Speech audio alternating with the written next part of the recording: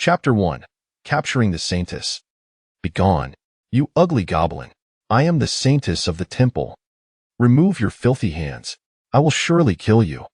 A golden-haired maiden donned in a form-fitting white attire, complemented by a black cloak, stood firmly beneath the high split of her garment.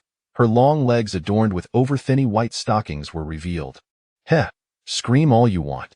Scream to your heart's content. Su Yin revealed a cold smirk. Congratulations. You have completed the task of capturing the saintess.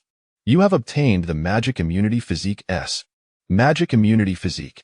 Immune to all magical damage, excluding magical effects. Su Yin narrowed his eyes, surprised that this dog system was rather formidable. The reward was quite generous. He had been a goblin for 7 days now. In his previous life, he was the prince of the Golden City. On the day he was to inherit the throne, his biological father died unexpectedly, and his stepmother, along with her biological son, betrayed him. Upon his rebirth, he vowed to return and exact vengeance. Yet, he never anticipated that he would become a mere goblin. His current dilemma was survival. In the tribe, death lurked at every corner. The chief of the goblin tribe demanded daily hunts. If one failed to succeed in hunting for 7 consecutive days, execution would be the consequence. Today marked the 7th day, and he had finally acquired the golden finger, the demon god system. But the wretched system immediately tasked him with a mission, offering no rewards and threatening annihilation for failure. The key task required him to hunt the saintess. With no other options, death was inevitable. He decided to take a risk and venture to the nearby town in search of fortune. Oh, benevolent readers, grant him mercy. Fortune smiled upon him as he encountered the saintess visiting Yueshi town. Fortunately, this saintess appeared to be of limited strength and had yet to notice Su Yin stealthily trailing her. Taking advantage of her slumber, he used a concocted sedative to render her unconscious.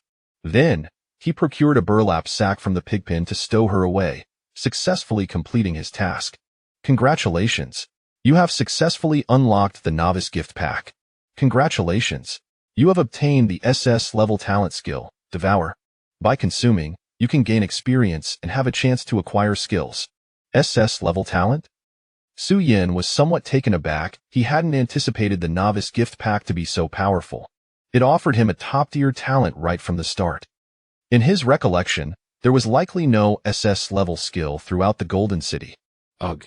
Polly slowly opened her eyes. She glanced down, and her worst fears had materialized. You're awake. Su Yin turned to look at Polly. You hideous little creature. Do you know what you have done? You are doomed. The temple will not let you go. I will tear you into pieces, you scoundrel. How tiresome, Su Yin replied as he approached Polly. What are you going to do? Polly stammered, quickly losing her ability to speak. Su Yin continued to inspect the novice gift pack he had received. Congratulations. You have obtained an experience pack. Congratulations. You have received a vast amount of experience. Congratulations. You have leveled up to level 11. Congratulations. You have become a great goblin. Awesome. I've become a great goblin in one fell swoop. Su Yan's eyes sparkled with excitement. This was his tribe. Being a great goblin placed him just below the chief in status. As long as he patrolled the vicinity of the tribe daily, he could secure a supply of food. Odd. Although my body brims with strength, there seems to be no change in my appearance. Su Yin glanced down at himself, still appearing diminutive. He remembered that ordinary great goblins stood around 2 meters tall and were exceptionally robust. However, he brushed it off. As long as his strength was sufficient, he was content. Su Yin picked up a stone from the ground, exerting a gentle pressure with his fingers, easily crushing it. Congratulations. You have awakened your potential, reinforcing your weakest physical attribute. My weakest physical attribute? Su Yin felt perplexed. He believed his physical condition was rather balanced. He couldn't identify any particular weakness. Could it be? Su Yin quickly deduced a location. Congratulations. Your eyes have been enhanced, granting you the Heavenly IS. Heavenly IS unlocks personal panels and provides basic information about any object. He immediately utilized the Heavenly Eye to check his personal information. Name, Su Yin. Race, Goblin. Level, Great Goblin level 11. Skills: Devour SSS, Magic Immunity Physique S, Heavenly IS. Identity: Member of the Grasshead Tribe.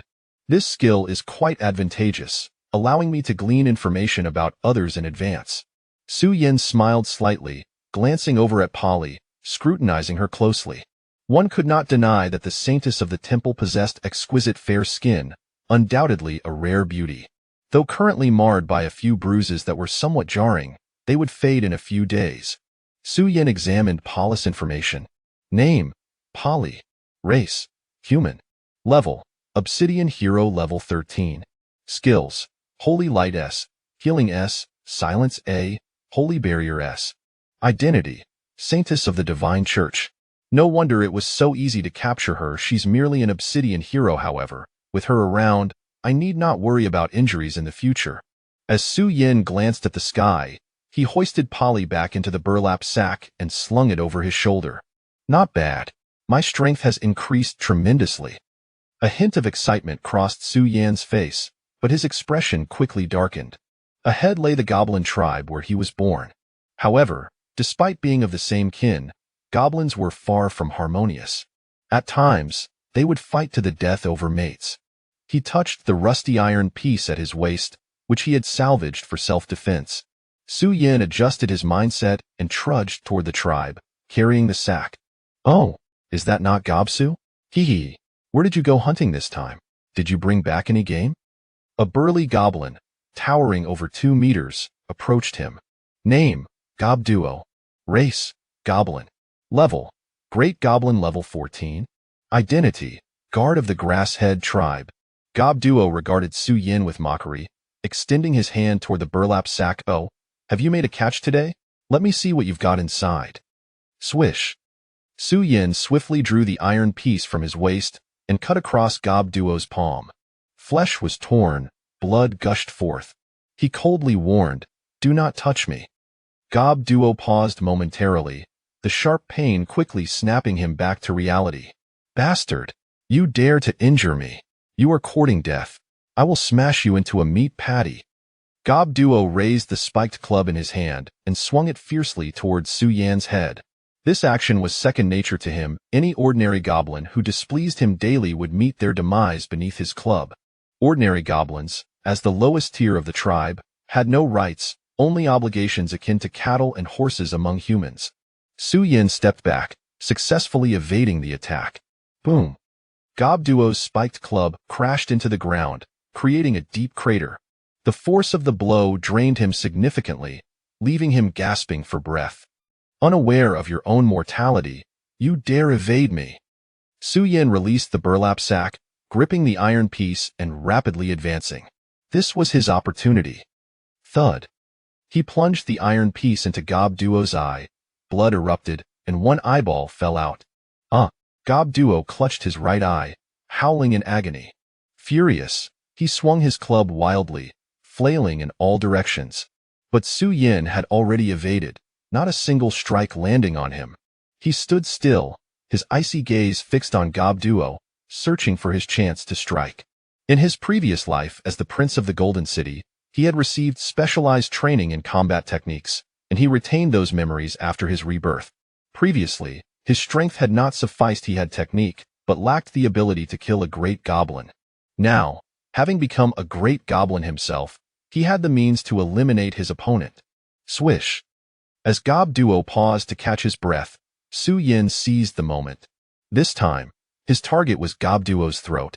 His movements were fluid, devoid of hesitation, as the iron piece swiftly cut through Gobduo's throat. Gobduo slapped Su Yan's chest with one hand, desperately clutching his neck, but blood gushed forth like a fountain, impossible to stem. Cough, cough. Su Yin coughed twice, raising his gaze to Gobduo. Thud. Gobduo, hands clamped around his throat, knelt on the ground. In the next moment, he collapsed, lifeless. Su Yin smirked, stepping forward to grasp Gobduo's spiked club. Swinging it casually in the air, it felt surprisingly comfortable. He glanced down at Gobduo's corpse, a smile creeping onto his lips. I wonder how much experience I will gain by consuming his body, triggering my talent skill. Chapter 2. Are you hoarding all the food? Crack. Crack. Congratulations. You have successfully devoured the Great Goblin, gaining a substantial amount of experience. Level. Great Goblin 1116. Congratulations. You have additionally acquired the skill, Petrification A. Petrification A allows your skin to turn to stone, enhancing defensive capabilities. Not bad. Su Yan's eyes lit up. I didn't expect to devour so much experience, jumping 5 levels, and I gained an 11 skill. Su Yan was quite satisfied with this outcome. Once he leveled up 5 more times to level 21, he would evolve into a goblin warrior. At that point, the position of chief in this tribe would surely change. Gob Su. A deep, resonant voice interrupted his thoughts. Su Yan turned around to see a goblin brandishing a staff. Name, Gobu Dian. Race, Goblin. Level, Goblin Priest level 23. Skills, Fireball B, Summon A. Title, Chief of the Grasshead Tribe. Summon A. Can forcibly suppress goblins of lower levels within his tribe. Su Yan narrowed his eyes, a flicker of coldness flashing beneath. If it weren't for that skill, I could easily eliminate him now. I am speaking to you. Did you not hear me? Gobu Dian shouted, raising his staff. Chief, Su Yan quickly lowered his head in response. What are you doing here? Gobu Dian's tone was icy as he pointed at the scattered flesh and bones on the ground. Are you indulging yourself? Su Yan was aware that goblins did not possess high intelligence. Even if Gobu Dian was the chief, he merely had rudimentary awareness and was easily deceived. No, it was Gobu Duo who gave it to me, Su Yan replied. Gobu Duo? Where is he? Gobu Dian inquired. He seems to have a stomachache. Su Yan shook his head. What a fool. Not focusing on his duties, Gobu Dian frowned, cursing under his breath. He suddenly turned to Su Yan and asked, Did you catch any prey today? This is your final deadline. I did. Su Yan pointed to a nearby sack.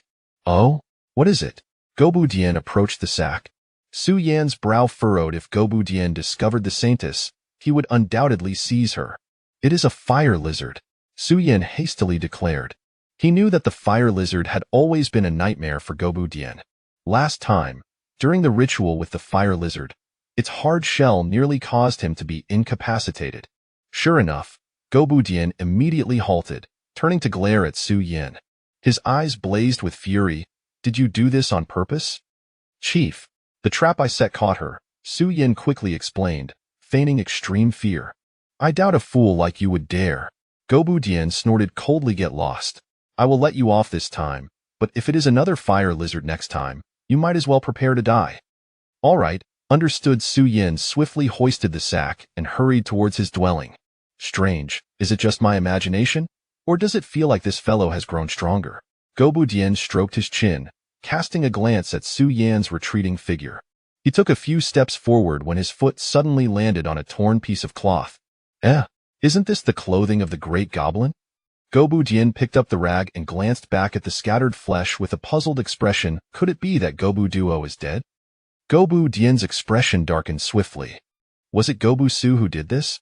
But he is merely an ordinary goblin. How could he have accomplished such a feat?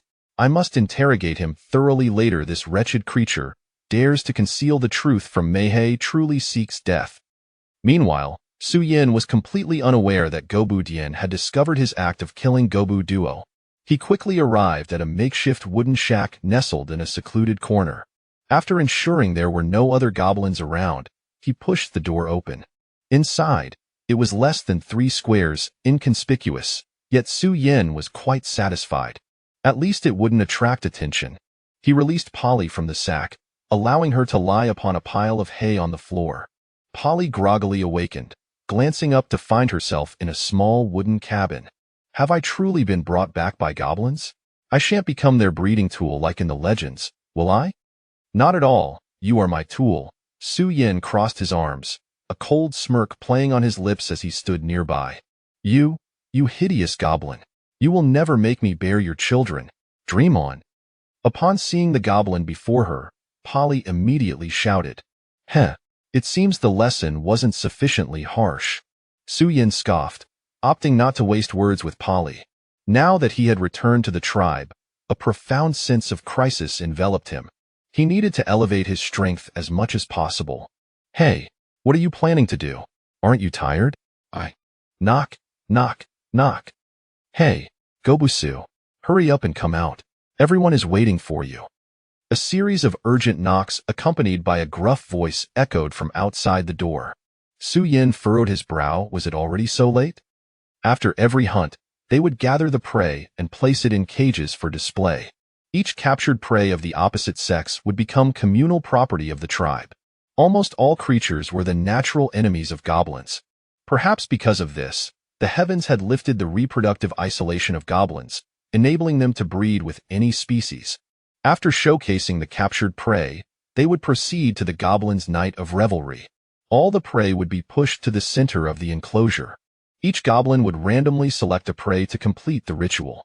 There would be no restrictions on quantity or frequency. Once the ritual concluded, they could indulge in a grand feast. Su Yin had no interest in this. Even a mere glance would induce nausea.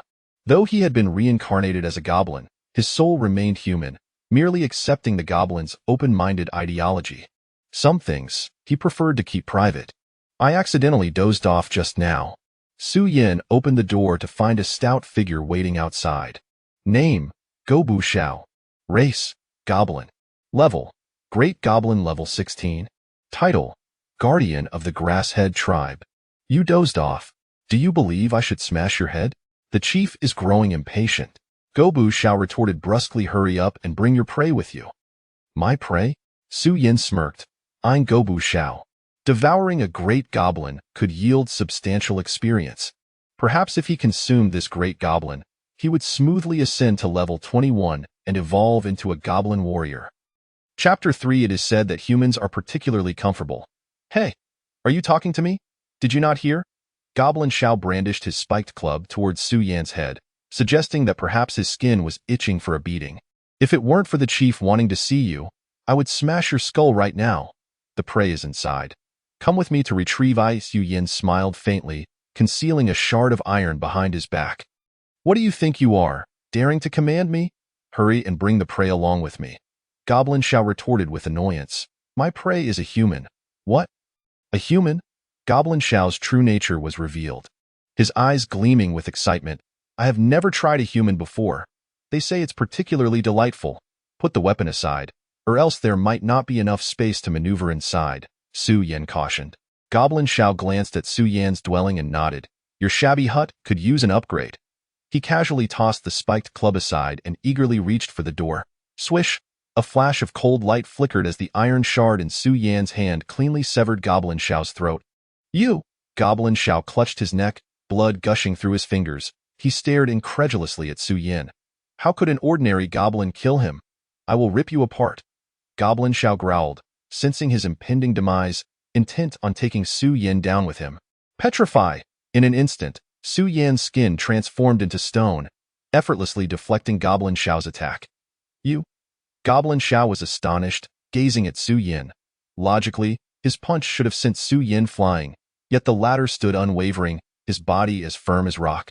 My apologies, but I am actually a great goblin. Su Yin sneered at Goblin Xiao, raising the spiked club from the ground and bringing it down forcefully upon his head. Thud. The dull sound resonated like a drumbeat. Goblin Xiao stumbled and fell to the ground. Time for a feast? Su Yin smirked, seizing the iron shard to slice off Goblin Xiao's palm, chewing on it with delight. Crunch, crunch. The texture was crisp, with a hint of fishiness and a somewhat woody flavor. Congratulations! You have successfully devoured the Great Goblin, gaining a substantial amount of experience. Level, Great Goblin, level 16, level 22, level up. Unexpectedly, I have risen 6 levels in one go. Su Yan's tone brimmed with excitement. Next, he needed to choose his evolutionary path. To become a goblin shaman or a goblin warrior. Su Yin closed his eyes, feeling a controllable energy surging within him, ascending and descending. Should he choose to become a shaman? This energy would flow to his dantian. If he opted for the warrior path, it would course through his limbs and bones. The warrior it is. Su Yin decisively made his choice. The energy immediately surged towards his limbs. His bones crackled and popped as he grew to about 1.7 meters, still appearing somewhat gaunt. However, the definition of his muscles became more pronounced, particularly his abdomen, which showcased a perfect set of abs. What immense power! Su Yin reveled in the transformation, wearing a satisfied expression. Now, facing the great goblin, he felt capable of defeating 10 of them. Congratulations. You have awakened the skill burst. A burst. Instantly unleash double your strength for 10 seconds. I didn't expect to awaken another skill. Splendid. Su Yin quickly mastered the skill, testing it by throwing a punch. Boom. The ground trembled violently, creating a deep crater. Impressive. Now I am merely one level behind Goblin Xiao.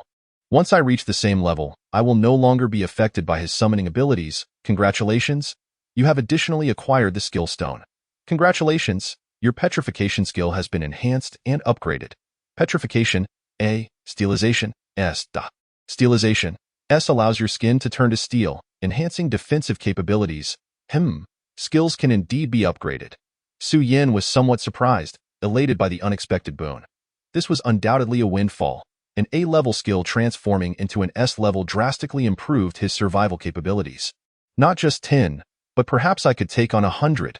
Su Yin strode purposefully towards the center of the tribe, feeling extraordinarily powerful. Oh. Before him lay an open space, where a goblin revelry was underway. Hundreds of goblins completed their rituals, emitting sounds of excitement, interspersed with anguished cries. Before them stood a cage, designed to prevent the prey from struggling. The captured creatures were of various types: fire-patterned boars, water-splashing chickens, earth moles. Goblin Su, you are late. Everyone has already chosen their prey. You can only breed with your fire lizard now. Goblin Dian mocked, observing Su Yan's arrival, but soon his expression darkened. Goblin Su, where is your prey? Why didn't you bring it? Oh, Goblin Xiao took it from me. Su Yin had already devised his response. He was now seeking an opportunity to consume more great goblins, hoping to ascend to level 23. Goblin Dian narrowed his eyes, recalling the deceased goblin duo. Have you evolved? Goblin Dian scrutinized Su Yin, noting he appeared slightly taller than before, yet still notably smaller compared to the great goblin. Goblin Dian's disdain was evident. It seems you are truly a failure. Even having evolved into a great goblin, you remain the weakest of the lot. Su Yin remained silent, well aware that he must endure until he leveled up. His current appearance provided ample deception, leading others to mistakenly believe he was merely a great goblin. Who would suspect that a goblin could ascend from an ordinary goblin to a goblin warrior in a single day? You killed Goblin Duo. Initially, I intended to execute you on the spot, but now, I offer you a chance. If you participate in the duel and emerge victorious, you may live. Goblin Dian declared, looking down at Su Yin with pride. Though great goblins hold significant value in the tribe, Goblin Dian still perceived Su Yin as worthless, a mere source of amusement. He planned to send forth the strongest great goblin to eliminate Su Yin. Having lived in the tribe for a while, the monotony of life inevitably grew tiresome. He craved the thrill of bloodshed to invigorate himself, enhancing his breeding instincts. Su Yin feigned a troubled expression. Do you wish for me to end my life now? Goblin Dian threatened coldly. I will participate. Su Yin gritted his teeth in response, yet inside, he was overjoyed. He had been seeking an excuse to consume another great goblin, and now it had presented itself willingly, courtesy of Goblin Duo. Ha. Excellent. The duel begins now. Goblin Dian raised his staff. The surrounding goblins willingly cleared an area in the center, encircling it to continue their breeding activities. Su Yin slowly stepped into the center, awaiting the arrival of his opponent. Goblin Kuei, you come forth. Goblin Dian immediately made his selection. Thud. Goblin Kuei approached, each step seemingly shaking the ground beneath him. The surrounding goblins fell silent, seemingly intimidated by his imposing presence. His physique was extraordinarily robust, several times larger than both Goblin Duo and Goblin Xiao. Before Su Yin, he resembled a mountain of flesh. Su Yin quickly acquired his information, and upon seeing one of his skills, his expression shifted. This could be a bit troublesome. Chapter 4. I can now battle for an additional hour. Name: Goblin Kuei. Race: Goblin. Level: Great Goblin. Level 20. Status: Goblin Dian's trusted aid skill. Rebirth: A. Rebirth: A can self-recover after sustaining damage. This skill poses quite a challenge. Does it mean I cannot kill him at all? No, this skill is merely a level. Its effectiveness may not be as terrifying as I imagine. After reviewing Goblin Dian's information, Su Yin began to ponder. Goblin Dian, seeing Su Yin lost in thought, assumed he was terrified and immediately burst into laughter. Ha. Goblin Su. What are you waiting for? Hurry and make your move, or you shall lose your chance. The surrounding goblins cheered, yet none believed in Su Yan's prospects. Hurry up and fight. So thrilling. I feel like I can battle for another hour. Is Goblin Su truly so foolish as to remain motionless? He is about to be torn to shreds. Goblin Kuei has never lost a duel. What is Goblin Su, anyway? I bet he won't survive more than 2 seconds. No, 1 second at most. Ha ha ha. I will feast on his brain. So don't you dare compete with me. Goblin Kuei cast a dismissive glance at Su Yan. His face contorted in disdain as he cracked his knuckles. Did I scare you into silence? Naturally, crushing you is as easy as squashing a bug. Goblin Kuei raised his formidable hand, resembling a massive fan, and swung it violently towards Su Yan. Steelization. Immediately, Su Yan's skin transformed into steel, glinting with a faint metallic sheen. Clang! A crisp sound echoed through the air as Su Yan stood motionless in place. Gobu Kuei, with a gloomy expression, withdrew his hand, feeling as though he had struck an iron lump, leaving his palm numb and aching. The surrounding goblins watched in astonishment. Did I see that correctly? Gobu Kuei missed? Perhaps it was merely a test. Otherwise, how could Su Yan remain unharmed? Yes, it must have been an intimidation tactic. He would surely get serious next. Gobu Kuei, what are you doing? This is a duel. If you wish to die, then by all means hold back. Gobu Dian, noticing that Su Yan was unscathed, assumed that Gobu Kuei had held back and immediately issued a warning. Gobu Kuei nodded and lifted his palm once more. This time, he gathered all his strength, intending to end Su Yan's life with a single strike. Damn pest. You shall perish, however, before Gobu Kuei's hand could descend. Su Yan unleashed his fist. Explosion.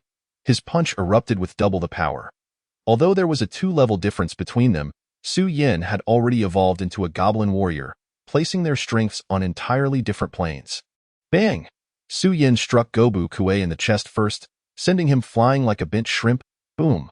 Gobu Kuei's massive form crashed heavily to the ground, crushing several ordinary goblins that were in the midst of breeding. The previously lively scene fell into an abrupt silence. Even the animals in their cages ceased their cries. Gobu Dian sprang to his feet, rubbed his eyes, and glanced at Gobu Kuei, confirming that it was indeed Gobu Kuei who had fallen. His expression turned to one of astonishment, struggling to comprehend the situation. How could this be possible? The surrounding goblins began to murmur among themselves. What just happened? Gobu Kuei was defeated. I must be seeing things. I saw it too. Su Yan knocked Gobu Kuei down with a single punch. How did he manage that? I have no idea. It's simply unbelievable. Did he just win the duel? Will all our prey be given to him?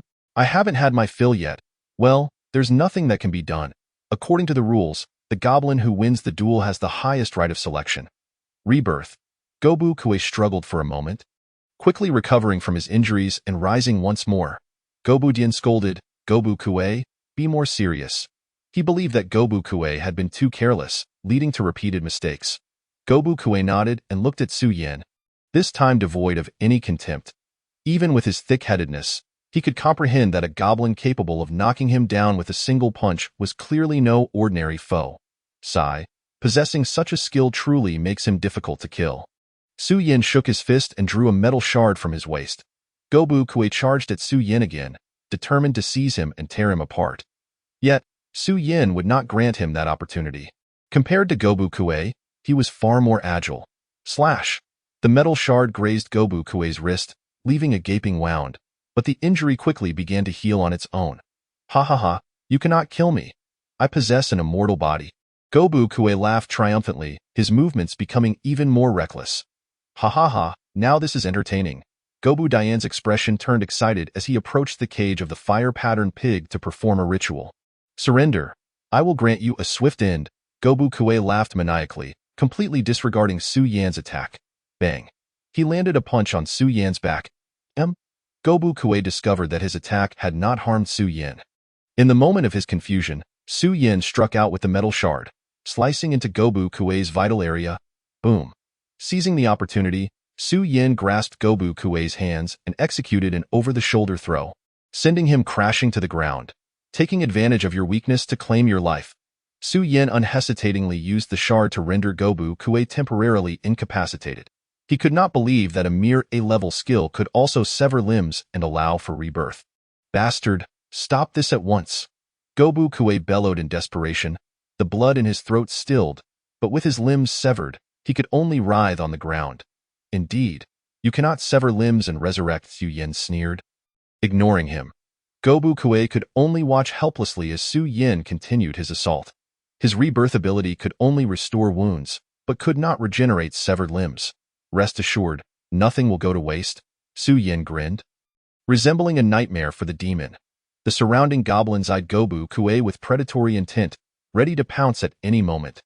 Gobu Kue's face contorted in pain, unable to utter a word aside from gasping in shock.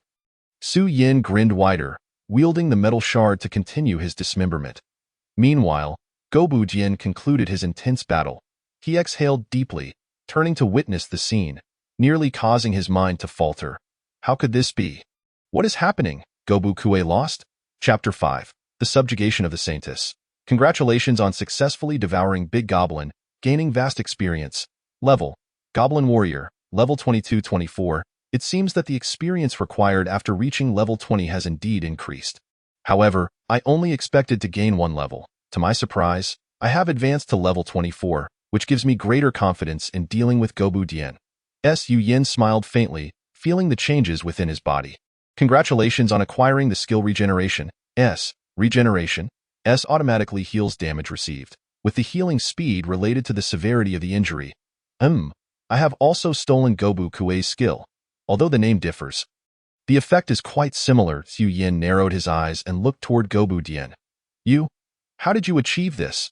Gobu Dian was momentarily stunned. If it weren't for the reality before him, he would never have believed it. The dead need not be aware of such matters. Su Yin raised the metal shard in his right hand, advancing toward Gobu Dian.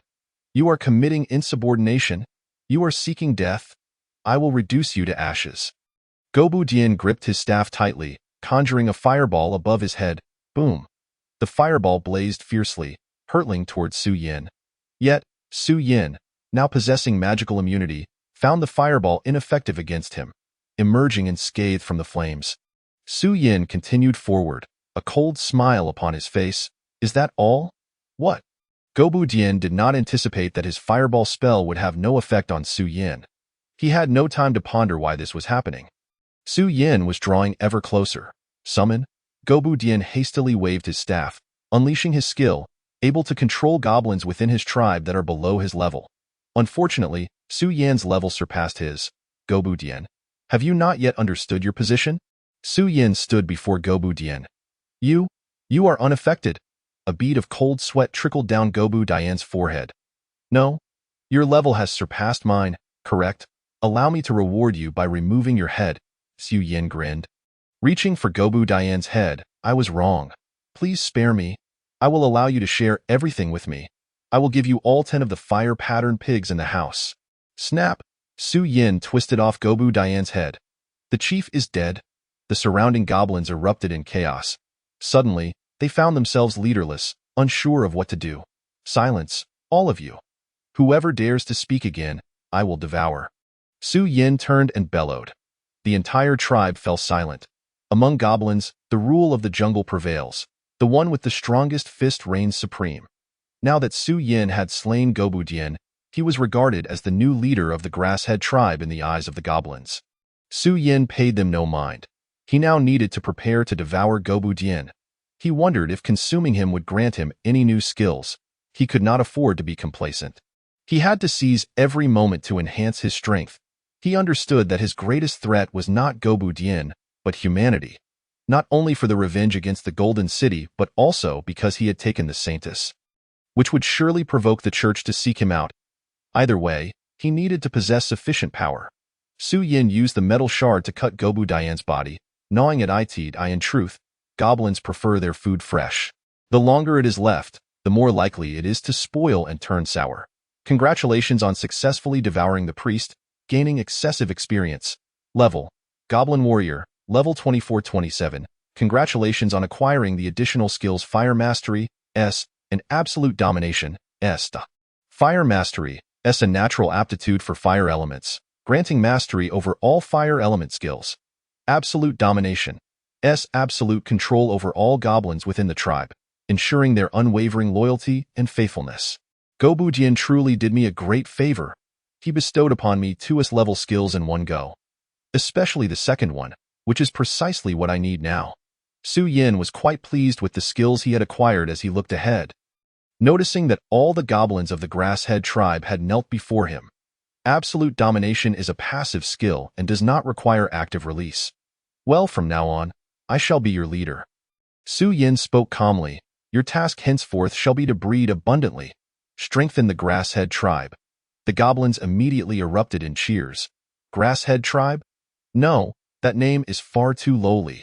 It must be changed, from this moment forth. We shall be known as the Dragon Flame tribe. Su Yin pondered for a moment. Having changed the name, he urged, continue. Strive to grant me 5 offspring in this lifetime. After issuing his command, he turned and walked towards his dwelling. He could not bear to witness the goblins' revelry, which was quite the eyesore. Upon returning to his abode, Su Yin discovered that Polly had yet to awaken, likely due to the earlier commotion. He sat down on the ground, picking up a twig to begin his calculations. Currently, the tribe consisted of 112 ordinary goblins and 4 big goblins, barely qualifying as a level 2 tribe. This strength placed them at a mediocre level within the Gloom Valley forest, indicating that the expansion of the tribe was indeed urgent. Su Yin sighed softly. Hearing the noise, Polly slowly stirred awake. Upon opening her eyes and seeing Su Yin beside her, her previous arrogance had dissipated. Her weakened body and empty stomach forced her to confront reality. Moreover, during the ritual with Su Yin, there had even been a hint of camaraderie. Upon noticing Polly had awakened, Su Yin stepped forward. You reawake. Give me something to eat. Polly gritted her teeth and replied, Heh, why should I give you anything? You. Polly was taken aback by the rejection. I haven't eaten all day. I will starve to death. Su Yin crouched down, grasping Polly's chin with a fierce gaze. I hope you understand this clearly. You are now my captive, not a lofty saint. If you wish to beg for food, you must adopt a proper attitude. Otherwise, I wouldn't mind repeating this 100 times to teach you a lesson. 100 times. Polly's body trembled, fear evident on her face. This scene was almost unbelievable. If that were to happen, she would truly perish. She believed that the goblin before her would certainly follow through on his words. I beg you. Please give me something to eat. Polly bit her lower lip, her eyes filled with a hint of desperation. Looking up at Su Yin. What did you say? I didn't hear you, Su Yin sneered. Is this your sincerity? It seems you're not hungry enough. Polly adjusted her position, kneeling before Su Yin. Her hands trembled slightly as she presented them before him, lowering her noble head in that moment. Please, my esteemed goblin lord, grant your humble servant a morsel of food. Chapter 6. The Enchanting Rabbit Tribe. Ha ha ha. This is the attitude you should possess. You are no longer a saint, so cast aside your dignity. Su Yin casually tossed a rotten fruit and laughed heartily. Thank you, Lord Su Yin.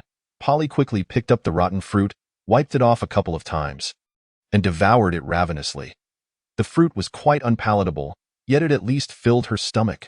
Several times, she nearly retched, but ultimately managed to swallow it all. Su Yin stood nearby, squinting his eyes, he had to admit.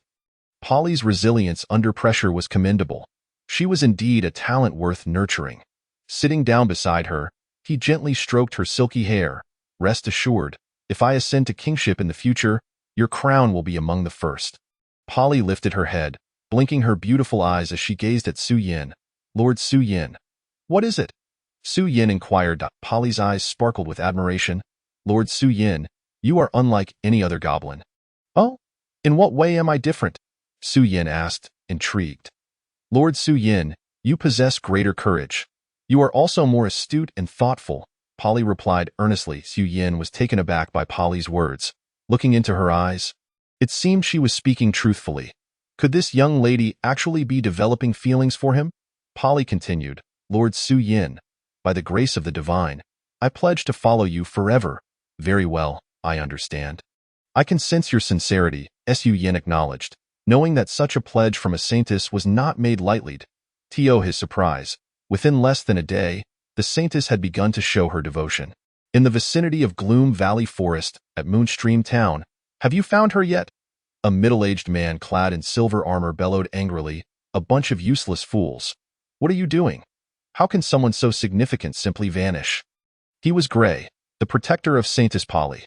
The several guards kneeling before him were responsible for the protection of Polly the previous night. "Apologies, Lord Gray. We were stationed at the entrance, but the next day?" "The Saintess was gone," one of them responded, lowering his head. Gray kicked him down. "Does the temple care for your excuses? They only desire results. Lord Gray, could it be that she was captured by a magical beast? The townsfolk have mentioned that magical beasts exist in the nearby Gloom Valley forest," one guard suggested. "Magical beasts?" Gray pondered for a moment before turning back to the room where Polly had slept. After discovering her absence, it had been secured for investigation. He glanced out the window. It was evident that she had been taken while she slept from this very spot. Yet, there were no footprints on the windowsill, which was peculiar. It seemed they had been wiped away. Could it be that magical beasts possess such intelligence? How infuriating. Who could it be? Could it be the townsfolk? Gray stroked his chin, lost in thought. A guard entered from outside to report, "Lord Gray, the investigation has been completed." No sign of the Saintess was found among the townspeople. Gray's gaze sharpened, a bead of cold sweat trickling down his forehead. If she wasn't with the townsfolk, could it be that she was taken elsewhere? That would pose an even greater problem. "Lord Gray, you appear troubled." A red-haired youth approached, Adventurer Claire.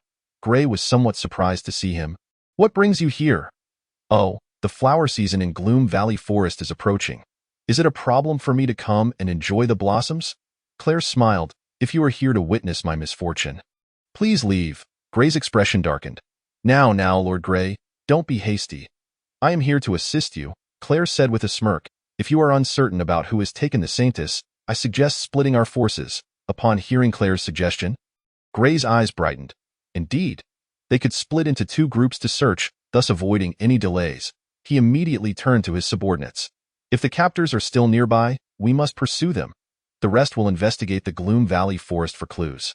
"Yes," the guards responded in unison. "If we can find the Saintess, I will advocate for a reward from the temple on your behalf," Gray said to Claire. "Thank you, Lord Gray." Claire bowed in gratitude. "Let us depart." Gray quickly led two guards away. "Should you encounter any issues, feel free to find me at the tavern," Claire smiled. "Understood." The remaining guards nodded to Claire before turning to leave. Claire crouched by the windowsill. Gathering a bit of soil, he rubbed it between his thumb and forefinger before placing it on his tongue. This little fellow was quite meticulous. Yet, unfortunately, he still left a trace. Familiar scents. Yes, he would not be mistaken. He stood up, gazing towards Gloom Valley Forest, reflecting on the first time he encountered a clever goblin. It was indeed quite intriguing. "I hope you are worth my effort to eliminate you." Dragon Flame Tribe Experience 1 Experience 3 Experience 10 Experience 21 Congratulations. You have reached level 28. Su Yin discovered that as long as he could consume something, even pebbles, he could gain experience through devouring. However, the experience gained varied with the type of food consumed. For instance, stones and wild grasses yielded merely 1 point of experience, while a piece of magical beast meat could provide at least 10 points. Yet, as his level increased, so too did the experience required. The key remained in venturing out to hunt and devour prey, while also striving to expand the population of his tribe. The goblin's ability to proliferate endlessly is largely due to their frightening reproductive capabilities. Within just 7 days, goblin offspring could be born, and after another 7 days, they would be able to walk. Finally, after yet another 7 days, they would reach maturity and be ready for work. Of course, the goblins also value genetics. If both parents boasted superior genes, the resulting goblin would possess greater potential and grow more rapidly. To expand the tribe, numbers were crucial. Thus, the issue of reproduction must be addressed first. Su Yin stroked his chin in contemplation. Perhaps coupling with a race boasting exceptional reproductive ability could ameliorate this situation. Rabbits. Su Yin quickly identified the optimal choice. Rabbits also possessed formidable reproductive capabilities, and their union with goblins would undoubtedly yield a powerful combination. He issued a main quest to expand the tribe. Elevate the Dragon Flame Tribe's level to 5. Currently, the Dragon Flame Tribe was at level 2. With a population of 126500. Today's task: capture an enchanting rabbit. Completion of the task would yield rewards. The rabbit tribe residing in Gloom Valley Forest is located to the south. Rumor has it that there exists a special magical beast species known for their shape-shifting abilities. The enchanting rabbit clan is indeed one of them. It seems that in the nearby towns, numerous young men or male beasts have been lured away by the charming rabbits, only to be drained of their vitality. Su Yin stretched languidly, leaving some fruit behind in the room before stepping outside. The sky was still dimly lit. The goblins of the Dragon Flame tribe, having indulged in revelry the previous day, were now deep in slumber. With his absolute dominance established, Su Yin felt no concern over a goblin rebellion. He resolved to venture alone to the south to investigate the situation regarding the enchanting rabbit clan. Navigating through the gloomy valley forest, Su Yin spent half the day reaching the southern region. I am rather slow on foot. If only I could acquire a skill for speed enhancement, he mused. When suddenly, the sound of splashing water reached his ears. Was there movement? The goblin immediately slowed his pace, peeking out from the bushes to observe ahead. Before him lay a serene lake. Suddenly, his gaze sharpened. In the water, a young maiden was bathing. Chapter 7. Capturing the enchanting rabbit, Su Yin inhaled deeply, taken aback by the provocative scene before him, compelling him to linger for just a moment longer. It was not merely the sight of her bathing that captivated him. He needed to ascertain her identity. Anyone bold enough to bathe in the gloomy valley forest was certainly no ordinary individual. Soon, he discerned a pair of pink rabbit ears atop her head, an enchanting rabbit. Su Yan's eyes gleamed. Astonished that he had indeed found what he sought, it was time to examine her basic information. Name, Ro Xiao Wu race. Enchanting rabbit level, 29 title, Vice Leader of the Enchanting Rabbit Clan skill, 9 section throw, S, Ro Xiao Wu. What a delightful name, to think she is already the vice leader. To capture the leader is to secure victory halfway. Su Yin concealed himself in the underbrush, awaiting the moment Ro Xiao Wu would emerge from the water to launch his attack. Yes, she stood up. Shaking her hair and stretching, she sighed in satisfaction. Having bathed, she felt utterly refreshed. She gathered her hair into a scorpion braid and donned a pink and white dress, complemented by white stockings. Her fair, delicate feet were adorned with crystal high heels, rendering her breathtakingly beautiful. Suddenly, Su Yin burst forth from the foliage, lunging towards Ro Xiao Wu. A goblin? Ro Xiao Wu reacted swiftly, dodging to the side to evade Su Yan's ambush. Su Yin frowned. His speed was indeed a weakness. You are a goblin, Ro Xiao Wu stated, momentarily taken aback, then expressed her surprise. In her mind, goblins were merely a repulsive, diminutive lot, yet the goblin before her was nearly her height. Boasting a perfectly sculpted physique, particularly the well-defined abdominal muscles, he appeared far more pleasing to the eye than other goblins. Very well, let us engage in direct combat. Their levels were comparable, since the surprise attack had failed. It was time for a straightforward confrontation. After all, his chances of victory were high. Ha! Do you, goblin, look down upon me? Come at me. Without hesitation, Ro Xiao Wu launched herself at Su Yin. Like a spring, she sprang forward. Executing the 9-section throw, in the blink of an eye, she was upon him, her long legs striking fiercely at his abdomen. Fortification. Su Yan's skin transformed into steel in an instant. Clang. Her strikes resonated against him, producing a clear sound. The barrage of 9 strikes across various points forced Su Yin to step back, yet he remained unharmed. How is this possible? Ro Xiao Wu landed gracefully a distance away. Astonished to see Su Yin unscathed. Your skills are indeed impressive, but still lacking. Su Yin flexed his arms with a smile. He possessed both fortification and restoration skills. Her attacks felt akin to mere tickles. Impossible! How can I lose to a goblin like you? Grinding her teeth, Ro Xiao Wu launched another assault, but the outcome was no different. Futile. No matter how many times you try, the result will remain unchanged. Su Yin stood his ground, allowing Ro Xiao Wu to strike at him, confident he would incur no injuries, while depleting her energy. He could even savor the view, especially since her clothes lay in his possession. Enchanting lock! Ro Xiao Wu suddenly appeared behind Su Yin, attempting to ensnare him with her legs and bring him down. Eruption. Su Yin let out a cold chuckle as he unleashed double the strength from his arms. What? Ro Xiao Wu was caught off guard as Su Yin seized her legs, his strength overwhelming, causing her to crash to the ground. Damn it! Ro Xiao Wu tried to rise, but Su Yin was quick to pin her down. The terrifying force rendered her utterly unable to escape. Humph! Ro Xiaowu, this is your own doing. Ro Xiaowu glared at the goblin. Let me go, you hideous goblin. Ha! You could scream until your throat is raw, and no one would come to your aid. Su Yin scoffed. Now it is my turn to demonstrate my prowess. Suddenly, thoughts of the terrifying tales her mother had told her about goblins flooded her mind. At the entrance on the other side of the gloomy valley forest, 5 guards stood watch.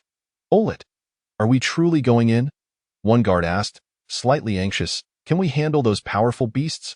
We should just patrol outside. Who would be bored enough to confront high-level beasts inside? Olet replied tersely, our purpose is to find the saintess. Sigh. If the saintess has indeed been captured by beasts, her fate is likely grim. Another guard lamented. Enough. Let us venture in for a brief look. We can slay a few beasts to report back, Olet suggested. Let us go after the goblins. Such creatures are both ugly and repulsive. Their strength is weak, one guard proposed. That idea is excellent. Olet instantly agreed, deciding to target the goblins. Come, let us see if there are any goblin tribes nearby. Congratulations on completing the task. Captured an enchanting rabbit. Congratulations, you have received an experience package. Congratulations, you have gained moderate experience. Congratulations, you have leveled up to 29. Su Yan's eyes sparkled with delight. He had indeed reached level 29, just 2 levels shy of evolving into a goblin sovereign. He casually tossed the clothing onto Roshao Wu.It was a rarity for any female to resist his unique charm. Congratulations, you have acquired the skill Fortification S. Congratulations, your Fortification S skill has been compounded and upgraded. Fortification S. Invincible Golden Body SS. Invincible Golden Body SS for 3 seconds. Ignore any damage from levels below 100, with strength doubled. Note. Duration may increase with usage, 0-100.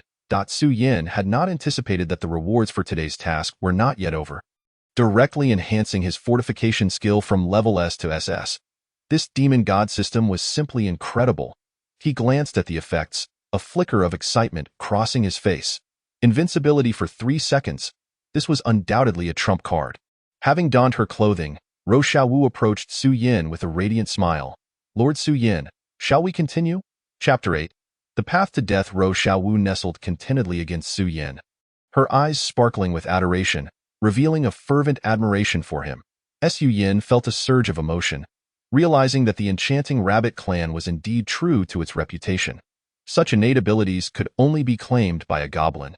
A side quest was issued. Take down the enchanting rabbit clan. Provided item. Paralysis powder. After the effects take place, the target will lose mobility for 12 hours. Oh, a new task? And they even thoughtfully prepared an item. The system prompt appeared in Su Yan's mind, and a packet of powder materialized in his hand. Su Yin, I want to take you back to meet my mother, Ro Xiaowu suddenly declared. Otherwise, she keeps trying to set me up with suitors. Meeting your mother? Su Yin smiled slightly. I have an even better idea. He had yet to formulate a plan, but Ro Xiaowu had eagerly stepped into his design. What idea? She inquired hastily. Xiaowu, do you wish for us to be together forever? Su Yin gazed into her clear eyes. Of course. I dream of being with you. Ro Xiaowu replied eagerly. I've heard that the enchanting rabbit clan's location is hard to find. Su Yin remarked, narrowing his eyes. The enchanting rabbit clan is numerous, yet their tribal location is exceedingly concealed. Without guidance, it is challenging to locate. She responded without hesitation. I can guide you there. After one visit, you will know the way. All right. Su Yin nodded with a smile. As long as he knew the precise location of the enchanting rabbit clan, he could devise a plan with Ro Xiaowu. The enchanting rabbit clan would soon be within his grasp. Follow me. Ro Xiaowu eagerly took Su Yan's hand, joyfully leading him forward. Su Yin observed his surroundings. Memorizing the route was actually not that complicated. The difficulty in finding him stems from the illusion cast beyond our tribe. Ro Xiaowu arrived before an ancient tree, and upon dispelling this illusion, one would be able to behold our tribe. Su Yin noticed her crouching down, rotating an inconspicuous stone. Suddenly, with a rustle, the surrounding ancient trees shifted their positions. While the path ahead appeared unchanged, the route had transformed entirely. Straight ahead lies our Meitu tribe, Ro Xiaowu declared, pointing forward. Shall we enter? No, I must return, Su Yin replied, shaking her head. Ah? Are you leaving me? Rose Xiaowu clutched Su Yan's hand reluctantly. Xiaowu, I will not abandon you. I will claim you, along with your tribe. Su Yin gazed earnestly at Rose Xiaowu, placing a pouch of powder in her hand. I shall return shortly. Mix this into the food. All right. Rose Xiaowu nodded without hesitation, her previous joy returning. I will await your return. Su Yin nodded and departed, gently shaking her head. Should one consider themselves fortunate, or should one think the Meitu tribe unfortunate? A love-struck little rabbit had emerged from the tribe, and now he needed to hurry back to summon the goblins of the Longyan tribe to capture all the Meitu, turning them into tools for their clan. Meanwhile, Rose Xiaowu, filled with happiness, returned to her tribe. Xiaowu, what brings such joy? A gentle voice called from ahead. Rose Xiaowu looked up to see a woman in her 30s. She was extraordinarily beautiful, with black hair and eyes, a soft smile adorning her face, clad in a green-fitted qipao that perfectly showcased her enchanting curves. Mother! Rose Xiaowu dashed into her embrace. How can you still be so clingy at your age? Su Qin chuckled, patting her shoulder. I have lined up a date for you. You should go and see. Mother, how many times must I tell you? I do not want you to arrange anything. I can manage on my own. Rose Xiaowu retorted playfully. Then why don't you arrange it yourself? Su Qin countered with a smile. Rose Xiaowu hesitated. He will be coming shortly. If he is indeed coming, then why not take a look at the one I have already prepared? It would be a shame not to, Su Qin remarked cheerfully. He seems like a fine young man. Named Tang San, she added. Tang San? Little San? For some inexplicable reason, upon hearing that name, Rose Xiaowu felt a wave of nausea. It sounded like the name of a meddlesome third party, surely not a good person. Rose Xiaowu approached a small wooden house and opened the door, discovering a blue-clad youth bound inside. He had long blue hair and a resolute expression. Demon, you have sealed your own fate, Tang San shouted defiantly. Rose Xiaowu stepped forward and landed a kick on his forehead. Seal my fate? I will deal with you first. She unleashed a series of 9 devastating moves upon Tang San. He became drenched in his own blood, a gaping wound appearing on his forehead. How dare you? I am Tang San, he roared through gritted teeth, enduring the pain. What of it? Rose Xiaowu shot back, raising her leg to deliver a crushing blow to him. Crack! Tang San was struck in a sensitive area, foam spilling from his mouth as he nearly lost consciousness. You wretched creature! You have sealed your own doom. Rose Xiaowu kicked him again, this time striking his head. With a graceful turn, she flicked her braided hair behind her and clapped her hands. I truly wonder where my mother finds such oddities. Does he even deserve to be matched with me? Xiaowu, are you finished? Su Qin approached, having seen Rose Xiaowu emerge. Rose Xiaowu nodded, then turned to walk away. Su Qin regarded her with confusion, glancing at the wooden house. There's no need to go to such extremes if you disapprove. I could have given him to someone else as a slave. Now he will only serve as food. Rose Xiaowu made her way to the center of the tribe, noticing many clan members preparing food. This appeared to be what everyone would be eating. She casually approached and observed for a moment. Seizing the opportunity when the tribe members were distracted, she quickly sprinkled the paralysis powder given by Su Yin onto the food. In the Longyan tribe, Polly slowly opened her eyes, realizing Su Yin was absent. However, a bounty of fruits had been prepared nearby. She eagerly grabbed one and took a bite, her eyes sparkling with delight. How thoughtful of the goblin lord to leave her fresh fruit rather than spoiled ones. After finishing one, she suddenly felt an insatiable appetite. Why am I so hungry all of a sudden? Am I just famished? She glanced down at her abdomen, noticing a slight bulge, as though something was stirring within. Polly carefully placed her hand over it, feeling the life force pulsating beneath her skin. In the next moment, her face lit up with joy. Wonderful! I am pregnant. Chapter 9. Annihilate the male rabbit demons. Su Yin quickly returned to the Longyan tribe, where most goblins were still out hunting, leaving only 4 large goblins guarding the perimeter. Noticing the day was still young, he decided to find Polly, curious if the saintess had indeed changed under his guidance. Goblin Lord. As Su Yin entered his dwelling, a charming figure came barreling towards him. Su Yin looked down at Polly, whose face radiated happiness. Did you miss me? Yes, Polly nodded earnestly. Polly missed Goblin Lord. As long as you behave, I shall ensure you want for nothing, Su Yin said, gently ruffling her hair with a smile. If the followers of the divine sect were to discover their saintess had fallen to such depths, Their expressions would surely be priceless. Goblin Lord, I have wonderful news. I am pregnant.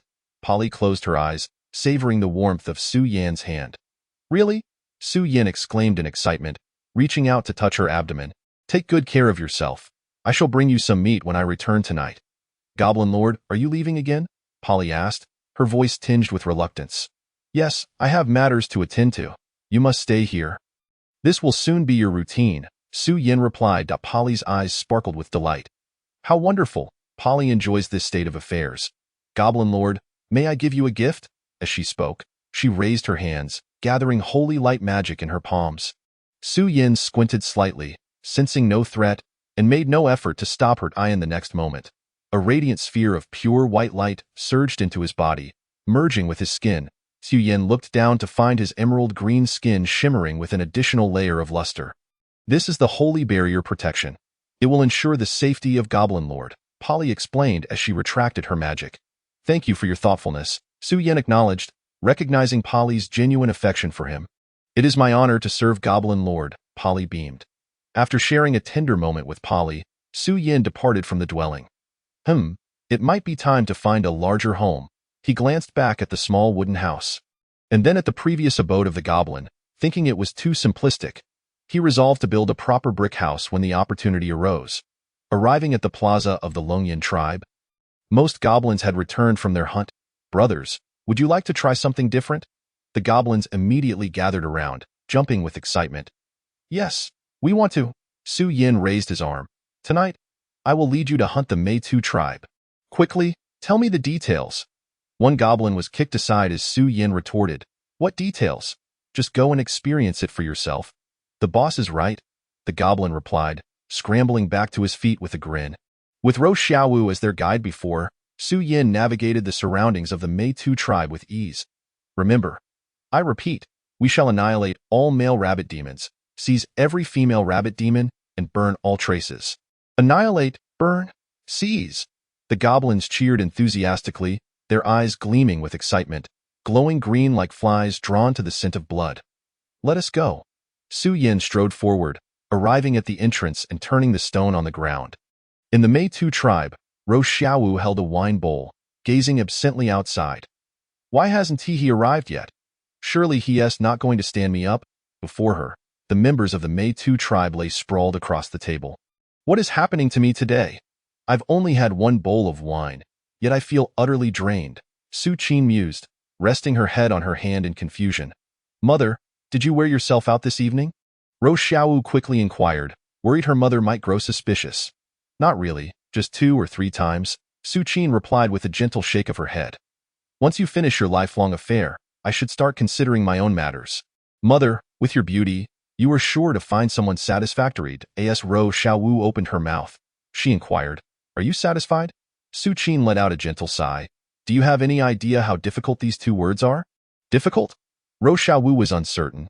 At the very least, the first one she encountered was quite satisfactory. What about the one you mentioned? Why hasn't he arrived yet? Could it be that he lacks the courage to show up? Su Qin asked. Not at all.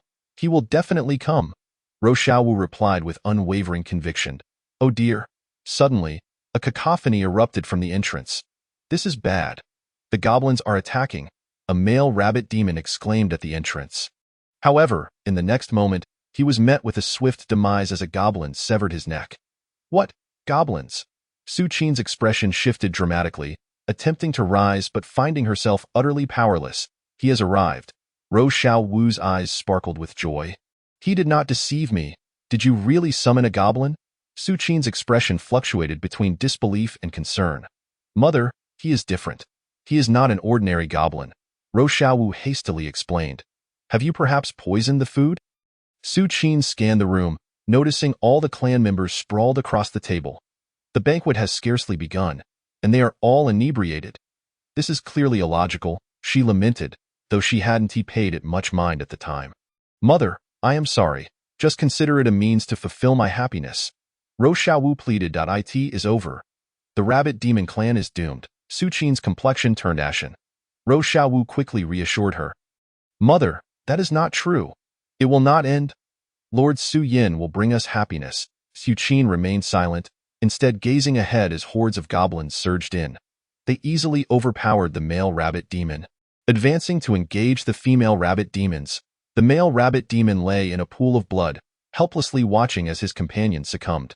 Cries and wails echoed through the air. Su Qin soon noticed goblins encroaching towards her and Ro Xiaowu. "Xiaowu, run. I will buy you some time." Su Qin urged urgently. "No, I will not leave." Ro Xiaowu shook her head defiantly. "If you don't leave now, it will be too late. It will spiral out of control."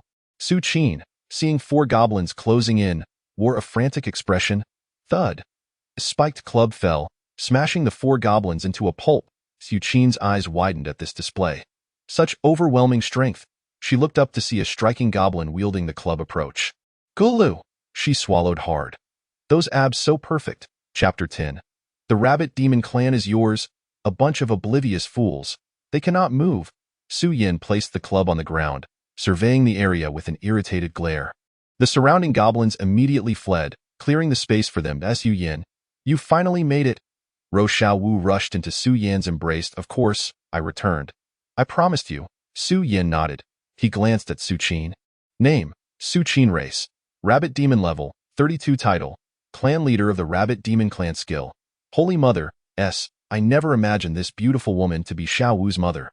Her skill is indeed remarkable. Su Yin mused inwardly as he examined Su Qin's basic information. Su Qin looked up at Su Yin. You are a goblin? Indeed. From now on, the Rabbit Demon Clan will merge into the Dragon Flame Tribe. Su Yin declared. "On what grounds do you presume that?" Su Qin gritted her teeth, unable to move. "Mother, please say less." Ro Xiaowu interjected. "Xiaowu, did you not hear the cries of the clan members? How can you speak in favor of an outsider?" Su Qin's heart ached. "Crying?" Ro Xiaowu looked at Su Qin in confusion. "But I thought everyone seemed quite joyful." "You are deluded. They intend to annex our Rabbit Demon Clan.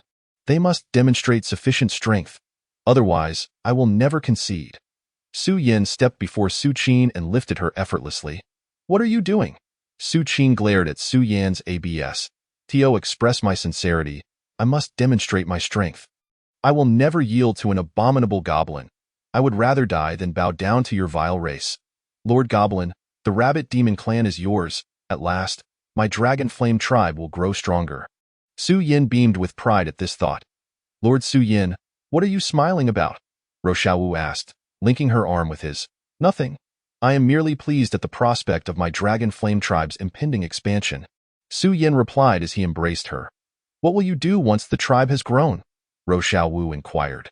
"Strike against humanity." Su Yan's expression darkened, a murderous intent glimmering in his eyes. "Lord Su Yin, it seems you harbor a strong hatred for humans," Ro Xiaowu observed, startled by his demeanor. "Humans are the most despicable creatures. They not only dehumanize other races but also slaughter their own." Su Yin clenched his fists resolutely. "Thus, I shall exact my vengeance upon humanity." He had once fallen victim to humans, at the hands of his own kin. "You will succeed." Ro Xiaowu pressed her palms against Su Yan's chest. "Lord Su Yin, you will undoubtedly achieve your revenge." Soon, Su Yin composed himself, surveying the surroundings. He had likely gained control over the Rabbit Demon Clan. "Congratulations on completing the task and claiming the Rabbit Demon Clan. Congratulations on receiving an experience package.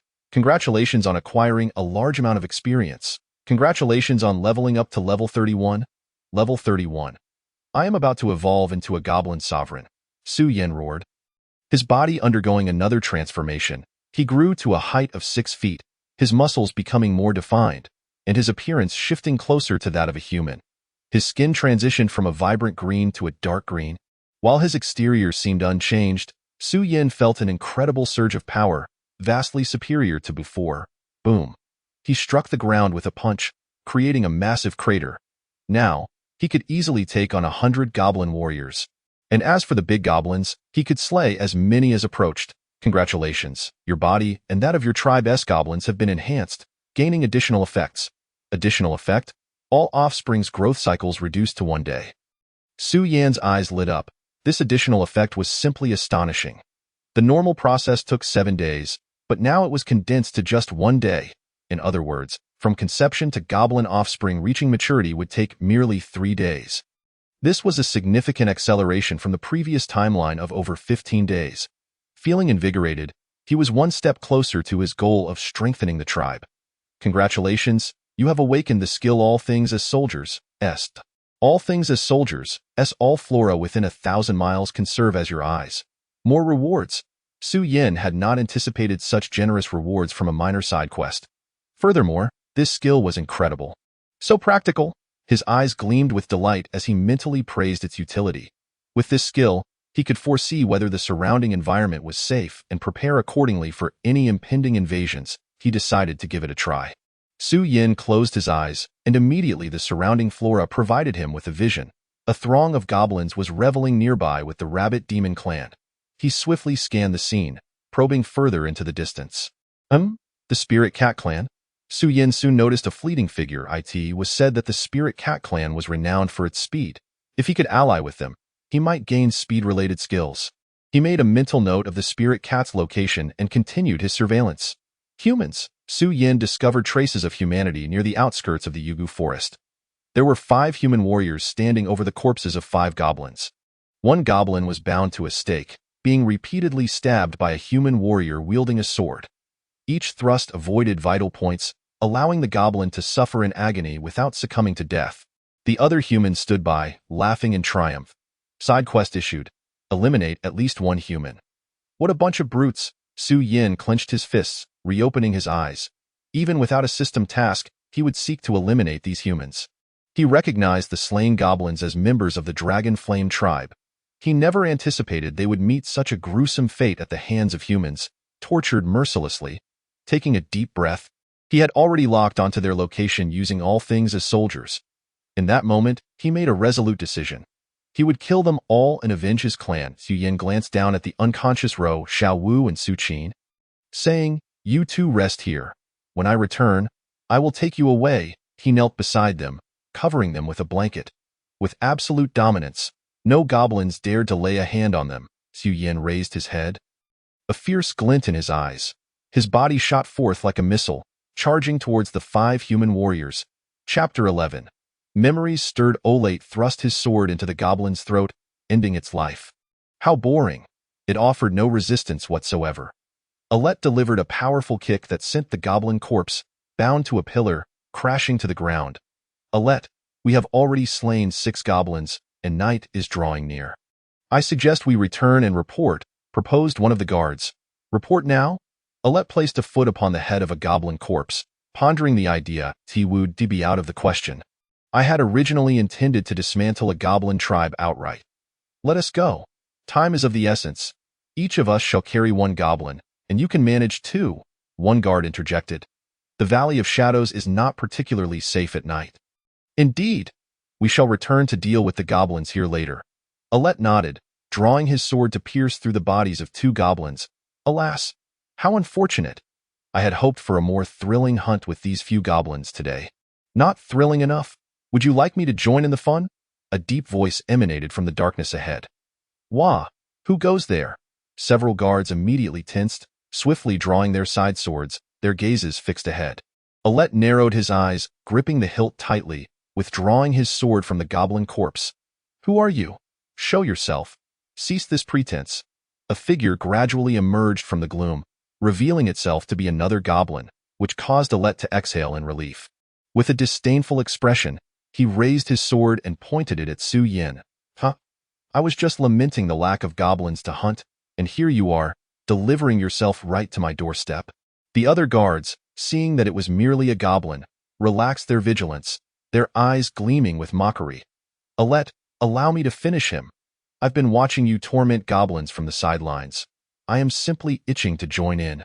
A scar-faced guard stepped forward, swaggering towards Su Yin with his sword drawn. Name. Lai Sewer Race. Human level. Black Radiant Warrior. Level 20. Title. Member of the Divine Guard. Ha. Su Yin observed the guard's information. A cold smile creeping across his face. With such feeble strength, you dare to make a fool of yourself? You wretched insect. To perish beneath my sword is a privilege. Chase strike. Lai Sewer lunged forward. His sword aimed viciously at Su Yin's chest. With an explosive force, Su Yin unleashed double his strength. Boom! Lai Sewer's head met Su Yan's fist, spinning 360 degrees on his neck. Slap. Lysuer collapsed to the ground, head facing downward. A profound silence enveloped the scene. Ha! Just a mere big goblin. Alette scoffed, yet instinctively took a step back. Alette, are you certain? I can't shake the feeling that this one might be a goblin warrior. One guard nervously spoke up. What is there to fear? We have 3 black radiant warriors and 1 steel warrior. Even if he is a goblin warrior, what of it? Alette rallied. Let us all engage him. Let us finish him off. The 3 black radiant warriors, convinced by Alette's words, surged forward to attack Su Yin. Invincible body. Within 3 seconds, the 3 guards unleashed a flurry of strikes with their swords against Su Yin.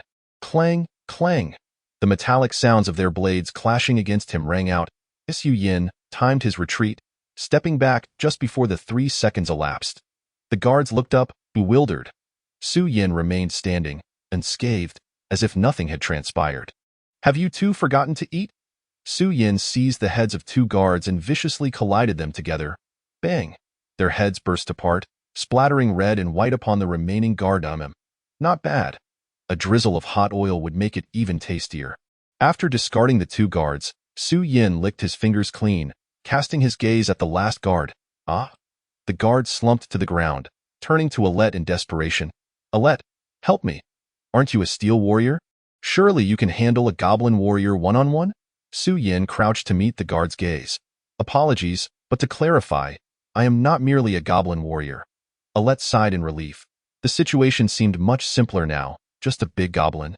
Su Yin flashed a devilish smile. I am the goblin sovereign. Alette's scalp prickled in alarm. He had encountered the goblin sovereign at the edge of the Valley of Shadows. His grip on the sword trembled, and he spun around to flee. Did I despise those who abandon their comrades? Su Yin raised his gaze, picking up a sword nearby and hurling it towards Alette. For such precision practice, goblins are unparalleled. Ordinary goblins, lacking weapons, would scavenge stones and branches to craft their own. They often use stones to incapacitate prey from a distance before dragging them away. Thud. The sword pierced Alette's thigh, pinning him to the ground. Be brother, spare me, the guard pleaded before Su Yin. Spare you? Who will spare my fallen kin? Su Yin's eyes narrowed as he picked up another sword, plunging it mercilessly into the guard's neck. The guard's eyes widened in shock as life fled from him. Congratulations, you have slain 4 humans, completing a side quest. Congratulations, you have acquired ordinary swordsmanship. A. Swordsmanship proficiency. A. You have mastered the essentials of swordsmanship. I have stolen a skill. How unexpected, swordsmanship. Su Yin's smile widened. This skill was precisely what he needed. He certainly would not engage in battle unarmed forever. He intended to forge equipment in the future to strengthen the Dragon Flame tribe, thereby gaining leverage against humans. Mastery of weaponry was vital. Regrettably, he did not receive an experience package this time. Su Yin shook his head, deciding to consume the bodies first. It should trigger his talent skill, Devour. He promptly hoisted one guard's corpse and began to gnaw at its neck. Alette, pinned to the ground, was engulfed in excruciating pain, beads of sweat forming on his brow. He lifted his gaze and was horrified to witness Su Yin feasting upon his fallen comrade's remains. The gruesome sight would haunt him for a lifetime, particularly the visceral spectacle of disembowelment. Ugh! Alette could not suppress his urge to vomit. Is that all it takes to make you wretch? Su Yin, his mouth stained with blood, glanced at Alette with a grin, his pristine teeth smeared with flesh. Name. Alette race. Human level. Steel warrior. Level 27. Title. Member of the Divine Guard. Nephew of Gray. Su Yin's eyes darkened upon seeing this name in Alette's information. A surge of rage erupted within him. In his previous life, at the tender age of 10, while traveling back to the capital of gold with his mother, they were ambushed by a mysterious assailant. To save him, his mother took the blow from the assailant, allowing him to escape into the dense forest. He had since been investigating the assailant's identity, ultimately discovering it was Gray. He also unearthed that this incident was premeditated, far more intricate than he had imagined. However, before he could uncover the mastermind behind Gray, he met his demise. This time, he was determined to avenge his mother and unmask the orchestrator behind it all. Thus, he refrained from killing Alette immediately, hoping to extract some useful information from him. Su Yin's fury gradually abated as he refocused, finishing off the remaining 3 guard corpses. Nothing must go to waste. Chapter 12. I have decided to reward you handsomely. Congratulations. You have successfully devoured a human, gaining a substantial amount of experience. Seems these 4 guards were of too low a level. They didn't even grant me an upgrade. After receiving the notification for successful devour, Su Yin realized he had yet to level up. He surmised that the experience required for his next upgrade must be significantly higher. He casually picked up a sword from the ground, acclimating himself to the swordsmanship. Wow! A goblin can wield a sword? Alette gaped at the scene before him, astonished that a goblin could wield a sword with such proficiency, as though it had trained for over a decade. In his mind, goblins, being a lowly race, could train for 100 years and still fail to master even a single technique. Yet the goblin before him was utterly different. Such intelligence, such comprehension. Was he truly a goblin? Su Yin practiced briefly before finding a sturdy vine amid the nearby thicket. He used it to bind the equipment of the deceased guards together, preparing to carry it back for the goblins in his tribe. Oh, my apologies. I almost forgot about the sword in your leg. Su Yin slapped his forehead, turning to extract the sword from Alette's thigh. Alette trembled in pain. Nearly losing consciousness, Su Yin stripped Alette of his equipment. Donning it himself. As Gray's nephew, Alette's gear was superior to that of the other guards. While others wore ordinary gear, his was at least of fine quality. Weapon quality: ordinary, fine, superior, exceptional, spirit, royal, holy, imperial, divine. Now it's your turn. Su Yin found another vine and approached Alette. This goblin cannot be spared. Otherwise, he may pose a significant threat. I must eliminate him. Alliite was calculating in his mind, a glint of ruthlessness flashing in his eyes. He had been feigning weakness all along, waiting for the moment when Su Yin would approach. As long as the opponent came within a meter of him, it would be certain death. Su Yin approached Alliite with a rope in hand. Ha ha ha, die, you foolish goblin. Alliite suddenly shouted, Holy Judgment. A great sword manifested above Su Yin's head, bursting forth with blinding golden light, descending directly towards him. Clang! A beam of holy light appeared around Su Yin, shielding him from the attack. Oh! Su Yin looked up as the great sword dissipated, a light chuckle escaping his lips. I didn't expect Polly's holy shield to come in so handy. I must reward her generously when I return. Holy light! This is impossible.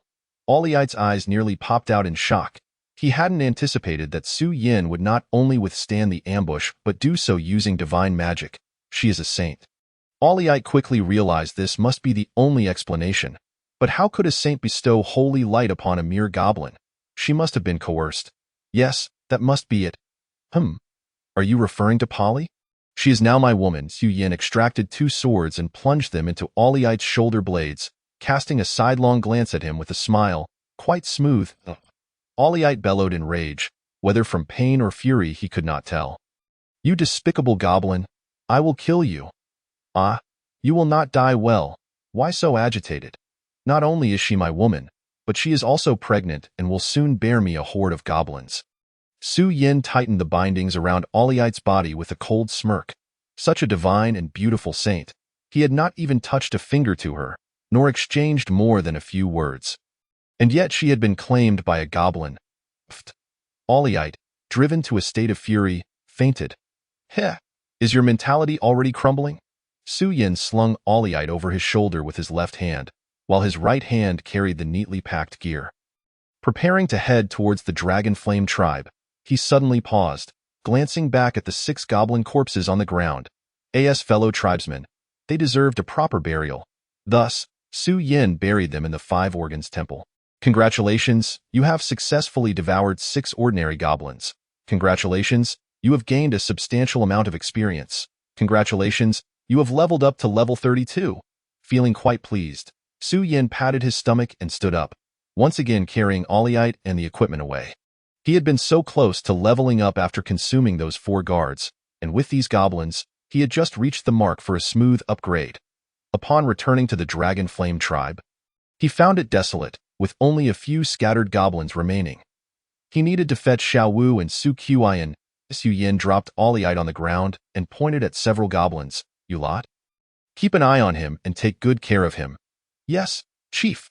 The goblins immediately responded, Dragging Ollieite away, Su Yin turned and headed towards the Charm Rabbit tribe.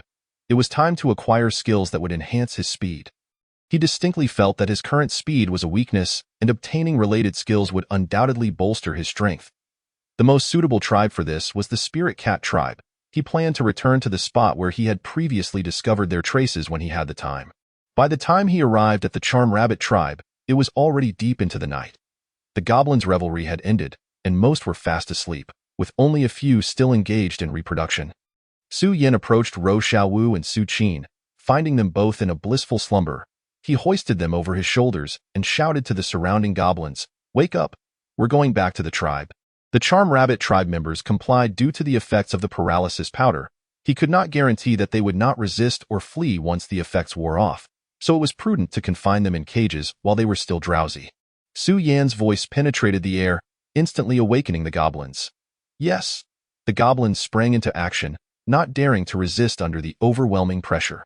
Ro Xiaowu, draped over Su Yan's shoulder, swayed back and forth, murmuring in her sleep. Lord Su Yin, slow down. I'm falling apart. What was this little girl dreaming about?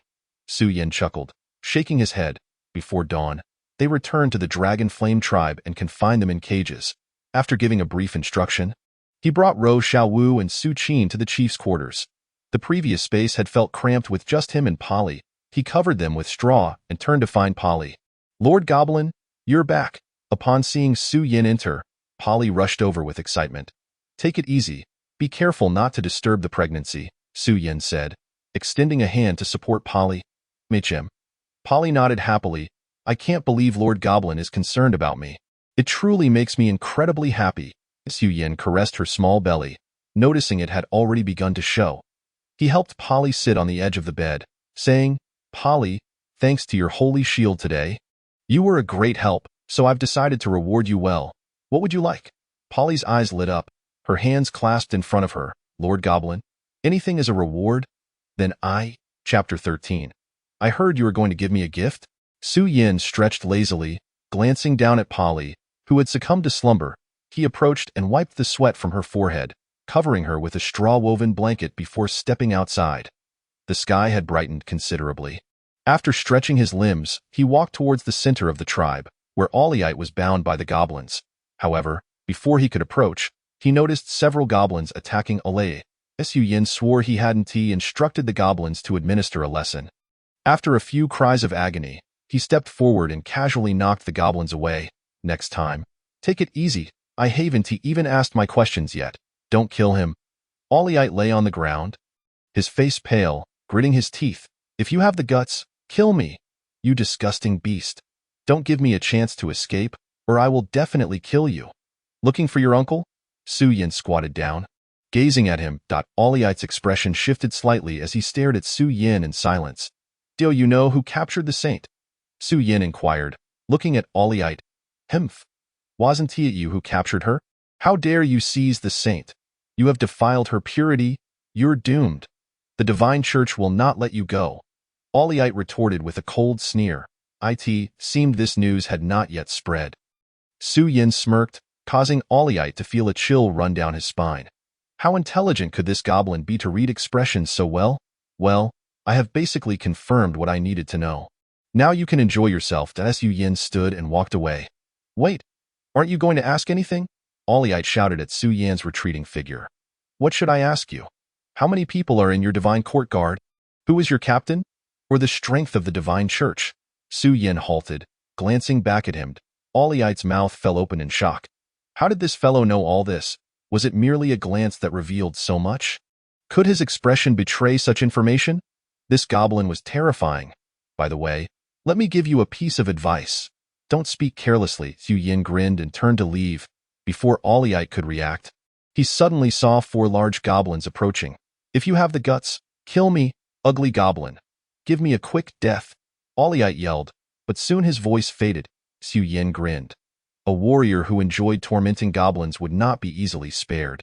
He must make Ollieite personally experience the joy of torment before he could slowly perish. Ah! A scream came from the side as Su Yin noticed a goblin entering the rabbit tribe's cage, preparing to conduct a ritual. Get lost? Su Yin kicked the goblin away. Fool! Do you know it's harmful to the body when pregnant? Su Yin scolded and declared that anyone who dared to lay hands on them during pregnancy would be executed. The goblins, who had been eager to try their luck that morning, immediately shrank back in fear. Today's task is to search for nearby iron ore and food. Su Yin continued to assign tasks. Yes, the goblins immediately complied and left the tribe. Lord Goblin, Su Yin looked up to see Ro Xiaowu and Su Qin approaching. You're awake? How do you feel? Su Yin smiled and stepped forward. I'm pregnant, Ro Xiaowu said, touching her belly with a joyful smile. Su Yin's eyes brightened. That's wonderful. He then turned to Su Qin, who looked down at her belly and shook her head gently, feeling a bit regretful. That's all right. There's no rush, Su Yin comforted her with a smile. Lord Goblin, may I request the release of my tribe members from their cages? Su Qin bit her lip and earnestly pleaded with Su Yin. You know, I cannot guarantee whether your kin will flee. Su Yin shrugged. Leave it to me. I will ensure they all stay willingly. Su Qin spoke seriously. All right. If they choose to remain voluntarily, I will release them and guarantee their safety, ensuring that the goblins will not cause any trouble. Su Yin also assured Su Qin, and she looked at him gratefully before heading towards the location of the Charm Rabbit tribe. Lord Su Yin, you are truly wonderful, Ro Xiaowu said, linking her arm with Su Yin's strong one. I am no paragon. I merely act in my own interest, Su Yin replied, shaking his head. However, Ro Xiaowu did not mind, saying, in my eyes, Lord Su Yin will always be the most outstanding.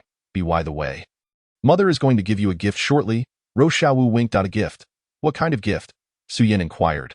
That is a secret. Only Mother can tell you, Ro Xiaowu said with a mischievous smile. You will absolutely love it. Su Yin glanced at Su Qin, who was persuading her kin in the distance, feeling somewhat expectant. Xiaowu, do you know about the Spirit Cat tribe? Su Yin asked Ro Xiaowu. The Spirit Cat tribe? Is Lord Su Yin also interested in them? Ro Xiaowu responded. I need to enhance the goblin's speed. Their current lack thereof is quite evident. Su Yin nodded. He was in urgent need of consuming spirit cats to acquire speed-related skills. Ro Xiaowu pondered for a moment. Actually, I encountered the Spirit Cat tribe not long ago, but they do not have a fixed location for their settlement. They change locations periodically, making them difficult to find. Su Yin furrowed his brows, realizing that the places marked by the spirit cats would likely yield no clues. Though not worry, Lord Su Yin. I might have a way to locate the Spirit Cat tribe. Ro Xiaowu suddenly exclaimed after some thought. Su Yin looked at her with curiosity. What method? The Spirit Cat tribe loves to eat a fish called ciu. Every year, when the ciu reach maturity, the spirit cats go to catch them. According to the calendar, it should be around these days, Ro Xiaowu explained. Ciu. Where can they be found? Su Yin asked. Well, they are actually not far from our Charm Rabbit tribe settlement. I can take Lord Su Yin there, Ro Xiaowu replied. Once you finish spawning the goblins tomorrow, Su Yin mused before nodding. Very well. Ro Xiaowu nodded happily, resting her head on Su Yin's shoulder. Lord Goblin, they have all agreed, Su Qin said joyfully as she approached Su Yin. All right, I will release them shortly, Su Yin nodded. The Charm Rabbit tribe was a force to be reckoned with, and naturally, he did not wish to restrain them. I heard you were giving me a gift? Su Yin inquired. Yes, Su Qin's cheeks flushed slightly.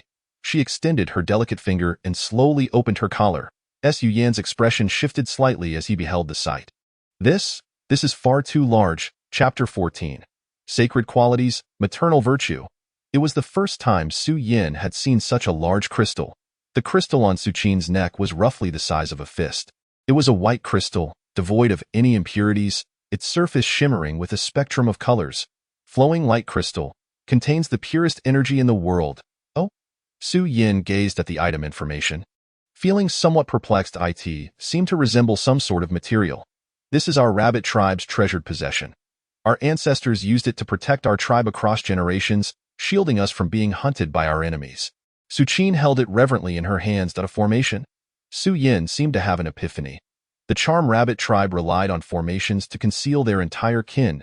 If it were not for Ro Xiaowu's guidance, he would have been unable to capture them all. As expected of Lord Su Yin. You guessed it right in an instant, Ro Xiaowu admired from the sidelines.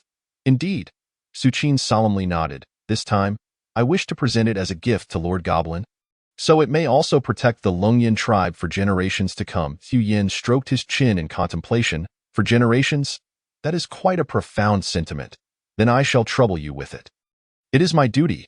Everything I have is yours, Suchin exclaimed, her joyous smile illuminating her face as she finally felt she could contribute something meaningful. This way, she would not feel useless. Suchin held the flowing light crystal with both hands and approached the center of the Longyan tribe.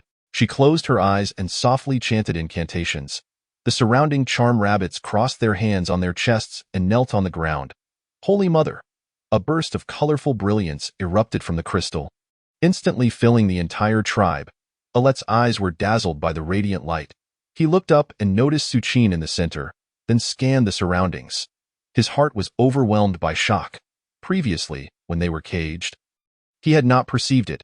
Now, realizing that this goblin tribe coexisted with the charm rabbit tribe, and that the leader of the charm rabbits willingly assisted the goblins, left him in a state of profound turmoil. Su Yin narrowed his eyes, observing the colorful radiance within the tribe. After a slight adjustment, he reopened his eyes. Is this the power of the Holy Mother's skill? The multicolored light enveloped Suchin, transforming her entire aura. Sacred qualities, maternal virtue. The entire process lasted 3 seconds, during which the colorful light drilled into the ground, spreading outward. Suddenly, a resonant bell tolled within the tribe, shaking the hearts of all. The flowing light crystal slowly floated into the air, gently spinning. Suchin turned with a gentle smile and approached Su Yin. Lord Goblin, the formation has been successfully arranged. Mother, this formation seems even more formidable than what the rabbit tribe established. Roshawu exclaimed in astonishment. Indeed, this is a modified formation of my own design, Suchin said with a hint of pride. If I had the moonlit crystal, I could enhance the formation to not only conceal but also possess offensive capabilities. Moonlit crystal? Su Yin quietly took note, resolving to bring it back should he encounter it outside. Lord Goblin, unless we choose to expose ourselves, no one will be able to find us. Suchin looked at Su Yin and spoke. You have done exceptionally well, Su Yin said, genuinely satisfied. With this formation, the survival rate of the Longyan tribe had undoubtedly increased. After all, the Longyan tribe was still too weak and required time to develop. However, how do we enter? Su Yin inquired. I have already set the formation stones on the outskirts of this tribe. Simply moving them will allow us to open the formation and gain entry. Suchin promptly replied, Well done. I have decided to return the favor with a grand gift, Su Yin said with a slight smile. Moon Creek Town. Gray returned to Moon Creek Town with 2 guards.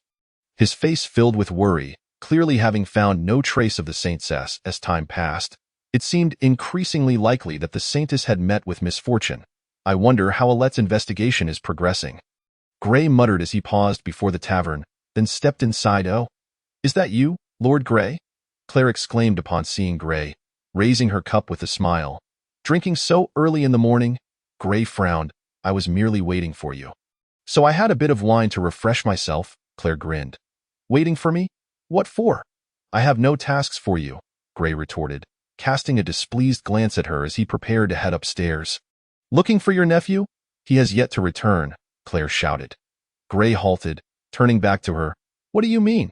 Your nephew went to the Valley Forest and has yet to return, Claire shrugged, draining her cup. Not back yet. Gray's expression turned grave. Perhaps he has found a lead and gone to rescue the saintess.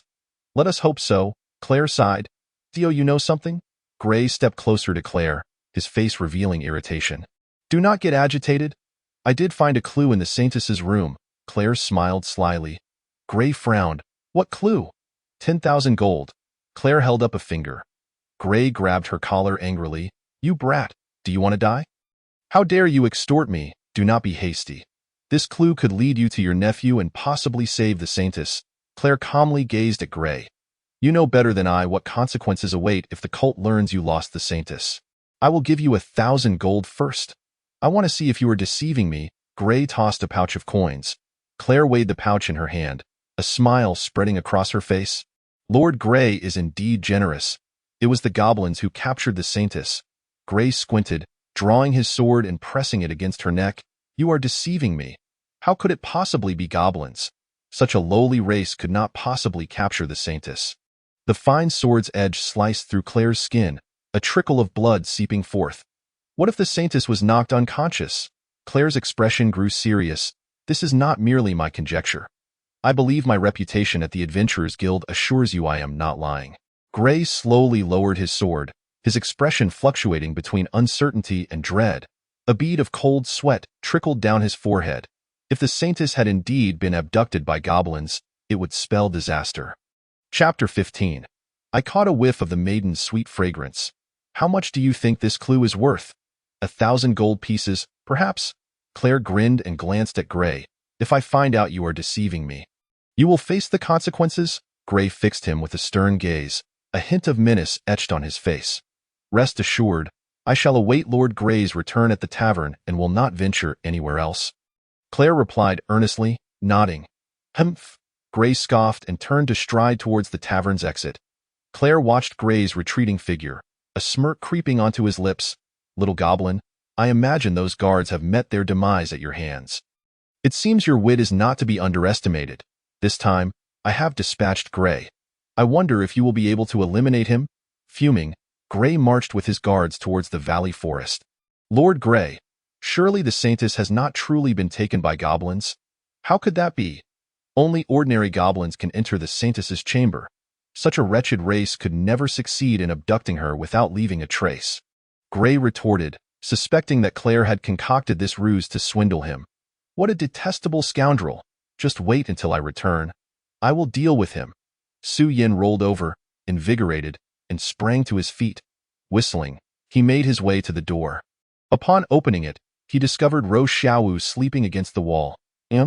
Why are you sleeping at the entrance? Su Yin approached and gently lifted Rou Xiaowu, placing her on the bed. Su Yin, my lord. Rou Xiaowu murmured groggily as she opened her eyes. Yes, Su Yin caressed her cheek, advising, you are still weak. You must take care to rest more. Very well. Rou Xiaowu obediently nodded. Exiting the room, Su Yin glanced towards the entrance and noticed, inexplicably, that water had pooled on the floor. He looked up to find that an hour had passed, yet the number of goblins in the tribe had not increased. In fact, it had diminished. Almost forgot. Su Yin hastily made his way to the edge of the territory.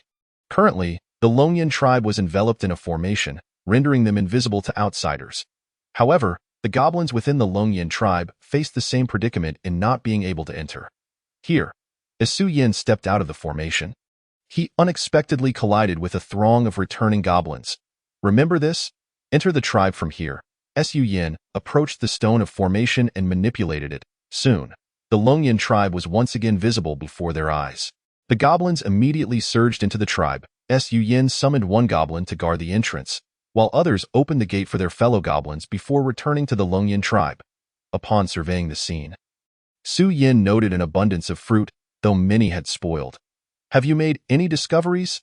He casually picked up an apple and began to chew.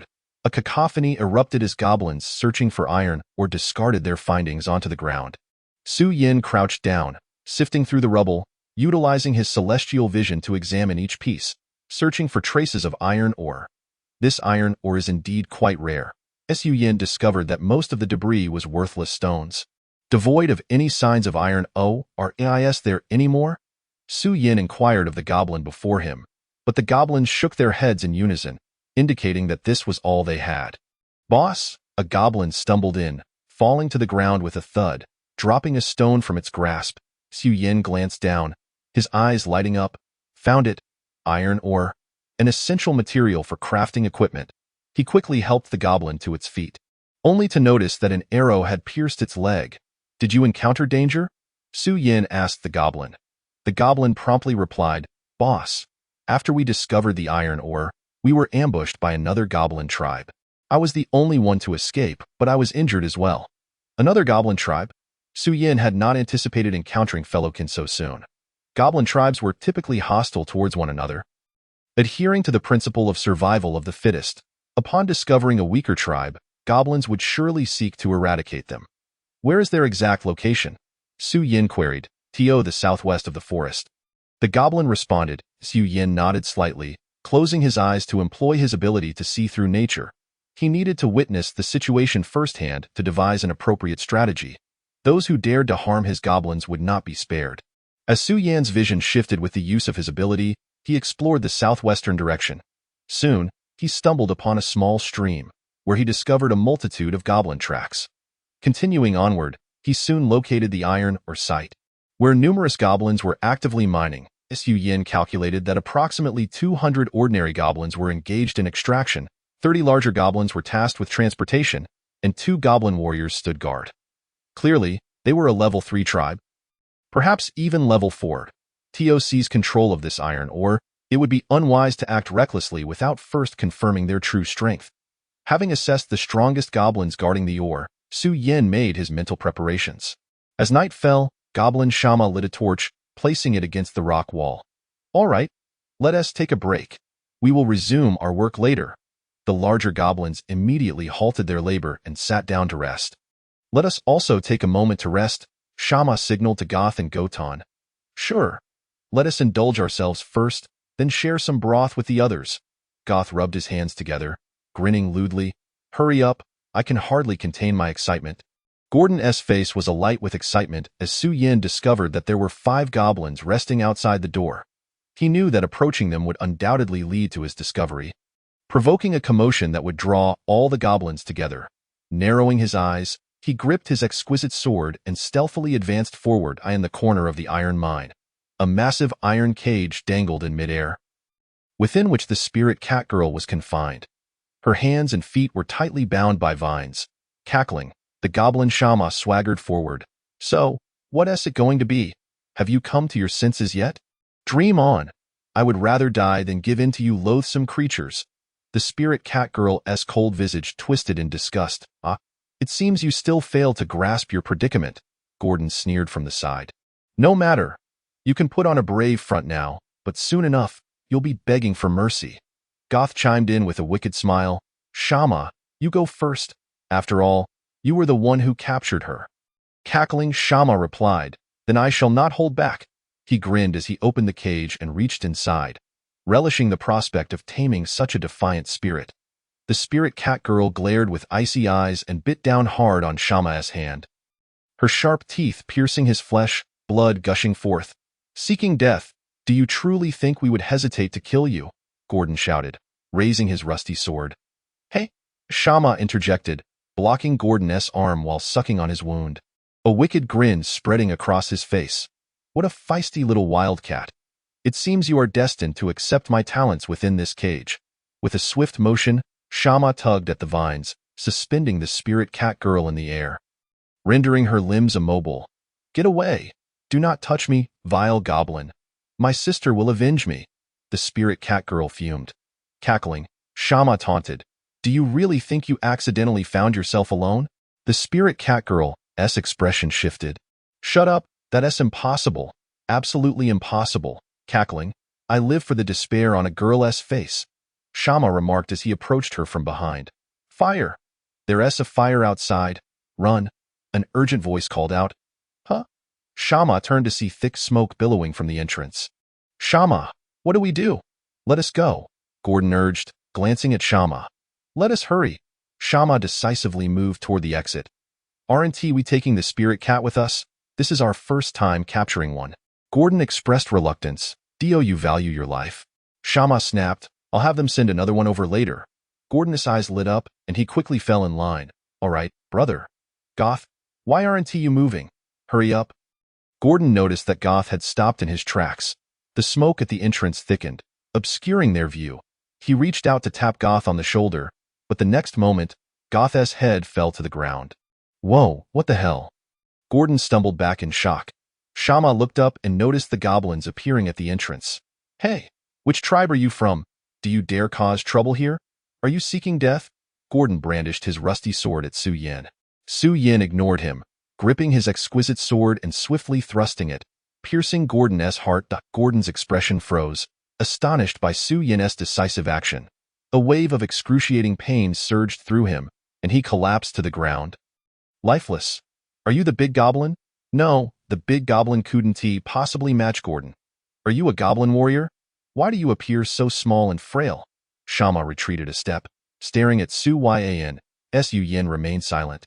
Advancing toward Shama, he was not accustomed to conversing with the deceased. The spirit cat girl, puzzled, peered outside the cage and witnessed Su Yin eliminate Gordon. This goblin seemed somewhat extraordinary. Was he here to rescue her? A complex expression crossed her face, and she shook her head vigorously. "What am I thinking? Just moments ago, I was cursing goblins. Why would I expect one to save me? Yet, his speed with the sword is so practiced. It's as if he is trained in swordsmanship since childhood.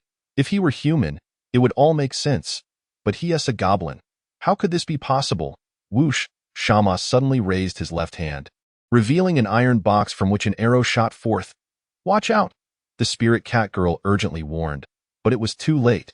The arrow was released with such speed that it almost seemed instantaneous. Thud! The arrow pierced Su Yin's chest effortlessly. Seizing the moment, Shama swung his rusty sword at Su Yin. Humph! Die, brat. This is the price for meddling in my affairs. Chapter 17. Oh, so her name is Zhu Qing. Clang! Sparks flew as Shama's rusty sword struck Su Yin, but it failed to inflict any harm.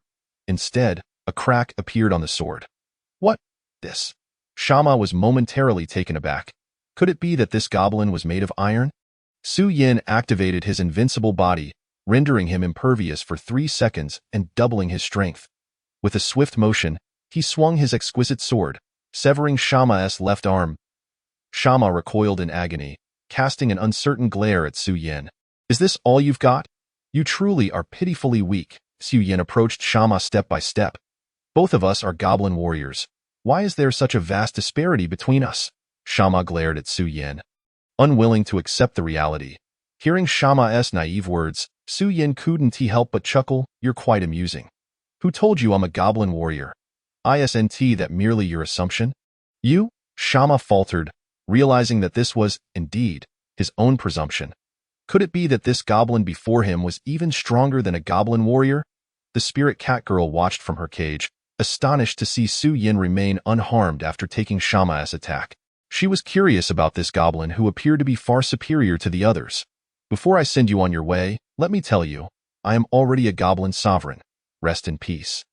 Your death is not in vain. Su Yin gripped his exquisite sword once more, preparing to deliver the final blow to Shama's head. Wait! Shama exclaimed in panic. I still have my uses. I possess valuable information about the digging tribe. Speak then. What information do you have? If it's intriguing enough, I might consider sparing your life. Su Yin stroked his chin, donning a smile. Our digging tribe has at least 1,000 ordinary goblins, hundreds of big goblins, and 10 goblin warriors. Shama hurriedly divulged everything, hoping for Su Yin's mercy. So, your leader is also a goblin sovereign? Su Yin inquired. Yes, he has reached level 40 and is constantly seeking a breakthrough.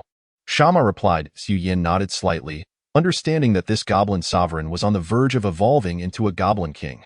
Becoming the king of goblins was evidently no easy feat. Where is your digging tribe located? Su Yin pondered for a moment before asking. It's not far ahead, just 100 meters past the mine. Shama answered eagerly. Su Yin nodded, though he wasn't entirely convinced. However, verifying Shama's claims was simple enough. He merely had to glance at the ground. The tracks left by the heavy iron or carts would reveal the path taken by the big goblins during transport. Su Yin lowered his gaze and observed the tracks. They indeed aligned with Shama's directions. Can you let me go now? Shama gazed at Su Yin with hopeful eyes. Thud. Su Yin's exquisite sword pierced through Shama's heart. Didn't we agree not to kill me? Shama gritted his teeth, suppressing his pain. I said I would consider it. But my conclusion is to end your life. Su Yin smirked, yanking the exquisite sword free. As Shama's lifeblood gushed forth, he succumbed to death, collapsing in a pool of blood. Truly tiresome. Su Yin glanced at Shama with a gentle shake of his head before striding toward the suspended cage.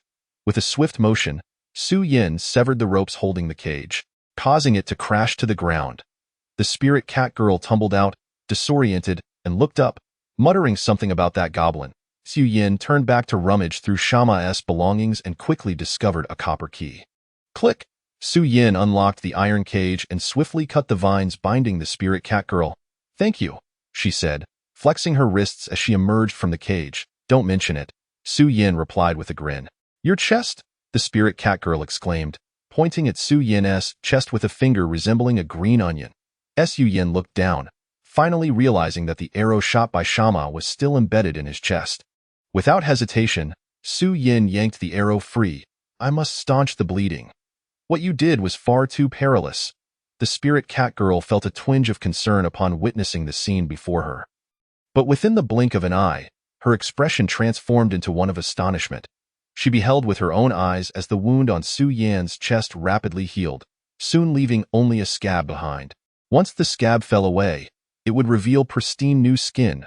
Is it truly within the capabilities of a goblin to achieve such a feat? Why are you staring at me? Su Yan inquired. Noticing the spirit catgirl's unwavering gaze, his tone laced with curiosity. Oh, it's nothing, she quickly replied. Her cheeks flushed as she lowered her head, surprised at her own momentary distraction. Su Yan glanced at the panel of the spirit catgirl. Name, Zhu Qing. Race, spirit cat. Level 28. Identity, younger sister of the spirit cat clan leader. Skills, netherworld pounce, S. Netherworld claw, S. So her name is Zhu Qing, a name that is quite melodious. Where do you intend to go? Back to the tribe? Su Yan asked her. Yes, I need to verify something, Zhu Qing responded, her demeanor turning serious. Earlier, Gu Shama mentioned that his capture was related to his sister. She wanted to return to ascertain whether he had truly become separated, or if he had been abandoned by her. Thank you for saving me. I owe you a favor, Zhu Qing declared, turning to face Su Yan. How can I get in touch with you? Su Yan asked with a smirk. Zhu Qing fell silent. If she wished to contact him again after this departure, she would need to mark him, which required a specific ritual to be performed together. It seems you were merely speaking for the sake of it. You may go now, Su Yan feigned disappointment, letting out a soft sigh. I'm not just saying that, Zhu Qing hastily replied, her gaze fixed on Su Yan as if she had made a resolute decision. Although he was a goblin, he appeared to be quite exceptional. Let us consider this a dream, she declared, scanning her surroundings until she spotted a corner. Follow me. It's too bright here. What are we going to do? Su Yan asked, intrigued. He had heard of certain rituals practiced by the Spirit Cat clan, but had never experienced one himself and was quite curious. Wait a moment, and you will find out. Zhu Qing replied, her back turned to him. Her voice retained a semblance of calm, yet her cheeks were flushed deep red. They soon reached the secluded corner. Zhu Qing turned to face Su Yan, her tone serious as she began. I'm going to place a mark upon you, allowing us to sense each other's location regardless of the distance. Oh, that sounds intriguing, Su Yan nodded. Let us commence the ritual. Zhu Qing took a deep breath and approached him. Such was her character. Once she had made a decision, she would not dither. Chapter 18. Allow me to showcase my speed. Gray entered the Echo Valley forest accompanied by 2 guards. My lord, isn't it getting a bit late? One guard inquired. Are you afraid of the dark? Gray retorted brusquely. No, I'm not afraid of the dark. I've merely heard that the Echo Valley forest is fraught with dangers at night. Even at the edges, it seems many iron warriors have met their demise here, the guard replied. Gray shot him a disapproving glance. Do you really believe such absurd tales? You needn't worry. Lord Gray is a sapphire warrior. Another guard interjected, emphasizing that he was not to be compared with the likes of iron warriors. Upon hearing the words of Ruachi, a hint of pride flickered across Gray's face. Ruaji nodded but remained vigilant. Scanning their surroundings, he had already drawn his ordinary sword, prepared for battle at a moment's notice. Why, lord, there seems to be a faint smell of burning coal in the air, Ruachi remarked, taking a deep sniff and quickly looking toward a clearing ahead. Let us go check it out, Gray commanded, leading the 2 forward at a brisk pace. A sharp crack echoed through the tranquil environment. Sounding particularly jarring, Ruaji glanced down to discover he had stepped on a rib. Holy cow, he exclaimed, retreating a step. However, the sound of cracking continued to resonate around him. As he surveyed the ground, he was horrified to find that it was littered with stark white bones. A shiver ran down his spine, and his hair stood on end. Ruaji, what are you shrieking about? You startled me, Ruachi chided, turning to frown at him. Why, you need to look at the ground. White bones. Ruaji's voice trembled. Wow, so many bones. They are human bones, and goblin bones as well, Ruachi gasped, glancing down and equally taken aback by the sight before him. Gray approached the extinguished ashes, reaching down to feel them. It appeared that a fire had been lit here approximately 3 hours ago. He turned to inspect the pile of white bones and, using his sword, parted them to reveal 4 human skulls and 6 goblin skulls. What in the world is going on? Have both humans and goblins been devoured? Ruaji felt his mind racing. Had they truly encountered something terrifying? Humans and goblins being eaten together? Gray mused, sensing something amiss. Why would humans and goblins be consumed together? Was it mere coincidence, or was there a deeper reason? He could not make an immediate judgment. You too, continue searching the ground for any clues, and why, Lord, there are discarded garments here. Ruachi pointed to a pile of clothing on the ground. Gray quickly approached to examine them. They were indeed the uniforms of guards, though the equipment had been taken away. This meant that Gray's body trembled slightly as he turned sharply to look back. The 4 skulls belonged to the guards. They had truly perished in this Echo Valley forest. Why, Lord, are you all right? Ruachi asked cautiously. Do not fret. The presence of only 4 skulls indicates that one person survived, Ruachi reassured him. Indeed, someone has survived. Gray inhaled deeply. Their immediate priority was to locate the remaining survivor and to create a simple burial site for the fallen guards. He sighed and issued a directive. Yes, Ruachi and Ruachi responded in unison, moving to gather the bodies and garments to prepare a burial site. Gray squinted, lost in thought. Could it be that Claire's words were true? Had goblins truly abducted the saintess? He glanced at the goblin bones. As if piecing together the puzzle, Olet and his companions had been hunting goblins here, but had encountered a more formidable goblin, leading to the annihilation of Olet's entire party.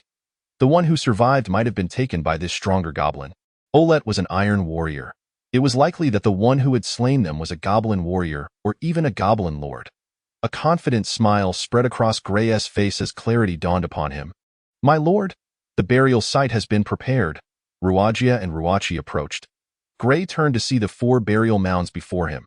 He stepped forward, removed his helmet with his left hand, and performed a knightly salute. Ruachi and Ruachi also promptly removed their helmets with their left hands, placing their right hands over their hearts, bowing in unison. Why, Lord Gray, what shall we do now? Ruachi inquired, looking at Gray. We shall hunt down the goblins. Gray proclaimed. Goblins? Ruachi was momentarily taken aback. Did this incident truly involve goblins? Ruachi immediately grasped the significance. Indeed. From this point as the center, search for nearby goblin tribes. A glint of cold light flashed in Gray's narrowed eyes. What if we make a mistake? Ruachi pondered aloud. Such a wretched race does not deserve to exist in this world, Gray scoffed. Even if they made an error in locating the tribe, it mattered not. As long as it was a goblin tribe, they would annihilate it upon discovery. It would serve as a means of ridding the world of a menace. And why, Goblin Lord? What a magnificent race you are. Your handsome visage shall be etched in my heart. I vow to remain your servant forever. After completing the ritual, Su Yin closed his eyes. Was this the effect of the mark? He realized he could sense Zhu Qing's location without needing to look, which was truly remarkable. He glanced at Zhu Qing, who lay on the ground. Are you all right? Perhaps we should return tomorrow. You've already expended too much energy for the ritual. I can manage, Zhu Qing replied through gritted teeth, attempting to rise with the support of the wall, but her legs gave way, and she fell back to the ground. Su Yin sighed. Listen to me. Tomorrow I will accompany you back. His tone was firm and assertive, instilling a profound sense of security in Zhu Qing. All right, she acquiesced, sitting against the wall. The once cold gaze of her eyes softened significantly upon looking at Su Yin, now filled with warmth and happiness. Congratulations, you have completed the side mission. Save the spirit cat. Congratulations, you have acquired the skill, Netherworld Flash. Netherworld Flash S enables one to move as stealthily as a specter, increasing speed tenfold within 10 seconds. Note, duration may extend with increased usage. 0-100. Perfect. Upon witnessing this S-class skill, Su Yan's eyes gleamed with excitement. The speed skill he had longed for had finally arrived, perfectly addressing his shortcomings in agility.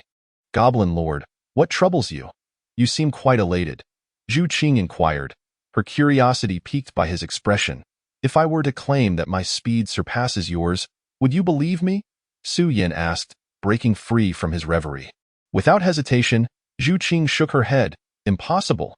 Our spirit cat clan is undoubtedly one of the fastest in the Yugu forest. A smirk curled at the corners of Su Yan's mouth as he approached Zhu Qing. Allow me to demonstrate my current speed. Chapter 19. Su Yan's scheme. Su Yin lifted the unconscious Zhu Qing into a princess carry from the ground. He glanced back at the mine, deliberately refraining from consuming the goblins present. Firstly, the experience gained would be minimal, and secondly, it would facilitate the fabrication of a scene suggesting a human attack on the mining site. A clear plan had already begun to form in his mind. He merely awaited a fortuitous turn of events. Carrying Zhu Qing, Su Yin returned to the Longyan tribe, entering his dwelling with her in his arms. Lord Su Yin, you have returned, Ro Xiaowu, who was sitting cross-legged on the floor with her prominent belly, exclaimed joyfully upon seeing him. Sit tight and don't move. Focus on nurturing the baby. I shall prepare some meat for you shortly. You should be giving birth tomorrow. Su Yin gently placed Zhu Qing on a straw bed, offering his reassurance. Rest assured, Lord Su Yin, I will ensure our child is born safely. Ro Xiaowu nodded obediently, glancing at Zhu Qing. Lord Su Yin, you truly have managed to deal with the spirit cat clan. This one was a solitary spirit cat, captured by the goblins, and I rescued her, Su Yin replied. Wow! A hero saving a damsel in distress. You truly are remarkable, Lord Su Yin. She will undoubtedly be devoted to you. Ro Xiaowu remarked, her eyes sparkling with admiration. Let's hope so. Su Yin chuckled, appreciating her praise. What of Su Qing? Oh, she mentioned feeling a bit nauseous and went outside. Ro Xiaowu answered. Goblin Lord, were you looking for me? Su Qing emerged from outside, casually brushing back her hair. What is it? Are you feeling unwell? Su Yin inquired. No.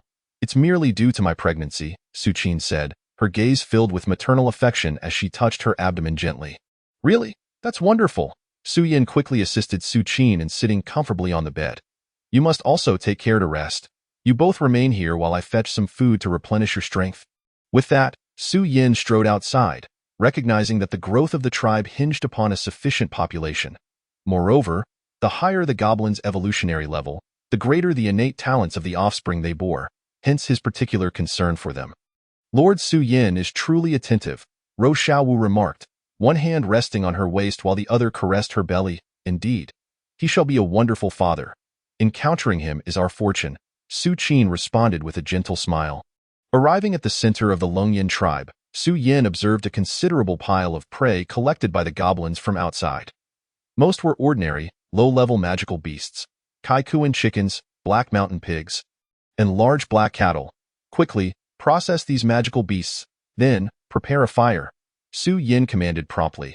While goblins traditionally consumed their food raw, the Rabbit clan could not, especially during pregnancy.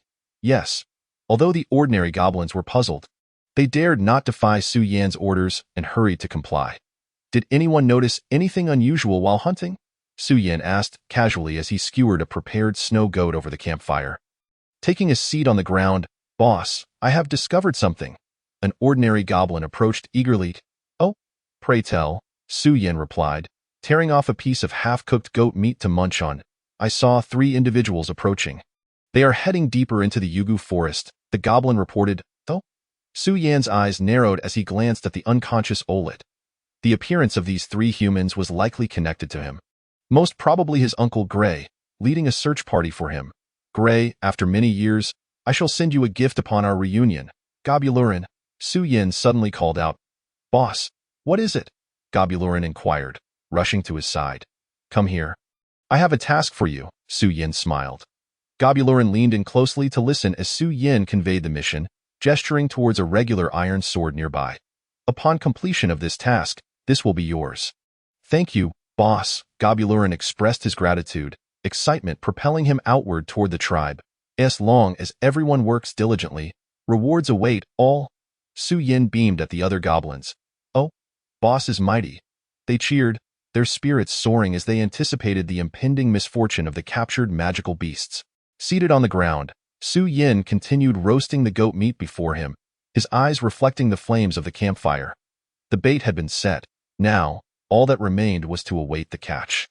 Gray wandered through the Yugu forest with Ruoji and Ruoli, encountering only a few low-level magical beasts and failing to locate any goblins. My lord, I am beginning to doubt whether any goblins exist here.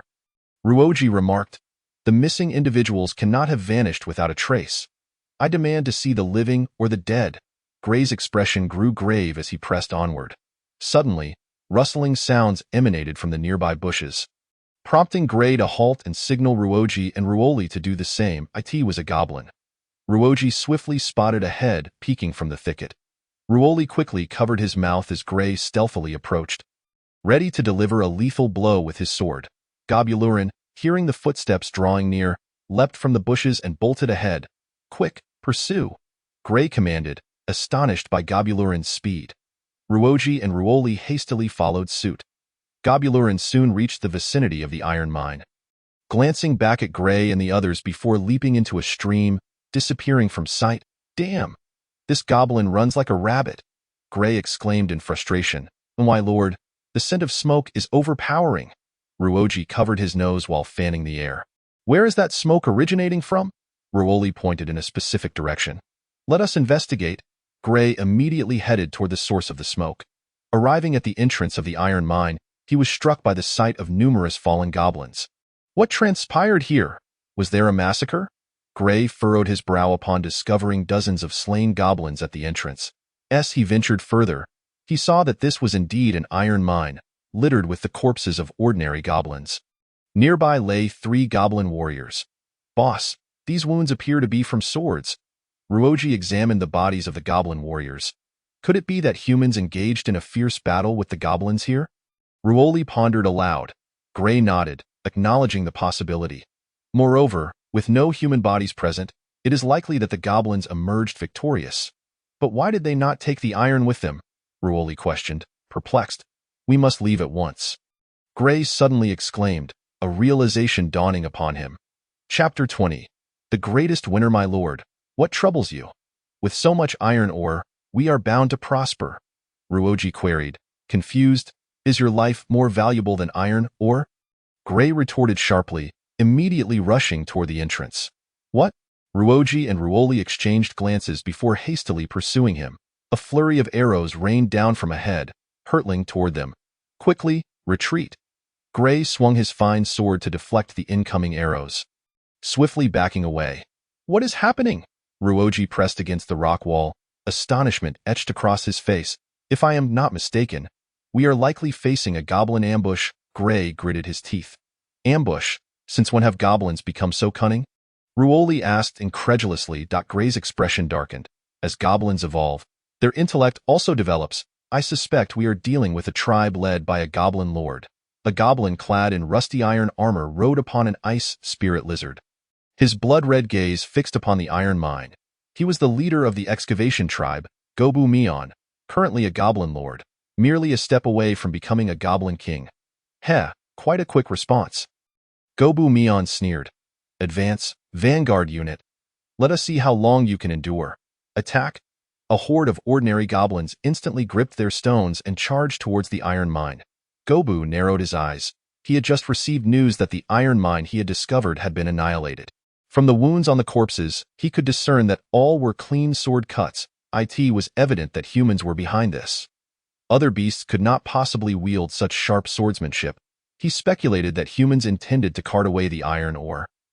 So he had brought a large contingent to lie in wait. Indeed, he soon spotted the humans. My lord, you must leave first. We will cover you. Upon hearing the cries of battle, Ruoji and Ruoli immediately glanced outside, their hearts trembling. They saw hundreds of ordinary goblins rushing in, yet they bravely positioned themselves in front of Gray. Get out of the way. I don't need your protection, Gray shouted, brandishing his sword and charging forward. Unleashing a terrifying flurry of sword light, the first ordinary goblin to approach was cleaved in half. Ruoji and Ruoli followed suit, joining the fray. Together, the 3 of them resembled lambs amidst a flock, wreaking havoc among the ordinary goblins. Oh, 3 humans dare to run rampant here. They truly underestimate me, Gobu squinted, watching as the trio slaughtered their way through, a storm cloud forming on his face. Big goblin, assemble! With a roar, 30 big goblins brandished their spiked clubs and joined the battle. Why, lord, what should we do? We can't escape. Ruoji and Ruoli hurriedly stepped forward to fend off the big goblins' assault. Although the big goblins were not swift, their strength and defense were formidable. Ruoji and Ruoli, both valiant black warriors, found themselves at a disadvantage in an instant. Thud. A spiked club struck Ruoji's chest, sending him flying.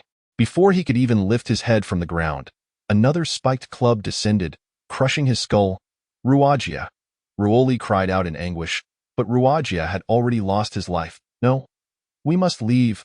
We have to escape. Gray suddenly noticed a group of goblins standing on the opposite bank of the stream. the leader of whom was mockingly observing the scene, as if enjoying a performance. Beside him were numerous goblin warriors. He realized that if these goblin warriors intervened, both he and Ruoli would perish here. Why, Lord, what should we do? We can't escape, Ruoli exclaimed. Panic etched on his face.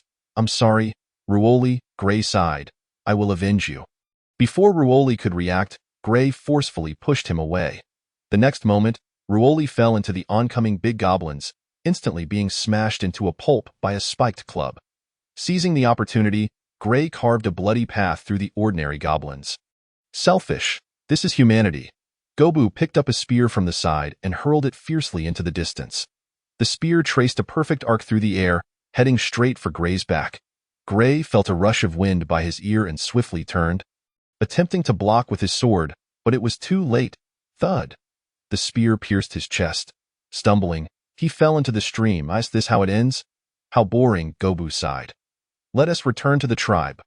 Once the goblins from the mining tribe departed, the mine immediately fell into silence. After a while, the nearby grass rustled, and Su Yin emerged from the thicket. He glanced at the stream, a glint of ruthlessness flashing in his eyes. As expected, Gray, I must personally dismember you. Boss, what should we do now?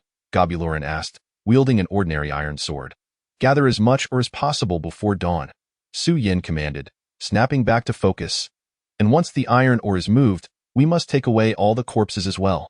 After Gobulorin reported back, he summoned all the goblins. A new task had been issued by the system. Side quest initiated.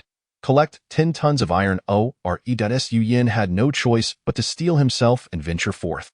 Taking a considerable risk, in truth, it was a gamble for him, and it seemed his bet had paid off. Both Gray and Gobu believed the other to be the true culprit responsible for the deaths of their kin. After a fierce battle, regardless of who emerged victorious, they would surely return to recuperate. He aimed to seize this opportunity to transport as much iron ore back to the Dragon Flame tribe as possible. Furthermore, the goblin corpses scattered about were all delectable food for the goblins. A horde of goblin offspring was soon to be born, and no food could be wasted. However, first, the side quest needed to be completed. He approached the bodies of 3 fallen goblin warriors, intending to devour them first to gain some experience. Su Yin suddenly noticed a dark box on Gobu's left arm. It was the very device used to ambush him earlier. He took the box in his left hand and discovered that his thumb could trigger a mechanism. Whoosh! An arrow shot forth, embedding itself into the rock wall. Interesting. Didn't he expect this mining tribe to craft concealed weapons? Su Yin mused, recalling the goblin beside Gobu who had released arrows. This piqued his curiosity about the tribe. He wondered where these items originated. Could it be that this tribe's goblins had reached such an intellect that they could forge weapons? Never mind, he thought. Once I conquer this tribe, the answers will naturally reveal themselves. Su Yin settled cross-legged, pulling the 3 goblin warriors' corpses closer to him. Time for a midnight snack. Congratulations, your skill devour has successfully activated. Experience 30. Experience 30. Congratulations. You have leveled up to level 33. Experience 30. Experience 30. Congratulations. You have leveled up to level 34. Not bad. I leveled up twice. Su Yin's eyes brightened as he nodded in satisfaction. I wonder how the iron ore collection is going? Su Yin checked the task information. Iron ore, 810 tons. The speed at which these fellows were transporting was surprisingly swift. He had anticipated it would take all night, but it seemed they were far more efficient than expected. Iron ore 1 ton. Iron ore 1 ton. Iron ore, 1,010 tons. Congratulations, you have completed the side quest. Collect 10 tons of iron ore. Congratulations, you have acquired the skill Eruption A. Congratulations, your Eruption A skill has been enhanced and upgraded. Eruption A. Eruption S. Eruption S can instantaneously unleash tenfold strength for 10 seconds. Tenfold strength. Su Yan's eyes sharpened. With this skill, defeating enemies of higher levels would become significantly easier. After consuming the remaining parts of the 3 goblin warriors, he found that he had not leveled up further. He seemingly had not eaten enough and felt that he could still devour a bit more. Su Yin rubbed his belly, murmuring to himself. After his power had increased, he noticed that his appetite had also grown. He stepped outside the mine and found that there were still plenty of big goblin corpses left uncollected. These corpses don't need to be taken away. I will handle them myself. Su Yin approached, driving away the approaching goblins, and began to feast right there. Congratulations, your skill Devour has successfully activated. Experience 10. Experience 10. Congratulations, you have leveled up to level 35. After consuming 5 big goblin corpses, he leveled up once more. I didn't expect to gain another level. Tonight has been delightful. Not only have I enhanced my skills, but I've also gained a level. Burp. Su Yin let out a satisfied belch and patted his belly. It was hard to imagine that such a small frame could consume so many corpses at once. Perhaps it was due to the goblin's urgent need to eat in order to evolve that led to his stomach being more accommodating than he had anticipated. The dawn is approaching. Retreat. Su Yin looked up at the sky and decisively issued the order. The mined ore had all been transported away. As for the remaining unmined ore, he was not concerned. After all, as long as the mine remained, there would always be opportunities to empty it completely in the future. This nighttime operation had already yielded sufficient rewards. Meanwhile, Gobu sat atop an ice spirit lizard, calmly resting with his eyes closed. This time, humans had proven to be easier to deal with than he had imagined. Gobu suddenly opened his eyes and turned to glance back at the mine. Something was amiss. Gobu sensed a problem. Having engaged with humans before, he knew they would never be so careless. They were cunning to an extreme, always well prepared for each operation. How could it be that tonight only 3 reckless individuals had come, with not a single companion in sight? When things seem amiss, there's bound to be trouble. Let us go. Back to the mine. Gobu realized he had likely been too lax and urgently led his team back to the mine's location. By this time, the sun had risen.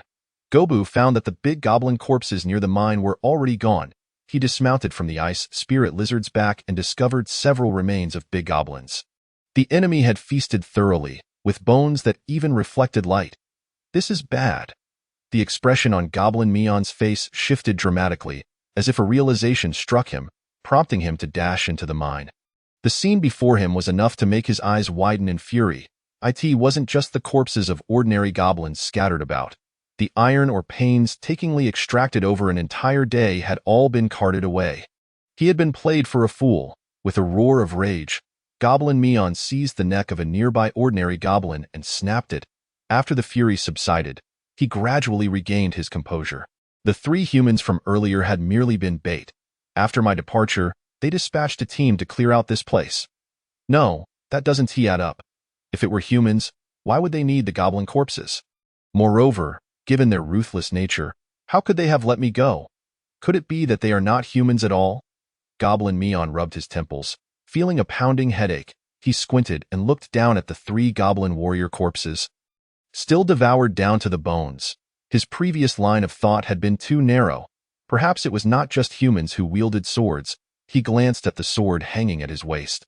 Could it be the goblins? Had they encountered a group of goblins before discovering the mine? Goblin Mion turned to the goblin beside him and inquired, "Boss, did we encounter a group of ordinary goblins?"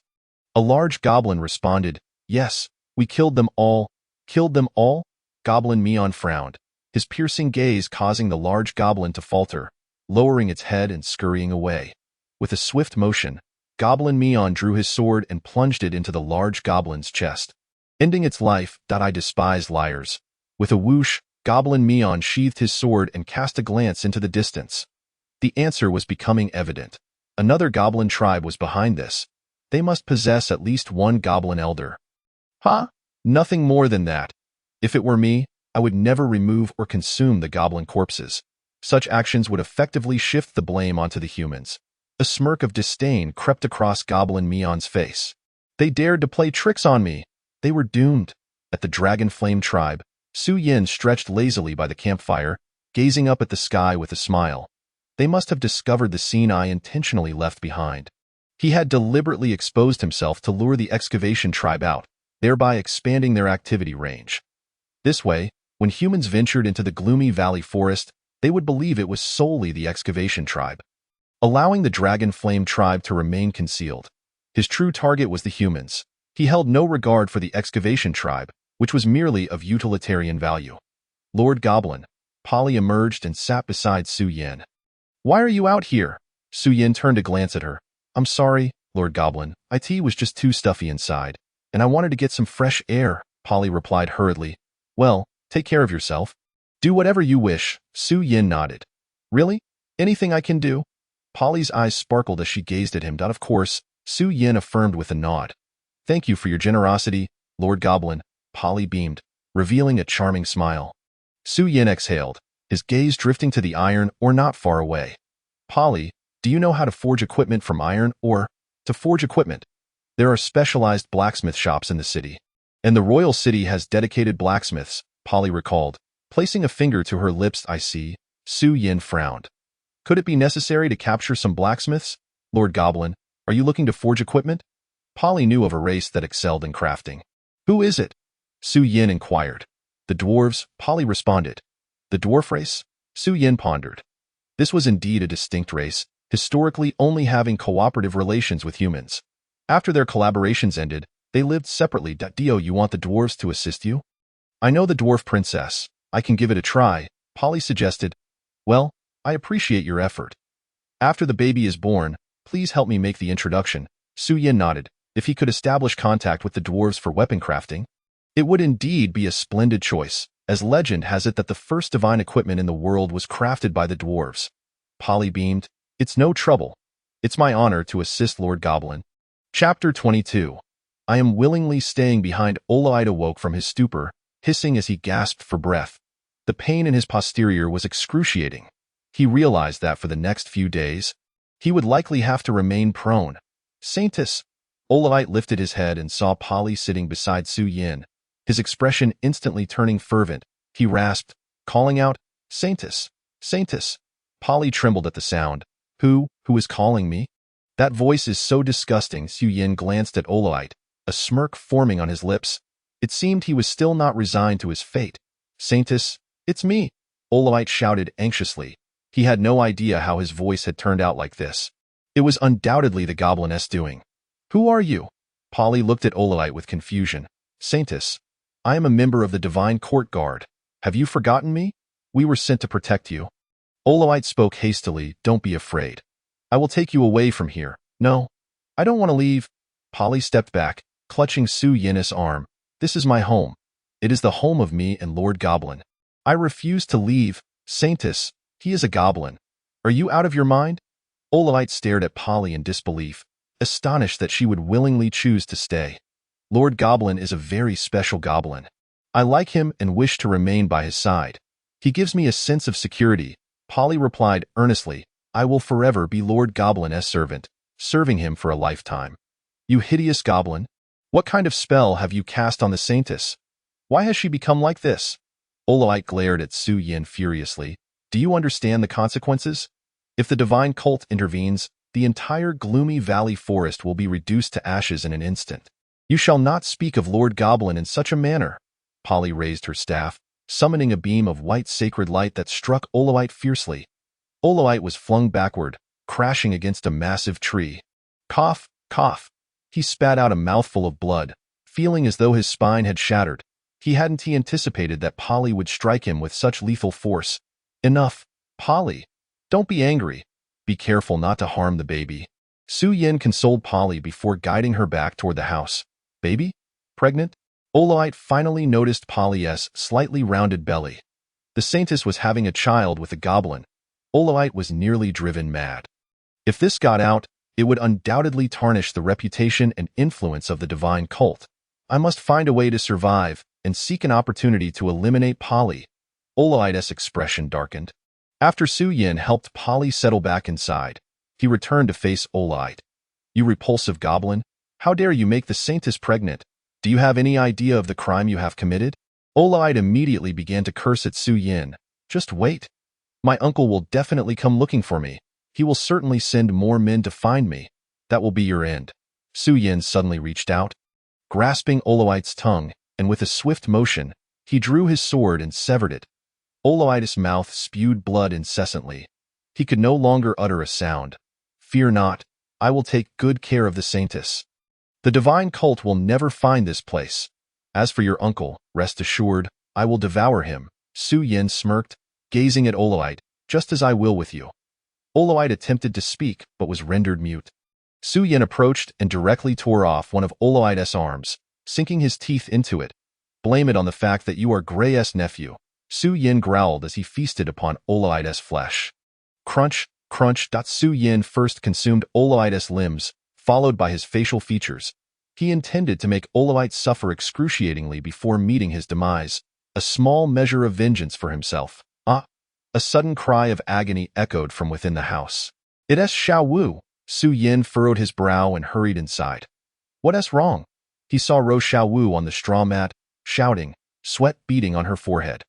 Xiao Wu is in labor, Su Qin said from the side. Using her sleeve to wipe Xiao Wu's sweat, Lord Goblin, you should step outside. I can handle this. All right, Su Yin nodded but had barely taken a step out when he heard cries coming from elsewhere. It seems my other kin are also about to give birth, Su Qin remarked, a hint of worry on her face.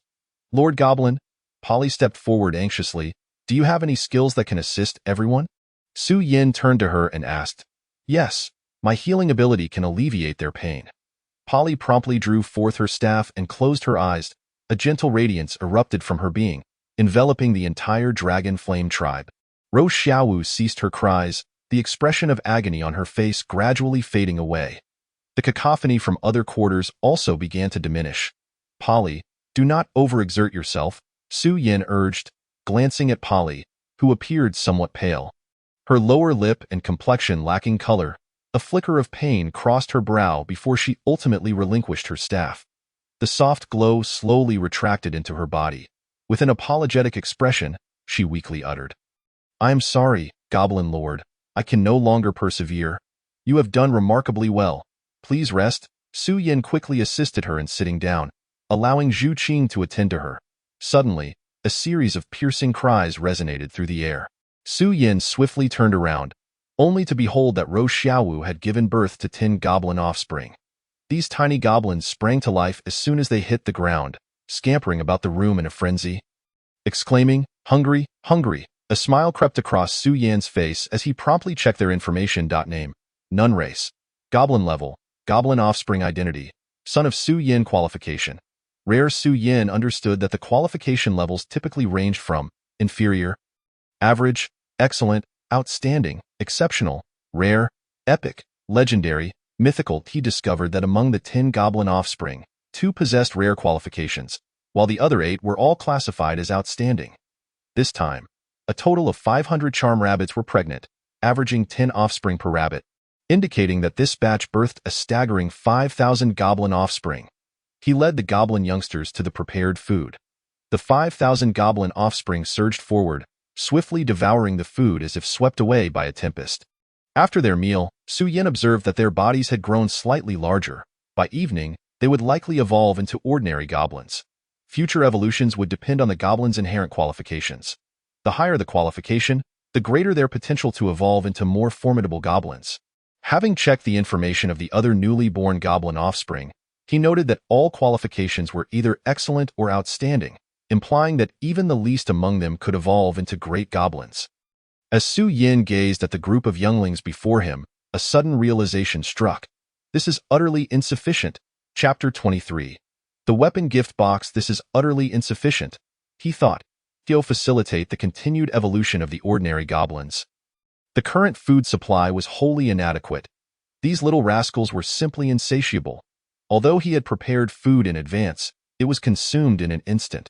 Reluctantly, Su Yin had no choice but to summon the goblins to venture outside in search of more sustenance. Fortunately, the verdant valley forest teemed with diverse life, ensuring that food scarcity would not arise in the short term. Once this batch of goblins matured, their strength would likely equate to that of a level 5 tribe. A smile graced Su Yan's face. He had to admit that the union with the charm rabbits had indeed accelerated the tribe's growth, propelling it directly from level 2 to 5. I shall take a rest. Su Yin, having not slept a wink, decided to lie down and doze off. Zhu Qing emerged from the dwelling, her gaze falling upon a peacefully slumbering Su Yin.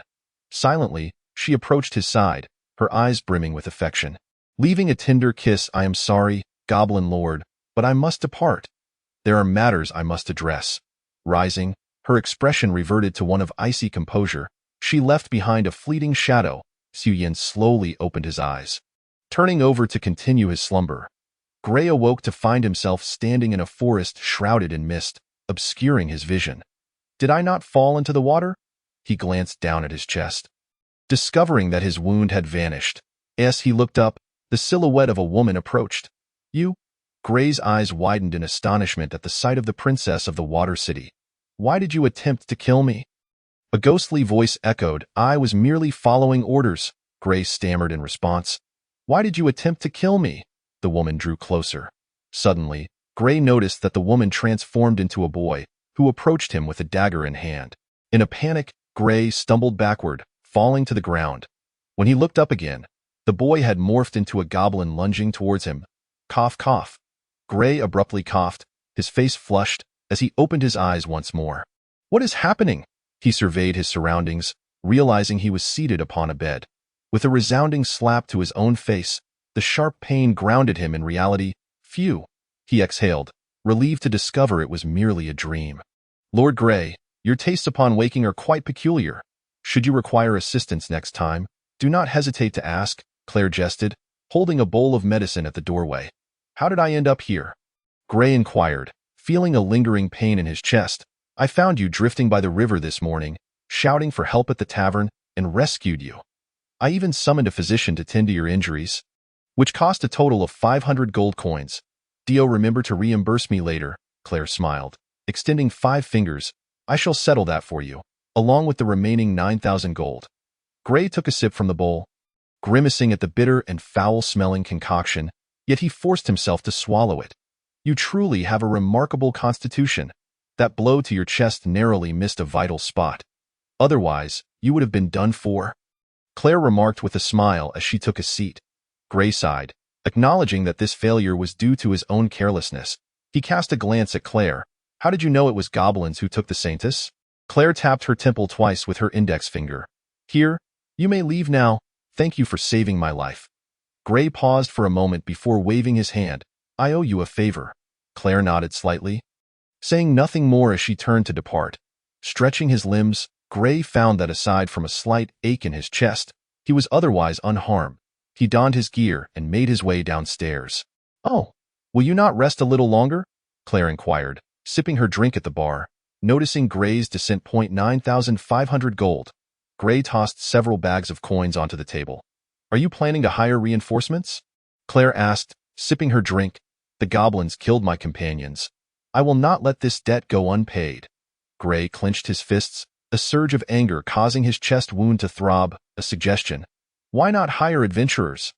Claire browsed through the coin pouch. Gray hesitated, scrutinizing Claire. Are you advertising for your team? If you wish to hire me, I would be more than willing, though my services do not come cheap, of course. You may opt for another adventurer team, Claire shrugged. This way, it could save you some trouble.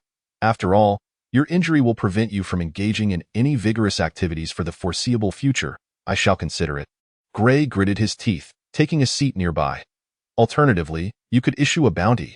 Nearby adventurers and mercenary groups will come flocking, saving you time, Claire suggested, tossing a gold coin into the air, which landed in her palm. Revealing the goddess's visage, Gray stared at the coin for a moment. You must have channels to issue a bounty, correct? Of course. I am a top-tier member of the guild, Claire replied with a smile. Accompany me to my room to retrieve 5,000 gold for the bounty, Gray nodded. Very well. Claire drained her cup of wine. Su Yen awoke, feeling invigorated. Xiaowu? He looked up to see Rose Xiaowu seated beside him. You've just given birth and your body is still weak.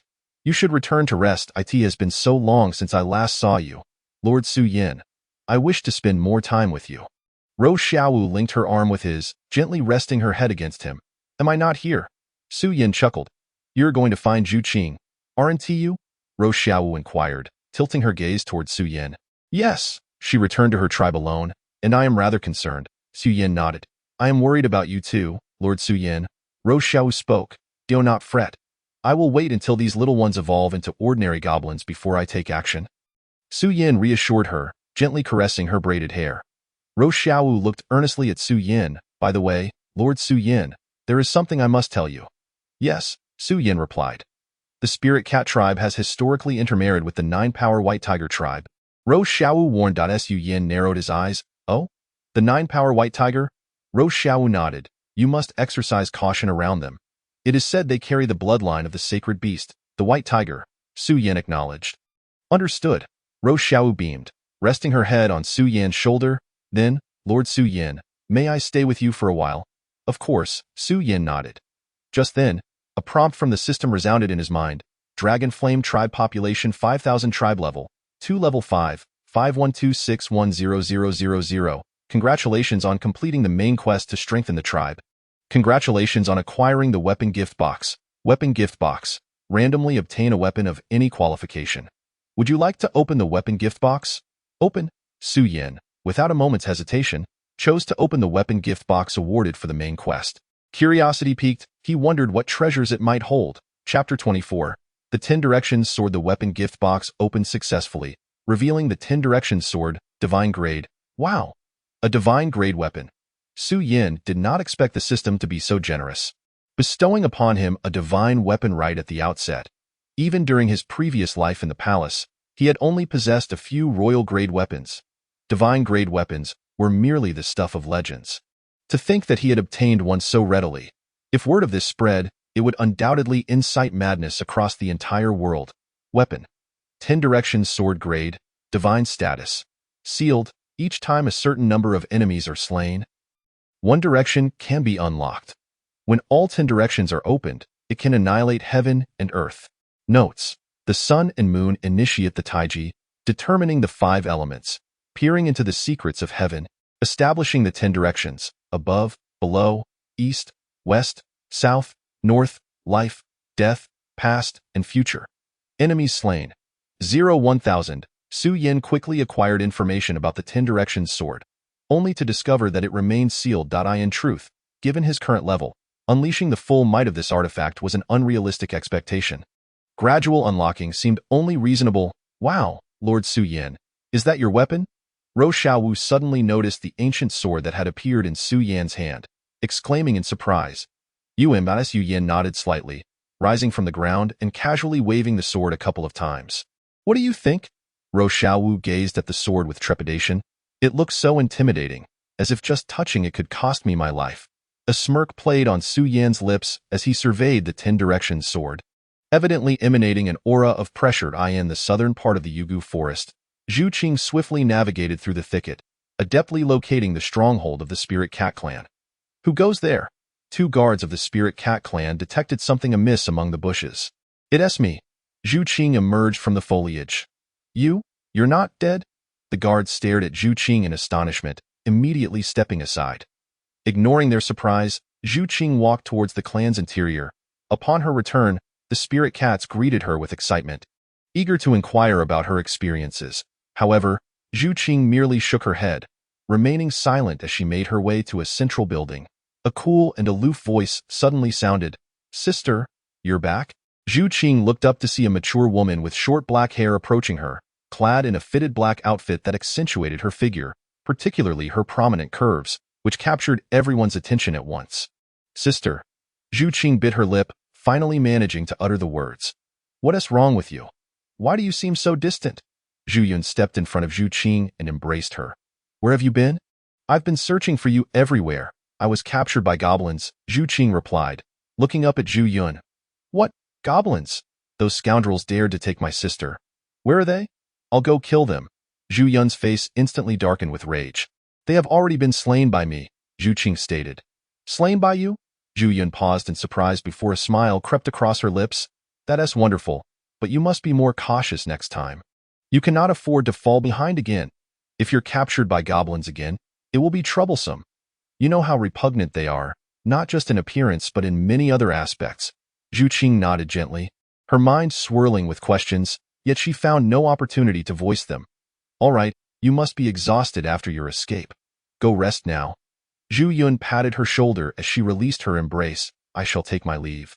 Zhu Qing nodded and walked towards her dwelling. Zhu Yun watched Zhu Qing's retreating figure, narrowing her eyes with a complex expression, murmuring to herself, Humph, quite the resilient one. It seems I must personally ensure her demise to protect my plans. Upon entering her room, Zhu Qing was suddenly enveloped by a peculiar fragrance, reminiscent of what she had encountered with her sister during a previous mission. Her body weakened unexpectedly, leaving her devoid of strength. What is happening? Why do I feel so drained? Zhu Qing collapsed to the ground, her mind spinning. Ha ha ha, sister. Are you all right? Zhu Yun laughed heartily as she entered the room. It was you. Sister, you're the one who sent me to the goblins. Zhu Qing glared at Zhu Yun in fury. You figured it out, but alas, it is too late. Zhu Yun crossed her arms, a cold smirk on her face. You say you escaped, but why return? Why? Zhu Qing gritted her teeth. Locking eyes with Zhu Yun. Don't you understand? Zhu Yun crouched down, gripping her neck. Only one can marry into the 9-strength White Tiger clan, and that must be me. Your very existence threatens my plans. Sister, what is so great about the 9-strength White Tiger clan? Is that worth killing me over? Zhu Qing frowned, struggling to breathe. No, I want to kill you. I'll let the goblins take care of you. Zhu Yun's eyes narrowed, her gaze growing colder.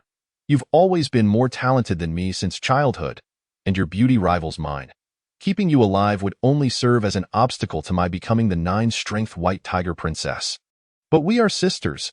Zhu Qing could not comprehend why Zhu Yun would resort to such treachery for a mere title. Sisters? If you obstruct my plans, then this sisterhood is worthless. Zhu Yun shoved Zhu Qing aside. Rising from the ground, Zhu Yun turned her back to Zhu Qing, saying, Rest assured, I will send you to the mining tribe. You shall bear offspring for the goblins. They will treat you splendidly. Zhu Qing's eyes blazed with anger. Astonished at how deranged Zhu Yun had become. Someone, lock this traitor up. Soon, 2 guards of the Spirit Cat clan entered, dragging Zhu Qing from the ground and escorting her outside. With a wave of her hand, Zhu Yun ordered the guards to confine Zhu Qing in a wooden prison cart. Zhu Qing has conspired with the goblins, violating clan laws, exposing our location, a crime unforgivable. She is to be exiled. Zhu Yun declared loudly as she stepped outside, fabricating a charge against Zhu Qing. What? She conspired with goblins? How vile. How could she do such a thing? Indeed, to expose our location is a crime worthy of death. Just thinking of those goblins makes me sick. Clan leader. Why exile her? Just kill her. Yes, execute her. She is the culprit. Zhu Qing glanced around, shaking her head gently. However, Zhu Yun was not wrong. She had indeed allied with the goblins, but not the ones she referred to. Moreover, she had no intention of harming the Spirit Cat clan. Very well. Since everyone advocates for execution, I must act justly against my kin. Zhu Qing, you have greatly disappointed me. Zhu Yun feigned a pained expression, initially hesitant to act against her sister, but now, with public support, it was the perfect opportunity to eliminate her. Clan leader, do not grieve. Your kindness has led you to be exploited. Yes, it is all Zhu Qing's fault. This matter is unrelated to you. Ignoring the surrounding voices, Zhu Qing looked up at the sky, tears streaming down her cheeks. She regretted returning. The clouds above seemed to form Su Yin's visage. She struggled to muster a smile. I'm sorry I couldn't bear your child. Indeed, you return alone without even a word, and I am truly a bit upset. A voice suddenly reached Zhu Qing's ears. Huh? Zhu Qing looked up abruptly, spotting Su Yin beside the prison cart, smiling at her. Her face lit up with joy, and she exclaimed with excitement, Goblin Lord? Zhu Yun furrowed her brow at the unexpected appearance of Su Yin. When did this goblin show up? How did I not notice? And he seems rather different from typical goblins, particularly with those abs. What am I thinking? Zhu Yun shook her head vigorously, regaining her cold demeanor. Zhu Qing, I didn't expect your lover to come for you. But alas, this will be your last meeting. I shall make him die before your eyes. Her hands extended, sharp claws descending swiftly towards Su Yin. Swish! Her attack struck Su Yin's chest, leaving 2 deep gashes. Goblin Lord, are you all right? Zhu Qing clutched the wooden bars, her eyes filled with concern. Rest assured. I'm fine. It seems I must take my leave now. Su Yin turned calmly to Zhu Yun, cracking his neck. I let you have a free shot earlier since you are my aunt by marriage, but now I shall be serious. Zhu Yun scoffed dismissively. Yet her gaze fell upon the wound on Su Yin's chest, which visibly began to heal. What is happening? This goblin is rather peculiar. I must finish this quickly. Zhu Yin's body flickered. Suddenly appearing behind Su Yin, a cold smile crept across her face as her right hand, with its sharp claws, lunged toward his back. Phantom stab. Without any unexpected turn of events, this strike will pierce through Su Yin's chest and shatter his heart. A crisp clang echoed through the air. However, Zhu Yun's attack did not penetrate Su Yin's back. Instead, her fingers were jolted painfully. She wore an expression of disbelief. How is this possible? Chapter 25. Capturing Zhu Yun. Nothing is impossible. It seems your intellect is entirely situated in your bosom, isn't it? Su Yin turned around, casting a disdainful glance at Zhu Yun. Zhu Yun gritted her teeth, rendered speechless with fury. She detested being labeled as big-breasted and brainless. Isn't that the truth? Did I not just inform you that I was about to get serious? Yet you continue to underestimate me. Su Yan's tone laced with helplessness. Huh? Zhu Yun furrowed her brow. Sensing a hint of danger, she narrowed her eyes, her deep gaze revealing a glimmer of coldness. Spare me your theatrics. Her right hand again revealed sharp claws, lunging towards Su Yan's chest. Yet, in the next moment, her hand passed right through Su Yan's body. What? Zhu Yun's eyes widened in disbelief. She realized that it was merely an afterimage left by Su Yan's overwhelming speed. But how could a goblin possess such velocity? Is this truly plausible? No wonder he is the esteemed goblin lord. Zhu Qing, trapped in the cage, looked on with admiration. She had personally experienced Su Yan's speed. It transcended logic and was truly mesmerizing. Meanwhile, the surrounding members of the Spirit Cat clan rallied to cheer for Zhu Yun. Where did this goblin come from? How dare he engage with clan leader Zhu Yun, truly ignorant of his own limitations? Indeed, the clan leader merely allowed you a move or two, and you genuinely thought yourself formidable? Ugly goblin. Do not hesitate to surrender and meet your end. A bead of cold sweat trickled down Zhu Yun's forehead as she sensed the formidable goblin before her. Yet, feeling the eager gazes of her kin, she found herself in a difficult position. However, before she could fully comprehend the situation, her body was already suspended in midair. You vile goblin, release me. Zhu Yun struggled desperately as her throat was gripped. But all her efforts were in vain. Su Yin tightened his hold on her neck, a smile creeping across his face. Dragon Flame Tribe. Attack, kill. The usual protocol. Men must perish, women are to be taken alive. Thousands of goblins surged into the stronghold of the Spirit Cat clan. What? Zhu Yun's eyes widened, a flicker of despair crossing her face as she caught sight of goblins swarming the mountains. Male spirit cats attempted to resist but were soon overwhelmed and torn apart by several goblins. No, please, ugly goblins, a female spirit cat cried out as she was dragged away by 3 goblins. The cries of anguish echoed, and the Spirit Cat clan fell in an instant. No. Zhu Yun's eyes widened in horror, unable to fathom that in the blink of an eye, this place had transformed into a hell on earth. Lord Goblin, can you spare my sister? Zhu Qing hesitated before speaking. Rest assured. Though your sister has a sharp tongue, her physique is commendable. I shall not waste her. Su Yin tossed Zhu Yun to the ground. But she humiliated you so. I must ensure you have your revenge. Teach her a harsh lesson. Zhu Yun's eyes widened, panic evident on her face. No, please. How dare you lay a hand on the clan leader? Death awaits you. A swarm of male spirit cats rushed in from all directions, brandishing sharp claws that glimmered ominously as they launched an assault on Su Yin. Ha! Su Yin scoffed, brandishing the 10 direction sword and charging towards the group of spirit cats. What on earth is he made of? Zhu Yun sat on the ground, her eyes filled with terror. Su Yin paid no heed to the spirit cat's attacks. Invincible golden body, activate. Their strikes could not inflict any harm upon him. He swung the 10 direction sword repeatedly, dispatching one male spirit cat after another. The tally of slain enemies rapidly increased. 1-1 total kills. 1-2-1, 1-0-0-0. Alas, it seems the males of your Spirit Cat clan are rather scarce. Su Yin sheathed the 10 direction sword and turned to face Zhu Yun. You scoundrel, do not give me any chances. I will surely kill you. Zhu Yun erupted in a fit of anger, clearly unwilling to concede. Yet Su Yin ignored her, beginning to gather the bodies of the spirit cats, starting to feast upon them. Such delicacies must not go to waste. Zhu Yun gritted her teeth. You vile goblin, cease your insolence. Congratulations, your skill Devour has successfully activated. Experience 40 50 40 70. Congratulations. You have leveled up to level 36. Not bad. Another level gained. Su Yin spat out a bone, glancing at Zhu Yun with a mocking smile. Hee hee, now it is your turn. Moonstream Town Tavern Lord Grey, the bounty has been issued. It is likely that nearby adventurer parties and mercenary groups have received the news. Claire yawned, handing the bounty notice to Grey. Gray glanced at it briefly, nodding slightly as he tossed a pouch of gold coins. 100 coins as your reward for your hard work.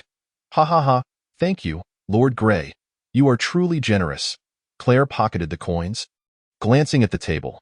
Are you planning to report to the Divine Church? Failing to return within the stipulated time warrants an explanation, Gray nodded. But you should not write it this way, Claire shook his head. What do you mean? Gray inquired. You must state that the saintess was taken by the goblin hero to garner attention. Writing it as you have will only reflect poorly on your divine guard's incompetence. Claire picked up the letter, glanced at it, and set it down again. Gray nodded contemplatively, retrieving a fresh sheet of paper to make amendments. Lord Gray, if you require assistance, I can help you resolve this goblin issue and perhaps even rescue the saintess. Claire offered with a smile. How much? Gray asked, looking up 100,000 gold coins. Claire held up a single finger, smiling. Get lost? Gray snapped irritably. Claire shrugged, unperturbed, turning to head for the door but glanced back before leaving. I will be at the tavern. Feel free to find me if you need anything. Gray ignored him, continuing to write the letter, muttering to himself, Hee, I was merely careless and brought too few people. If I had brought more, that group of goblins would not have been my match. The opposition merely has a single goblin noble in charge. Claire possesses a bit of wit, but to think he could take advantage of me is utterly impossible. Lord Goblin, I shall forever be your servant from now on. Su Yin smiled slightly, looking down at the figure beside him. She slept soundly, clearly feeling an immense sense of security. Crack! Su Yin shattered the cage with a single punch. Lord Goblin, Zhu Qing, tears in her eyes, rushed into Su Yan's embrace. I thought I would never see you again. Did I not come to find you? Su Yin reached out, wiping the tears from Zhu Qing's eyes. Lord Goblin, Zhu Qing looked up, her eyes sparkling with affection as she gazed at Su Yin. Her previous aloofness vanished before him. Even an iceberg has its moments of melting. Congratulations! The speed of your tribe's goblins has been enhanced. All Dragon Flame tribe goblins receive a 50 speed boost. Su Yin soon received a system notification. Although the enhancement was far inferior to his own, it was still quite commendable. Only by becoming sufficiently powerful could one thrive in this world. Suddenly, a regular goblin rushed in hastily. Boss, trouble has arisen. Chapter 26. Next, please enjoy the performance, The Burning of Chibi. What happened? Su Yin frowned, directing his gaze at the ordinary goblin. While patrolling outside, I discovered traces of moon leopards. And quite a few. The goblin appeared anxious, gesturing animatedly. Moon leopards? Su Yin recognized the species, known for their nocturnal activities and formidable stealth, often striking before their prey could react. However, Su Yin wore a puzzled expression as he glanced at the sky. Noting that it was still not evening, logically, it should not be the moon leopard's active period. The appearance of so many moon leopards at this time is clearly illogical. It's the carp fish. Zhu Qing seemed to realize something. It is the carp fish's maturation period. Not only is it our primary food source, but it is also a staple for the moon leopard tribe. Do moon leopards eat fish as well? Su Yin inquired, somewhat surprised. Zhu Qing gently brushed her hair, patiently explaining. Lord Goblin, it is as follows. The meat of carp fish is rich in nutrients and greatly aids in enhancing speed. Both our spirit cats and the moon leopards require it. Moreover, carp fish is a vital food source for us. Every year, we compete with the moon leopard tribe for it. Can we outcompete them? Su Yin asked. Zhu Qing shook her head gently, letting out a sigh. Most of the carp fish are monopolized by the moon leopard tribe. No matter how hard we try, we only end up with a meager portion. No worries. From this day forth, all carp fish belong to me. Su Yin revealed a hint of confident smile, stretching his limbs as he realized he was in need of sustenance. Just then, the moon leopards presented themselves. A side quest was issued to eliminate the moon leopard clan. Lord Goblin, allow me to accompany you, Zhu Qing said, eager to assist upon seeing Su Yin's determination to confront the moon leopards, knowing them to be cunning creatures with formidable stealth abilities. Rest assured. Remain here and recuperate while I bring you good news. Su Yin promptly shook his head. Lord Goblin, please exercise caution. Zhu Qing wrapped her arm around Su Yin's neck and pecked him on the cheek. Su Yin chuckled softly before turning to leave with the spirited goblin. Boss, I discovered the tracks of the moon leopards right here. The guiding goblin pointed to a patch of grass. Su Yin nodded slightly, observing numerous footprints on the ground, but they seemed to end there. No further traces were found. Squinting, he noticed some dew on the nearby leaves and felt the dampness of the tree bark. There must be a lake in the vicinity. Standing firm, he utilized his observational skills, and after examining the brush 100 meters away, he spotted a lake encircled by dense forest. The surface was tranquil, resembling a round mirror, undisturbed even by the gentle breeze that swept through the trees. Where are the moon leopards? Have they vanished? Not finding any traces on the ground, Su Yin began to assess the trees nearby. It wasn't long before he discovered the moon leopards concealed among the branches. Ah, truly deserving of their reputation for stealth, they can hide so perfectly even during the day. Their bodies curled tightly, their skin pressed against the branches, motionless. A peculiar sheen on their fur seemed to reflect light, distorting vision. Suddenly, bubbles erupted from the lake's surface, shattering its stillness. In the next moment, a flurry of bubbles surged from the depths. Oh, the catfish are coming, Su Yin observed intently, narrowing his eyes at the lake's surface. The silver catfish leaped gracefully from the water, seemingly dancing upon the lake. Each fish appeared to be remarkably plump, measuring about a meter in length. As the surface became nearly covered with catfish, the moon leopards sprang into action. Their speed was astonishing, leaving behind trails of shadows on the lake, as each second saw a catfish whisked away by a moon leopard. Su Yin remained still, quietly observing the scene.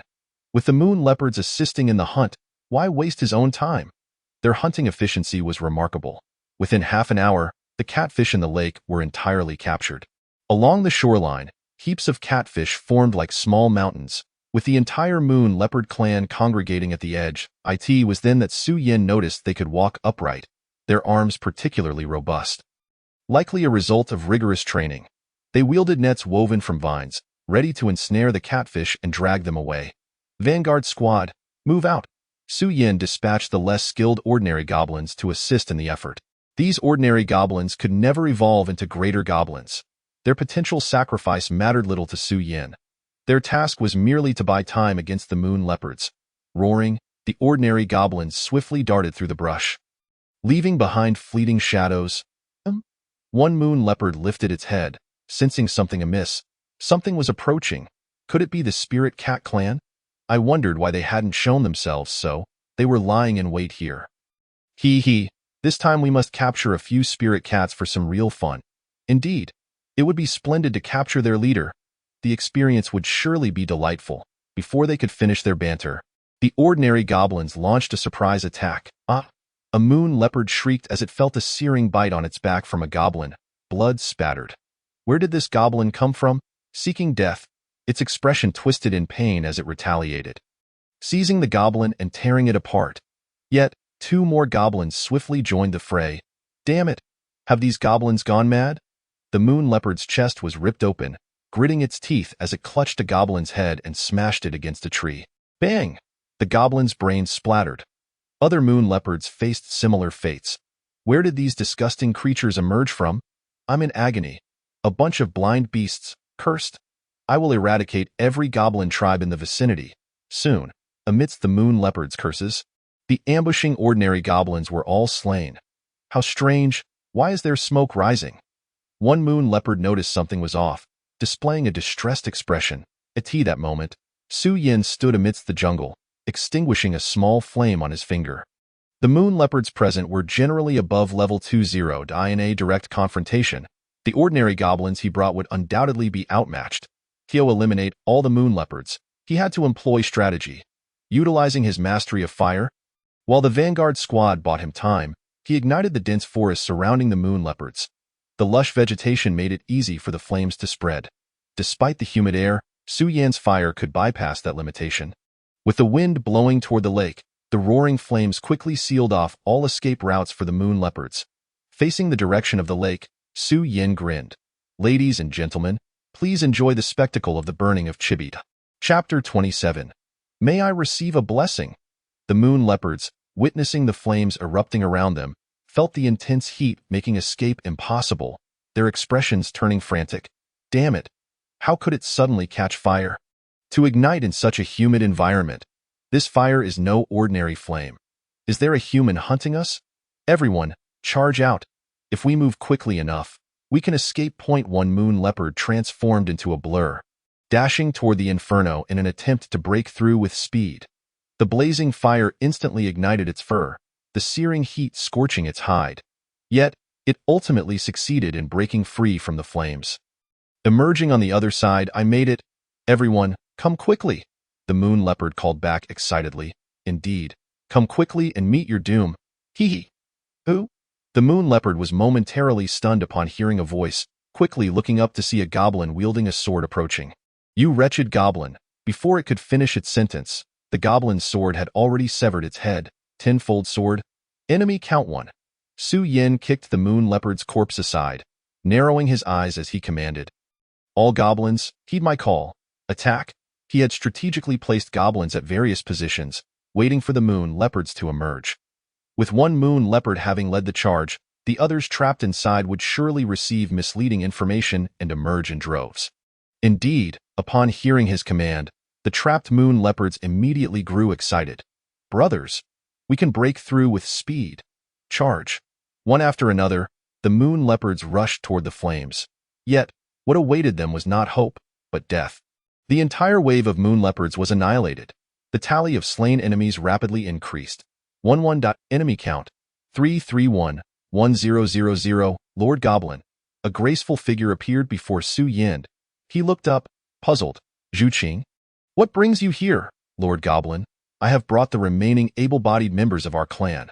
Perhaps we can be of assistance, Zhu Qing explained eagerly. Su Yin glanced behind her, noticing dozens of female spirit cats following her. Your people can come along to help carry the catfish back? He nodded slightly. Has the battle ended? Zhu Qing asked, somewhat surprised, as she had thought she arrived just in time, only to find it was too late. Yes, just a bit of strategic thinking, Su Yin replied with a smile, tapping his forehead. Zhu Qing looked at the ground strewn with corpses, astonished, but her eyes held a hint of worry. Lord Goblin, you have slain members of the Moon Leopard clan. They will not let this go unpunished. The Moon Leopards are fiercely protective, especially of their leader. I believe that since we've begun this, we should see it through completely. Su Yin agreed, nodding. Indeed, I plan to head to their stronghold next. The side quest required him to eliminate the Moon Leopard clan.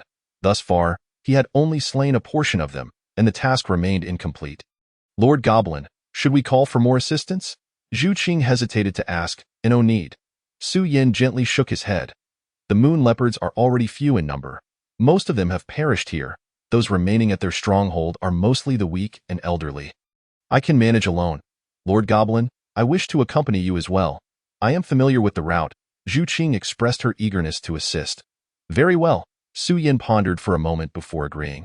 With a guide accompanying them along the way, it was certain to save a considerable amount of time. As the Moon Leopards consistently migrated their stronghold near this lake during the period leading up to the ripening of the thorn fish.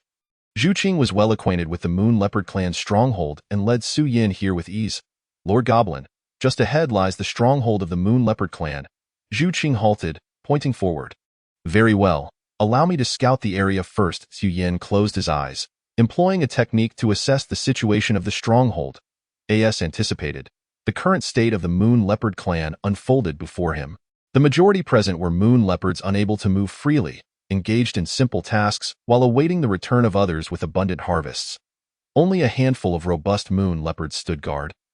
Alongside the clan leader, I shall enter and observe. Do not act recklessly, Su Yin instructed after making his preparations, proceeding ahead. Who are you, and do you know whose territory this is? A Moon Leopard charged at him, its sharp claws striking fiercely against Su Yan's chest. Aside from the sound of metal colliding, nothing else transpired. Impressive attack, but unfortunately for you, you have encountered me. Su Yin grinned, swiftly decapitating the Moon Leopard with his Shifeng sword. The bloodied head rolled aside, but Su Yin paid it no mind as he continued onward. To capture a thief, one must first seize the king. He aimed to control the Moon Leopard clan leader. A shadow darted out from the largest wooden house ahead. Su Yin did not evade. Instead, he stood firm as the adversary approached. Clang, clang. The crisp sound of metal resonated as powerful strikes forced Su Yin to take a step back. He looked up to find a hulking Moon Leopard blocking his path, towering over him to the extent that he seemed a mere hill beside it. Name. You Ruhu race. Moon Leopard level, 41. Title: Clan Leader of the Moon Leopard Skill. Phantom Kill. S. A goblin? Yu Ruhu sneered at Su Yin. How utterly laughable. Do you truly wish for death by daring to tread upon my territory? Yet, Su Yin remained unfazed, tightening his grip on the Shifeng sword and fixing his gaze upon him. What, do you intend to use that to sever my head? You amuse me. Yu Ruhu's disdain only intensified, for in his eyes, a lowly goblin could never be his match. Then are you daring enough to allow me a strike? Su Yin retorted with a smirk. Come then. Strike here. Yu Ruhu narrowed his eyes, gesturing with his left hand while his right hand remained concealed behind his back, revealing his sharp claws that glimmered ominously. Exploding with tenfold strength, Su Yin swung his right hand wielding the Shifeng sword. Die! Phantom Kill.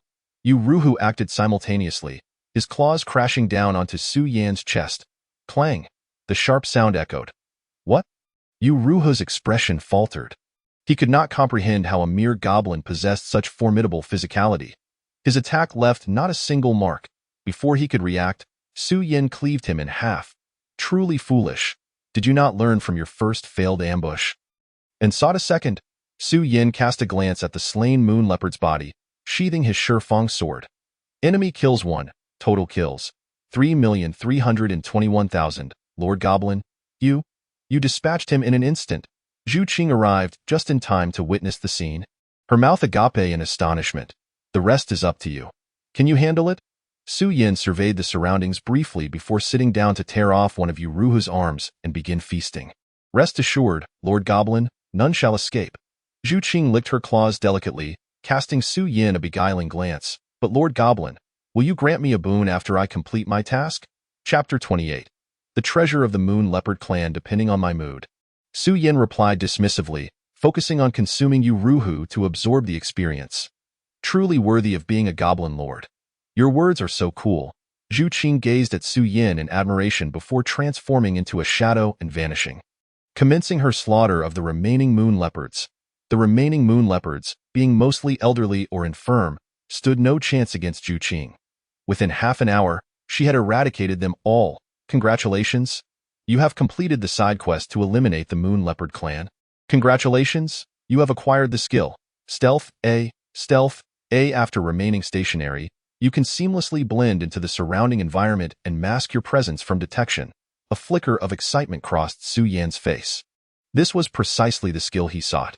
Though merely A rank, its practicality was immense, especially for ambushes and assassinations. Coupled with ghostly flash, it would prove to be an unbeatable combination. Su Yan's appetite surged. Congratulations! The skill Devour has successfully activated. Experience 200. Experience 200. Congratulations! You have leveled up to level 37. It seems I am on the verge of becoming a goblin king. Su Yin smiled, only to turn and find Zhu Qing gazing intently at him. What are you staring at? Have you dealt with everything? Yes. Zhu Qing nodded earnestly. You did well. Su Yin did not respond, for the system had indicated the quest was complete, clearly signifying the Moon Leopard clan's demise. Zhu Qing stepped forward, placing her hand on Su Yan's chest. My lord, I did mention I desired a boon. As dusk descended upon the Whispering Valley forest, Su Yin prepared to lead Zhu Qing away. Lord Goblin, wait. Zhu Qing hastily intervened. Su Yin looked at her, puzzled. Lord Goblin, something is about to emerge. Zhu Qing gazed skyward. Su Yin glanced upward to see the pitch-black night sky gradually unveiling a bright moon. The cool moonlight cascaded down, seemingly drawn by some unseen force. In the next moment, he observed that the stronghold, once fading into darkness, now shone as brightly as day. How peculiar! Could it be that this place absorbs moonlight? Su Yin mused, taken aback by the sight. Examining the ground, he noticed a faint layer of phosphorescence that seemed to converge from all around towards a central point. Lord Goblin, it is said that the Moon Leopard clan harbors a treasure. Zhu Qing explained. A treasure. Su Yan's eyes narrowed. If that were the case, the phenomenon here could be elucidated. The Moon Leopard clan must indeed rely heavily on this treasure to absorb moonlight, though he was uncertain where to locate it. Had I known, I should have spared one alive. He observed the glowing remnants on the ground, noting their gathering towards a central point, the likely location of the treasure. Su Yin swiftly followed the glow. Arriving at a simple wooden house, kicking the door open, he discovered a small pedestal within, upon which a pure white orb floated. Moonlight crystal. A shard of light in the dark world, capable of absorbing moonlight and converting it into energy. It can be integrated into formations as a material moonlight crystal. Su Yin was taken aback that the item Su Qin had mentioned was now in his possession. This is splendid. It will allow for the further enhancement of the formation. Given the current critical juncture, it was imperative to bolster the Dragon Flame tribe's means of survival.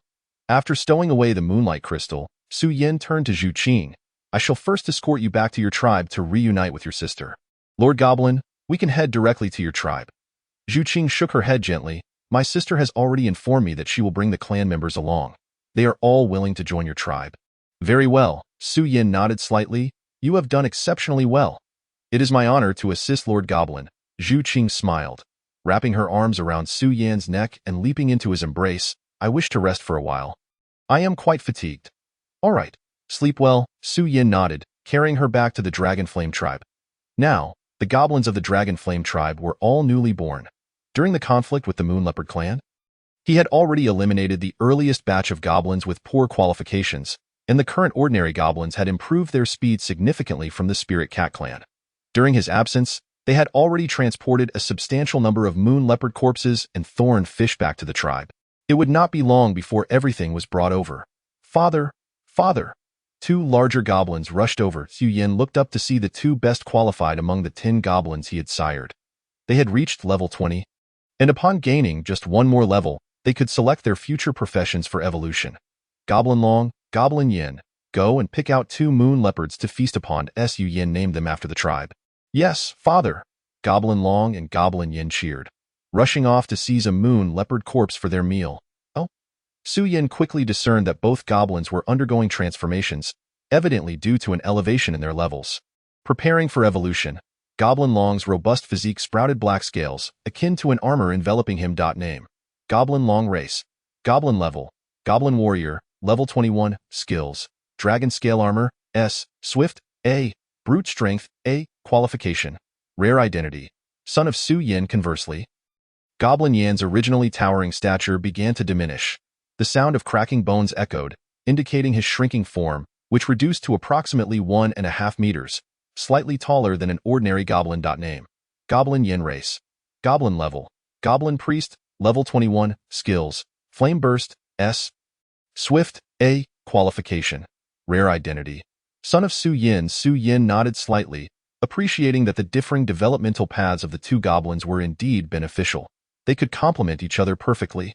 Goblin Lord, Zhu Yin approached from the side, having brought the entire Spirit Cat clan with her. Your sister has been overworked. Please take care of her, and feel free to choose any room for residence. Su Yin entrusted Zhu Qing to her. Understood. Zhu Yin immediately nodded and took Zhu Qing into her care. However, she did not leave right away. Her bright eyes scrutinized Su Yin intently. Goblin Lord, I too wish to be of some assistance. Chapter 29.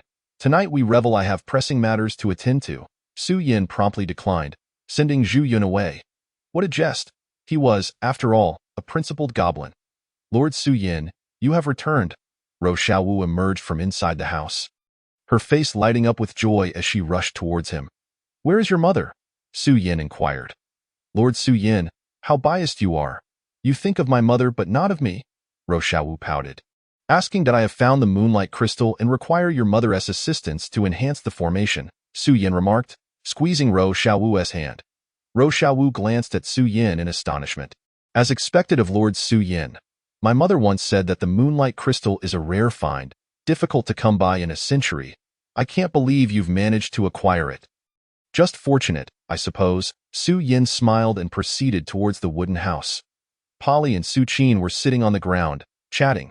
Upon seeing him enter, their faces instantly brightened with surprise. Goblin Lord, please, continue sitting. There is no need to rise, Su Yin said, noticing their prominent bellies and gently urging them back down. Polly, having conceived before Su Yin's physique enhancement, would require 7 days to give birth to her goblin offspring. In contrast, Su Qin, having conceived after the enhancement, would only need a day for her delivery. Comparatively, Su Qin's belly was significantly larger than Polly's mother. Lord Su Yin has found the moonlight crystal, Ro Xiaowu exclaimed proudly. As if she were the one who had discovered it, Splendid. This means I can fortify the formation here. Suchina's eyes sparkled with surprise, quickly replaced by a joyful smile. Do not rush. Let us discuss this after you give birth tomorrow, Su Yin said, handing the moonlight crystal to Su Qin. Rest assured, I shall handle this matter, Su Qin assured him promptly. Moon Creek Town, tavern. Numerous adventurer teams and mercenary groups filled the tavern. Brandishing the bounty notice point, 5,000 gold coins was a considerable sum for them, and the target was none other than a goblin, making the task exceedingly simple. For them, the reward felt almost like a gift. Thus, upon receiving the bounty task, every team that could muster the speed rushed over, causing the tavern to nearly burst at the seams. Gray initially intended to go downstairs to converse with them, but found the place overcrowded, leaving no room to stand. Ultimately, under Claire's coordination, only the respective team leaders remained to discuss. Is the 5,000 gold merely for slaying goblins? To rescue the saintess? A man clad in armor queried. Indeed. The opposing force is likely being overseen by a goblin lord. Gray nodded. Moreover, they appear to possess some intellect. Regardless of their level, a goblin is still just a goblin, the man retorted disdainfully. Claire smiled and directed her gaze at him. Shuku, you are merely a steel-tier team. Do not overestimate your capabilities. I recently became a sapphire hero. Dealing with goblins is a trivial matter, Shuka scoffed, brimming with arrogance. Claire narrowed her eyes with a smile, cautioning, I advise you. Teams below the sapphire level should withdraw promptly. Be wary of potential life-threatening dangers. Ridiculous. Goblins are nothing more than a bunch of worthless pests. Any race can easily slay them. Shuka crossed his arms. His eyes filled with contempt. Are you deliberately attempting to monopolize the bounty? Isn't that right, everyone? Shuka's remarks immediately garnered agreement from other weaker teams. Indeed. What do you mean by that? Your intentions are too transparent. Do we not deserve this 5,000 gold? Claire shook her head gently. I'm sorry, but I shall not partake in this bounty. Just because you fear does not mean we do. If you're not participating, keep your mouth shut, Shuka sneered. Indeed. You are not welcome here. Be on your way. Claire merely chuckled lightly, grabbed a bottle of wine, and noted it down on Gray's tab before heading upstairs. Gray furrowed his brows, not particularly fond of Shuku, however. He was gathering everyone to deal with the goblins. If he acted too harshly, it would dampen morale, as long as the goblins were eliminated. He had no preference regarding who took action. He could only hope the saintess could endure long enough for him to rescue her. Not bad, good wine. Shuku took a hearty swig and stood up. Tonight, all drinks are on me. Gray waved grandly. Everyone may drink to their heart's content. No need. Let me celebrate after my triumphant return.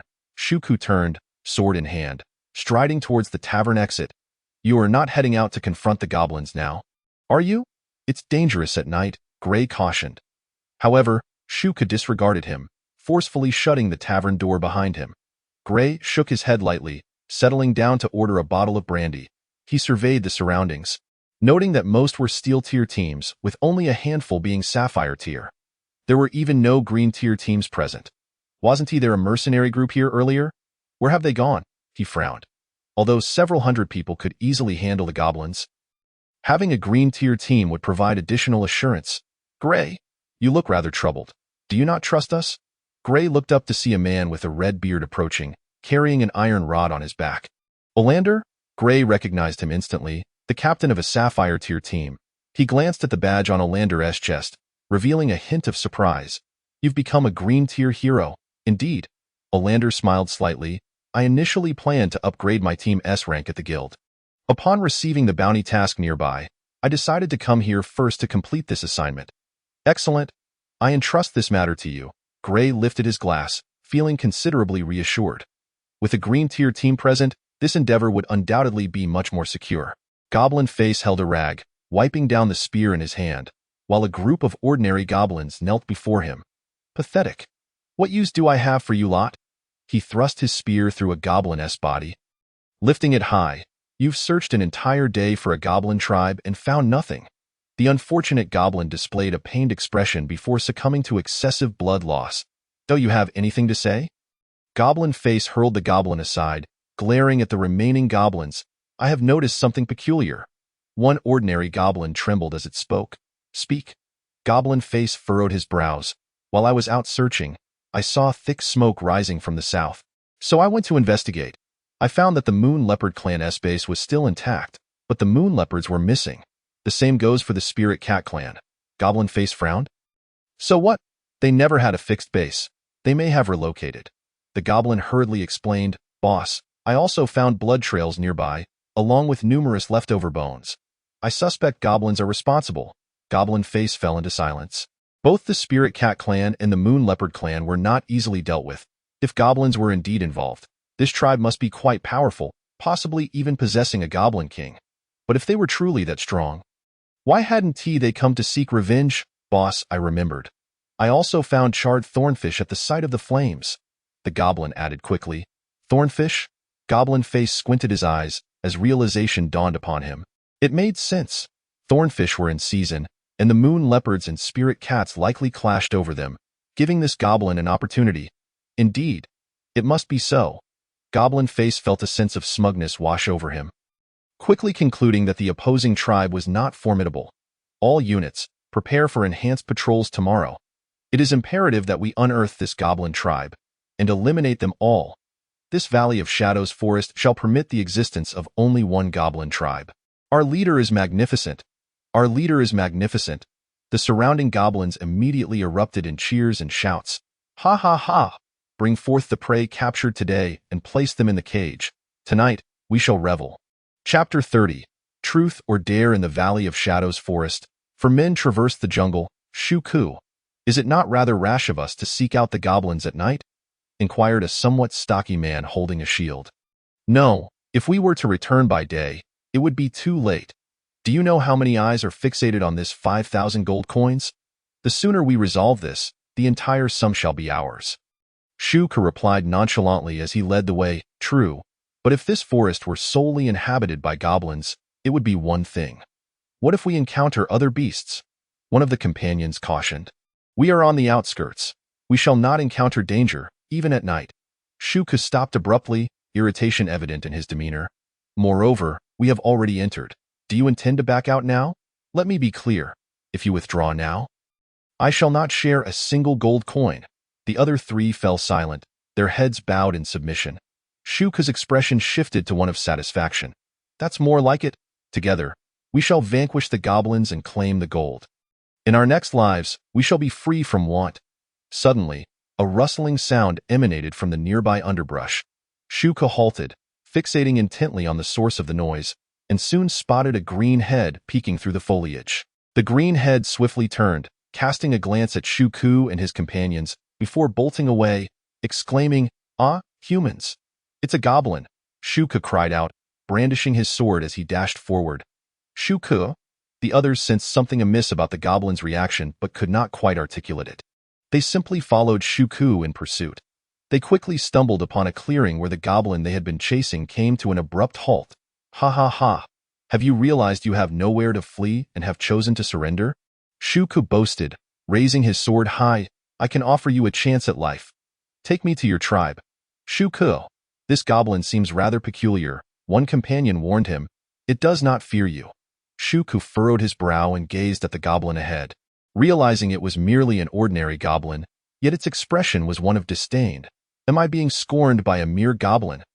Rage surged within Shuku as he swung his sword. How dare you? You vile creature! A sharp clang resonated as Shuku's arm tingled. His strike felt as though it had met an iron mass. He looked up to find a hulking goblin, its body adorned with black scales. Standing before him, that last blow had been effortlessly deflected by the creature's armor.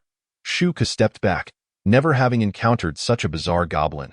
Shall we retreat? His companions suggested, swallowing hard. They felt as though they had walked into a goblin's trap, as if the creature had lured them there intentionally. Retreat? What is there to fear? I am the Sapphire Hero. It is, after all, just a goblin. Shuka scoffed, narrowing his eyes at the foe, though his fingers trembled slightly. Heh heh heh, father was right. Humans are indeed encountered at night. The goblin leader grinned, its yellowed teeth exposed in a grotesque smile. Brother, enough chatter. Let us strike and leave one alive. Gobu Yin emerged, flanked by 7 large goblins, cloaked in a dark robe and wielding a staff. Very well. The goblin leader reached out a hand toward Shuku. Despicable goblin. You seek death. Shuka shouted furiously, swinging his sword in retaliation. Crack! The blade was seized in the grip of the goblin leader's left hand. Shuka's companions sat dumbfounded, collapsing to the ground. Please, spare us. We will not resist, they pleaded. Gobu Yin shook his head disdainfully. Is this what humanity has come to? To surrender before a fight even begins? Truly laughable with such cowardice. How can you look down upon goblins? Behind him, the large goblins advanced, capturing the three men as if they were mere chicks. As night fell, anguished cries pierced the air. Su Yin awoke, pushing aside the small Wu atop him, and glanced toward the wooden cabin. That sounded like Su Qin. It bore resemblance to the cries of little Wu from the previous day. She is about to give birth. Su Yin thought, quickly rising and heading inside. Polly was already on her knees, casting healing magic to alleviate Su Qin's suffering. A halo of sacred white light enveloped Su Qin, her pained expression gradually relaxing. Though her complexion remained pale, upon seeing Su Yin, she managed a faint smile. Goblin Lord, I am fine. I have experienced, do not speak. Conserve your strength, Su Yin urged as he stepped outside, knowing there was little he could do to assist. Soon, the sound of a lusty wail filled the air. Su Yin re-entered the cabin to find 9 goblins had been birthed, all possessing exceptional potential, destined to evolve into goblin dignitaries. Su Qin, how do you feel? Su Yin inquired. Much better now, thanks to Polly's healing, Su Qin replied, a gentle smile gracing her lips, her color returning. Rest well? I will take them to eat. Su Yin extended his arms to gather the 9 little ones and carried them outside. With the addition of the moon leopard and the thornfish, the food situation was temporarily alleviated. However, it was still merely a stopgap, as the inclusion of the charm rabbit and spirit cat races. Along with the ever-growing population, mint food would soon be in short supply. There was a need to teach the charm rabbits and spirit cats to cultivate crops, ensuring future self-sufficiency. Relying solely on external sources would eventually lead to depletion. Father! Gobu Yin approached. Su Yin turned to see him flanked by large goblins still holding the 3 men, all of whom were evidently terrified. According to your strategy, we have indeed discovered humans. One was consumed by a large goblin. Gobu Yin reported, good, well done. Go fetch a moon leopard for a meal. Su Yin nodded slightly. Thank you, father. Gobu Yin's eyes gleamed with enthusiasm as he turned to leave. Su Yin gazed at the faces of the 3 men, a hint of mockery in his eyes as he stroked his chin. Let us engage in a game of truth or dare. Chapter 31. The show is about to begin. Whoever reveals the truth first shall be spared. Su Yin stated, his gaze sweeping over the 3 men. Of course, if you choose to remain silent, it matters not. I shall learn eventually. After a brief silence, the 3 men clamored to speak simultaneously. I'll tell you. I will reveal our purpose. Just spare me. No. Let me speak. Get away from me. Damn it. We are all doomed. I am older. I shall go first. Step aside, old man. I have tolerated you long enough. The 3 men erupted into a scuffle, completely abandoning any pretense of civility. What is this? Are you still brawling? Gobu Long remarked, walking in from outside, slightly taken aback at the sight of the 3 men on the ground. Gobu Long, your timing is impeccable. Drag them away and have them for dinner, Su Yin instructed, pointing at the trio. Having answered the truth, it was time for the dare. Such a delightful prospect. Excellent. Gobu Long's eyes lit up as he moved forward to seize the 3 men, who had not yet had their fill. Please, do not kill us. We will tell you everything, they cried. Yes, we will share everything. We were hired to slay goblins. Indeed. We are here to rescue the saintess. Crack, crack. Gobu Long twisted their necks with a single motion. How tiresome. Does my father not already know these trivialities? When did I ever instruct you to rescue anyone? Polly happened to emerge just then, her expression one of disgust upon hearing their words. Su Yin stepped forward to support Polly. Why have you come out? You just used healing magic. You must take care to rest. Later, I shall prepare some roasted meat for you. Goblin Lord, I wish to give you this. I am unsure of its utility. Polly presented a folded piece of paper. Su Yin accepted it and unfolded it, realizing it was a layout of Moon Creek Town. This is incredibly useful, he exclaimed, glancing over the contents and committing them to memory. This would undoubtedly aid him in retaliating against humans in the future. I am glad to assist the Goblin Lord. Polly beamed, clearly delighted. Return to rest now. Let us ensure the children emerge soon. Su Yin smiled, eagerly anticipating Polly's introduction to the dwarf princess. All right. Polly gently tapped Su Yin's cheek, her face flushing as she walked back into the cabin. Su Yin chuckled. Under his innate charm, no abnormality could resist his allure. Su Yin turned his gaze toward the distance, spotting several goblins even smaller than ordinary ones. Have they undergone mutation? Su Yin narrowed his eyes and immediately employed his clairvoyance to inspect the details. Name, Gobuing. Race, Goblin. Level, Goblin Assassin, level 21. Skills, Dark Stab, S. Swift Strike, A. Aptitude, Exceptional. An Assassin. It turns out that besides warriors and priests, goblins can also evolve into assassins. It seems my previous understanding was rather superficial. After reviewing the information, Su Yin felt a bit taken aback, but soon a satisfied smile graced his face. With the addition of this goblin assassin, the entire goblin tribe would undoubtedly gain a significant advantage.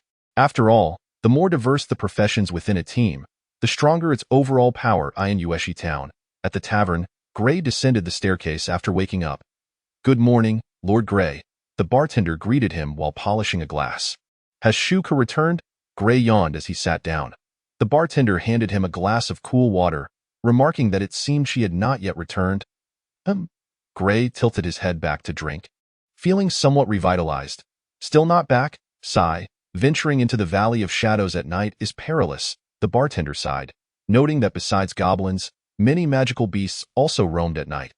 Logically, the survival rate should be higher on the outskirts. Gray posited, offering an excuse for Shuku.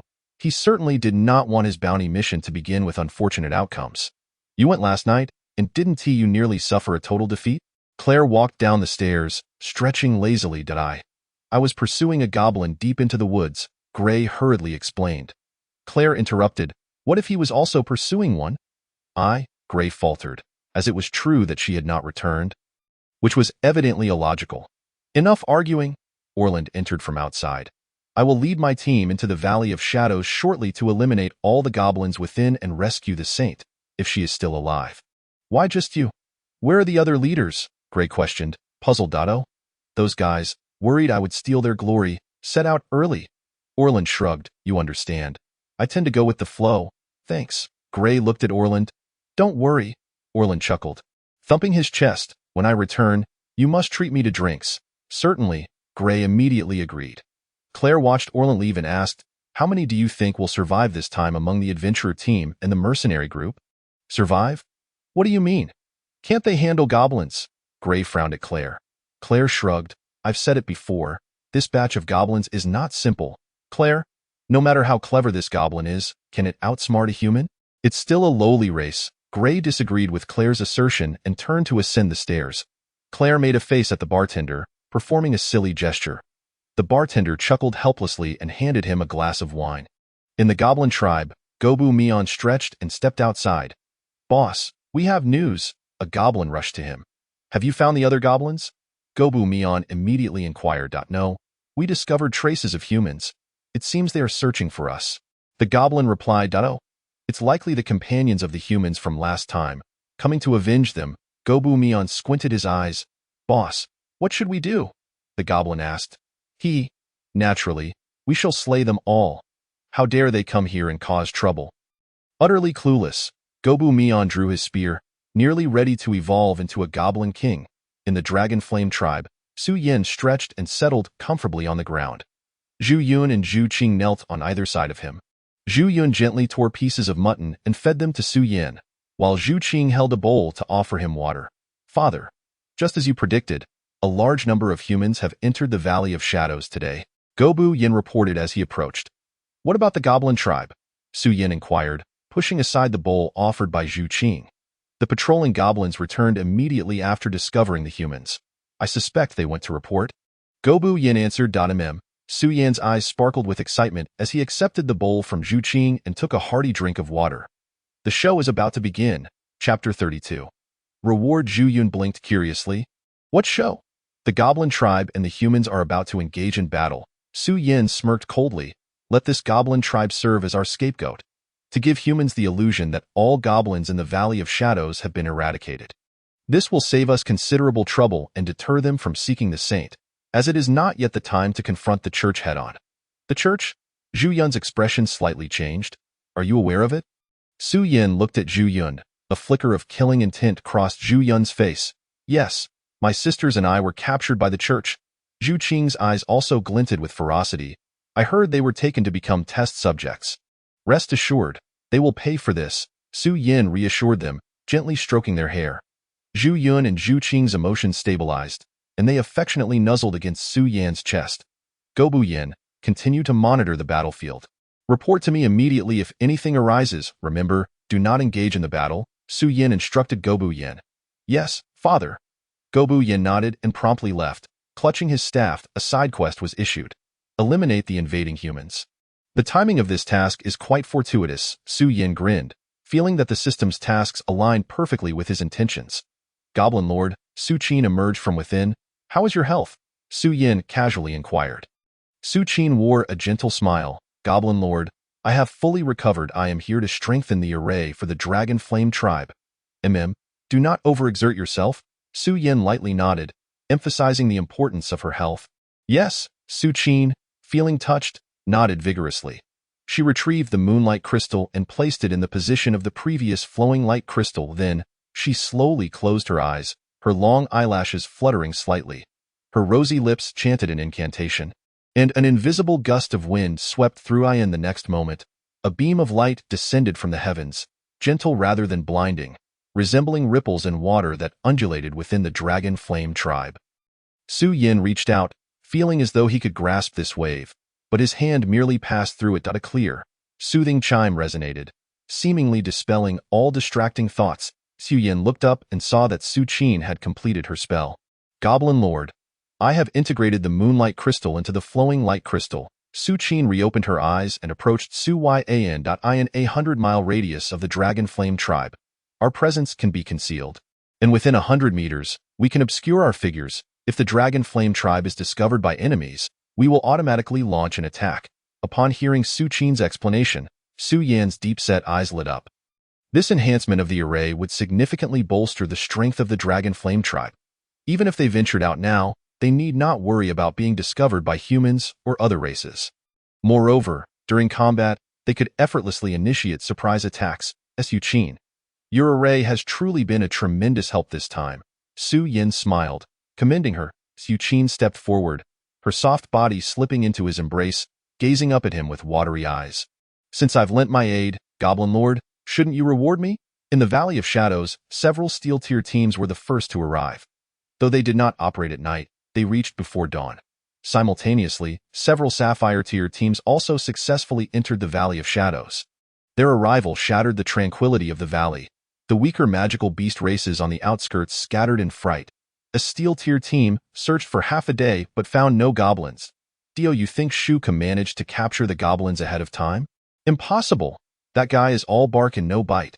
If he succeeded, wouldn't he have come to boast about it? Indeed, we haven't seen him along the way. He is probably still searching for the goblins. One individual, wielding a sword, swung at the branches in their path, noting how particularly difficult the terrain was to navigate. Wait! He felt something underfoot and looked down to exclaim in shock, it's a head. Wow, there's a corpse that has been eaten. What? The group quickly gathered around to examine the skeletal remains. Someone picked up a blue gemstone emblem from above. He said nothing, yet everyone could guess. This skeleton was very likely Shuka's. A wave of inexplicable dread washed over everyone's backs. What happened? Did Shuka really get eaten? Was it the goblins? Countless speculations flooded their minds. Gobu Yin, lurking in the shadows, observed everything with a cold smile. Come, no matter how many of you arrive today, you shall remain here. He cast a fleeting glance in one direction, immediately retracting his body to hide away. Goblin Face was seated upon an ice spirit lizard, gripping a long spear as he emerged from the thicket. Ha! It's quite a distance from the tribe to here, he muttered, furrowing his brow before lowering his gaze to the few humans before him. Initially taken aback, he soon revealed a triumphant grin. Ha ha ha! Have you come seeking vengeance? This steel-tiered squad, upon encountering Goblin Face, did not feel elation but rather dread. Surrounding them were not only large goblins but also goblin warriors, effectively encircling the hapless adventurers. The ordinary goblins were countless, and the few of them together were surely no match. Goblin Face fixed his gaze upon them, suddenly grinning maliciously, not going to speak, then prepare to perish. No, we merely took a wrong turn. Yes, yes, we are definitely not here to confront goblins. We shall leave at once, they proclaimed as they promptly turned to flee. Goblin Face watched their retreating figures with disdain. Have humans truly become this timid? He then commanded, Darling, attack. The ice spirit lizard opened its maw and unleashed a torrent of frost, instantly enveloping the adventurer squad, rendering them immobile. Ha ha ha, pitiful insects. With a swift motion, Goblin Face thrust his spear forward, skewering the adventurers like candied hawthorn berries. Goblin Face threw back his head and let out a low roar, seemingly to emphasize his terrifying strength. Grasping the spear, he hoisted them high, his physique having grown massive and imposing, sharp tusks protruding from his jaw. Goblin Yin, lurking in the shadows, witnessed this scene, his pupils contracting slightly as he muttered, He has evolved into a goblin king? Chapter 33. A prime opportunity to strike? Orland heard the commotion and peered ahead. Captain, what is happening? Inquired a man clad in silver armor and wielding a great sword. His voice bore a resemblance to that of a goblin. Perhaps this is our target, Orland pondered momentarily. Shall we charge in? Asked Laws. Let us go. We need to investigate. Everyone be cautious, Orland nodded. Leading this semi-emerald squad, there were 5 members in total. Besides himself, they included the melee warrior Laws, the ranged fire mage Brandy, the shadowy assassin Ryan, and the healer flat-chested Lan. Other adventurer squads, having caught wind of the disturbance, were also drawn to the scene, fearing that the glory of slaying the goblin might be snatched away by others. In their eyes, goblins were perpetually the weakest race, to be slaughtered at will, even to the point of extermination without a second thought. Thus, they felt no danger, but rather a fervent desire to be the first to slay a goblin and reap greater rewards. On the other side, Goblin Face, now evolved into a goblin king, erupted into maniacal laughter. Ha ha ha! Truly, the heavens have favored me. No matter how many humans come today, they shall all perish. He stood atop the ice spirit lizard, spear in hand, his crimson eyes glaring fiercely ahead. The grass rustled, and soon a squad of steel-tiered adventurers burst forth, exuberantly shouting, Where is the goblin? Where is the goblin? However, upon seeing Goblin Face, they froze in shock. What the? Is that a goblin? It can't be. Is that a goblin king? How on earth is there a goblin king in this outer region? This is absurd. This gray has truly led us into a trap. The intel didn't mention a goblin king. Had I known, I wouldn't have come, and certainly not for this price. What are you all standing around for? Run. The first brave adventurer dashed back without hesitation, fully aware that before a goblin king, their squad stood no chance. Hee, since you've come, you can stay for lunch. Goblin Face hurled the corpse from his spear, striking down the fleeing adventurer with a resounding thud. With a mighty slam of the ice spirit lizard's forelimb onto the ground, a torrent of frost spewed forth, rapidly enveloping the adventurers, freezing them solid. Little ones, kill for me. Goblin Face cackled wickedly as the goblins surged forward, savagely tearing at the fallen adventurer. The air was filled with the chilling sounds of their anguished cries. What on earth? The Sapphire Squad, which had followed closely behind, was momentarily taken aback by the hellish scene before them. They quickly noticed Goblin Face nearby, their expressions shifting to alarm. This is bad. Be cautious, it's the Goblin King. They had not anticipated encountering a Goblin King during this mission. Their gazes fell upon the corpses strewn about, their expressions growing graver. The steel-tiered squad had been completely annihilated. The acrid scent of blood permeated the air. Form ranks, do not panic. We are all lined up like grasshoppers. Indeed, as long as we unite our strengths, even the Goblin King is not insurmountable. I suspect he has just recently evolved into a Goblin King. We have a chance. The warriors shall absorb the damage up front, while the mages provide support from the rear. Assassins, find your openings, protect the healer. This time, the majority of those seeking to eradicate goblins were from the Sapphire Squad, evidently possessing greater combat experience. They quickly regained their composure and formulated a strategy. At this moment, Hundreds of adventurers stood before Goblin Face. Ha ha ha, so you all seek death? Then come, Goblin Face bellowed, brandishing his spear in a sweeping motion. All the warriors gathered in a tight formation, resembling a phalanx. Clang! The terrifying power of Goblin Face struck the front line of warriors. They braced their weapons, letting out a muffled grunt as the metallic tang of blood filled the air. Roar! The ice spirit lizard unleashed frost from its maw. Joining the fray, the warriors stood together, unable to evade the onslaught. A deluge of frost descended, slowing their movements and freezing many in place. Hee hee hee! Let us string together your heads, Goblin Face hoisted his spear. Aiming for their skulls, boom, boom. The sky suddenly trembled. Goblin Face looked up to see a barrage of magic raining down. Ice storms, light arrows, and fireballs. Various energies cascading toward him. The air was filled with terrifying, resonant sounds as Goblin Face was forced back, the surrounding goblins also suffering from the magical backlash, wailing in agony. Ah, it hurts. What kind of attack is this? Swish, swish. A dozen assassins, who had been lurking in the shadows, suddenly transformed into blurs, launching themselves at Goblin Face. This was an impeccable opportunity. Thud, thud. Goblin Face's chest was instantly lacerated with numerous wounds, crimson blood gushing forth, forming a macabre armor. He glanced down at his body, his breath growing furious. Oh, so this is how you wish to play. Now I am truly angered. Goblin Face swung his spear, piercing through one assassin's body, while with his left hand, he violently snapped the assassin's neck. Biting into it with ferocity, a brave adventurer shouted, "Everyone, rally together. This Goblin King is on the verge of collapse." They believed Goblin Face was merely bluffing and had reached his limit. Me? On the verge of collapse? Goblin Face squinted, a derisive smile forming. He waved his spear forward. Charge! Thud! Thud! Thud! A series of dull thumps echoed, the ground trembling beneath them. This is bad. There are more goblins surrounding us. The adventurers realized that waves of goblin warriors were charging from the grassy flanks. It's an ambush. It's a goblin ambush. Everyone, don't panic. Maintain formation. We cannot falter. They cannot break through our ranks. Huff, huff. Suddenly, terrifying fireballs rained down from the sky, crashing violently into the ranks of the adventurer warriors. The explosive energy detonated instantaneously. The warriors, standing together, had no time to evade. Ah, such potent magical energy.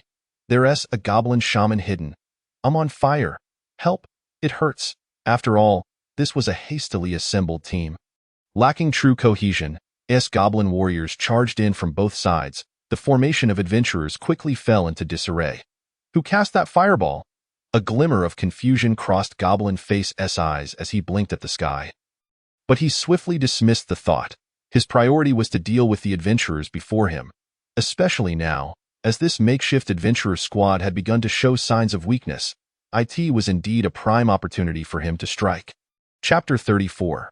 Goblin Lord, do take care. The Goblin King, wielding a spear, plunged directly into the throng of warriors, indiscriminately slaughtering the brave members of the Sapphire Squad, who were already in disarray. They were devoid of the will to fight, consumed only by the desire to escape this perilous place. Yet, the Goblin King had long since orchestrated his strategy, surrounding them entirely with goblins. They were ensnared. Ha ha ha! All of you shall perish, he cackled maniacally. Concealed in the shadows, Goblin Yin squinted, muttering, "Go on, indulge in your mutual slaughter. The ultimate victor shall be my father." A sly grin graced his face as he turned to depart eyeing the Dragon Flame tribe. Su Yin carefully draped a coat over the unconscious Su Qin, who was rolling her eyes. Goblin Yin rushed back to report, "Father, the two sides are already engaged in combat. The leader of the excavation tribe has even evolved into a Goblin King." Su Yin nodded, "Very well, I understand. Father, should we not take advantage of the chaos?" Goblin Yin inquired. "It is not yet time," Su Yin replied, shaking his head. "You may rest for a while. Not yet time? Is there some unforeseen variable?" Goblin Yin questioned, his brow furrowed in confusion. However, when he looked up again, he saw Su Yin had already taken Su Qin back into the dwelling. "Second brother, do not ponder our father's intentions," Goblin Long said. Sitting cross-legged on the ground, surrounded by a heap of bones, evidently having just feasted, Goblin Yin slowly raised his head. I merely wish to alleviate some of the burden on Father. Simply follow Father's instructions. He is always right.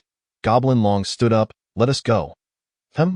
Goblin Yin looked at Goblin Long, perplexed. Goblin Long waved his hand. Father said to venture to the Spirit Cat tribe and the Charm Rabbit tribe. Choose desirable targets, and then mate. Understood, Goblin Yin nodded, following Goblin Long as they departed. Meanwhile, the Goblin King was in a frenzy, surrounded by the corpses of humans and goblins, the air thick with the nauseating stench of blood. Who else is there? He growled lowly, raising his spear high. Truly, he was the Goblin King, having annihilated all the adventurers.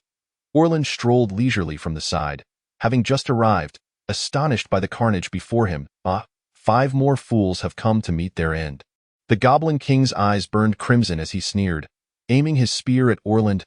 Boss, let me take him down, Rouse shouted, gripping his black iron sword furiously. In a rush.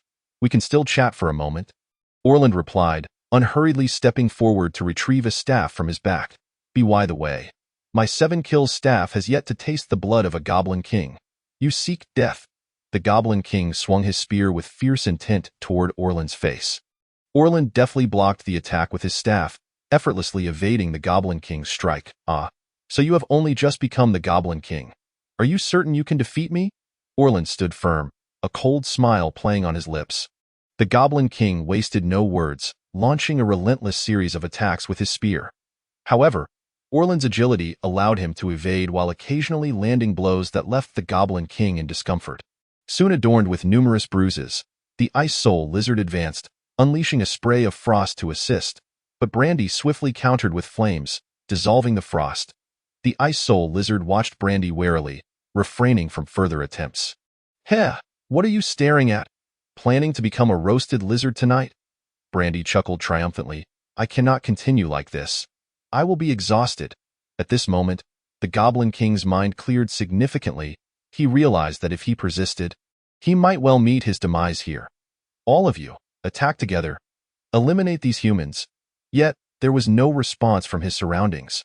The Goblin King noticed that aside from a few ordinary goblins, the rest had vanished. Ha ha ha, Roger, you have worked hard, Orland laughed as he stepped back, gripping his 7 kills staff. The Goblin King observed figures clad in armor emerging from the surrounding foliage, each gripping a spear in their right hand and a goblin corpse in their left. At the forefront stood an individual in crimson armor, mounted on a black steed. They were the sole mercenary group present, the Catalot Mercenary Corps, renowned as the king of the Sapphire Mercenary Corps. The leader, Roger, had already attained the status of an Emerald Warrior. The goblins ambushed by the Goblin King had been eradicated. Goblin King, now you stand alone.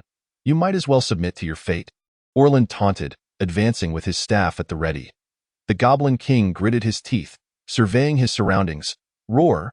The Ice Soul Lizard suddenly unleashed a torrent of frost toward the mercenaries behind in a flash. The Goblin King sprang forth, brandishing his spear and charging backward in an attempt to flee. But Ryan had long awaited this moment in the shadows, as the Goblin King sought to escape. He struck, bringing him crashing down from the air. The Goblin King fell heavily to the ground, utterly drained and devoid of the strength to resist. Whoosh, whoosh, countless spears rained down upon the Goblin King, piercing him like a sieve. You lot, lead us to your tribe, Orland commanded, pointing his 7 kills staff at the ordinary goblins on the ground. Yes, yes, please follow us. The goblins quickly scrambled to their feet, leading the way in a particular direction. We will not join in the search and rescue efforts, Roger remarked, glancing at Orland. Leave that to me, Orland nodded, departing with his team. Take the corpse of this Goblin King. We shall leave, Roger commanded with a wave of his hand, preparing to lead the mercenary corps out of the Valley of Shadows. Dragonflametribe.it is almost time. Su Yin opened his eyes and rose within the wooden hut. Lord Goblin, Polly, seeing Su Yin preparing to leave, quickly stood up. What is it, Polly? Su Yin inquired. Of course, it is to bless Lord Goblin. Polly waved her staff, a radiant light immediately enveloping Su Yin, leaving a faint glow upon his surface. Thank you, Polly. Su Yin smiled, gently patting her head. He had previously experienced this skill, knowing it could save his life in critical moments. As long as I can assist Lord Goblin, that is enough. Polly blinked her bright eyes, her gentle gaze brimming with tenderness. Suddenly, she tiptoed forward and pecked Su Yan's cheek.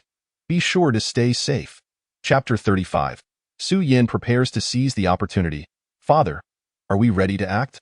Goblin Yin, seeing Su Yan emerge, eagerly pushed aside the spirit catgirl and rushed forward with his question.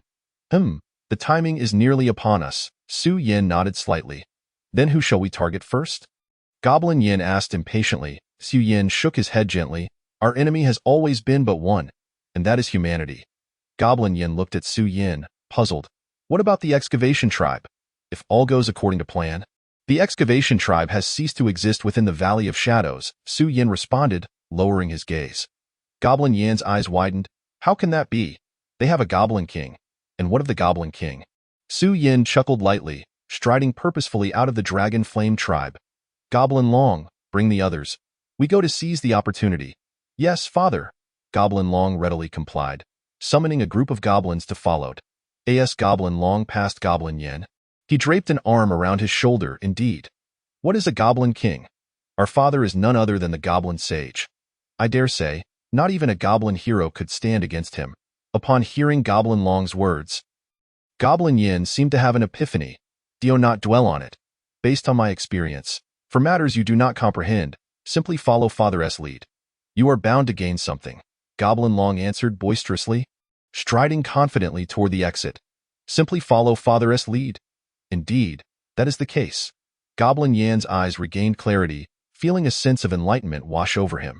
Meanwhile, the Catalan mercenary corps leisurely advanced toward the Valley of Shadows. Basking in the sunlight, their atmosphere was remarkably relaxed, having incurred no losses while dispatching the Goblin King. Thanks to our leader, we survived until the end. Otherwise, we would never have achieved such a decisive victory. Indeed, those fools, wasting time slaying goblins, had it been us, we would have finished it in no time. Exactly, what does it matter if they are Goblin Kings? They all meet their end at our hands. This bounty of 5,000 gold coins was too effortless. I suggest we have more tasks like this. Roger, mounted on his black steed, wore a faint smile. Having slain this Goblin King, he could formally apply to join the Emerald Mercenary Corps, and perhaps even earn an audience with the king himself. Suddenly, a great fire erupted ahead, blocking the path of the Catalan Mercenary Corps. The mercenaries began to murmur among themselves. What is happening? Why has it suddenly caught fire and so fiercely? Indeed, the wind is blowing inward. Should we not circumvent it? Roger furrowed his brow, realizing that the current weather conditions were hardly conducive to igniting a fire. Yet, he found himself unable to explain the origin of the flames before him. Moreover, extinguishing the fire and proceeding would undoubtedly consume a significant amount of time. Let us go, he declared, opting to circumvent the blaze. Without hesitation, the group began to move aside, preparing to bypass the flickering flames. Are you all planning to leave after dispatching the goblins? Su Yan emerged from the shadows, leisurely crossing his arms. Name: Roger Race. Human level: Emerald Warrior, level 42. Title: Leader of the Catalan Mercenary Group. Skill: Explosive Thrust. Instantly, he gathered information about Roger. Goblins? The mercenary group blinked in surprise upon spotting Su Yan, followed by peals of laughter. Ha ha ha, does this goblin lack intelligence? How dare it approach us alone? It's practically courting death. It's hilarious that it even attempts to speak threateningly. What a joke. Does it not realize its own lowly status? Who gave it the audacity to obstruct our path? Roger regarded Su Yan with keen interest, his face etched with disdain and contempt. Lowly creature. He raised his spear and lunged fiercely at Su Yan, the tip piercing through Su Yan's chest. How pathetic, he began to taunt, only to realize that Su Yan's form merely swayed twice before dissipating into thin air. Vanished? Roger's brow knitted in confusion, a flicker of astonishment crossing his eyes. No. It's the opponent's speed, too swift. Roger reacted instantaneously, sensing an overwhelming pressure bearing down on him. When he looked up, he found Su Yan standing directly before him, the sword of all directions poised to descend upon his head. Explosive thrust. Roger gritted his teeth and hastily thrust his spear forward, aiming directly at Su Yan's heart. A series of crackling sounds echoed through the air, accompanied by a terrifying shower of sparks. His lip curled into a smirk. his face radiating arrogance. Indeed, it's no surprise that such a lowly race lacks intelligence. Attempting to strike me with a sword is tantamount to seeking death. I can easily end your life with my spear. You stand no chance of wielding that sword, however. In the next instant, Roger's expression morphed into one of confusion and shock. Clang! His spear was unexpectedly halted just outside of Su Yan's body. As if it had struck a solid metal surface, the opponent's form was as unyielding as steel, resisting any further penetration. Indomitable form. Explosive. Su Yan's strength surged 20-fold in that moment. The sword of all directions continued its descent, cleaving Roger's head in two. What a waste. Unable to withstand a single strike, Su Yan sighed softly. Kill count 1. Kill count 333-1000. Roger's demise transpired in mere seconds, leaving no time for anyone to react. A brief silence enveloped the scene, punctuated only by the sound of each person's hurried breaths. Su Yan glanced at the sword of all directions, now stained with red and white matter, dipped his fingers in it, and brought them to his lips. Ah, the fresh texture is delightfully tender, akin to tofu. The remaining members of the Catalan mercenary group erupted into chaos. Am I seeing things? Did Roger, the leader, truly perish? I can hardly believe it. It's absurd. He was slain by a mere goblin. He must have been too careless. What now? Should we retreat? This goblin appears formidable. Retreat? Nonsense. We are many, and it's merely a single goblin. Such a repugnant creature must be exterminated. The Catalan mercenary group quickly surrounded Su Yan. His appearance was deceptively slender, leading many to underestimate him as merely a goblin warrior. Come forth. I have no interest in this rabble. Goblin Long and Goblin Yin promptly stepped out alongside the other goblins. Excellent, father. I've truly had my fill of these fools' prattle. Goblin Long twisted his wrist, glaring at the mercenaries. A bunch of imbeciles, constantly berating goblins. Just wait and see how I tear you apart one by one. Chapter 36. Are you all preparing for a barbecue? Big brother, feel free to unleash your power. I'll provide cover. Goblin Yin stood beside Goblin Long, raising his staff. All right, Goblin Long sprang into action, transforming into a shadow. The speed of this goblin was astonishing. The members of the Catalan mercenary group widened their eyes upon witnessing Goblin Long's movement, realizing they could hardly track his position. Not only Goblin Long, but also the other goblins he had brought along, exhibited an extraordinary swiftness, only faintly visible as fleeting shadows in the AI. Is this truly a goblin? It's an entirely different realm from the goblins we encountered earlier. With a flurry of activity, the other goblins also launched their attacks. While lacking Goblin Long's overwhelming ferocity, they still inflicted wounds upon the mercenaries, accompanied by cries of agony. Goblin Yin, clutching his staff, provided support from the sidelines as the sky reverberated with tremors. Countless fireballs ignited the heavens, cascading downwards.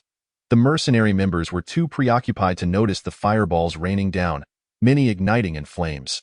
Chaos erupted. Where did these fireballs come from? I'm on fire. Help me extinguish the flames. What do I do? Rolling on the ground, isn't helping. Why are you holding on to me? Get away. Let me out. I refuse to perish here. Congratulations. Skill Devour activated successfully. Experience 200. Congratulations. You have leveled up to level 38. Experience 200. Congratulations. You have leveled up to level 39. Father. It's all taken care of. Goblin Long approached eagerly, holding a head as if it were a drink. Goblin Yin stood beside him, equally excited, seemingly still savoring the moment. Goblin Long and Goblin Yin exchanged glances but remained silent, patiently awaiting their turn. Experience 150. Experience 150. Congratulations. You have leveled up to level 40. You are but a step away from becoming the Goblin King. Father, should we head back now? Goblin Long inquired. Let us go. We'll slay another wave. Su Yin grinned, casting a glance into the distance. Goblin Yan's eyes immediately lit up upon hearing Su Yan's words. The digging clan. Just ahead lies our tribe. The guiding goblins eagerly chimed in. Orland looked up and indeed saw numerous wooden houses standing tall ahead. He gestured to the side at Laos. Good.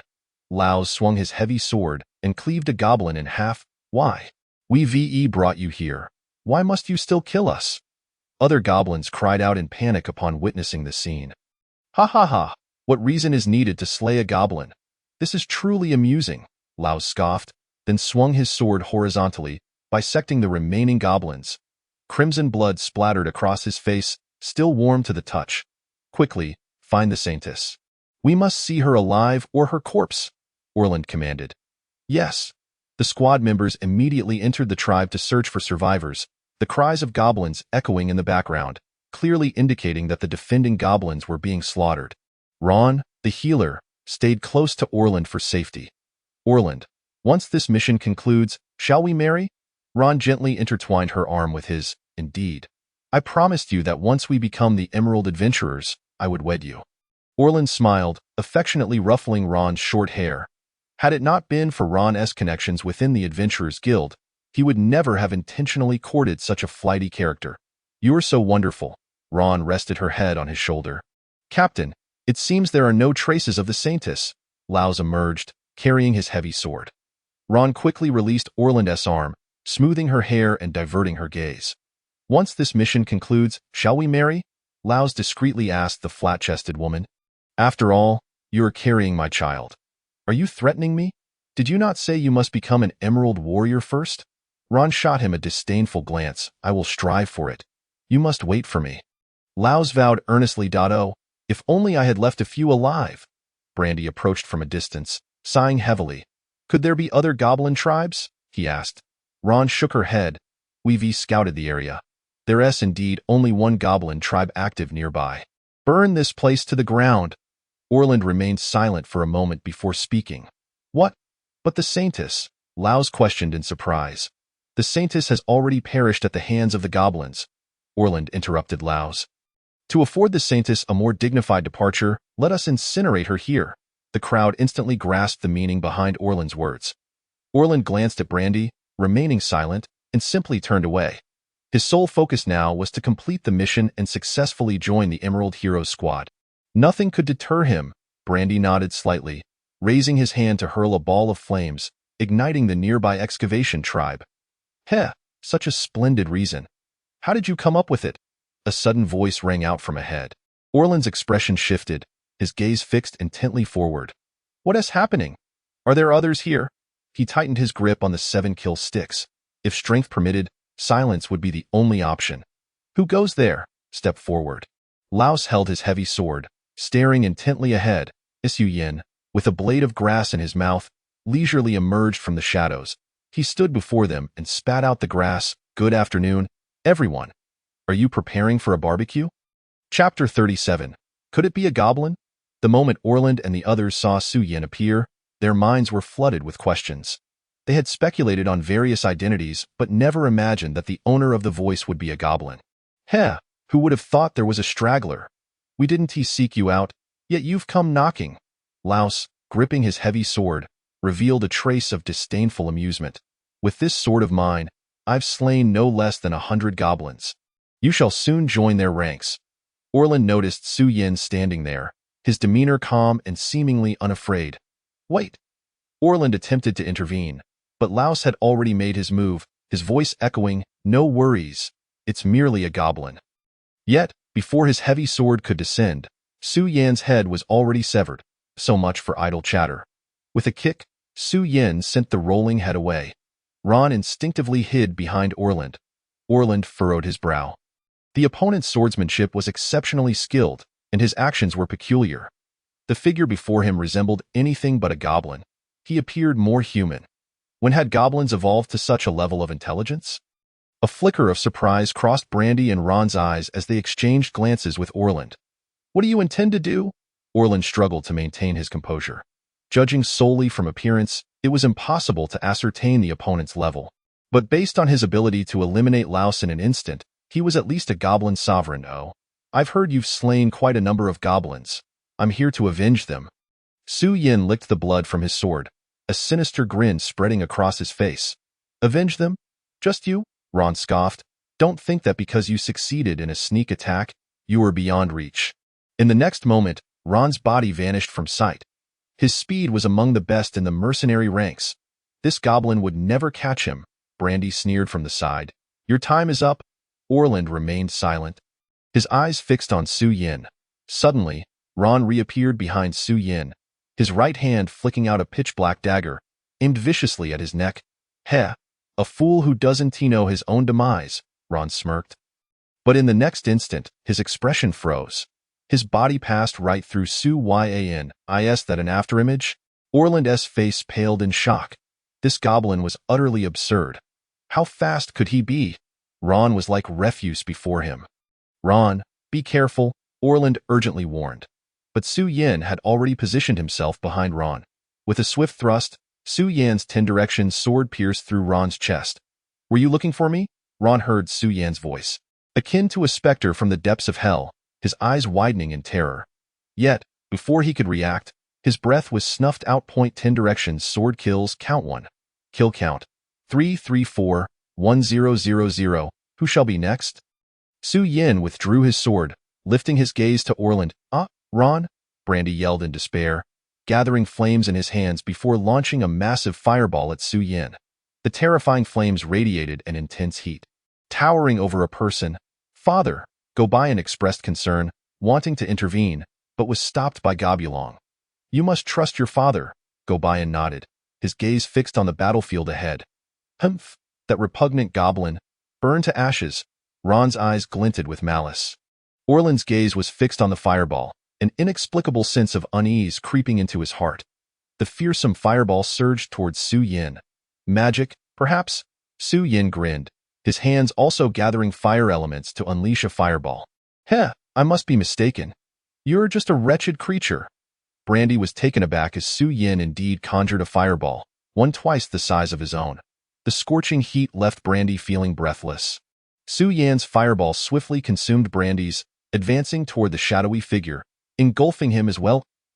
Every inch of Brandy's skin was seared by the flames, his piercing screams echoing through the forest.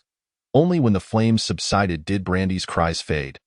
Leaving behind nothing but a charred corpse, a bead of cold sweat trickled down Orland's forehead. In mere moments, he had lost 3 companions. This goblin seemed to be far more powerful than the one who had become the Goblin King. Could it be that there were other goblin tribes nearby? The goblin that abducted the saintess was actually someone else.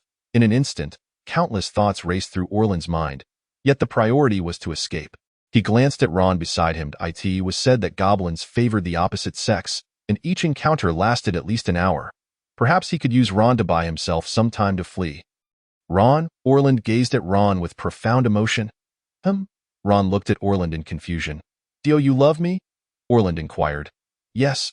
Ron was bewildered by Orland's sudden confession at such a moment, but nodded nonetheless, still hoping for his aid in escaping. If you love me, then help me. Orland placed his hands on her shoulders. Help you? Are you injured? Ron questioned, puzzled. Orland suddenly hurled Ron towards Su Yin and turned to flee deeper into the thicket. In that instant, Ron realized she had been betrayed by Orland. You treacherous man. May you meet a dreadful end. I won't let you off even in death. Su Yin caught Ron effortlessly. Don't worry. You won't die. Repulsive beast. Let go of me, beware. I shall bite you to death. Ugly and vile creature. Hurry up and die. Don't touch me. Ron began hurling insults at Su Yin upon seeing him. Heh, rest assured. I'm not interested in ugly women. Su Yin chuckled coldly, casually tossing Ron aside. Goblin. Goblin emerged with a mischievous grin. All right, father. Leave it to me. Ron's eyes widened in despair upon seeing Goblin, who towered over her like a mountain. This will end badly. Moments later, she caught sight of a swarm of large goblins behind Goblin, and darkness enveloped her vision as she fainted. Hee hee hee, Goblin cackled, seizing one of her legs and dragging her into the forest. Chapter 38. Becoming the Goblin King, Orland fled swiftly through the valley forest, occasionally glancing back to see if any goblins were pursuing him. He had never imagined that he would one day be defeated by a mere goblin. The Catalan mercenary corps must not have gone far. If he could catch up to them, there would be a chance for survival. Orland steadied his mind and pressed on. He suddenly caught a whiff of a strong metallic scent in the air. It appeared he had arrived at the site of the previous goblin slaughter. Muttering to himself, he advanced, only to step on something round and plump, a skull. Orland's heart jolted upon seeing the skull. It was evident that it had been thoroughly devoured. A sense of unease washed over him. Could it be that the goblin he encountered earlier had consumed it? Clearly, there was indeed another goblin tribe nearby. Or perhaps he was merely a stray survivor. As he pushed aside the underbrush, Orland stepped into an open area where the bodies of numerous humans lay, all clad in armor. They were members of the Catalan mercenary corps. Judging by their numbers, it seemed they had all perished. What about Roger? Orland scanned the surroundings, not spotting Roger's body, leaving a glimmer of hope in his heart. Perhaps only a portion of the Catalan mercenary corps had fallen, and Roger had managed to escape with a few others. Are you looking for this? Su Yin suddenly appeared before Roger, casually tossing a blood-stained garment at Orland's feet. Orland glanced down, quickly noticing a green gem medal of the Emerald Heroes emblazoned on the chest area. Roger was dead. Despair engulfed him. Why haven't you fled? Su Yin crouched down and, with a smile, inquired of Orland. I have heard that human flesh, when exercised vigorously before death, becomes more palatable. Did you kill all of them? Orland looked up at Su Yin, his expression a mixture of emotions. What else could it be? Su Yin seized Orland's garment, wiping his hands on the Shifeng sword. How did you manage it? Are you part of a tribe that possesses goblin heroes? Orland's voice trembled slightly. Su Yin revealed a sinister smile. Do you truly believe that goblins lack intelligence? I am merely a goblin sovereign. Orland stared at Su Yin in disbelief, particularly shaken upon learning that his adversary was merely a goblin sovereign. How is that possible? The power you exhibited is entirely beyond what a goblin sovereign should possess. It is time to send you on your way, Su Yin declared as he rose, lifting the Shifeng sword. Can you spare my life? I can offer you beautiful women. I can provide food. Orland's expression was one of fear. While Su Yin held little interest in women, the prospect of food was somewhat enticing. As the tribe was expanding, a burgeoning population necessitated a substantial food supply. Observing Su Yin deep in thought, Orland's expression turned ruthless. A goblin is still a goblin. A single remark can deceive them. He abruptly raised his 7-kill staff, a sharp blade protruding from its tip, and struck fiercely at Su Yin's throat. Clang! A radiant light flashed as Polly's holy barrier successfully thwarted Orland's ambush. Orland was momentarily stunned by this holy light. It was clearly a divine skill manifesting upon a goblin. The saintess. He quickly deduced a possibility, yet he found it perplexing. How could the saintess bestow holy light upon a goblin? Ah, the cunning treachery of humans is yet another aspect I despise, Su Yin remarked as he let the Shifeng sword descend. Orland attempted to block with his 7-kill staff. Explosive. A force 20 times greater erupted instantaneously. Crack! The 7-kill staff shattered, and the Shifeng sword, unwavering in its descent, severed his head. Shifeng sword kills. 1. Kill count. 335. 1000. Congratulations on completing the side quest. Eliminate the invading human. Congratulations on acquiring the skill. Swordsmanship proficiency, A. Congratulations, your swordsmanship proficiency, A. Skill has been stacked and upgraded. Swordsmanship proficiency, A. Swordsmanship mastery, S. Swordsmanship mastery, S. You have mastered human swordsmanship and can execute sword techniques. A smile graced Su Yan's lips. The reward arrived just in time. With mastery over the sword, he could now effortlessly execute techniques learned before his rebirth. Congratulations on acquiring an experience package. Congratulations on obtaining a vast amount of experience. He pondered, is this vast amount of experience not sufficient for leveling up? It seems the experience required for advancement is increasing significantly in Yueshi town. Gray stood at the tavern's entrance, gazing towards the valley forest. Yet no one had returned. Strange, a whole day has nearly passed. How is it that not a single soul has returned? Inside the tavern, Claire sipped her brandy. Lord Gray, why not join me for a drink? There's no need to wait. I had observed that the adversary was merely a goblin sovereign. With so many adventurer teams and a mercenary group, how could it take an entire day? Gray furrowed his brow. Could it be that this goblin tribe is well hidden? Might they have been completely annihilated? Claire jested half-heartedly. Impossible. A despicable race like goblins could not possibly wipe out humans. Absolutely not. Gray was adamant in his disbelief. Claire chuckled lightly. Firstly, are you certain that what you encountered was the tribe's leader? Secondly, do you believe that the Valley Forest harbors only one goblin tribe? Lastly, if this goblin is indeed brainless, how could it capture the saintess? Gray hesitated but remained unconvinced that goblins could obliterate these teams.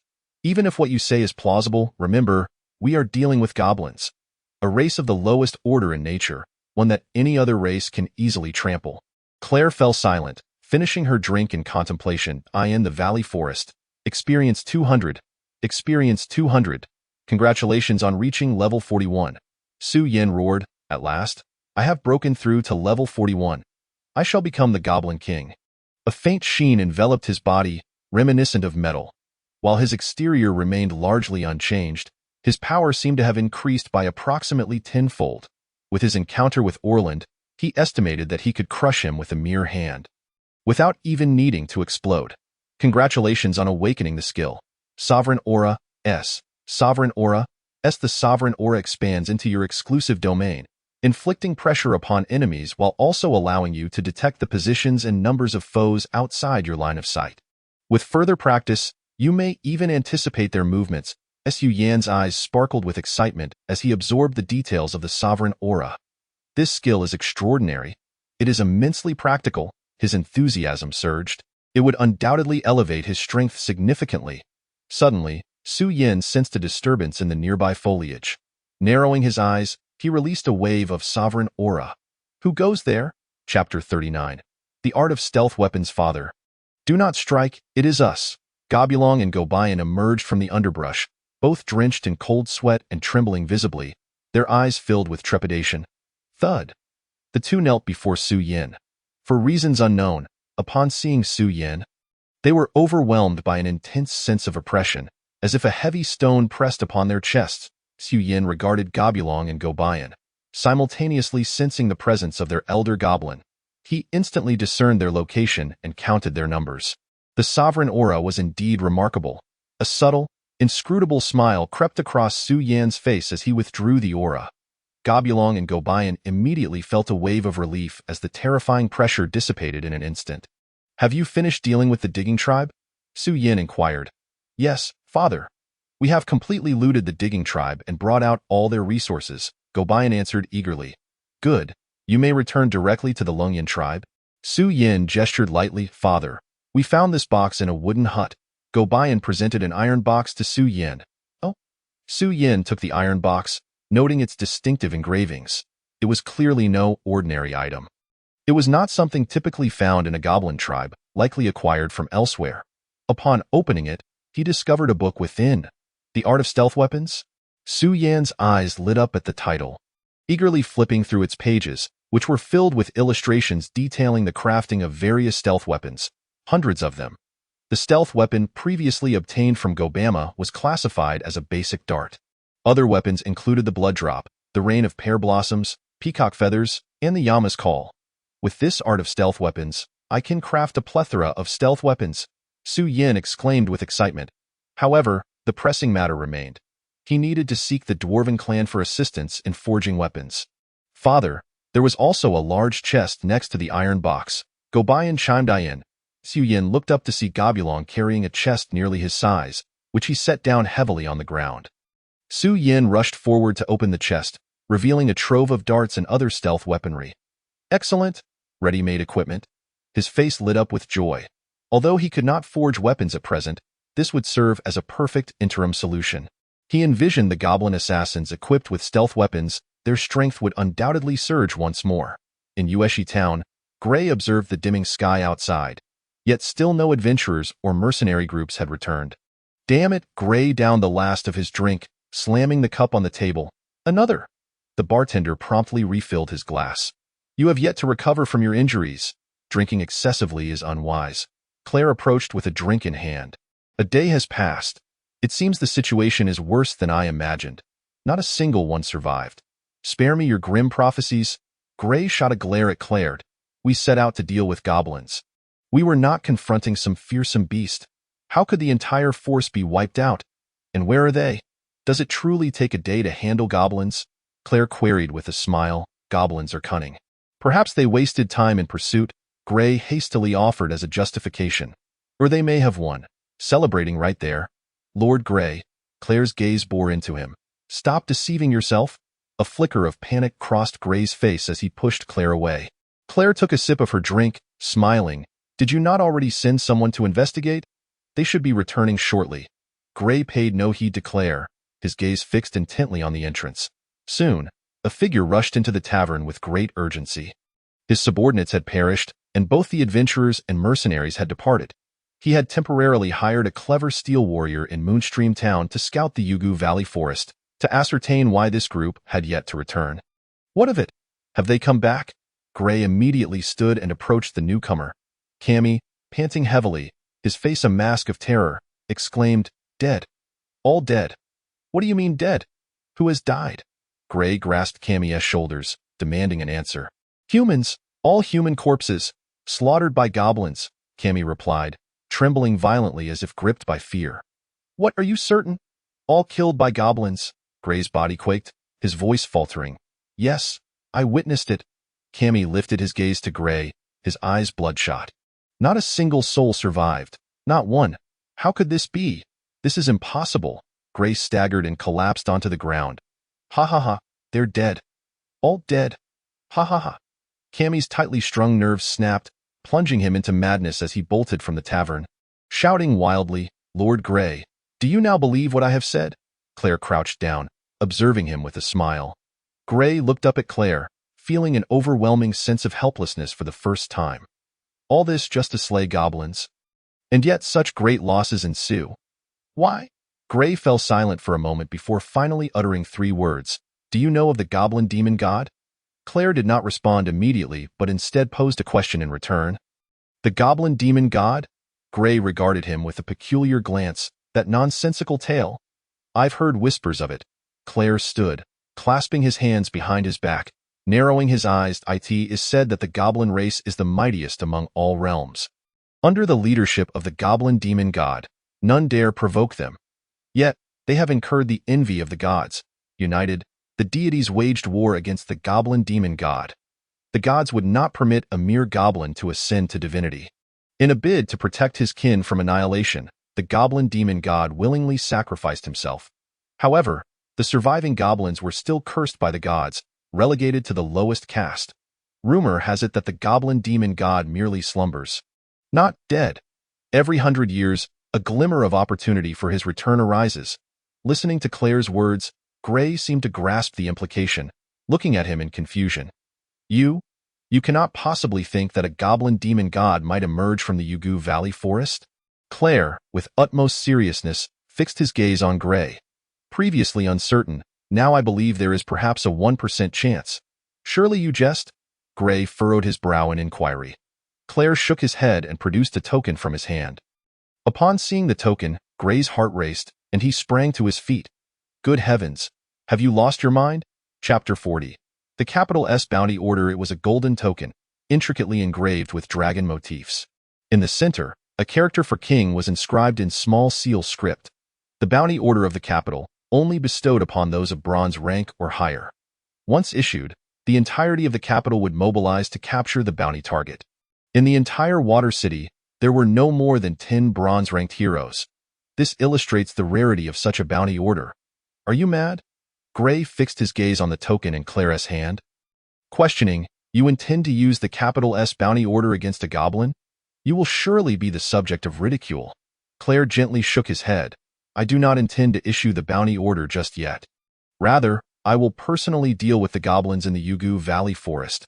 Should anything befall me, I entrust you to issue this capital bounty order." Claire solemnly placed the order into Gray's hands. "Leave it to me. Are you certain?" Gray felt somewhat taken aback. "Who else can I trust here?" Claire grinned. "Follow me to my room." Gray, clutching the bounty order, turned and hurried upstairs. Claire hesitated for a moment but followed him to Gray's chamber. Inside, he found Gray bent over to "It's merely a bounty order. You need not compromise yourself for it," Claire remarked, clearing his throat. "What are you saying?" Gray dragged a chest from under the bed, wiping the sweat from his brow as he opened it to reveal a trove of gleaming gold coins. "This is..." Claire peered inside. "Didn't he require 100,000 gold to assist in slaying the goblin?" "Here lies 100,000 gold," Gray declared, hands on his hips. "Shall we count it?" "No need. Just keep it safe for now. I'll retrieve it upon my return." Claire chuckled. "I shall take my leave to rest." "You won't be going alone, will you?" Gray asked uncertainly, The goblins in the Yugu Valley forest are not to be underestimated. Ha ha ha, I'm not that foolish, Claire yawned, shutting the door behind him. Gray rubbed his nose, feeling somewhat insulted. Dragon Flame Tribe Great Goblin. I shall become your most loyal servant, Great Goblin. You shall be my true master. I shall dedicate my life to you. Su Yin glanced over at Ron, noticing her apparent fondness for the place. He gently shook his head and sat beside a chest filled with hidden weapons. Lord Su Yin, what is this? Ro Xiaowu approached him with a question. This is a concealed weapon. Su Yin withdrew a wrist crossbow from within and fitted it to his arm. Whoosh! An arrow suddenly shot forth, embedding itself into a nearby wooden pillar. Wow! What an impressive piece of equipment! Ro Xiaowu's eyes lit up. Here, take one. Su Yin handed a wrist crossbow to Ro Xiaowu. Just press this button to use it. Is it really usable? Ro Xiaowu was somewhat flabbergasted. Of course, Su Yin smiled, retrieving two more and equipping Zhu Yun and Zhu Qing, who had just emerged. Thank you, Great Goblin. Zhu Yun and Zhu Qing expressed their heartfelt gratitude. Both excited as it was their first encounter with concealed weapons, Su Yin shook his head lightly. The wrist crossbow was the most ordinary concealed weapon in the chest and held little significance for him.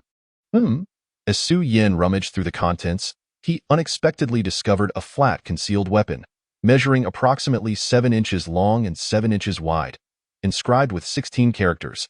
Out must see blood, empty return is ominous. In times of urgency, the king of concealed weapons, the reigning pear blossom needles, contains 27 silver needles, reputed to be the foremost in the world. Su Yan's eyes sparkled with excitement. He had not anticipated such a formidable concealed weapon to be hidden within the chest. Possessing this weapon undoubtedly provided him with a significant means of self-preservation. Having studied concealed weapons extensively, he was already familiar with the usage of the reigning pear blossom needles. Father, we have returned.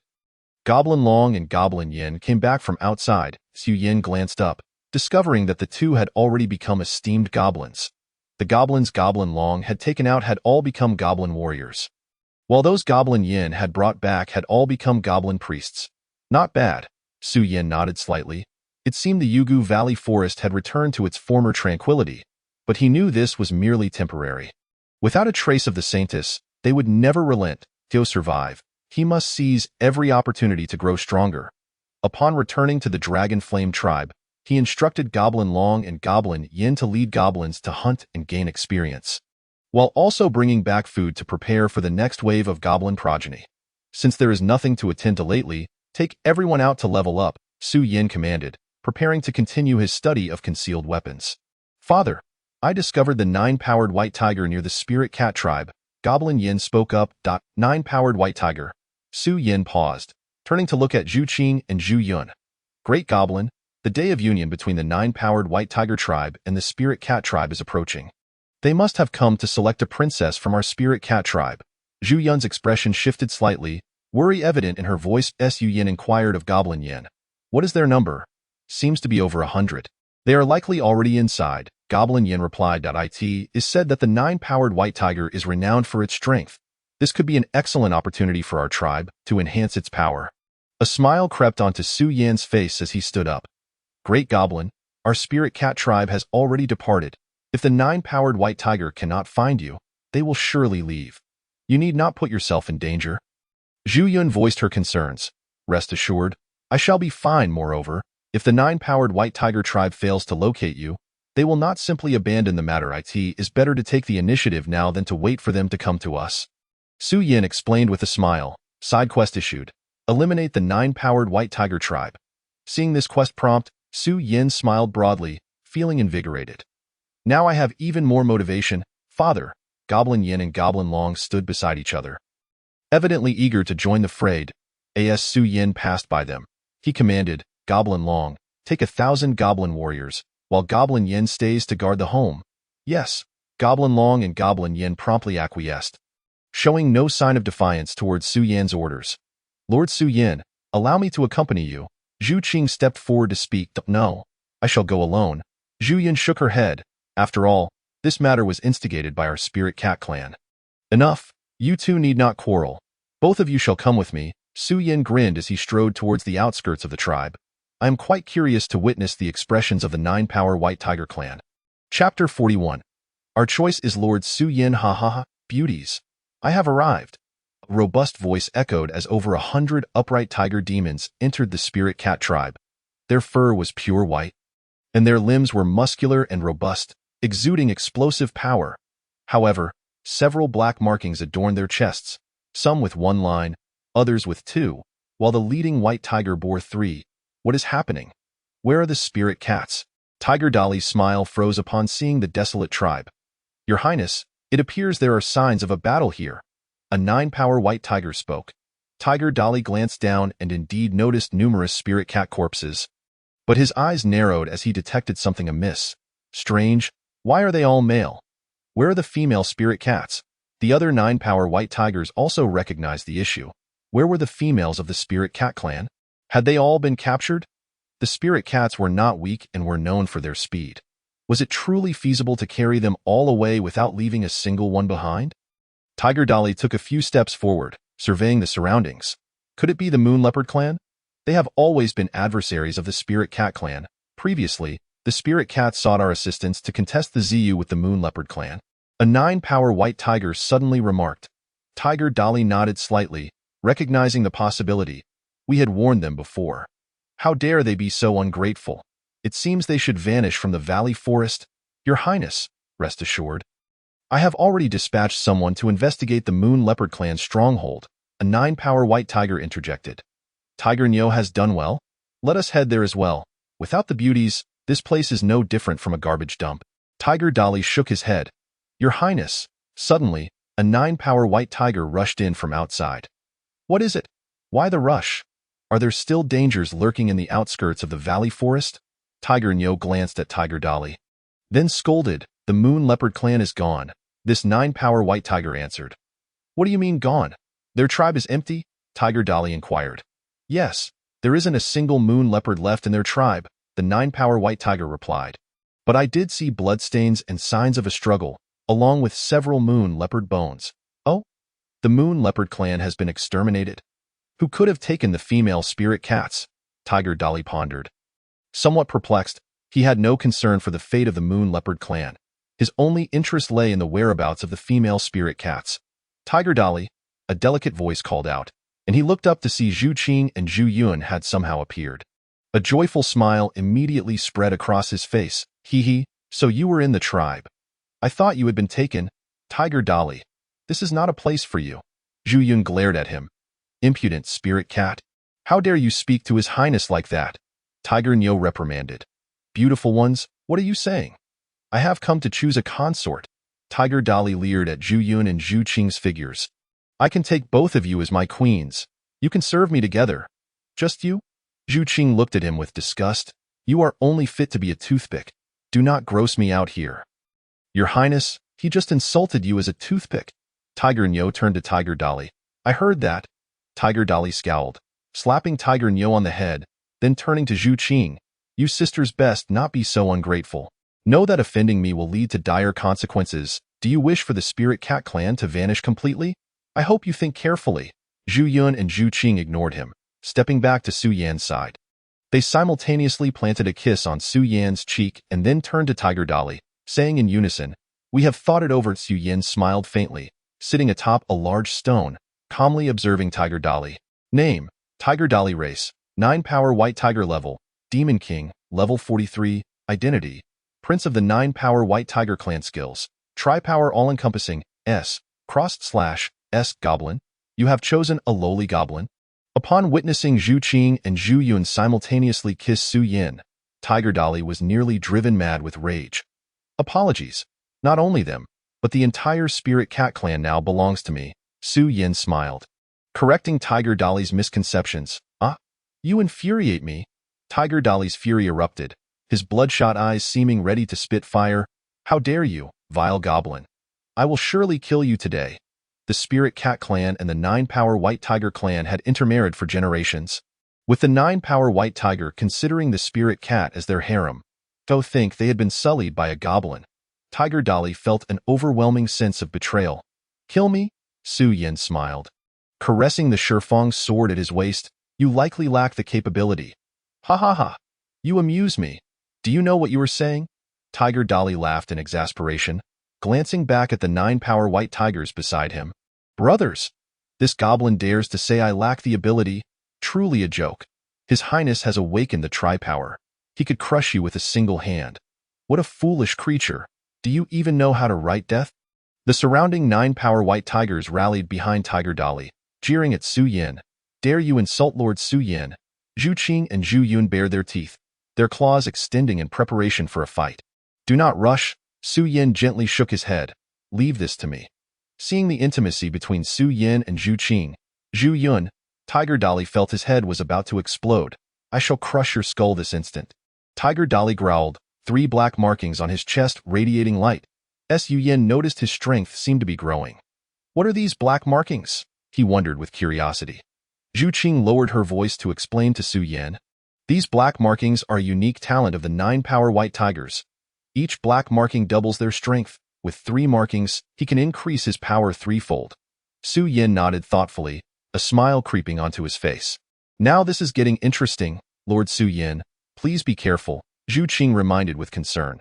Though not worry. Su Yin cracked his neck and strode towards Tiger Dolly. Tri-power all-encompassing. Tiger Dolly roared, his muscles rippling as he concentrated all his strength into his tiger paw. His paws gleamed with a faint golden light as they struck fiercely towards Su Yin's head.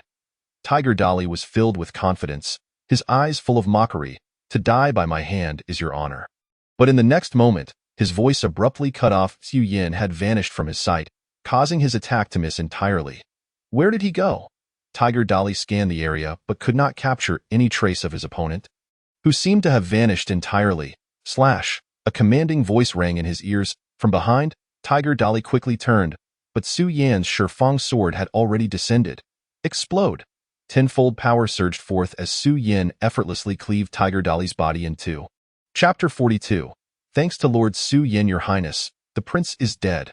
After a brief silence, the surrounding 9-power white tigers stared wide-eyed, their eyes filled with disbelief, even their voices trembling slightly. They had expected Tiger Dolly to easily slay the goblin as if slicing through vegetables. Yet he had been killed by the goblin instead, without even a chance to resist. I must have seen wrong. The prince was killed in return. What do you mean return? He was slain by this goblin in a single strike. Can this even be considered a goblin? Why is he so outrageously powerful? I feel as though his strength surpasses even that of our 9-power white tigers. Su Yin licked the blood from his sword and looked up at the remaining 9-power white tigers. Will you all come at once, or shall I face you one by one? I suggest you all come at once. It will save me some time. Upon hearing Su Yan's words, the 9-power white tigers were once again incensed. Brothers! How arrogant! This goblin dares to insult us. This is intolerable. Indeed. What is one mere goblin? With so many of us brothers here, a single strike from a tiger's fist would be enough to bring him down. Indeed, just now, it was merely the prince's oversight. Let us all join forces. For the sake of avenging the prince. This furious group of 9-power white tigers immediately charged towards Su Yin without hesitation. First, with Tiger Dolly dead here, they knew they could not return without an explanation. It was better to subdue this goblin before leaving, ensuring they had something to report back. Secondly, Su Yin was but a solitary figure, posing no threat to them. In the eyes of the 9-power white tigers, with so many brethren present, capturing Su Yin was merely a matter of moments. Lord Su Yin, Zhu Qing and Zhu Yun wished to engage in battle. No worries, just a few sickly cats, Su Yin chuckled, stopping them. I won't even need to lift a finger. Father, leave it to me. Goblin Long appeared, leading 1,000 goblin warriors. After devouring the moon leopard tribe, the goblins of the dragon flame tribe had gained the ability to conceal themselves. They had been lurking in the surrounding foliage, undetected by the 9-power white tigers. Where did these goblins come from? They seem to have appeared out of thin air. This is absurd. Have we disturbed a goblin nest? How can there be so many goblins? It feels like we are surrounded. Upon seeing the emerging goblins, the 9-power white tigers were taken aback, utterly clueless about their origin. Everyone, do not panic. Just a bunch of goblins. This lowly race, no matter how many there are, will yield the same result. Indeed, mere goblins. We will slay as many as they come. The 9-power white tigers quickly regained their composure, adjusting their emotions and preparing for battle. Father, these sickly cats have filthy mouths. May I tear them apart? Goblin Long turned to Su Yin, inquiring. Do as you please, but remember to leave them all alive. I require them for a sword offering. Su Yin seized Tiger Dolly's corpse, sat down, and began to feast. Congratulations! Skill Devour activated successfully. Experience 400, experience 400. All right, brothers, let's go. Goblin Long, displaying an excited countenance, charged forth, with the remaining goblin warriors following suit. Such swift speed. The 9 power white tigers intended to strike, only to find the goblins moving with astonishing speed. Evading their grasp, by the time they reacted, the goblins had already launched their assault. Was it you who spoke out of turn? Goblin Long appeared beside a 9 power white tiger, a robust arm cloaked in black dragon scales firmly gripping its neck, while the other hand brutally tore out its tongue. The 9 power white tiger trembled in agony, blood gushing forth from its mouth like a small fountain. Boring. Goblin Long smashed the ribs of this 9 power white tiger with a single blow, casting it aside as he charged towards the next target. There were merely a few hundred 9 power white tigers, while the goblin warriors numbered in the thousands. On average, each 9 power white tiger had to confront 10 goblin warriors. If they were to face ordinary goblin warriors, it would be no challenge for the 9 power white tigers to subdue them. Yet these 10 goblin warriors were from the Dragon Flame tribe. Their bodies enhanced, the 9 power white tigers were, regrettably, at a disadvantage in terms of speed. Often, before the 9 power white tigers could land a hit, they were already riddled with injuries. One by one. The 9 power white tigers fell into pools of blood, their eyes collectively reflecting fear. Is this really a goblin? This is truly terrifying. If they continue to grow stronger, the Valley Forest will truly face a reckoning. Incredible! No wonder they belong to Lord Su Yan's tribe, Zhu Yan exclaimed, her face filled with admiration. Zhu Qing's eyes sparkled as she observed the goblin combat, grateful for Lord Su Yan's guidance, which had led to the goblin's current achievements. Su Yan grinned, brandishing the Shifang sword as he advanced. The remaining 9 power white tigers still clung to life, perfectly suited for his sword offering. Sword offering. Shifang sword's kill count rapidly increases 1-1. Kill count 456-1000. My arm is quite sore. Su Yan sheathed the Shifang sword, gently shaking his arm, blood-soaked and a sight to behold. However, all this blood belonged to the 9 power white tigers. Thank you for your hard work, Lord Su Yan. Zhu Yan hurriedly approached to massage his arm. Goblin Long, bring all the 9 power white tigers back here. Su Yan immediately summoned Goblin Long, issuing his command. His task was to eradicate the 9 power white tiger tribe. Merely eliminating Tiger Dolly, who sought a bride, was far from sufficient. He now needed to locate the position of the 9 power white tiger tribe and annihilate them. Zhu Qing, do you know where the 9 power white tiger tribe is located? Su Yin turned to Zhu Yun, inquiring. Zhu Yun and Zhu Qing exchanged glances, their expressions tinged with regret as they shook their heads helplessly. Aren't you supposed to be in an alliance? How could you not know the whereabouts of the 9 power white tiger tribe? Su Yin asked, puzzled. Indeed, it is an alliance, but only the chosen brides can be taken away. Therefore, we have no knowledge of the 9 power white tiger tribe's location. Zhu Yin replied. Su Yin furrowed his brow, realizing that the 9 power white tiger tribe could not be eradicated at this time. Never mind, let us return for now. Su Yin contemplated before speaking. The 9 power white tiger tribe was not as easily dealt with as the moon leopard tribe. Until he was fully prepared, it would be unwise to act recklessly. Chapter 43. Loosening the soil can make the land fertile. Su Yin returned to the Dragon Flame tribe. Upon entering, he was greeted by the resounding cries of newborns. What has happened? Su Yin inquired upon seeing Gobu Yin approach. Congratulations, father. The first wave of pregnant spirit cat tribe and the second wave of pregnant charm rabbit tribe have given birth, Gobu Yin promptly replied. Dragon Flame tribe population 6100. Tribe level 561203-110-0000. Congratulations on advancing the Dragon Flame tribe to level 6, unlocking vegetable seeds. Upon hearing the system's notification, Su Yan's eyes brightened. Vegetable seeds? This is splendid. We can now cultivate our own food. As the population continues to grow, we need not worry about food shortages. This reward was indeed a timely boon for him. Lord Goblin, have you dealt with the 9 power white tiger tribe? Su Yin asked, noticing the 9 power white tiger being carried by the goblin warriors. Yes. All the 9 power white tigers that sought to propose have been dealt with. Su Yin nodded. Lord Su Yin. We must eradicate the roots of this problem, Ro Xiaowu interjected. Su Yin shook his head. How I wish to do so, but I do not know the location of the 9-power White Tiger tribe. I know, Su Qin immediately responded. You know?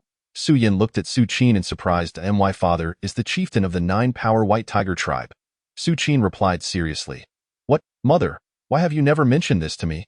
Ro Xiaowu asked, astonished. Su Qin's expression turned cold. Humph, there is nothing to say. He is nothing but a scoundrel who abandoned his wife and child. Could it be that the 9-power White Tiger tribe is still in alliance with the Charm Rabbit tribe? Zhu Yun asked, bewildered. Su Qin shook her head. Not just the Charm Rabbit tribe. The Peacock tribe, the Yoke Bull tribe, the Merman tribe. Chosen brides, once they fail to produce satisfactory offspring, are abandoned or gifted to subordinates. Reduced to mere playthings, this 9-power White Tiger tribe is truly reprehensible.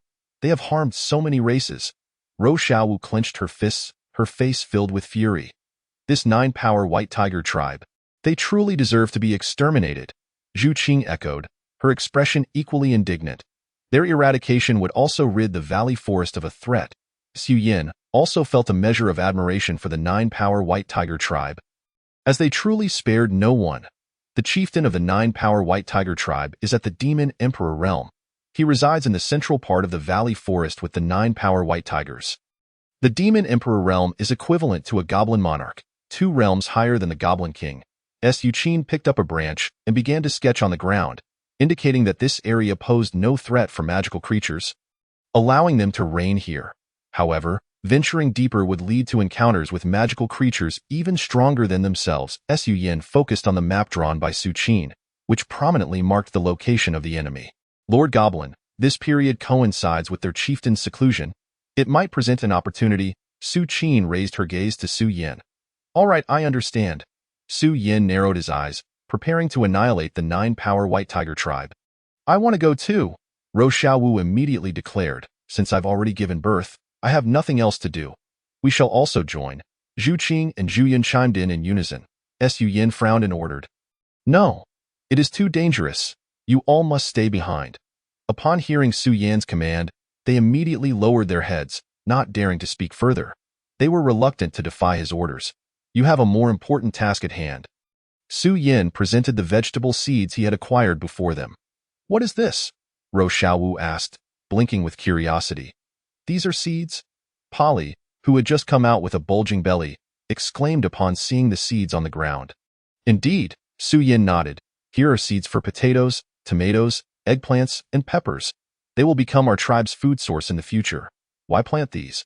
Aren't there plenty outside? Why not simply gather them? Zhu Qing inquired, somewhat perplexed. For now, we can rely on collection to address our food shortages, but as the tribe's population swells to tens of thousands, even millions in the future, will we be able to keep pace with the demand? Su Yin turned to Zhu Qing to elucidate, explaining that delaying the contemplation of self-sufficiency until that time would be too late. I apologize. Lord Su Yan.it is my oversight for not considering this thoroughly. Zhu Qing said, lowering her head in slight embarrassment. Truly, Lord Su Yin, your foresight is admirable. Leave this to me, Goblin Lord. I possess some knowledge in this area, Polly interjected from the side. You may find it difficult to move. Just let them assist you. Su Yin stepped forward and glanced at Polly's abdomen. Indeed, Polly nodded. I assure you I will accomplish the task. Su Yin smiled and turned to the goblins before him. Go buying, lead the goblin assassins to shadow us from the shadows. Gobulong, take the goblin warriors and advance with me. Go Bayan, command the goblin priests. Depart a little later. Yes. The goblins responded without hesitation, watching Su Yin lead the team away. Ro Xiaowu's eyes sparkled with admiration. Lord Su Yin is truly dashing. I can hardly contain myself. You little girl, it's only been a short while, and you're already like this? Zhu Qing teased with a smile. Sister, how can you criticize others? Zhu Yun leaned in and whispered. Shall I reveal your little incident from last night? Sister. Zhu Qing's face turned crimson. All right, sisters, let us not forget the task assigned by the Goblin Lord. Su Qin quickly interjected, steering the conversation back on track. As long as everyone follows my instructions, cultivating vegetables is quite simple. Polly spoke confidently. First, we need to loosen the soil and enrich it in the tavern. Gray descended to the lower floor and spotted Claire at the bar, sipping a drink. Your teammates haven't arrived yet? Gray inquired curiously. They should be on their way, Claire replied, her words laced with the scent of alcohol. I've already notified them. However, each has their own tasks, so their arrival may not be swift. I still don't know who your teammates are. Have I heard of them? Gray asked as he settled beside Claire with a drink. Claire grinned, casting a glance at Gray. They're all lunatics. You probably wouldn't recognize them. Oh? Lunatics? It's rare to encounter such at the bronze level, Gray chuckled, taking a sip. For instance, the Golden Swordmaster. Claire, slightly intoxicated, gazed at Gray. The Golden Swordmaster. Gray's expression shifted slightly. The eldest daughter of the Walker family, Nora from Water City? Claire did not respond but suddenly turned her attention to the entrance. A figure dashed inside. Who dares to speak of me behind my back? Chapter 44. The Golden Swordmaster. Gray's body jolted, and he quickly turned to see a girl with twin ponytails entering. Nora, you arrived quite swiftly. I only sent out the message during the day, and here you are by evening. Claire ordered another drink from the bartender and pushed it forward. Nora, clad in silver armor with black boots and a long sword at her waist, sat at the bar and took a sip from her glass. It's rare for you to issue an urgent notice, she remarked. I happened to be nearby on business and came directly after finishing. Gray stared at Nora, his heart racing. Nora, the prodigious swordsman of the Walker family. At just 20, she became a sapphire hero, heralded as the most gifted of her generation, with the family placing immense hopes on her to lead them to new heights. Now at 21, she stands just a step away from becoming a bronze hero. Once she breaks through, she will be the youngest bronze hero swordsman in Water City. One can only say her future is limitless. Why are you staring at me? Nora glared at Gray, her expression darkening.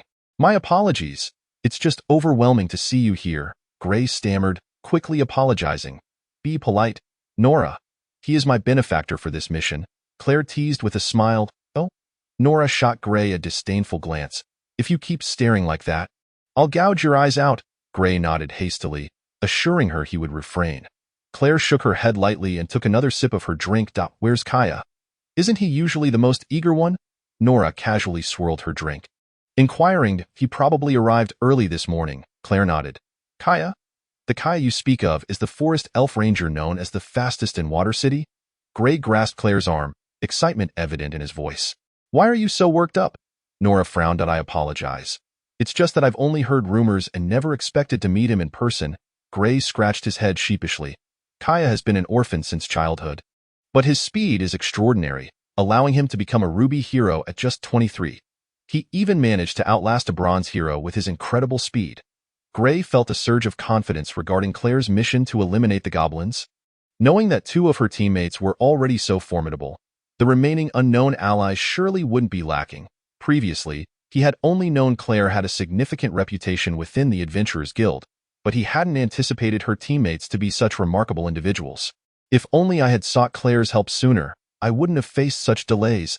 Oh, saintess, I am so sorry, Gray lamented, tears streaming down his cheeks as he pounded his chest in regret. Is he always this dramatic? Nora glanced at Gray, her expression one of disdain. Perhaps, Claire shrugged, finishing her drink.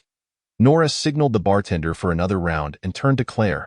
So, who exactly is the target that required you to gather us again?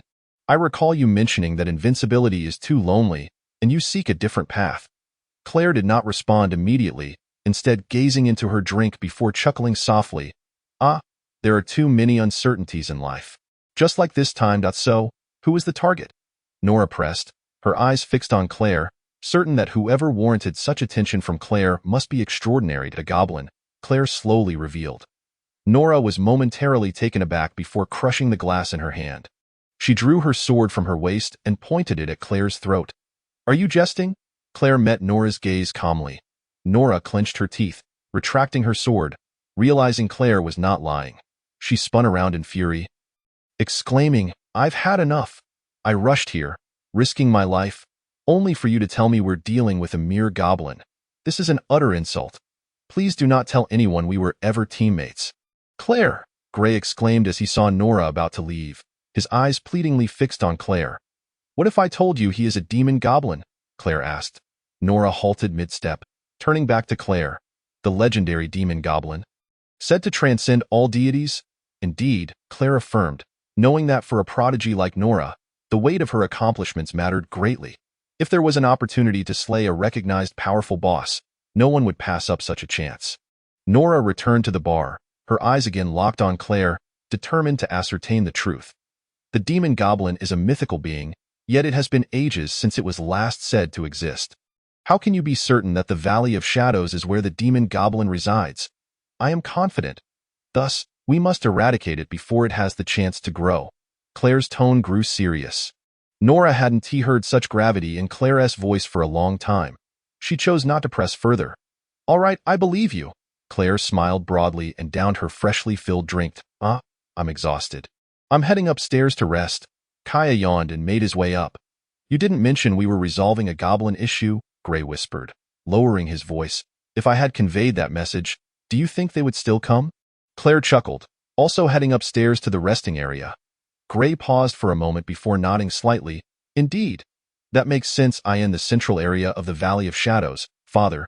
Just as you mentioned, the monsters in this vicinity are no match for us. Gobulong excitedly approached Su Yin. I just led the team and swept through several tribes effortlessly. Very well. Mark the locations and bring back the remains. Do not let anything go to waste, Su Yin replied. Expressionless, as he gazed ahead, everything concealed? Father, rest assured, everyone is hidden nearby and will not be discovered. Gobulong lowered his voice and replied, while Su Yin chose to ignore him, instead making his way towards a thicket ahead. As he pushed aside the leaves, he was immediately met with an overpowering stench. The ground was marked with numerous paw prints of tigers, clearly left by the Julie White tigers after their activities. However, the footprints were chaotic. Have they set up an ambush here? A cold smile crept across Su Yin's face as he discerned that these tracks had been deliberately placed. Gobulong, Su Yin called back. What is it, Father? Gobulong hastily ran over, brimming with excitement. Su Yin grinned widely, ready for action. Chapter 45. It's not a dream. It's real. Gobulong quickly scanned the surroundings. Father, where are those sickly cats hiding? Su Yin chuckled softly, pushing Gobulong forward. You'll find out when you go there. Gobulong stumbled forward and soon realized he had arrived at a clearing. Father, there's nothing here, he said, scratching his head in confusion as he turned back. Su Yin remained silent, patiently waiting. Rustle, rustle. Soon, a series of whispers filled the air as a gust of forest wind blew by. A group of Julie White tigers emerged, surrounding him. Hee, Father, didn't he deceive me? So this is where you sickly cats have been hiding. Gobulong's face bore no signs of panic, but rather a glimmer of excitement in his eyes. The surrounding Julie White tigers, upon seeing Gobulong, were filled with disdain and disappointment. What bad luck! We thought we had caught something worthwhile, only to find a goblin instead. This goblin is truly hideous, pitch black and covered in scales. Forget it, let's just kill it. It's time to clean out the goblins in this gloomy forest. Such a lowly race should not exist in this world. One Julie White tiger strode towards Gobulong, raising its paw in annoyance. Gobulong let out a cold laugh and swiftly dodged the Julie White tiger's attack. With a powerful thrust of his arms, he charged forward, sending the Julie White tiger flying. The Julie White tiger coughed up blood, gazing at Gobulong in astonishment. It had never expected such terrifying strength from its foe. Hey, have you not eaten? To be knocked away by a goblin. What a disgrace. From now on, don't claim to be a member of the Julie White Tiger clan. Indeed, let us not waste time. Can't you take this seriously?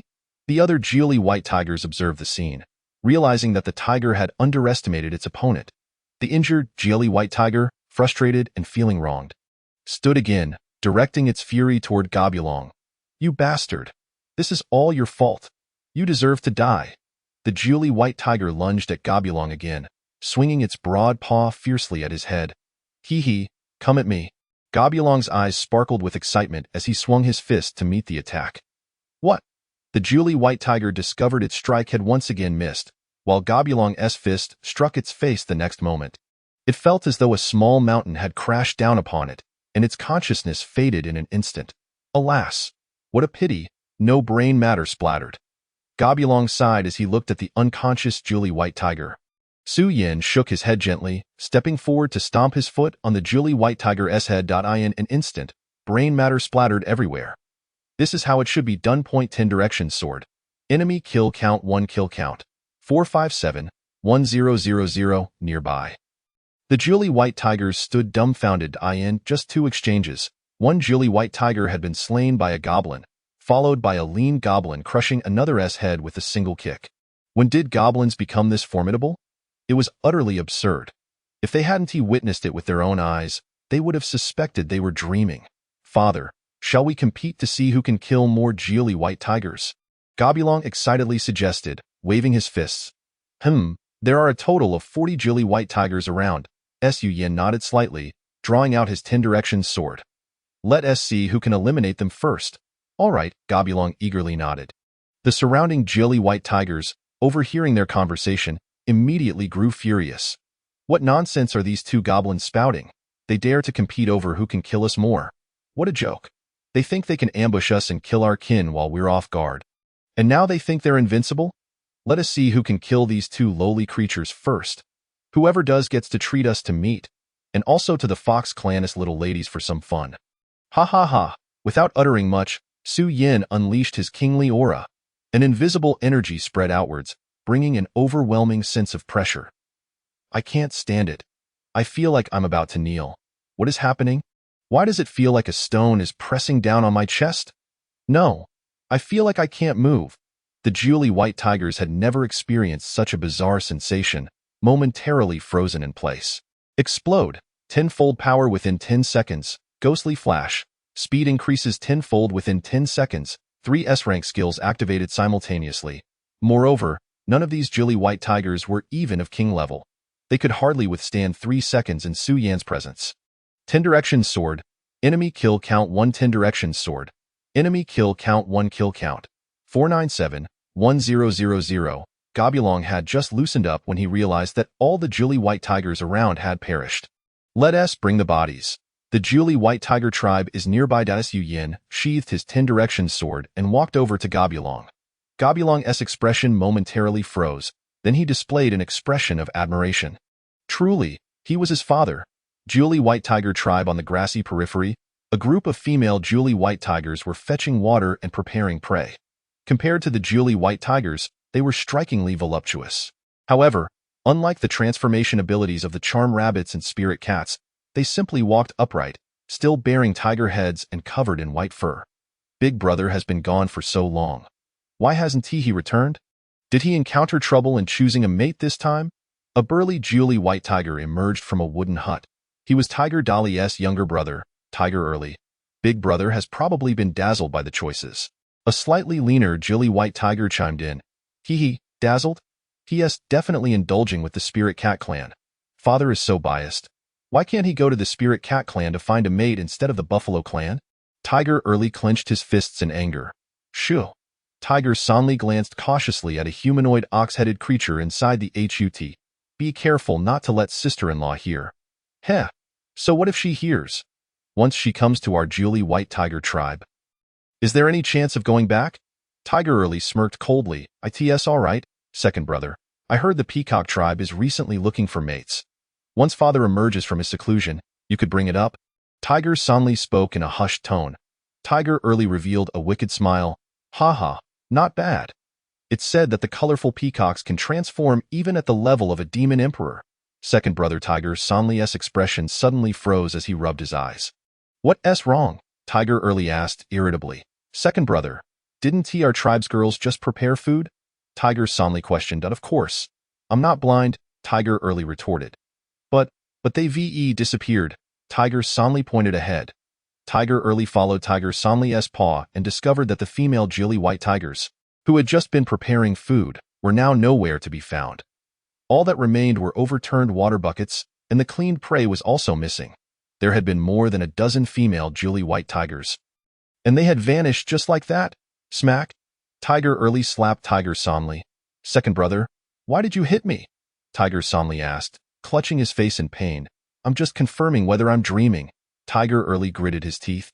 Su Yin stretched lazily and strolled out, unhurried. Don't worry. This is not a dream. It's real. Chapter 46, Thirsty and Restless Big Brother. It's a goblin, Tiger Sonley exclaimed in surprise upon seeing Su Yin. I am not blind, Tiger Early snapped back. He stared at Su Yin. Where have you taken them? They are probably enjoying the pleasures that rightfully belong to them. Su Yin smiled faintly. It's merely a dozen or so female Julie white tigers. Just send out 100 hidden goblin warriors, and they can forcibly take them away without anyone being the wiser. Second brother, it's just a goblin. Let us kill him and make him hand over our kin. Tiger Sonli retorted impatiently. Shut up. Tiger Early glared at Tiger Sonli, recognizing that this goblin was no ordinary foe. Despite the goblin clan being scorned by others, it was undeniable that as goblins continued to evolve, their strength had grown increasingly formidable. The ability to stealthily whisk away the 9-power white tiger indicates the formidable nature of this goblin tribe. You are indeed more clever than your brother. Su Yin smiled at Hu Early. Is he dead? Hu Early squinted at Su Yan. Su Yin patted his belly and said, Second brother, don't listen to his bluster. How could a mere goblin possibly kill elder brother? He went with over 100 guards. Hu Sanli spoke with disbelief. Hu Early disregarded Hu Sanli and turned to Su Yin, asking, What is your purpose here? To eliminate you, Su Yin replied, drawing the 10-directional sword. Ha ha ha, you crack me up. Second brother, listen to what this goblin is saying. He actually wants to annihilate us. Hu Sanli laughed heartily, wondering if the goblin had lost his mind or been kicked by a mule. Swish, Su Yin swung his sword, severing Hu Sanli's head. Hu Early's pupils constricted slightly. He had not even seen how Su Yin moved. The goblin appeared before Hu Sanli and killed him in less than a second. A chill ran down Hu Early's spine. Was this goblin truly a goblin? He seemed more like a demon. With such strength, he could dominate even in the depths of the valley forest. Could he possibly be a goblin king? Please spare my life. I can cooperate. Hu Early knelt before Su Yan and Su Yin narrowed his eyes, surprised at Hu Early's adaptability. This fellow, if allowed to grow, could pose a future threat. He was not to be left alive, but could be utilized for the time being. When will your father emerge from seclusion? Su Yin inquired. In 2 days, Hu Early responded. Gather all the 9-power white tigers from your tribe. Su Yin instructed Hu Early. All right. Hu Early roared, and immediately a multitude of 9-power white tigers surged forth. Su Yin surveyed the scene. There were nearly 1,000 9-power white tigers in total. Excluding the females, there were over 700 that could be killed. Just enough for his needs. Indeed, it was a powerful tribe. No wonder they could dominate in both the external and central regions. The 9-power white tigers, upon seeing the goblin standing next to Hu Early, displayed expressions of confusion. Hu Early stepped back with a smile. I thought goblins would be more intelligent, but it seems otherwise. What, do you think I am surrounded? Su Yin asked with a smile. Could it be that you surrounded me? Hu Early sneered. Did you not realize I intentionally had you gather all the 9-power white tigers? This way, I can avoid any potential loose ends. Su Yin replied nonchalantly. Hu Early's expression darkened slightly as he gritted his teeth. Ha, futile struggle. What do you think you are? Just a goblin. Do you really believe you can annihilate my 9-power white tiger clan? Dream on, father. This female 9-power white tiger is quite delightful. Golong walked over with a satisfied expression. Brothers, did you all partake? Su Yin asked. Rest assured. All 1,000 brothers got their share. It's a pity a few were accidentally lost, Golong sighed in response.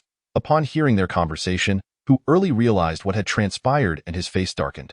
Oh, are we ready to fight? Ha ha ha ha. Just as I was warming up, Golong exclaimed excitedly upon seeing Hu Early and the other 9-power white tigers. You two are seeking death. Hu Early clenched his fists.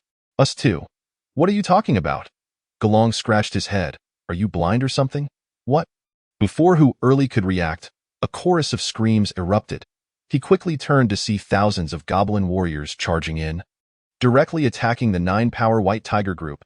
Stay calm. They're just a bunch of goblins. Hu Early roared, one-on-one.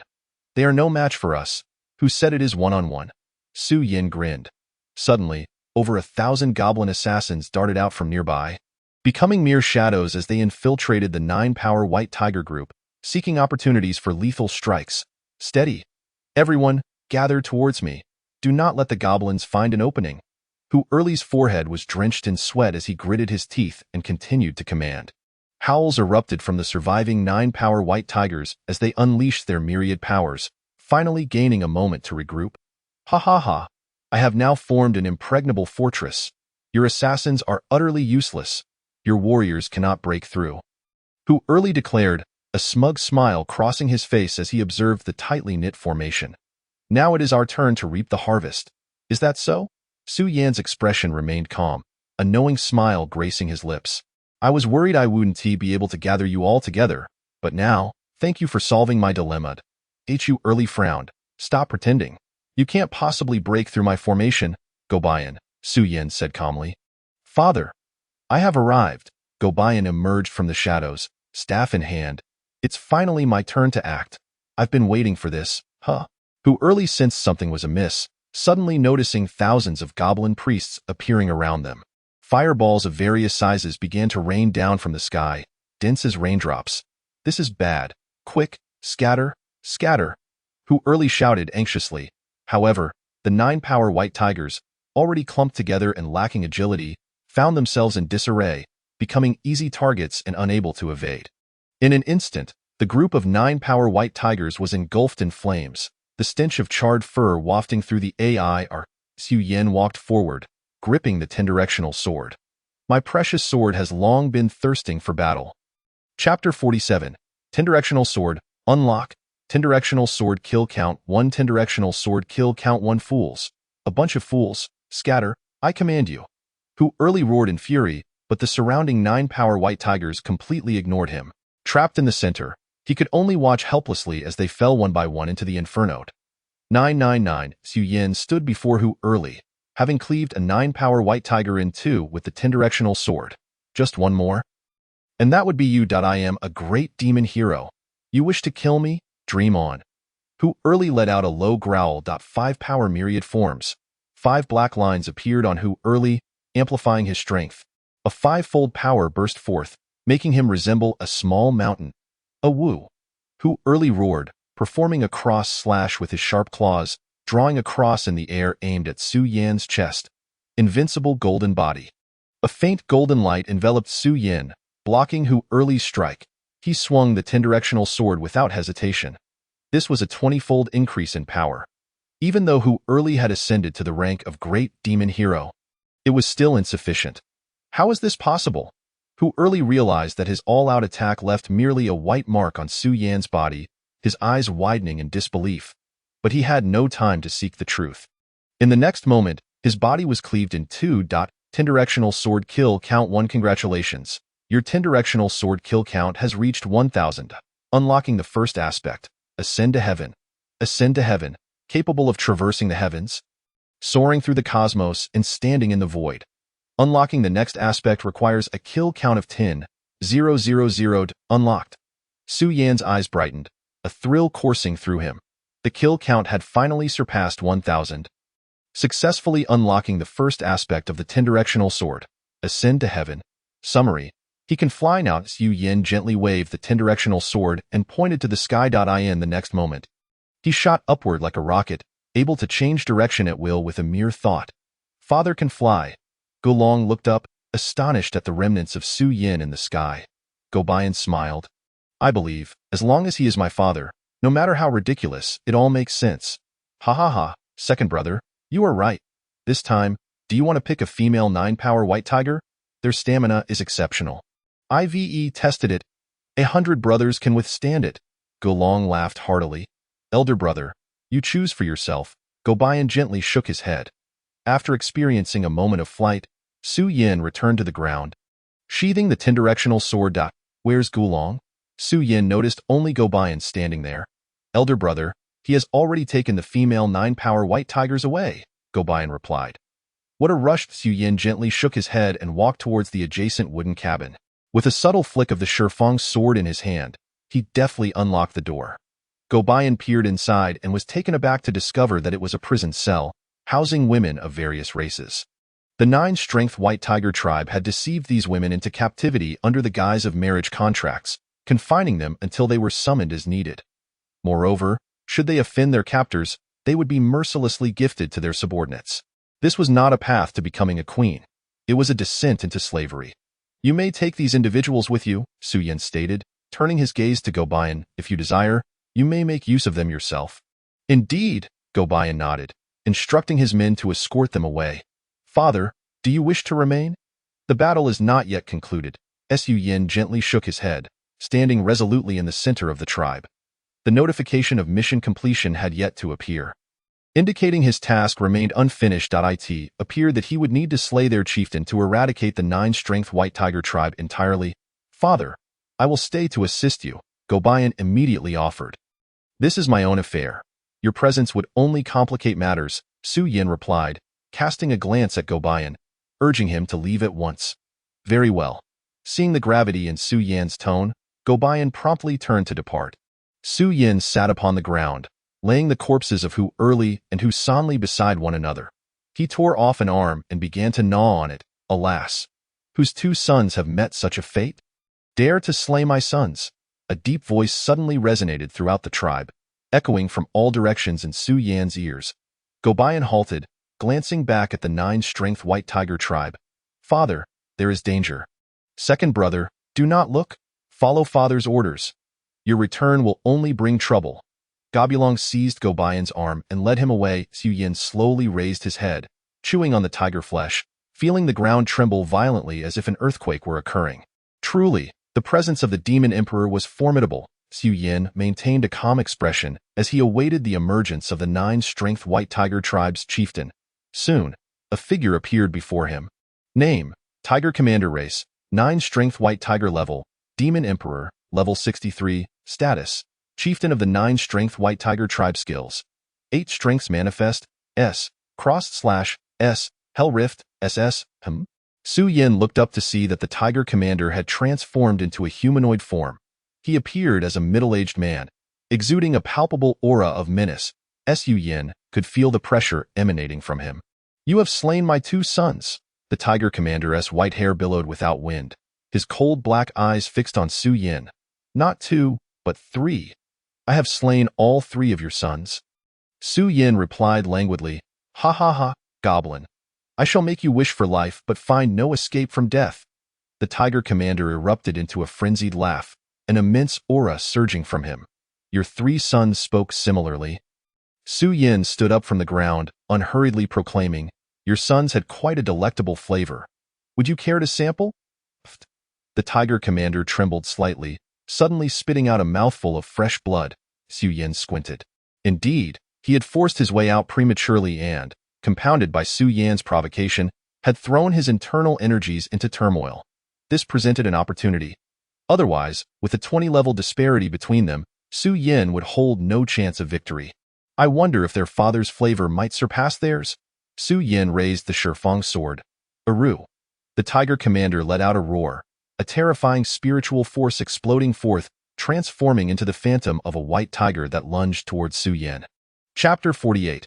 Mission accomplished. Gained fusion technique. Sovereign aura. Su Yin instantly expanded his aura, claiming the surrounding space as his domain. The approaching white tiger phantom trembled slightly within the sovereign aura. Su Yin swiftly swung the Shifang sword, shattering it in midair. This was a mental assault from the opponent, relying on surprise. If interrupted midway, it could be easily dismantled. Whoosh! The Tiger Commander swiftly unleashed his claws, their sharp tips crossing in midair. Forming a cross, Su Yin disregarded this and chose to strike first with the Shifang sword aimed at the Tiger Commander. Clang! The cross slash merely left 2 white marks upon Su Yin's body, vanishing in an instant, while Su Yin's Shifang sword plunged deeply into the Tiger Commander's chest. The Tiger Commander glanced down, revealing a hint of a cold smirk. Heh, a lowly goblin thinks to pierce my flesh? I have yet to exert my strength. A smile tugged at Su Yin's lips, a 20-fold surge of power, combined with the artifact that was the Shifang sword, effortlessly breached the Tiger Commander's defenses. The Shifang sword pierced through the Tiger Commander's chest, crimson blood gushing forth. What? The Tiger Commander shuddered slightly, astonished that Su Yin's strength could be so formidable. Impossible. Not even a Goblin King possesses such power. Furthermore, his swordplay is lethally precise. If he were a top swordsman from the royal capital, everything would make sense. Yet he is merely a goblin. I shall see you on your way. Su Yin abruptly swung the Shifang sword horizontally, aiming to cleave the Tiger Commander in twain. 8 directions manifest. The Tiger Commander roared, his muscles swelling rapidly, 8 patterns emerging to grant him 8-fold strength. Su Yan's Shifeng sword was seized in his grasp. The tiger commander yanked the Shifeng sword from his chest. Su Yan instinctively withdrew the Shifeng sword and stepped back, his brow furrowing. The initial burst of power had reached its limit. Moreover, he noticed the eightfold strength the opponent had unleashed seemed to exceed his own. You are strong, but regrettably, you shall still meet your demise. The tiger commander's body slowly levitated into the air, revealing a pair of white wings sprouting from his back.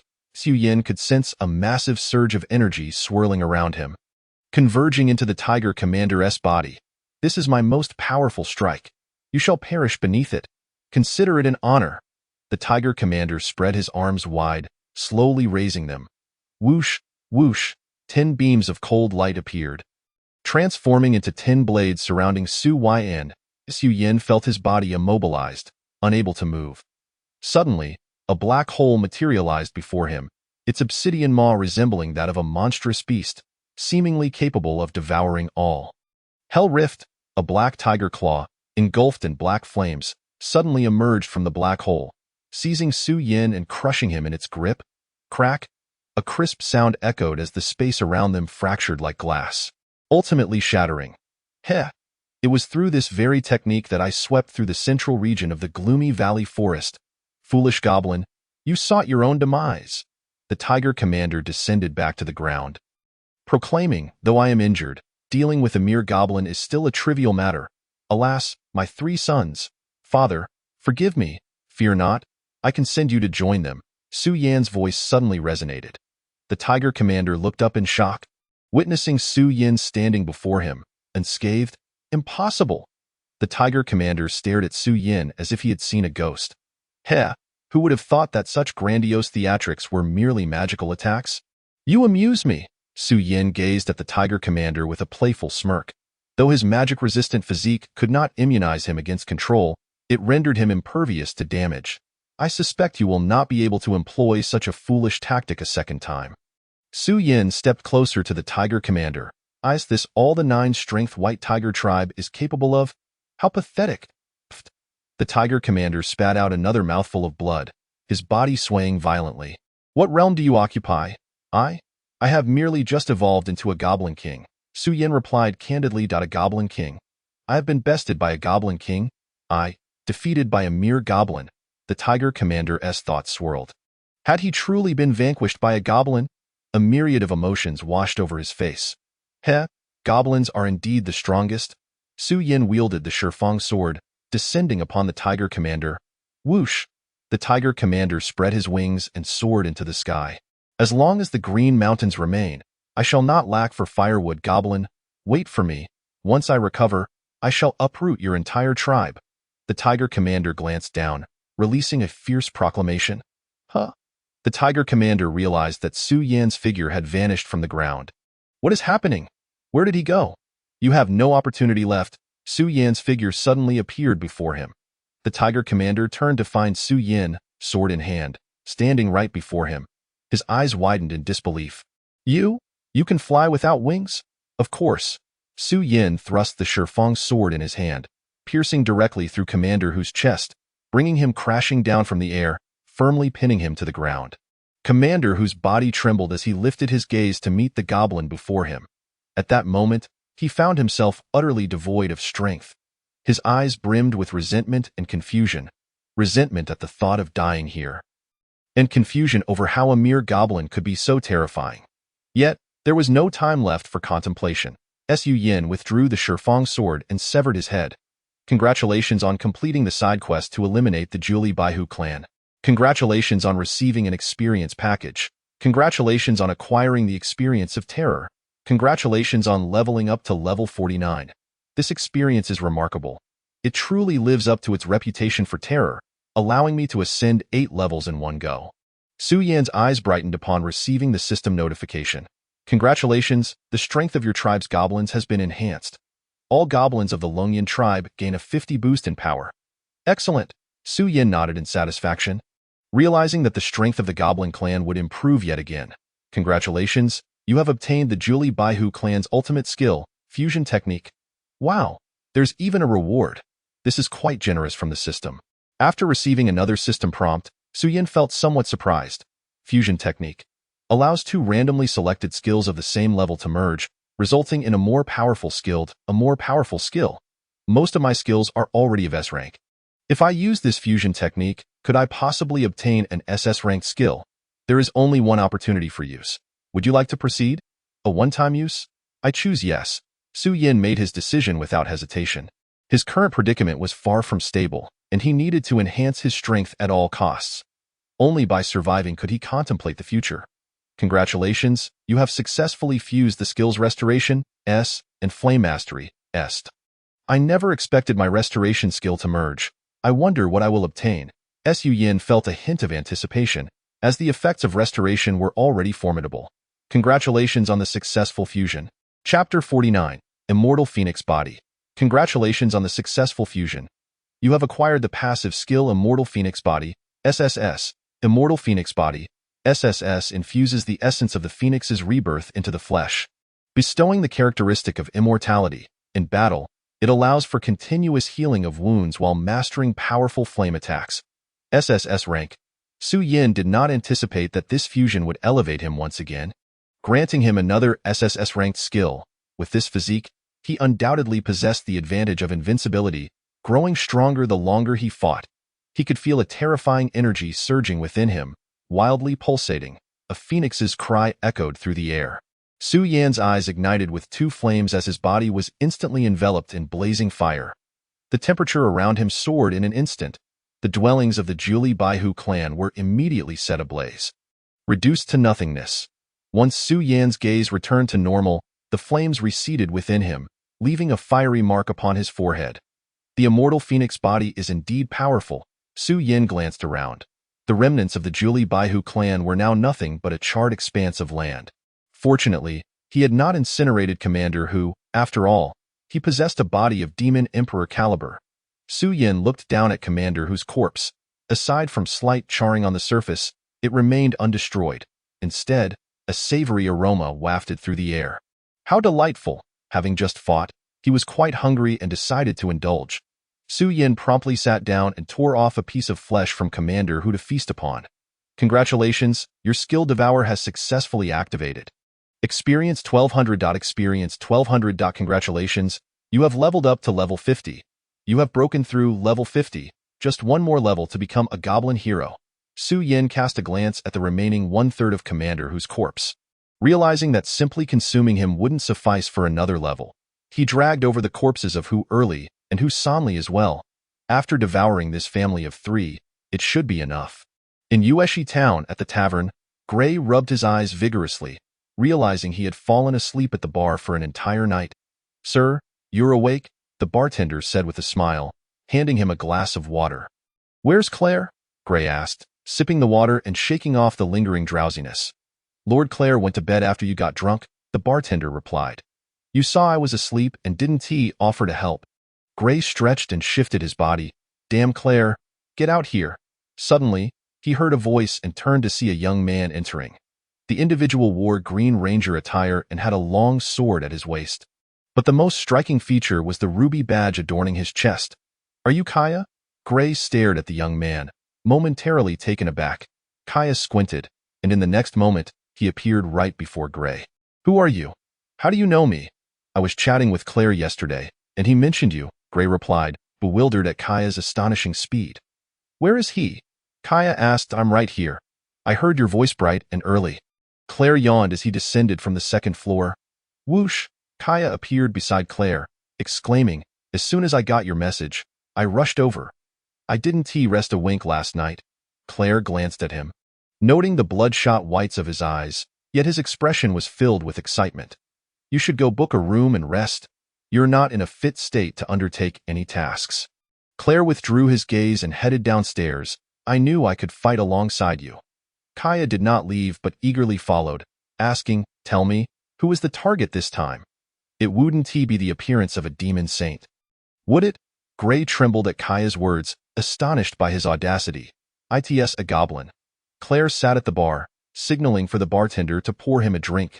Kaya halted, his expression shifting from excitement to confusion. Then to anger, he instantly appeared beside Claire, snatching the drink and slamming it down on the bar. His voice was laced with fury. Explain yourself. A goblin. You gathered us just to kill goblins. Calm down. Listen to him explain. Gray quickly interjected, but before he could approach, a dagger whizzed past his ear, embedding itself in the wall. Gray froze in place, too frightened to move. The opponent is a goblin demon god. Claire said nonchalantly, retrieving his glass again. Kaya's pupils contracted in surprise as he stared at Claire. Are you sure? When have I ever led you into something unprepared? Claire retorted. Kaya took a deep breath. His excitement rekindled. Ha ha ha. I knew you wouldn't disappoint me. When do we set off? You need to go back and sleep immediately. The team isn't complete yet. Claire cast a casual glance at Kaya. Who else hasn't arrived? Nora. She's always the last. Kaya inquired. No, quite the opposite. This time she is the first one. She's still resting. Claire glanced upstairs. It's Luke and Leo who haven't come. Those two are truly excessive, Kaya pouted, seemingly too intimidated to say much, and headed upstairs. Claire shook his head lightly. Don't worry. They'll definitely arrive in the next couple of days. Luke and Leo? Gray eagerly approached after Kaya left, the genius warrior and genius mage. Ha! What genius? They only just became bronze heroes at 35. Claire chuckled and shook his head. A 35-year-old bronze hero that already ranks among the top 10 in the history of the Water City. Gray exclaimed, somewhat excited. Claire finished his drink and looked at Gray. A genius is someone who appears once in a century, not just anyone. Then tell me, who is a genius? Gray asked, curious about what Claire considered a genius. In the City of Gold, Su Yin. Claire fixed his gaze on his glass. Upon hearing this name, Gray's expression shifted slightly, his eyes growing complex. Suddenly, he fell silent. Claire paid no mind and continued. He became a bronze hero before the age of 20. Across the entire continent, no one surpasses him. He is the true genius. His innate talent is the pinnacle of existence. Alas, it is regrettable that he passed away in his prime. Claire looked up, noticing Gray's continued silence, and questioned, Hey, what is wrong with you? Nothing. I just feel a bit dizzy. I'm going to rest, Gray quickly replied, hastily making his way upstairs. Weren't you the one asking? Claire shot him a glance, then shifted his focus outside. If he were still alive today, he would undoubtedly be the most brilliant star on this continent. Chapter 50. The Slave Brand. Experience 1200. Experience 1200. Experience 830. Experience 1000. Congratulations. You have leveled up to level 51. Su Yin swallowed the last morsel of meat, receiving the system notification in his mind. Finally, he reached level 51. This father-son trio truly delivered. Su Yin revealed a faint smile as he rose from the ground. He could sense the transformation within his body. He was on the verge of evolving into a goblin hero. His eyes shone with a fierce golden light, and his muscles began to ripple, channeling the immense power within him into every limb and sinew. A hiss escaped his lips as a look of pain crossed his face. It felt as though his muscles were being torn apart and then reassembled. Yet, he could perceive that his body was continuously growing stronger, every part of him becoming more solid, unbreakable, and indomitable. A low growl erupted from Su Yin as his eyes returned to their normal hue. Though his pupils shimmered with a subtle golden glow, his physique had not changed drastically, but its contours had become more refined. The power he could unleash had increased tenfold compared to before. Even when faced with the formidable commander Hu, he felt confident in his ability to prevail. Such was the might of the goblin hero. Congratulations on awakening the skill King's Might Armor. King's Might Armor. This skill can enhance physical strength and defense, with further practice capable of amplifying one's power and even fortifying weapons. The awakened skill is even more domineering, akin to an enhanced version of the King's Aura. Upon witnessing this newfound ability, Su Yan's eyes brightened. He could now utilize the King's Aura to bolster his strength. The rewards from this awakening were truly bountiful. Unable to contain his joy, Su Yin departed from the 9-power White Tiger tribe and returned to the Longyan tribe. Having spent a night outside, he wondered how Polly and the others were faring with their planting efforts. Suddenly, a terrified scream echoed from within the tribe. Su Yin hurried inside, quickly discovering that Lan was being restrained by 2 goblin warriors. While Gobu Long held a red-hot branding iron, pressing it against Lan's face, a piercing scream filled the air as a plume of white smoke instantly rose. When Gobu Long removed the iron, it left behind the character for slave emblazoned on Lan's face. Father, Do you find this mark appealing? Gobulong asked, pinching Lan's face to present it to Su Yin. Where did you acquire that branding iron? Su Yin inquired, somewhat taken aback. Although they had brought back iron ore, they had not imparted the knowledge of blacksmithing to the goblins. Father, I found it among the equipment you previously brought back. Gobulong replied. Equipment I brought back? Su Yin nodded slightly. What kind of twisted things can these humans create? To forge such a branding iron is rather mild in comparison. Who taught you how to use it? Su Yin questioned. Given Gobulong's intellect, he would only perceive the branding iron as a weapon and would not know its true purpose. She taught me. Gobulong indicated Lian with a hint of amusement. Hee, I have become a slave to the goblin lord. Lan chimed in cheerfully. Pregnant? Gobulong hastily grabbed a rope and began to lead Lan away, insisting she must be caged, goblin lord. Upon seeing Su Yan's return, Polly rushed forward with enthusiasm, followed closely by Zhu Qing, Zhu Yun, Ro Xiaowu, and Su Qin. You nearly scared me to death, my lord. You have finally returned, Ro Xiaowu exclaimed, eagerly linking her arm with Su Yan's and affectionately rubbing against him. Are they dead? Su Qin stepped forward to inquire. Dead?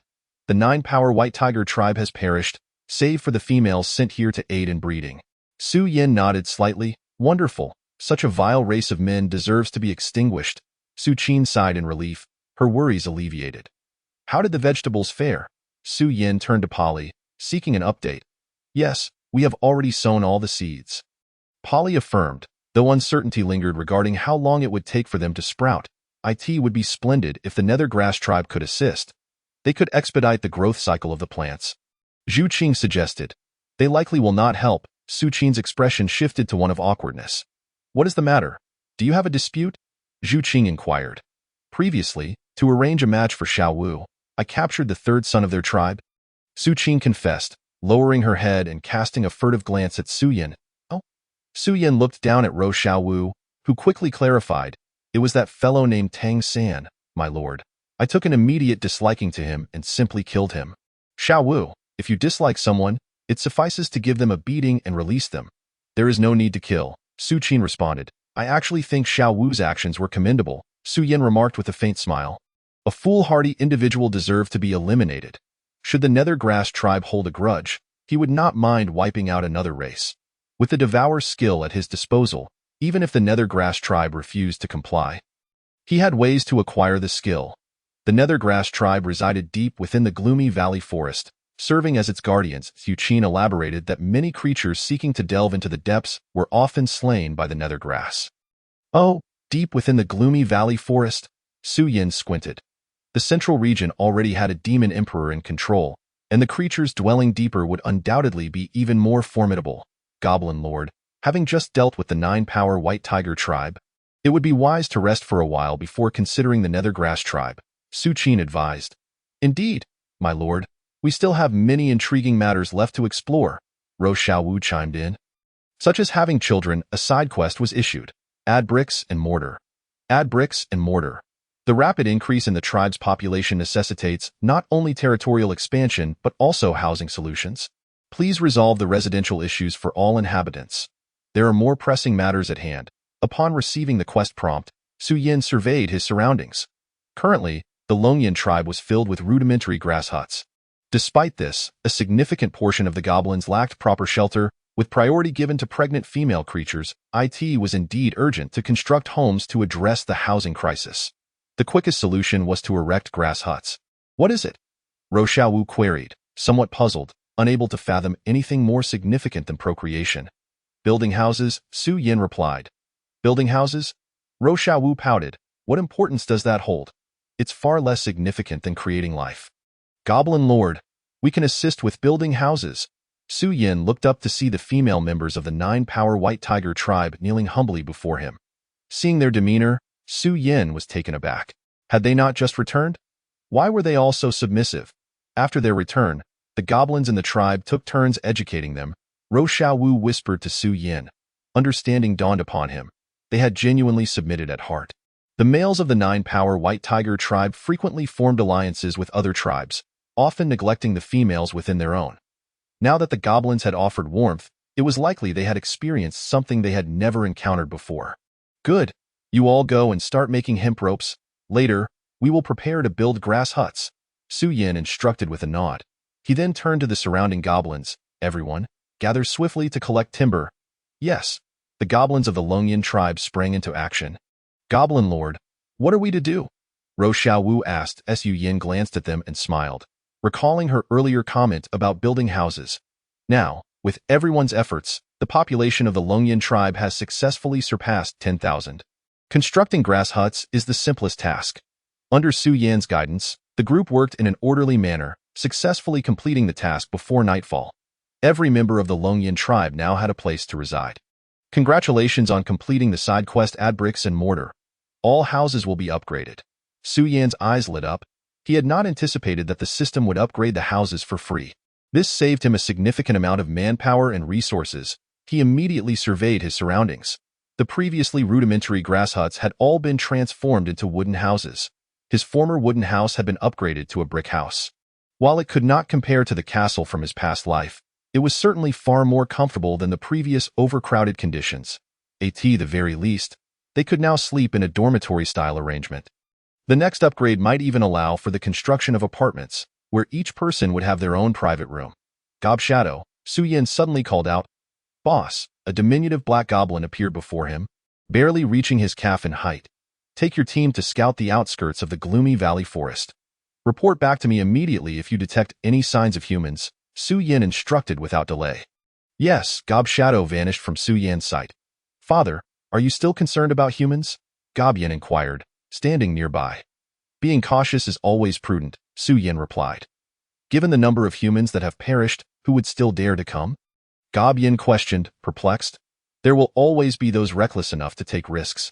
It is wise to be prepared. The cunning of humans surpasses your understanding, Su Yin remarked, casting a glance at Gob Yin before inspecting the new brick houses. Gob Yin nodded thoughtfully. It seemed he still had much to learn from his father. For the next 3 days, Su Yin remained in the Longyan tribe, recuperating and dedicating himself to the daily routines of preparing 3 meals.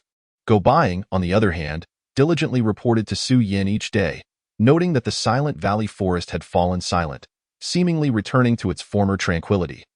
The population of the Longyan tribe had increased by 7,234, and the tribe had reached level 6, 19,265,100,000. Suddenly, a cry of alarm shattered the stillness. Polly was in the house, emitting agonizing screams. She was about to give birth. Previously, her healing abilities had alleviated much of the pain for others during childbirth. But Polly was unable to heal herself. Father.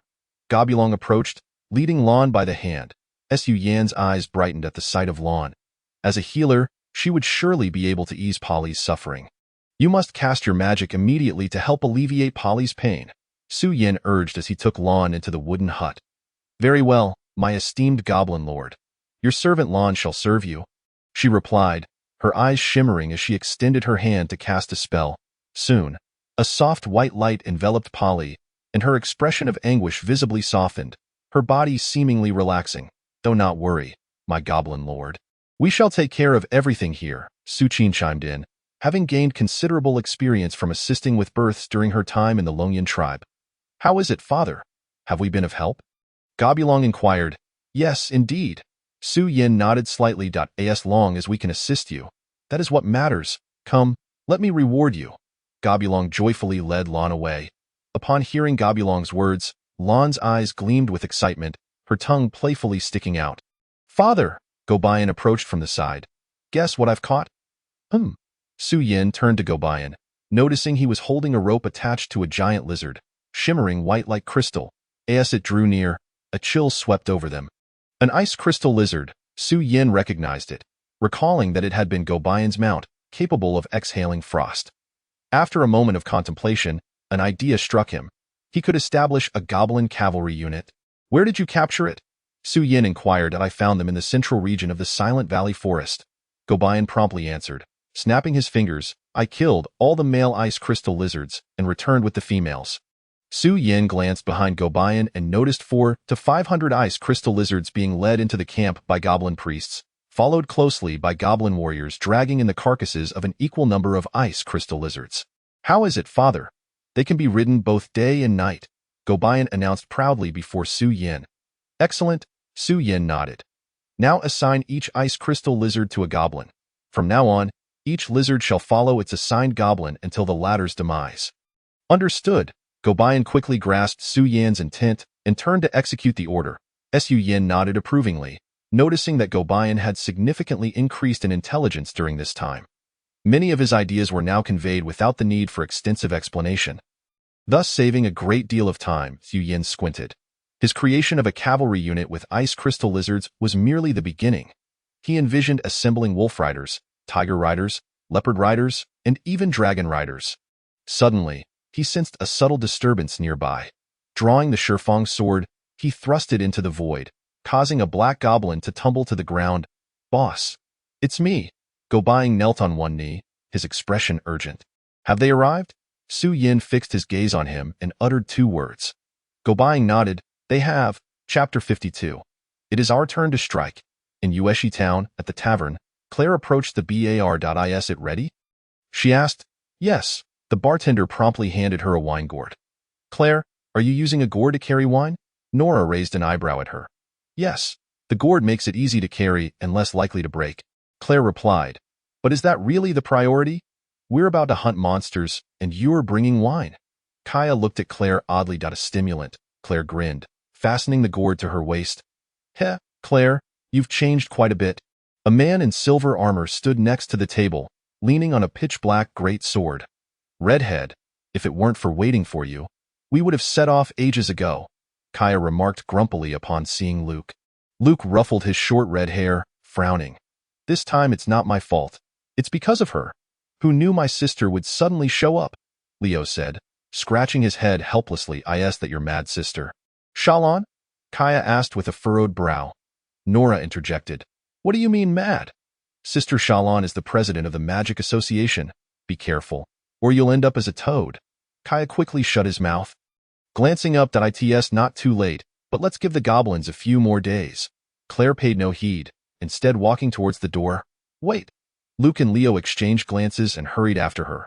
What's wrong? Claire turned to face Luke and Leo. Indeed. It's the goblins. Nora gripped her sword's hilt. But it's the goblin demon, Kaya chimed in. Luke and Leo opened their mouths but quickly swallowed their words upon hearing their answers. Is there anything else you wish to ask? Claire inquired, looking at them. No, nothing more. Luke quickly shook his head. Me neither. Leo followed suit. All right, let us set off. Claire smiled slightly as she exited the tavern. Gray stood by the window on the 2nd floor, observing Claire and the others depart with a bounty notice from the royal capital in hand. If Claire were to fail, he would have to take her place in executing that royal bounty. Damn it! If only I hadn't allowed Su Yin to escape back then, causing the mission to fail, I wouldn't have been abandoned, reduced to a mere captain of a guard. Gray clenched his fists, slamming them onto the table. It's a pity I couldn't kill you myself. You're the one responsible for my downfall. In the Silent Valley Forest, how dull. Why are there no monsters around? Nora pouted, carelessly swinging her sword, impatience evident in her eyes. Not just here. There are no monsters nearby either. Kaya leapt down from a tree, having scouted the vicinity. Could it be that the goblin tribe and the hero team wiped each other out? Both perishing? There's no such thing as a goblin demon? Nora voiced her thoughts. The likelihood of that is less than 1%, Claire dismissed, continuing to walk forward. We must trust the captain, Luke said as he strode ahead. Suddenly, Claire halted. What's wrong? Is there a monster? Nora immediately perked up. Claire remained silent, moving ahead. On the ground lay a multitude of dried bloodstains. Where are the bodies? Have they all been devoured? Nora stepped forward, glancing around curiously. Aside from some bones, the corpses must have been removed. Claire squatted to inspect the ground before standing. Ice Goblin's preference. These wretched creatures, they all deserve to die. Nora gritted her teeth. Indeed, such beings as goblins should not exist in this world, Kaya concurred. Leo, why have you been silent? Luke glanced at Leo beside him. Leo extended his hand, revealing a golden insect that landed in his palm. His expression shifted slightly. We are surrounded. The group looked up to see dark figures flitting through the surrounding foliage. What are they? They move so fast, I can barely see. Nora frowned, gripping her sword. Are they spirit cats? But they shouldn't be active in this area. Kaya drew his dagger. Claire took a sip of her wine, her gaze sharpening. They are goblins. With a whoosh, goblin warriors burst forth from the thickets, their speed astonishing. Appearing before the group in the blink of an eye. "Holy shield!" Leo shouted. Waving his staff, a golden barrier appeared around them, resembling an inverted bowl. Thud, thud. The charging goblin warriors collided with the barrier, tumbling to the ground. These disgusting creatures, how can they be so fast? Nora immediately swung her sword, launching an attack on the goblin warriors. Nora and Luke joined in the counterattack, and soon, dozens of goblin corpses littered the ground. "Humph, I thought they were formidable. They're just pathetic." Nora scoffed disdainfully. "Speed alone is nothing. It's not just speed. They possess strength." Claire frowned, noting that their physical prowess was superior to that of ordinary goblin warriors. "You worry too much. Even if they are enhanced, I can slay as many of these goblins as they send my way." Nora disdainfully glanced at the goblin corpses strewn across the ground. "The goblins we are here to deal with can't possibly be this weak, can they?" Kaya remarked with a hint of disappointment. Although stronger than the average goblin, they were utterly insufficient. Claire continued to stride forward, stating, "Our presence has likely been detected. Everyone, be cautious from here on. This may very well be merely a vanguard." "A vanguard? Captain, you can't be serious," Luke exclaimed, astonished. "These are goblin warriors, even in a high-ranking goblin tribe. They are formidable beings. Would they truly be sent out as cannon fodder?" "Claire, let me be frank. If we continue encountering such weak goblins, we might as well cease our collaboration altogether," Nora declared arrogantly. "Enough bickering. As a team, we must prioritize harmony. I will scout ahead." Kaya interjected with a conciliatory smile before disappearing into the thicket. After their departure, Su Yin leaned against an ancient tree, a faint smile gracing his lips. "They truly underestimate me. 3 bronze heroes, 2 ruby heroes. A side quest was issued. Eliminate the invaders. The dignity of the tribe cannot tolerate the trespass of outsiders. Please protect the tribe and vanquish the enemies. What is our next step?" "Father," Goblin Yin inquired, standing nearby. "The test is over. Clear away the bodies," Su Yin replied, a smirk forming on his lips. "It is time for us to take action." Chapter 53. Your little golden bees are quite delectable. "Leo, are you even capable? Where are your little golden bees?" Nora asked, arms crossed, glancing at Leo beside her. Leo's forehead glistened with beads of cold sweat. "Don't worry, just wait a little longer."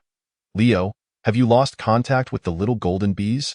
Claire directed her gaze at him. "Yes, Captain. I don't understand why. They should not be unresponsive," Leo replied, his face a mask of anxiety. The little golden bees were a special breed he had nurtured through magic. Capable of scouting the surrounding environment and tracking enemies, he had never encountered a failure in all the time he had raised them. "Forget it. They're likely dead," Claire remarked, choosing to move on. "Dead? Dead, Captain. How could that be possible? The little golden bees are masters of concealment. How could they be discovered? Dead is dead. It's a waste of time." Nora shot him an irritated glance and advanced ahead. Luke patted Leo on the shoulder, offering a knowing look without uttering a word. Su Yin stood a short distance away, silently following them. He opened his palm to reveal a little golden bee. Realizing its true value, he wondered how much experience it might yield.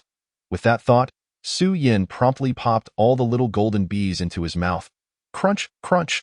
The little golden bees tasted rather pleasant. Crisp and delightful. Experience 1020, experience 920. Su Yin was somewhat taken aback by the system's notification of experience gain. The little golden bees provided quite a substantial amount of experience. He pondered how many more he had. On the other side, Nora, having lost her patience, halted her steps. "Claire, how much longer will we walk? Have you not noticed that we've circled the perimeter of this valley forest?" Claire stopped, lifting her gaze to meet Nora's. "Did you not realize?" "I realized. You were toying with us?" Nora retorted, hands on her hips, glaring at Claire. Claire took a sip from her gourd. "There is nothing in this entire valley forest, yet you claim there are goblin demigods here. Is this not a game at our expense?" Nora said with irritation. "Isn't it strange that there is nothing in this entire valley forest? What about the low-level magical creatures?" Claire fixed her gaze on Nora, pointing at her head. "I hope you engage your intellect in this matter." "You?" Nora was taken aback, her temper flaring as she prepared to argue. "Who are you calling brainless?" Luke swiftly pulled Nora back. Don't you know the captain by now? Nora, weren't you the one who trusted the captain the most? What has changed? Nora scoffed. Do you genuinely believe there are goblin demigods? If the captain assures us? I believe there is credibility in that. The captain has never deceived us, Luke replied. How naive. What if this time, we are truly being deceived? Nora countered. Luke paused briefly before chuckling. Then we have been deceived. We are already here. After all, Nora narrowed her eyes. Fine. I shall see for myself what you call a goblin demigod. Leo, still preoccupied with his precious little golden bees, lagged at the back of the group, unknowingly widening the gap between him and the others. Hey, did you release those golden, honey-like bees? A voice suddenly called out from ahead of Leo. Leo halted, lowering his head to see a pair of green feet before him. He curiously lifted his gaze and found Su Yin standing before him. Goblin.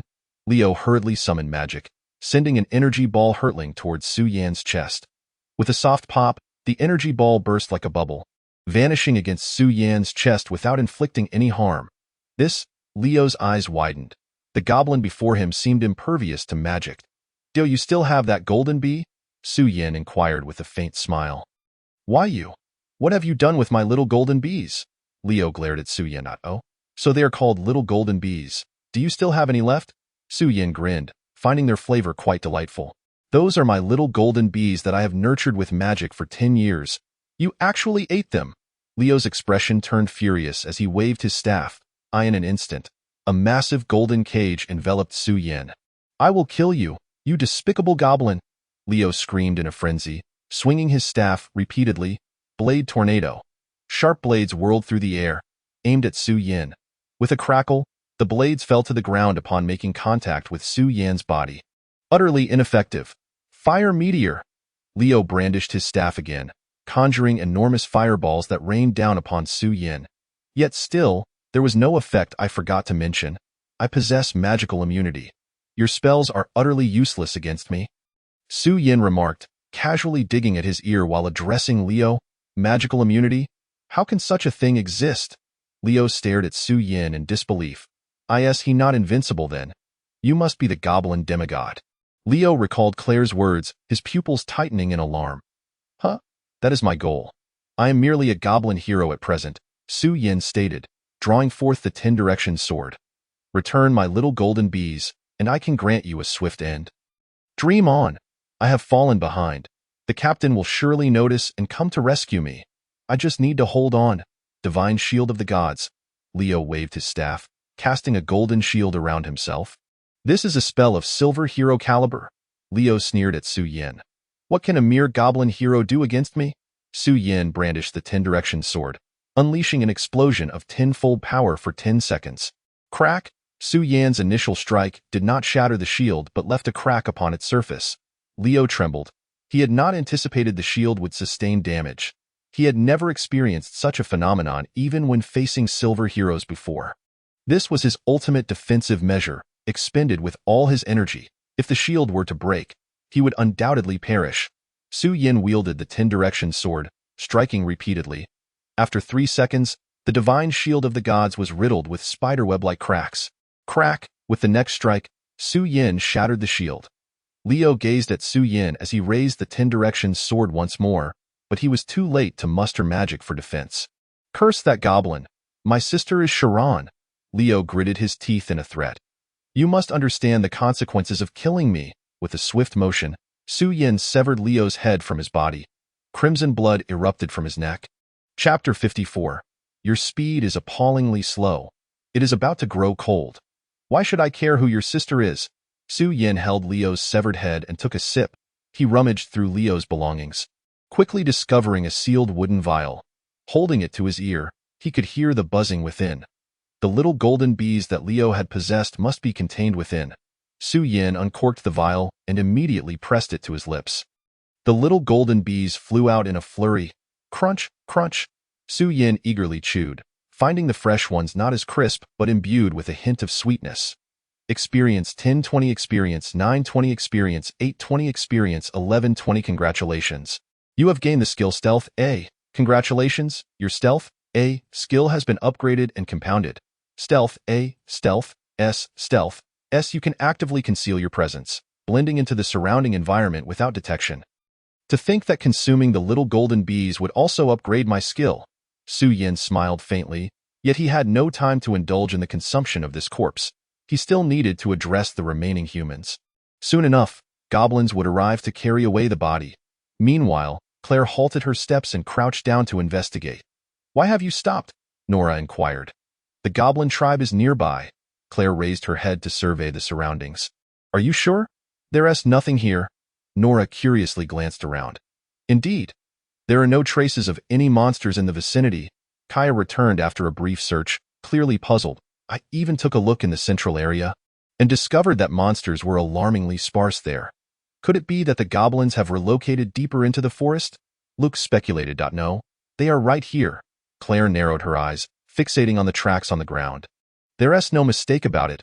But where are the goblins?" Nora asked, crossing her arms. "What about Leo?" Claire suddenly turned her gaze. "Leo?" Luke turned back, only to realize that no one was behind him. "Strange, he was just here." "Are you certain?" Claire frowned. "I've been following Claire the whole time, and I'm not sure when Leo got separated," Luke replied. "That guy is really foolish. He can't even keep up with the group." Nora scoffed. "If it weren't for his sister's reputation, he wouldn't even be in our team." "I'll go look for him," Luke volunteered. Boom! Luke suddenly looked up, sensing a surge of magical energy ahead. Leo must be in danger. "We should go help him," he urged, and no need. He.'s already dead. Claire glanced distantly before retracting her gaze. "Hey, what do you mean by that? Although Leo is useless, he is still a bronze hero. How could he be killed at the outskirts of the abyssal forest?" Nora glared at Claire with displeasure. Claire remained silent, continuing to crouch down and study something. "I'll check it out." "I'm fast," Kaya suggested. "I advise against it," Claire said, still focused on her research, "unless you wish to meet your demise." "Claire, Leo is our teammate. I cannot stand by and watch him die. I'm sorry. This time, I cannot heed your warning." Kaya immediately vanished from sight. "And you? What are you doing?" Nora questioned Claire's actions. "There's a formation here." Claire did not look up but picked up a twig, seemingly searching for something. "A formation?" Nora was momentarily taken aback before bursting into laughter. "What a joke. Are you saying goblins understand formations? That's hilarious. How could such a lowly race grasp such profound concepts?" Luke stood nearby, casting a strange glance at Claire, finding her notion rather absurd. "Instead of wasting time questioning me, you should focus on how to ensure my safety. So I can successfully decipher this formation," Claire replied calmly, continuing to fiddle with the twig. "Protect you? Why? Are we surrounded or something?" "How ridiculous," Nora scoffed, glancing around. Soon, she noticed a multitude of goblin warriors emerging from the surrounding grass, their numbers exceeding 1,000. When did they appear? Nora's heart raced. She had been completely oblivious to the goblins' arrival. Luke's expression also shifted slightly, equally bewildered by the sudden appearance of the goblins. "Never mind. Let us kill them first." Luke gripped his heavy sword and immediately charged at the surrounding goblins, his body spinning rapidly like a black tornado. "Ha! Just a bunch of goblins. It doesn't matter how many there are." Nora sneered disdainfully, drawing her sword to join the fray. The light of her blade danced swiftly, bursting forth in a dazzling display, as the shadows of her sword shredded the approaching goblins. Quite something. Goblin stood with his arms crossed not far away. "I can hardly wait to join in." Gobuing hung from a tree, a dagger clenched in his mouth. "Let us start with a gentle taste and play slowly." Gobu Yin smiled faintly. Meanwhile, Kaya had left the group, swiftly heading towards the source of the magical energy fluctuations. His speed was remarkable, and in the blink of an eye, he arrived nearby. Soon, he caught a whiff of a metallic scent. I knew Leo, as a talented mage, would encounter some danger on the outskirts. Kaya smiled, parting the foliage to reveal a clearing. However, the sight before him left him momentarily stunned. Leo lay on the ground, his head rolling aside. "He's dead." "Leo?" Kaya struggled to believe the scene before him. Claire's words were indeed true. Leo was truly dead. Who did this? Who was responsible? "Show yourself." Kaya rushed to Leo's side, angrily shouting, "There's no need to shout so loudly. I'm right beside you." Su Yin leaned against a large tree, toying with the Shifang's sword as he spoke. "Goblins." Kaya's expression shifted slightly upon seeing Su Yin. his demeanor growing serious. He hadn't sensed the other's presence at all. You must be his teammate, huh? Why did you arrive so late? His body has already lost its warmth, Su Yin remarked. Glancing down at Leo with a smirk, Kaya clenched his fists, glaring at Su Yin. You will pay for this, damn goblin. Do you wish to kill me? Su Yin looked at Kaya with curiosity. Die! Kaya instantly flashed to Su Yan's front, his dagger swiftly thrusting towards Su Yan's throat. Believing Su Yin to be caught off guard, he wore a smug grin, thinking, in terms of speed, even a bronze hero might not match me, let alone a mere goblin. Yet, the next moment, astonishment spread across his face. Chapter 55. Little girl, I will show you my might. Kaya discovered his dagger had pierced through Su Yin's form, but the latter merely swayed slightly before vanishing. It was merely an afterimage. This goblin is incredibly swift. Kaya's heart trembled, completely unprepared for this outcome. A sudden chill enveloped him. Whoosh! He quickly darted to the side, evading the impending strike. Rip! However, Su Yin's Shifeng sword still grazed his arm, blood instantly staining his garments. Kaya gritted his teeth, ignoring the injury on his arm. Your speed is slower than I anticipated. What a pity. I thought it would take some effort to kill you. It seems unnecessary now. Su Yin licked the blood from the Shifeng sword, revealing a faint smile. Humph, just a goblin. I have 1,000 ways to kill you. Kaya's fierce gaze remained locked on Su Yin as he raised his dagger once more. In his eyes, goblins were merely the lowest of creatures. With some strategy, he could easily slay them. Kaya leaped again, but this time he did not disappear. Instead, his body trembled at an incredible frequency. The next instant, he split into countless clones, surrounding Su Yin. Die, pitiful beast. All the Kaya clones launched their attacks on Su Yin, making it impossible to discern which was the real one yet. Su Yin didn't need to identify the genuine threat. Invincible body, clang, clang, clang. Kaya attacked rapidly, his limbs creating numerous afterimages as they left cold glimmers on Su Yin. Within 3 seconds, he struck over 100 times, yet not a single blow managed to injure Su Yin. Ah, Kaya exclaimed. Retreating hastily, he looked down at his palm, clutching the dagger, which trembled slightly. It was covered in blisters from burns. How about a few more rounds? Su Yin smiled at Kaya, who had just witnessed the invincible body fade. He wanted to test the effects of the immortal phoenix body, but unexpectedly, as Kaya made contact, he was scorched by flames. Kaya gripped the dagger tightly with his left hand, raising his gaze to Su Yin. Ah, die, rip. Su Yin lightly swung the Shifeng sword, severing Kaya's left arm. Kaya stifled a cry of pain, collapsing to the ground. For the first time, fear flickered in his eyes. Is this truly a goblin? In terms of speed, strength, and other aspects, he is remarkably powerful, especially just now. He even executed a sword technique. Goblin demon. Kaya recalled Claire's words. Claire was indeed correct. There truly was a goblin demon here. Kaya's expression turned frantic as he raised his eyes to Su Yin. His gaze now filled with apprehension. Oh? Another one claiming I'm a goblin demon? Su Yin approached Kaya. Who told you there was a goblin demon here? Kill me. I want to say a word. This time, I was careless. Kaya gritted his teeth, staring at Su Yin. I shouldn't have disregarded Claire's warnings. Claire? I've never heard of her. Su Yin shook his head lightly, raising the Shifeng sword. Since you want to speak, then you shall die. Shifeng sword kill count 1. Kill count 210000. Kaya's head rolled away, severed from his body. Slurp.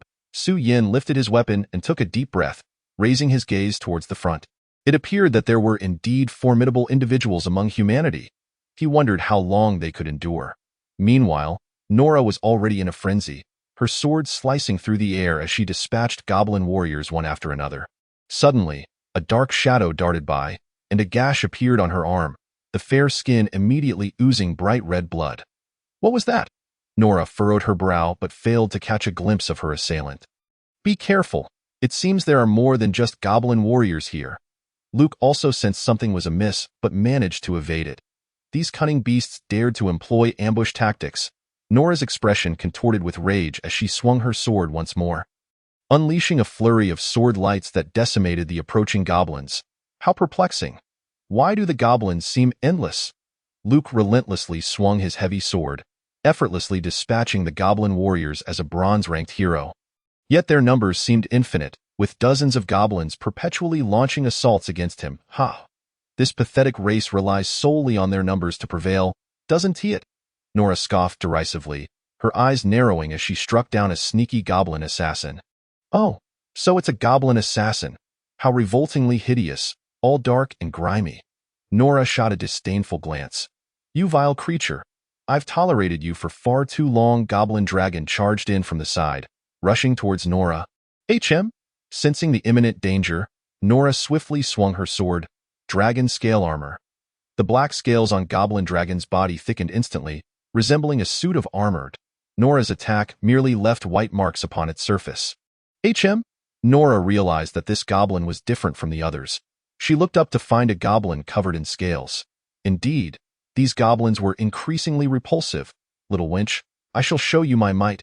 Goblin Dragon let out a low growl and swiped its sharp claws at Nora. Ha! You disgusting creature. Watch as I slice you into 8 pieces. Nora snorted coldly, launching an offensive with her sword. Nora, be cautious of the ambush. Luke noticed that Nora was engaged in battle with Goblin Dragon while dozens of shadows approached her. You ought to mind your own business. Goblin Flame emerged from the side, brandishing his staff. With a flick of his wrist, a massive fireball shot forth. Boom! Luke was knocked back by the fireball. What powerful magical energy! Luke frowned, glancing at Goblin Flame. There's even more power behind it. Goblin Flame grinned, revealing thousands of goblin priests appearing behind him. Luke's heart trembled. What sort of goblin tribe have they provoked? There are thousands of goblin priests. Terrifying rumble echoed as the goblin priests launched an assault together, unleashing a barrage of elemental energies upon him. Don't be reckless. Use your shockwave shield, Claire suddenly reminded him. Almost forgot. Luke hastily stepped back, retrieving a massive shield from beneath his cloak to shield himself. The shield emitted a brilliant light, successfully blocking all of the goblin priest's magical attacks. Goblin Flame's brow furrowed. He hadn't anticipated that his organized assault would be thwarted by a mere shield. Luke let out a sigh of relief and glanced at Claire, thanking him silently. Claire ignored him, still focused on unraveling the formation. Stay alert. Watch your back. Chapter 56. It would be a pity not to brand this little face with the word slave. What? Luke was caught off guard as a shadow descended directly onto his back. Clang! The assailant's dagger struck his back with a piercing metallic sound, yet the attack failed, thwarted by his armor. What was that? Luke quickly swung his heavy sword to turn, but the assailant had vanished. He felt a twinge of fear. Had it not been for his armor, he would have been dead by now. Goblin Shadow, your ambush seems to be lacking. Goblin Flame chuckled from the side. Humph! A cold snort echoed from the shadows. Luke regained his composure, standing firm with his shield in one hand and heavy sword in the other. Though he closed his eyes, playing tricks, since I cannot breach your armor, I shall simply slit your throat. Goblin Shadow seized the opportunity to strike again, this time targeting Luke's throat. Hardened neck. Luke suddenly opened his eyes. A glimmer of light shimmering across his skin. Clang! The dagger aimed at him was kept at bay by his skin. At that moment, Luke's skin was as tough as steel, causing the ambush to fail. Swish! Luke swung his heavy sword down upon Goblin Shadow's head. Goblin Shadow's expression changed drastically as he swiftly vanished from sight. Ha ha ha! Die! Luke swung his heavy sword once more, cleaving through the nearby goblins with ease. Damn it! Goblin Flame gritted his teeth, realizing that neither magical nor melee attacks seemed effective against Luke. His strength appeared to have grown even greater. You've done well. Everyone, fall back. Su Yin appeared beside Goblin Flame. Speaking up, Father. Upon seeing Su Yin, Goblin Flame's expression shifted to one of excitement, his previously anxious heart now at ease. Luke looked up to see the goblins retreating and then noticed Su Yin approaching alone.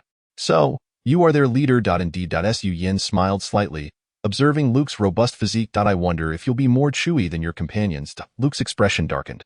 What have you done to them? Of course, they are dead. Su Yin drew out the 10-direction sword. Do not worry. Shortly, I will send you down to meet them in the same manner. How is that possible?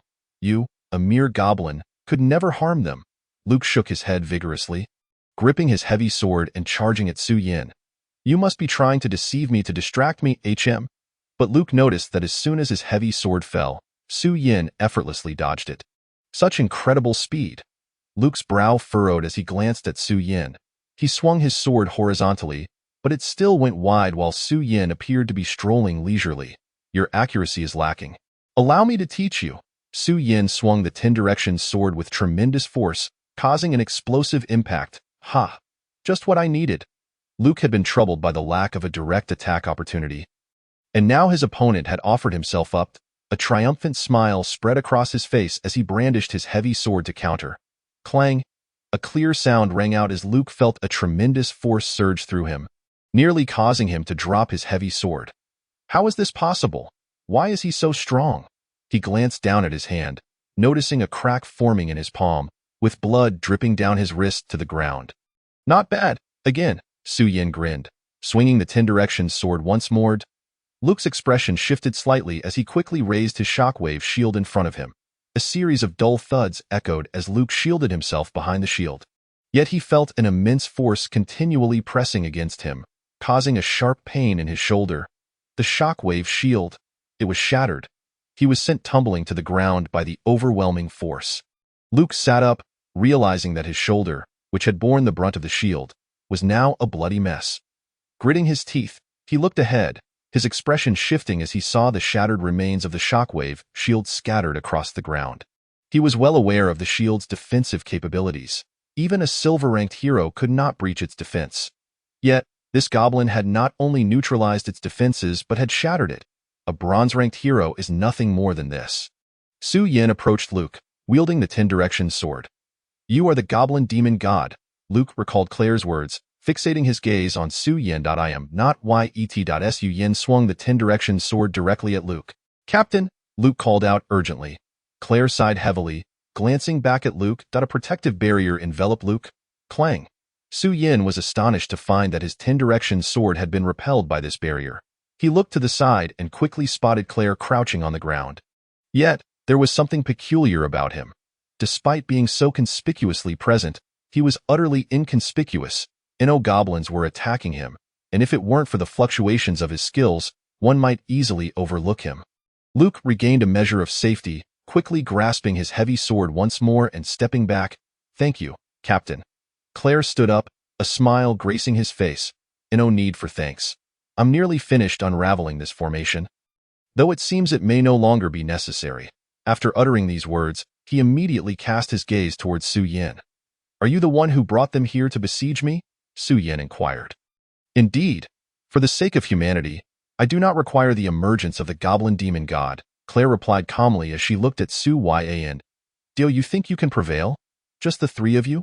Su Yin questioned. Claire glanced sideways, noticing that Nora was already embroiled in a bitter struggle, ensnared by Goblin's grasp. Blood had already begun to seep from her wounds, her garments drenched, leaving one to wonder whether it was her own or that of the goblins. Claire withdrew her gaze and gently shook her head. I initially had complete confidence, but now, it stands at merely 50%. Nora, return, Claire urged, simultaneously directing a surge of energy toward Nora. Su Yin observed a white, ethereal glow emanating from Claire, connecting with Nora. Instantly, Nora's injuries were mended, and she seized the opportunity to return to Claire's side, exclaiming, Why did you call me back? I was about to win. The true adversary has arrived. Claire declared, pointing at Su Yin. Is this the goblin demon god you speak of? Nora glanced at Su Yin, exclaiming, Isn't it just an ordinary goblin? Still as repulsive as ever. You insolent little wretch, daring to insult my father. You seek death, goblin, fiery in temperament, prepared to charge forth. Su Yin halted him, commanding return. He cast a leisurely glance at Nora and remarked, Such a pretty face. It would be a pity not to brand it with a mark of servitude. Chapter 57. The disappearance of Princess Freya. What did you say? You vile creature. I will end your life. Nora brandished her sword, lunging swiftly towards Su Yin. Despite her foul language, her prowess was undeniable. The blade blossomed like a flower, transforming into countless points of light, seemingly descending from all directions, rendering evasion impossible. Su Yin took a step back, vanishing from sight. Gone? Nora, brimming with confidence, found herself thwarted, her brow furrowing in displeasure. "Be cautious. Do not regard him as merely a goblin," Claire cautioned. "How tedious," Nora retorted. Swinging her sword in a wide arc, she suddenly realized that not only had Su Yin vanished, but the goblins that had previously swarmed them had also disappeared without a trace. Everything that had transpired felt like a fleeting dream. "Be careful. This place is too eerie." Luke gritted his teeth. Having battled Su Yin before, he recognized the formidable strength of his opponent. Were it not for Claire, he might have met his demise moments ago. Claire suddenly warned, "Luke, behind you." Luke hastily raised his heavy sword to shield himself. Almost simultaneously, Su Yan's 10-direction sword descended. A metallic resonance echoed through the air. Luke felt a heavy weight in his arm, nearly losing his grip. However, the discomfort quickly dissipated. "Thank you," Luke said, turning to express his gratitude. "Don't get distracted," Claire admonished, closing his eyes. His body was enveloped in a white, nebulous light, connecting him to Luke and Nora. Luke regained his focus only to find that Su Yin had once again vanished. Damn it. These three humans seem quite formidable. Is it really unnecessary to assist Father? Goblin, filled with anxiety, concealed himself in the shadows. "Do not fret. Just adhere to Father's plans," Goblin replied, shaking his head. "We are merely here to create a distraction. Achieving that is sufficient." But Goblin's expression betrayed his concern. "There's no but. They are 2 brass warriors and 1 ruby warrior. You are not even a goblin king. What do you intend to do?" Goblin retorted impatiently. Goblin found himself momentarily speechless. "Didn't you also say to trust Father?" "So don't worry," Goblin continued. "Do you believe Father can win this time?" Goblin asked, his demeanor grave. "Of course," Goblin replied without hesitation. "If Father loses, then all of humanity will pay the price. In the City of Water, everything here remains as prosperous as ever." A reflective smile graced Gray's face as he surveyed the bustling streets. He had not adhered to the agreement, arriving in the City of Water ahead of schedule. To prepare for any eventuality, he decided to issue a bounty notice in advance. Upon reaching the announcement board, Gray soon noticed the first notice, which appeared to have been posted for quite some time, the paper somewhat tattered. Yet, it remained prominently displayed. The highest bounty from the royal capital. Princess Freya has mysteriously vanished.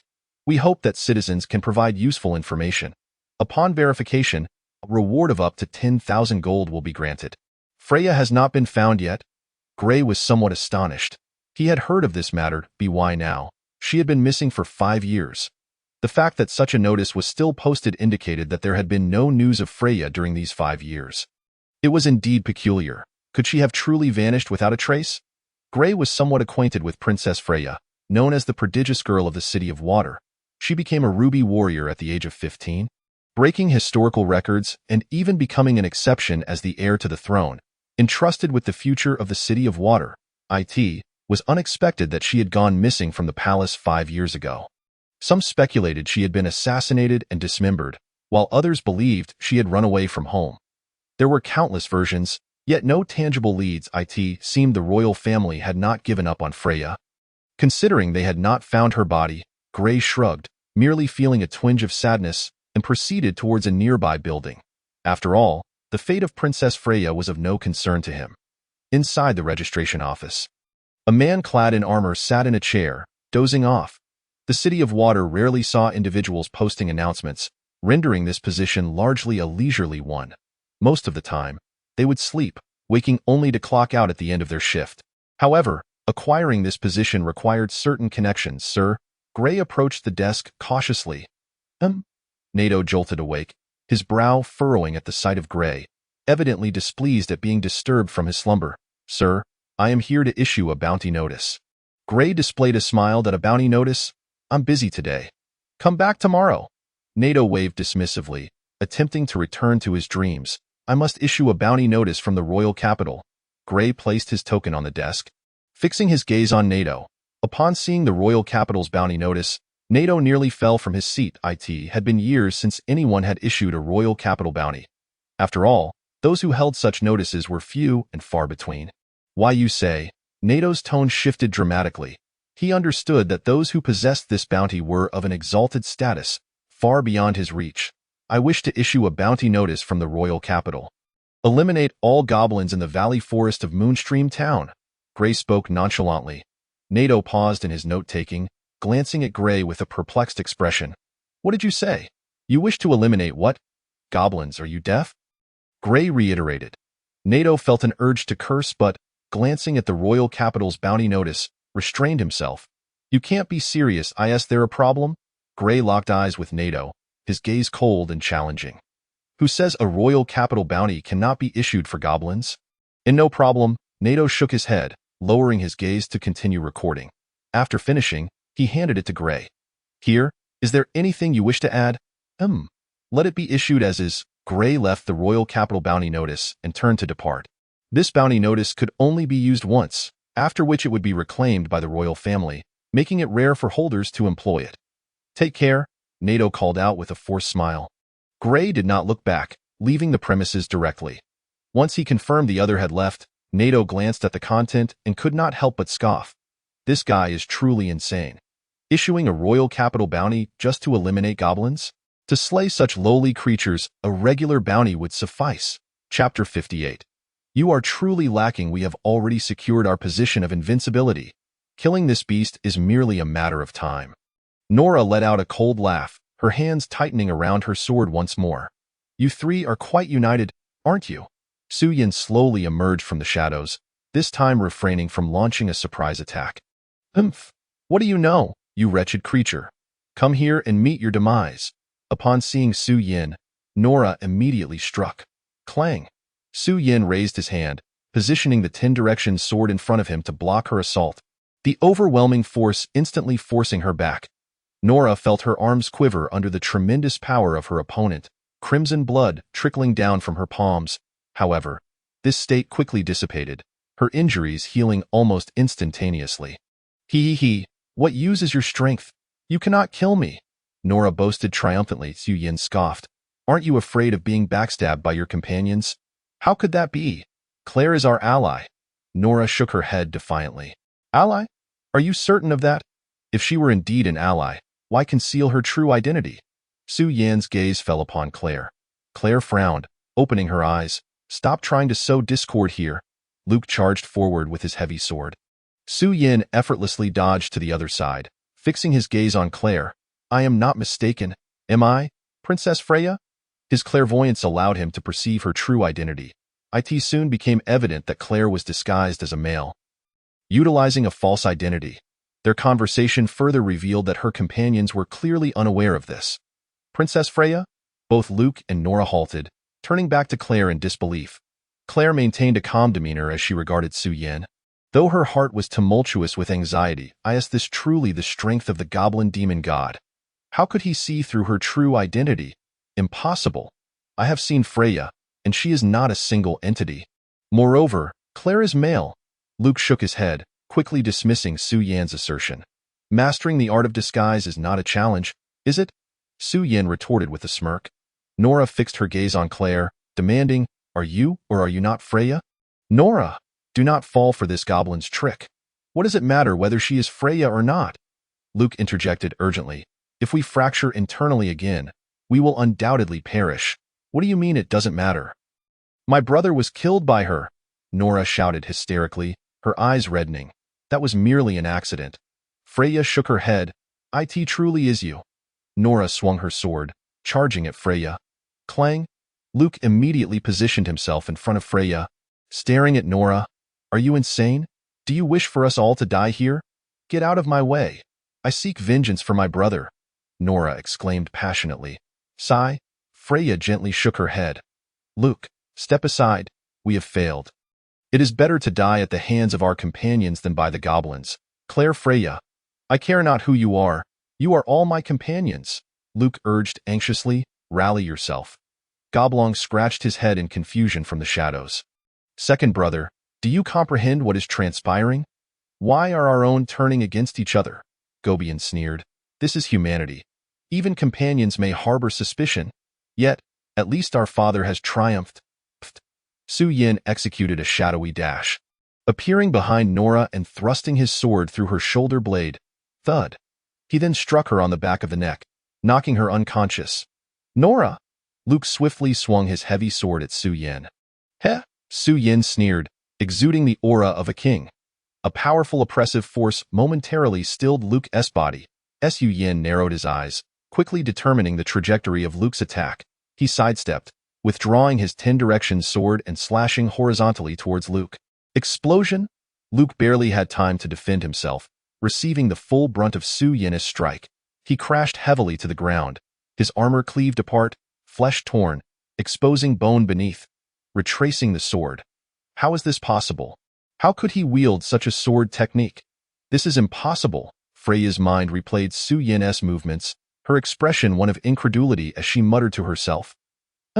Su Yin glanced at Freya, noticing her in a daze. Failing to assist Luke. Hee, have you given up on healing? Su Yin chuckled coldly, ignoring her and seizing the moment to strike at Luke once more. Damn goblin. Even if I die, I will take you down with me. Luke roared, releasing a brilliant aura that rapidly coalesced around his heavy sword, as if a colossal hand gripped the sword's hilt. Divine giant sword. At this moment, the heavy sword radiated divine light, its power terrifying. Bearing down on Su Yin, invincible golden body. Su Yin felt the immense pressure and unhesitatingly unleashed his invincible golden body. Ha ha ha, I have won, Luke bellowed with glee upon seeing Su Yin sent flying. This strike had drained all his strength, even consuming his life essence. His power was now perilously close to that of a golden warrior. He lay on the ground, a look of pride on his face. I am the man who will slay the goblin demon god father. Goblin rushed over in a panic. Are you all right? I am fine, Su Yin averted his gaze, looking up at Goblin. Father, what shall we do with her? Goblin pointed to the unconscious Nora on the ground. Lock her up. No goblin is to touch her, Su Yin instructed after a moment's contemplation. Yes. Goblin immediately nodded and began to make arrangements. Allow me to carry the body. Goblin declared, slinging Luke's decapitated form over his shoulder. Su Yin cradled Freya and made his way towards the Dragon Flame tribe. Congratulations. You have completed the side quest. Eliminate the invaders. Congratulations. You have acquired the skill. Explosion. Congratulations, your explosion. Skill has been upgraded and enhanced. Explosion. Nuclear explosion. Nuclear explosion. Can unleash a 100-fold burst of power for 5 seconds. 100 times the power. Su Yan's eyes widened, a hint of excitement flashing across his face. This meant he could now instantly annihilate Luke. Even with Freya's assistance from the shadows, it would be futile. Goblin Lord Zhu Qing and Zhu Yun, possessing an innate advantage, swiftly approached Su Yin, one on each side, linking their arms with his. Ro Xiaowu, feeling displaced, pouted but quickly donned a smile. Lord Su Yin, are you unhurt? I can assist in healing you. Do you need help with anything? Su Qin swiftly noticed the unconscious Freya in Su Yan's arms and approached him to inquire, is she all right? Su Yin nodded. She is merely in a faint. Please watch over her, for I still have questions to pose. He entrusted Freya to Su Qin, who assured him, rest assured, I shall take good care of her. Su Qin then instructed, you three, keep vigil nearby. She is a bronze-tier hero, Su Yin added. Do you need me to bind her? Ro Xiaowu picked up a length of rope, inquiring, I am quite adept at this, you know. Su Yin hastily covered her mouth, stopping her from making further reckless remarks. Lord Goblin, you have returned. Polly emerged from the house upon hearing the commotion. How are you, Polly? Feeling better? Su Yin asked as he approached her. I still feel a bit weak, but I am no longer in grave danger, Polly replied with a gentle shake of her head. Su Yin headed inside, saying, I want to see the little ones that have just been born. Upon reaching the doorway, he beheld 2 goblin offspring that could already stand, all possessing rare qualities, destined to become goblin kings in the future. Go find something to eat. Su Yin placed the 2 goblin infants on the ground, and they immediately cheered and scampered off into the distance. The newly born goblin younglings had caretakers dedicated to providing them with sustenance, ensuring their swift growth into formidable goblins. Lord Goblin, she is the princess of the Water City, Polly exclaimed, gazing in astonishment at Freya. You recognize her? Su Yin inquired. Polly shook her head. I have traveled through the Water City and saw her wanted notice on the bulletin board. It bore her likeness, a wanted notice? Su Yan's brows furrowed. Do not worry, Lord Goblin. Princess Freya has been missing for 5 years. The royal family must have given up searching for her, and even if they did wish to look, They would not come to such a remote place, Polly reassured him, noticing his concern. Su Yan's expression relaxed. Very well, you all keep watch here. I have a matter to attend to, Lord Goblin. Why the haste? What are you off to do? Zhu Qing asked, puzzled. I believe I saw you bringing back a woman, Rose Xiaowu remarked, crossing her arms. How enviable. Zhu Qing immediately grasped the situation. It's the entrance of a wooden cabin. Nora felt a sharp pain emanating from her shoulder. Slowly, she opened her eyes to find herself seated on the ground. Where am I? As she attempted to rise, she discovered that her neck was shackled to the door by an iron chain. Useless. You cannot escape. A voice came from beside her. Nora turned to see Lon, who was similarly bound. What is this place? Nora inquired. You do not know. This is the tribe of the Lord Goblin, Lon exclaimed, her eyes gleaming with excitement. Goblin? Nora frowned, realizing she had been captured by goblins. Those damned brutes. Filthy, disgusting creatures. Do not let me find an opportunity. Otherwise, I shall kill you. Fear not. I will help you escape, Lon reassured her. Help me escape. I have no intention of leaving. Lon shook her head. Nora assumed Lon doubted her. My family is the foremost clan in the Water City. Once they realize I am missing, they will surely come to rescue me. Then we can leave together. Lon's gaze turned cold. I will not leave. If I escape, how will I receive the goblin's favor? Chapter 60. Goblins specializing in tough talk you. Nora was rendered speechless by Lon's words. Someone, let me out, she cried out in desperation. Lon shouted back, shut your mouth. Are you mad? If you keep talking, I will tear your mouth apart. What is the matter? Su Yan approached and overheard Lon shouting. Esteemed Lord Goblin, this woman seeks to destroy this place. Lon's expression turned fervent as she spoke. She claims her family is the foremost clan in the Water City and that they will come to rescue her. Nora shot Lon a fierce glare, noting that she resembled a sycophant. Oh? Su Yan regarded Nora with interest. His celestial vision revealed her identity as the daughter of the Walker family, though he was unaware of their significant background. What are you afraid now? If you are scared, then release me immediately, Nora demanded disdainfully. Release you? That is even less likely. I am in dire need of food. Su Yan grinned widely. Then you shall wait here for death. Nora cursed. Su Yan stepped forward, hoisting Nora onto his shoulder as he headed inside, declaring, It seems I must conduct a thorough interrogation. Put me down, you repulsive goblin. Remove your filthy hands from me, Nora protested vehemently. Bang! The door to the wooden cabin slammed shut, yet Nora's curses continued to echo from within. Beast, I will kill you. Get away. I will ensure you suffer 1,000 cuts. Lon sat at the doorway, enviously sighing. Did she not know that goblins specialized in dealing with stubborn tongues? Water City, bulletin board. Upon NATO's announcement, the surrounding crowd quickly besieged the area, incredulous. What nonsense! A bounty has been issued in the royal capital to exterminate goblins. If it were not for the notice beside me, I would truly suspect this to be a joke. With the royal capital's bounty decree, all factions in the Water City were compelled to respond. It appeared that this month, Shichi town would become quite lively. I find it rather amusing. Perhaps I shall go for some entertainment. Anyone forming a team? Insanity. Truly insane. Royal Palace. Grand Hall. A refined middle-aged man sat upon the throne. Massaging his nose, he was Ode, the king of the Water City. Your Majesty? Urgent news. A guard rushed in from outside the hall.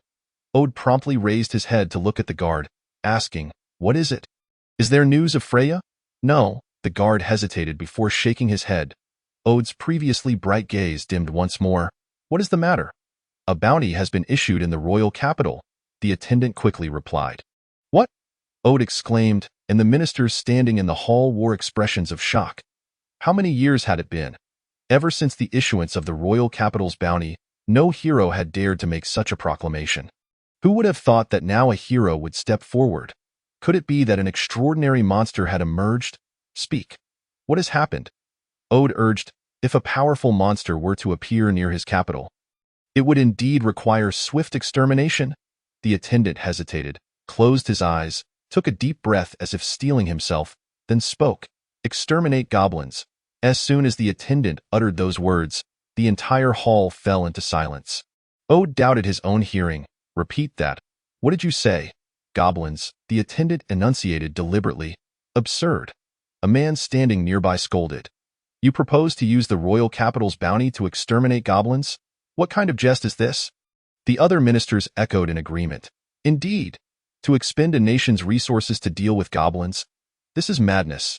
Yes, to kill goblins and issue a royal capital bounty? A few people could handle that without any fuss. Could it be that a goblin king or a goblin saint has emerged? Ode furrowed his brows, remaining silent for a moment. Nevertheless, according to the rules of the royal capital's bounty, someone must be dispatched. Who among you is willing to go? The ministers fell into silence. Although they bellowed bravely, it was hardly an enviable task. Killing goblins would not yield any accolades. After all, in everyone's eyes, goblins were the weakest race. Should they fail, it would be a death sentence, and they would undoubtedly become the laughingstock of the entire capital. Count me in. A man suddenly stepped forward. Ode looked down to see a man clad in silver armor. His eyes lighting up momentarily, Diamond Knight Chris, the strongest hero in the entire Water City. Chris, are you certain? Ode asked. Absolutely, Chris nodded. Ode inclined his head slightly. Very well. I shall await your triumphant return with abundant rewards. Thank you, Your Majesty. Chris immediately turned to leave. The surrounding ministers began to murmur. This is truly madness. Chris is actually going to kill goblins? Is this not overkill? Indeed. A silver-tier hero. Instead of defending the capital, he goes after goblins? Is this not a farce? Who knows what he is thinking? This will be embarrassing if word gets out. Ode frowned, standing up with displeasure. Silence. He turned on his heel and departed. Exasperated with this group of inept individuals, when he needed them, they did not step forward, and now that someone had, they were still backbiting. Divine Temple's annex, a man clad in golden armor sat in a high seat. Holding a book, Lord Priest. An attendant hurriedly entered, announcing, a bounty has been issued in the royal capital. Gary paused, contemplating for a moment before raising his gaze to the attendant. What is the content? Exterminate goblins. The attendant replied. Gary's brow furrowed as he scrutinized the attendant. Are you certain? Absolutely certain. The attendant affirmed. I have confirmed it 10 times. Ah, how amusing. Gary let out a cold chuckle, casually suggesting to send someone over. Yes, the attendant promptly nodded, preparing to make arrangements. Casually? Since someone has issued a bounty in the royal capital, we cannot afford to be lax, a frigid voice echoed from the doorway. Gary looked up to see a woman, holding a scepter, striding in. She adorned a golden-purple crown atop her head, clad in a violet gown with a daring slit that revealed her long, fair legs. Her skin was porcelain white, her beauty nearly flawless, particularly highlighted by an air of nobility that inspired an immediate impulse to kneel in reverence. Gary's body trembled, and without hesitation, he knelt on one knee, exclaiming, I humbly welcome your holiness. Chapter 61. Becoming Your Woman. Dijuan gazed forward, ignoring Gary's kneeling form. Gripping her scepter, she turned gracefully and seated herself in the principal position, crossing her elegant legs. Kneeling on the ground, Gary lowered his head, submissively inquiring, Your Holiness, what brings you here? Take a look for yourself. Dijuan tossed a letter onto the floor. Gary scrambled forward, retrieving the letter and glancing at it. His eyes widened in disbelief, and his fingers trembled as he held the envelope. Damn that gray. How could he let the saintess be captured by goblins? Is this the so-called guardian squad you trained? Dijuan spoke with an unhurried demeanor, her tone flat yet imbued with an undeniable authority. Your Holiness, please do not be angry. I will bring Gray here immediately for your judgment, Gary hastily replied. Thud. Dijuan struck the ground with her scepter, and an invisible force rippled outward like waves, sending Gary flying. What a farce! Is this the time for accountability? The saintess remains unaware of the situation. Dijuan's icy voice resonated. Rest assured, Your Holiness, I shall rescue the saintess at once, Gary hastily assured her. Take your holy knights with you. Consider it a response to the royal capital's bounty, Dijuan stated nonchalantly. Isn't that a bit excessive? Gary questioned in astonishment. The weakest of the holy knights are bronze warriors. Otherwise, why would you assume the role of the Pope? Dijuan's gaze turned icy. I shall take the holy knights to Yueshi town immediately. Gary, beads of cold sweat trickling down his temples, promptly placed his right hand over his heart in agreement. By the way, take this pouch. Dijuan tossed a pouch toward him. Gary caught it instinctively. We shall see once we find the saintess, Dijuan reminded him. Understood, Gary nodded eagerly, turning to leave. Once Gary departed, Dijuan's beautiful eyes stared into the void. The saintess had been taken by goblins in Yueshi town, while the bounty in the royal capital demanded the extermination of the goblins. The goblin tribe emerging in Yueshi town appeared rather formidable. In the Dragon Flame tribe, noble goblin lord, I willingly offer myself as a servant for generations. Whatever you wish to know, I am at your service. Please continue with the severe interrogation. Creak. The wooden hut was pushed open once more. Xu Yin, pulling the chains, secured them to the door before striding away. Nora rolled her eyes, sitting on the ground, breathless. So, what now? Do you still wish to leave? Ron rose immediately upon seeing her exit. I'm not leaving. Nora weakly shook her head. How foolish my earlier thoughts were. That's the spirit. Let me tell you, I have experienced even more thrilling escapades. Ron leaned closer to Nora's ear, excitedly recounting her adventures. Xu Yin returned to the only brick house in the tribe. Goblin Lord, you have returned. Upon seeing him enter, everyone stood up. Xu Yin nodded slightly, pushing them aside, his gaze falling upon Freya, who was awake yet quietly seated on the bed. Seeing Xu Yin, Freya's eyes brightened once more. Why didn't you leave when you weren't bound? Xu Yin asked with a smile. I want to leave, Freya replied, her gaze unwavering. I want to know the answer. How persistent? Xu Yin gently shook his head. Do you claim to know the sword technique I just used? The rewind sword. Freya affirmed with a nod. Xu Yin frowned. This name was known to only 2 individuals in the world, and the other had vanished 20 years ago. Where did you learn this name? Xu Yin inquired. Because I coined it, Freya responded. Xu Yin's expression shifted slightly as he scrutinized Freya before him. His sealed memories began to resurface. 20 years ago, in the garden of the Golden City, he encountered a girl in a sky-blue dress. I am little Farong, a gifted girl. Hemph, do you not believe me? I can teach you sword techniques, but you must call me master. If you don't, that's fine too. I can teach you my strongest move. Watch closely. I devised this myself. It's called the rewind sword. You are quite lucky. Even if you forget me, you must not forget this, or I shall be quite upset. Xu Yan's thoughts returned to the present. Gazing at Freya, you are little Farong? You are Xu Yin, brother. Freya's eyes widened in surprise, followed by joy. She immediately leaped into Xu Yan's embrace, tears streaming down her cheeks. I knew it. I knew you wouldn't die. They all lied to me. You are still alive. How touching. Polly wiped her eyes, moved. True feelings are among the rarest treasures in this world. Su Qin echoed, equally emotional. Who would have thought that 2 people separated for 20 years would reunite? I wonder if in the next life, I could become the woman of Lord Xu Yin. Ruan Xiaowu gazed in admiration. Zhu Qing and Zhu Yun remained silent, but their expressions reflected a myriad of emotions. Rejoicing in the reunion of Xu Yin and Freya. Let us all step outside, Su Qin suggested softly, leading everyone away from the brick house to afford the 2 some privacy. After years apart, they were now 2 different races, bound to have much to discuss. Brother Xu Yin, how did you become a goblin? Freya looked up at Xu Yin, questioning. I did indeed die, but I was reborn, albeit as a goblin. Xu Yin answered. Who was it that killed you? I shall avenge you, Freya exclaimed, filled with rage. My brother, Su Tong. Xu Yin glanced out the window, but I will personally return to exact vengeance if you need anything. Brother Xu Yin, do not hesitate to ask. Freya respected Xu Yan's decisions. Xu Yin nodded with a smile. What led you to run away from home? The outside world is perilous, Freya replied. Father wants me to marry the eldest son of the Walker family. Nordine, but I refuse. Under pressure from my father, I demanded a duel for marriage. Whoever could defeat me could marry me. However, I accidentally killed Nordine, and to avoid implicating my father, I decided to leave home. I also wanted to prove myself. I am not a sheltered flower. I can carve out my own path. Xu Yin reached out, gently stroking Freya's light pink hair, offering a tender smile. Little Farong, you have worked hard. You have succeeded. Brother Xu Yin has truly worked hard. Freya shook her head, a smile gracing her face. I wondered how such strong goblins could appear in the valley forest. It turns out it was you. Brother Xu Yin, That explains everything. Little Furong, from now on, with me here, no one will force you to do anything you dislike, Su Yin assured Freya. Freya's eyes gleamed, fixating on Su Yin's lips.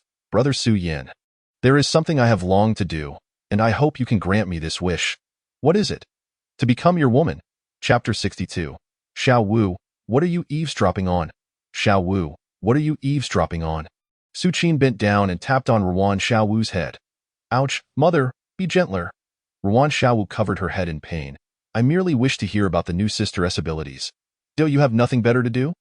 Su Qin pulled Ruan Xiao Wu up. Didn't he Polly teach us to cook? Hurry and help prepare for the Goblin Lordess dinner. Oh? Ruan Xiao Wu rubbed her head and followed Su Qin out. Inside the brick house, Su Yin embraced Freya, asking, how do you think we should resolve this?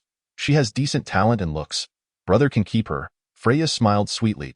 To be honest, Su Yin squeezed Freya's hand. Nora is backed by the Walker family, the foremost family in the Water City. If she remains here for too long, the Walker family will undoubtedly send someone to search for her. Freya stuck out her tongue, replying, oh, are you suggesting I let her go? Su Yin looked at her inquisitively. Freya shook her head. On the contrary, brother can use her as a hostage to restrain the Walker family. A little extra leverage wouldn't hurt. You were previously intent on killing me to save humanity. Why are you now aiding me?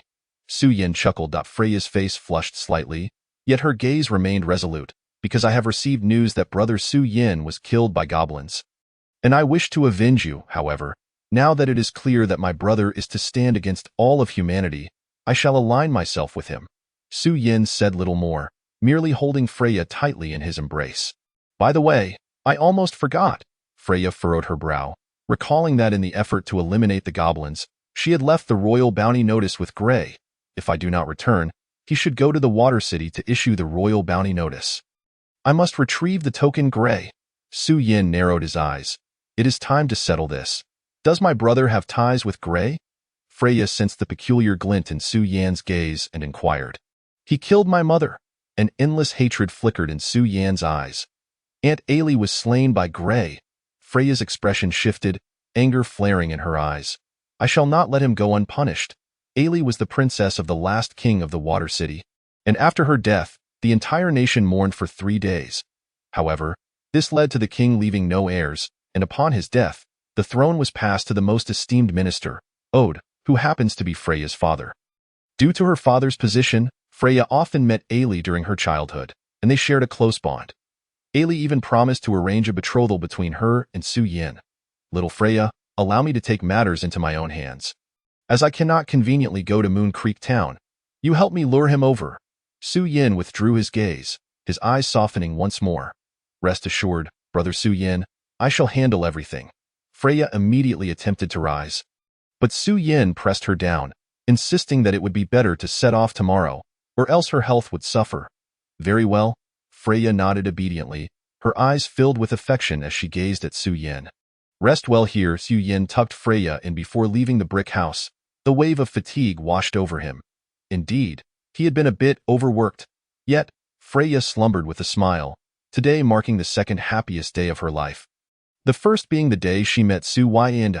As Su Yin exited the brick house, Lord Su Yin, come quickly. We have prepared dinner for you. Ro Xiaowu exclaimed joyfully, waving her hand upon seeing Su Yin emerge. Su Yin walked towards them, where a simple wooden table had been set up, just enough for their small group to sit. The table was laden with roasted meat, a pot of meat soup, and some fruit. Did you all make this? Su Yin was pleasantly surprised that they had learned to cook in his absence and had done so quite skillfully. Come, taste the lamb soup I made. Ro Xiaowu promptly served him a bowl. Su Yin took a sip, finding it quite delectable, already matching the level of a typical human household's cooking. You all eat. There's no need to wait for me. After finishing the bowl of lamb soup, he noticed they were all staring at him and promptly said, Lord Su Yin, I have already prepared a letter of introduction for you. Just present it to the dwarf princess, and she will assist you. Polly handed him a letter with both hands. Su Yin nodded slightly, accepting the letter. Although he had never been there, he had a rough idea of the dwarves' location from before his rebirth. It lay just south of the Water City and engaged in regular trade with it. His mother had once shared some legendary tales about the dwarves with him. How is the vegetable situation? Su Yin inquired, tearing off a piece of lamb and chewing it. There hasn't been much progress. It seems the cycle will be somewhat lengthy, Polly replied. Side quest issued. Shorten vegetable cycle, to live long. One must eat well. A balance of meat and vegetables is essential. Please resolve the vegetable cycle issue within 3 days. Yu Yan's mind immediately registered the quest prompt. It seemed he would need to visit the depths of the Shadow Valley forest before heading to the dwarves. Lord Su Yin, what did you say? Polly asked. Nothing. Just that I'm full and wish to stretch a bit. Su Yin yawned lazily. Rose Xiao Wu, who was in the midst of eating meat, perked up her rabbit ears. Her eyes sparkling with excitement, eyeing the Shadow Grass clan. A woman in her 30s stood in a meadow, her exquisite face breathtakingly beautiful, as if she were the very center of the universe. She had cascading azure hair, loosely draped over her shoulders, and wore a long blue and gold gown that parted, revealing her fair legs. She was the clan leader. Yin. This moment, her gentle visage was marred with fury. What? The Charm Rabbit clan has vanished? Yes, clan leader. The territory of the Charm Rabbit clan was engulfed in flames.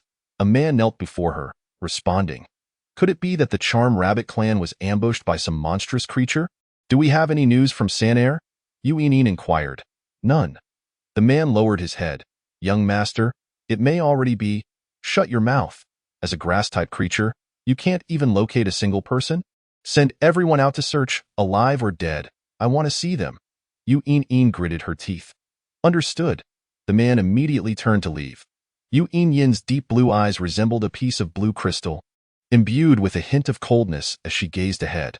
No matter who it is, whoever dares to harm my child, I will not let them go unpunished. Chapter 63. Shall we add a touch of ceremony?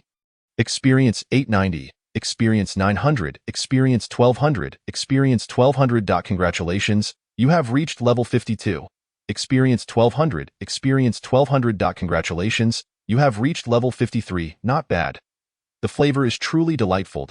He cast a glance at the sky, where the eastern horizon was beginning to lighten.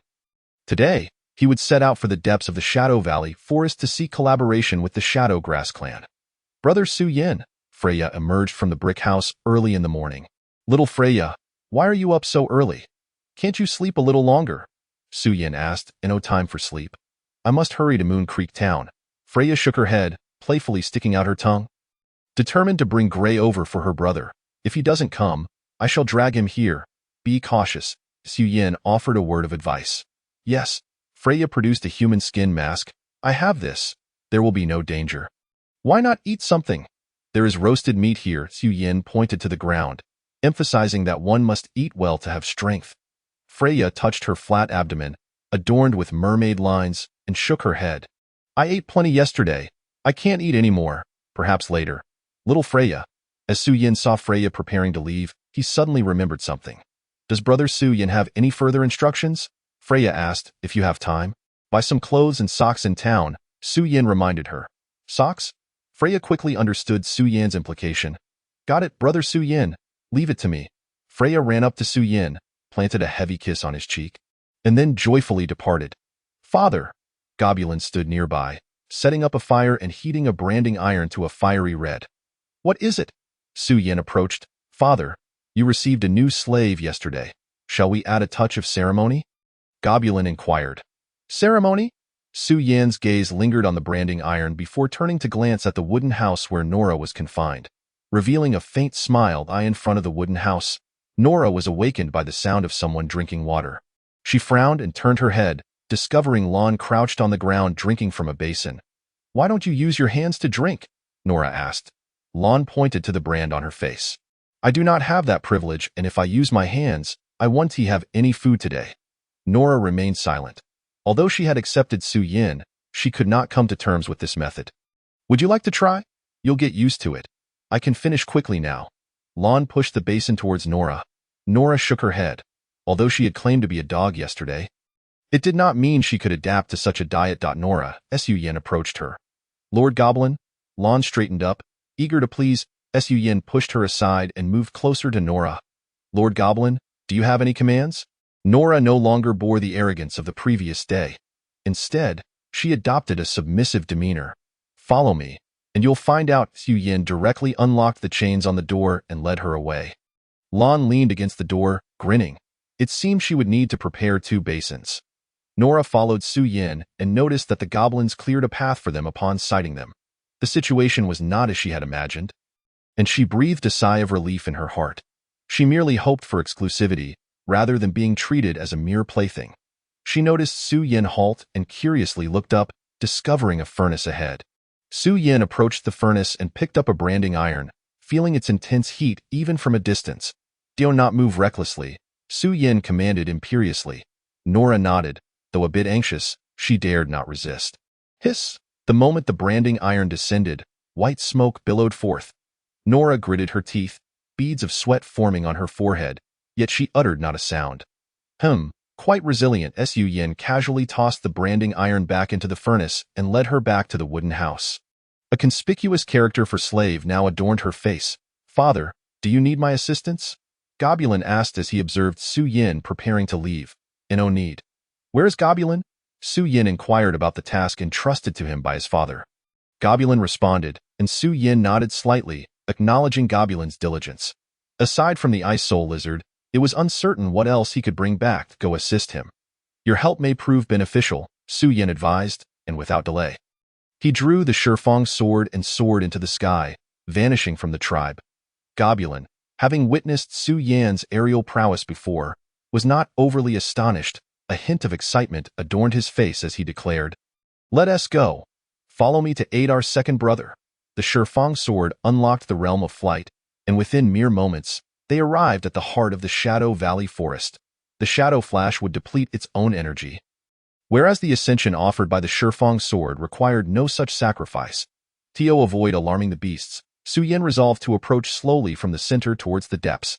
After clearing the area of the 9-Force White Tiger clan, the number of monsters here had significantly diminished, with many low-level creatures sneaking in from the outskirts. A few short-sighted monsters attempted to ambush Su Yin, but he simply consumed them as snacks.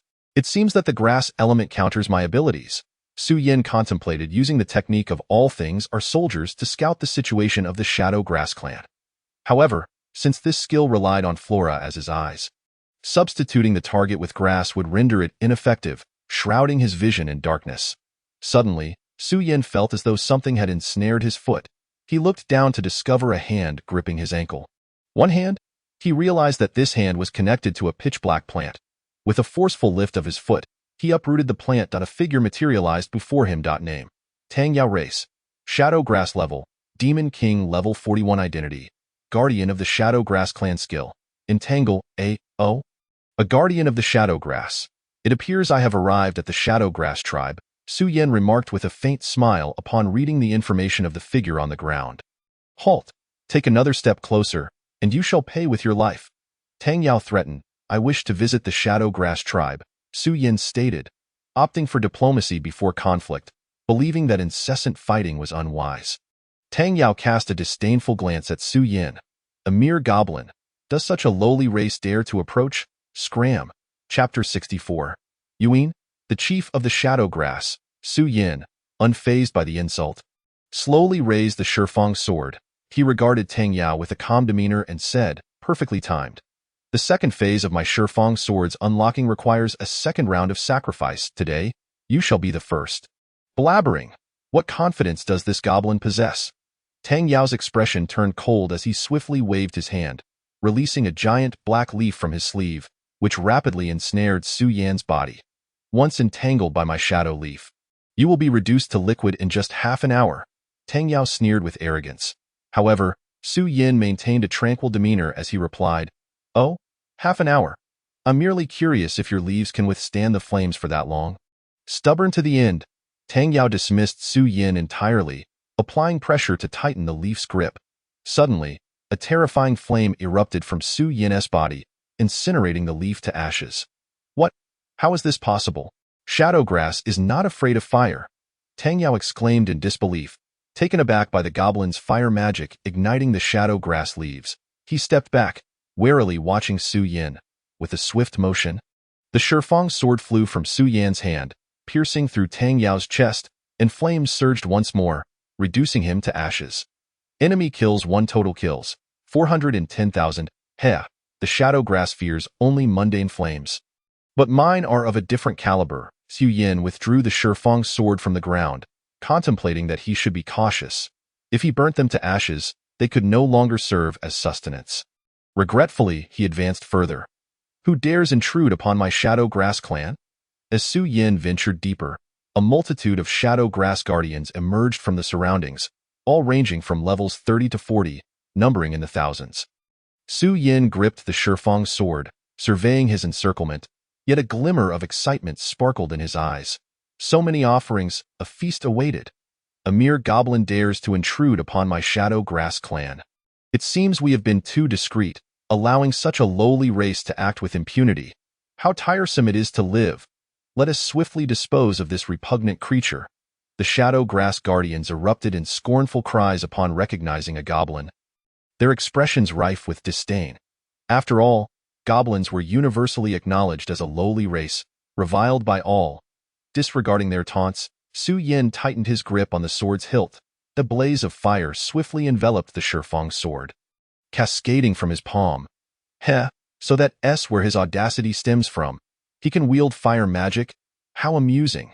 Does he not realize that we shadow grass are impervious to flames? The mockery directed at Xu Yin only intensified. Oh, being weak means one is unworthy of life. What a distorted worldview. Xu Yin scoffed, transforming into a blur as he vanished from sight. Such speed. Where has he gone? Ah, it hurts. Why does this flame harm? Save me. I don't want to die. Curse it. How can this goblin be so ridiculously strong? Run. Xu Yan's prowess sent the shadow grass guardians into a panic, but it was too late.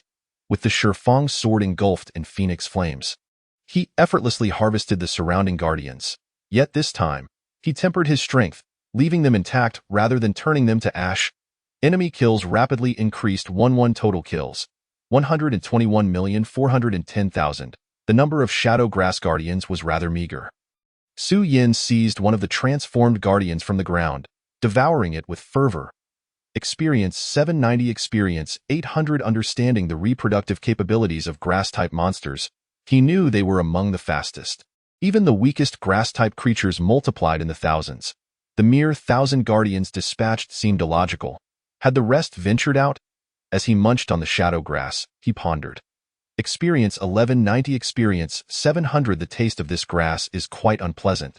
But at least it is not overly filling. Xu Yin continued to stuff his mouth with shadow grass. Experience 690. Experience 740. Congratulations. You have reached level 54.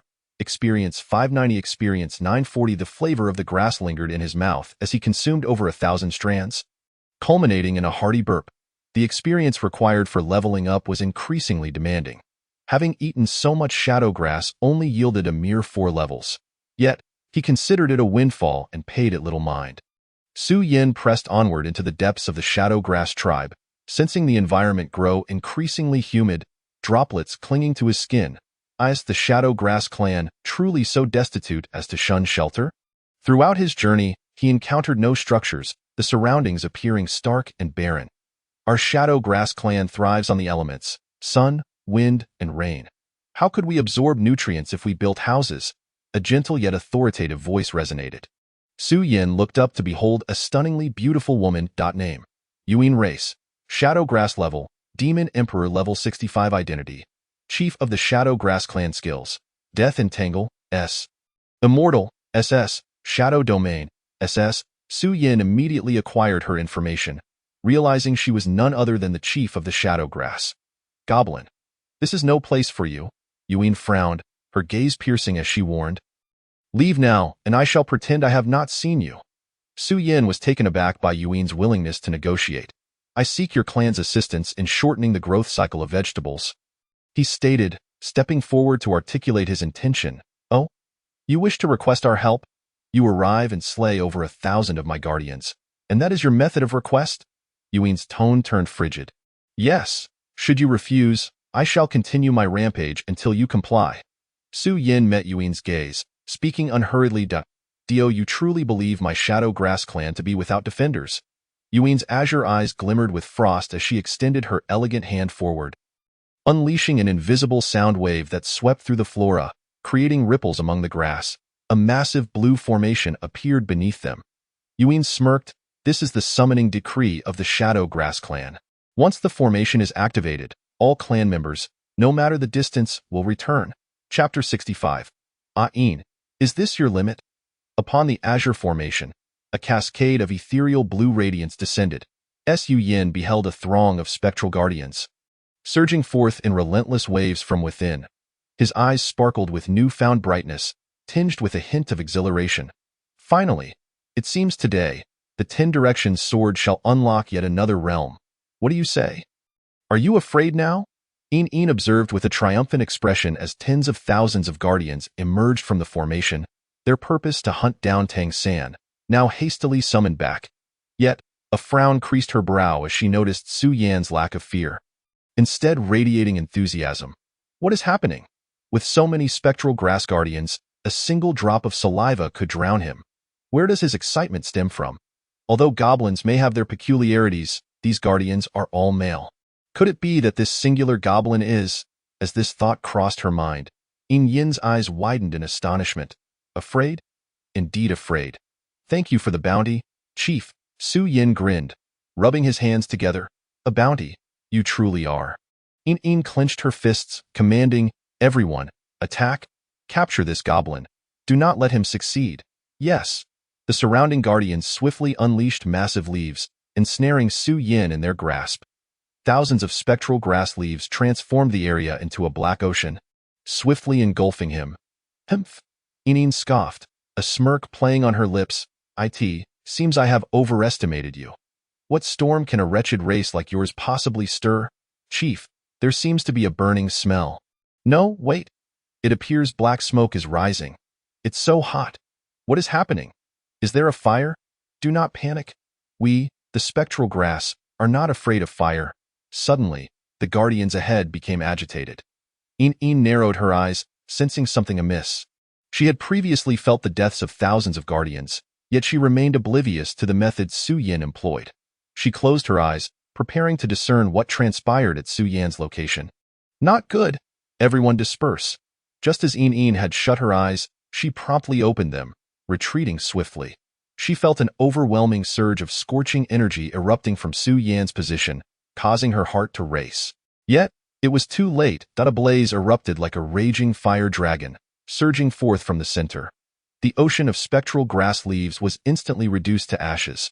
The nearest batch of spectral grass guardians perished under the weight of this dreadful energy. Kill count 1231. Kill count 2445100000. Flames? Yin looked at Su Yin in astonishment. Why would his fire magic harm the spectral grass clan? This was utterly unreasonable. Having lived in this valley forest for so many years, they had never feared flames. Yet today, her kin suffered grievous losses due to fire, especially from a goblin's fire magic. When did goblins grow so powerful in magic? Countless questions flooded Yin's mind, each one shaking the very foundation of her worldview. Let us converse. Yin discerned that this goblin was no ordinary foe. Her kin were gravely constrained by the flames. If this continued, not a single one would survive. For the sake of her people, she was willing to make sacrifices and engage with this goblin to understand his intentions. Still 8,000 to go. Su Yin calculated roughly that he needed to slay about 8,000 more enemies to unlock the next realm of the 10 Directions sword. He had no intention of exterminating the spectral grass clan entirely, for he relied on them to shorten the growth cycle of vegetables. What? Yin questioned, puzzled. What does this number mean? Is he intending to take so many of her kin? If I kill 8,000 more, we can negotiate, Su Yin said, lifting his gaze with a faint smile. Yin froze momentarily, anger flaring on her face.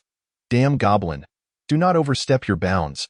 We are not so easily vanquished. Indeed, we, the spectral grass, are not to be trifled with. Everyone, attack together. Let us avenge our brothers. Su Yin appreciated their defiance, raising the 10 Directions sword, igniting it with phoenix flames. Allow me to demonstrate my newly learned sword technique. He transformed into a fleeting shadow, plunging into the ranks of the spectral grass guardians. Kill count 12. Kill count 22. Kill count 100. Kill count 99. Do not burn me. It hurts so much. Please stop. I was wrong. I shall never provoke you again. Everyone, run. This flame is unstoppable. Chief, help me. I do not wish to die. The wails of the spectral grass guardians echoed across the mountains, causing Yin's body to tremble. This was too much. This goblin had gone too far. Spectral domain. A powerful royal aura instantly expanded. Kill count 199, kill count 66, kill count 88. Congratulations. You have reached a kill count of 10,000 with the 10 directions sword. You have unlocked a new realm, subterranean. Subterranean. You can burrow into the earth, traversing freely, capable of ambush combat and surprise attacks. To unlock the next realm. A kill count of 100,000 is required. Its unlocked. Su Yin, having successfully unlocked another capability of the 10 directions sword, felt an impending pressure from ahead. He looked up to see Yin being lifted into the air by the spectral grass. Surrounding her, the spectral guardians transformed into spectral grass, their bodies growing wildly while emitting a golden glow. Su Yin sensed the oppressive weight upon him intensifying, transforming from a mere stone into a small mountain. Goblin, you have enraged me. I shall see you dead. Yin's hands spread wide in fury as the golden spectral grass rapidly coiled towards Su Yan's position. Not afraid of phoenix flames. Su Yin noticed that these spectral grasses, having turned golden, exhibited no fear of the phoenix flames. He wished to push them back temporarily, but his body felt as heavy as lead, immobilized. He realized he was undoubtedly influenced by the opposing spectral domain. Royal aura. Su Yin immediately unleashed his own royal aura to counter this overwhelming pressure. Into the earth. Gaining a moment's respite, Su Yin swiftly burrowed underground. What? Yin had not anticipated that this goblin could also tunnel underground. Her expression shifted slightly, a sense of foreboding creeping in. It hurts. So painful. Ambushing from behind is despicable. Damn it. No. Do not strike there. The anguished cries of her kin resonated around her. She could feel a searing heat emanating from below. Her spectral domain could only protect her kin on the surface from harm, but it could not shield their roots embedded in the earth. As long as Su Yin ignited flames underground, her kin would face certain death. Scoundrel! Come out! Stop your mischief down there! Get out now! Yin cried out anxiously as she witnessed her kin perishing one by one.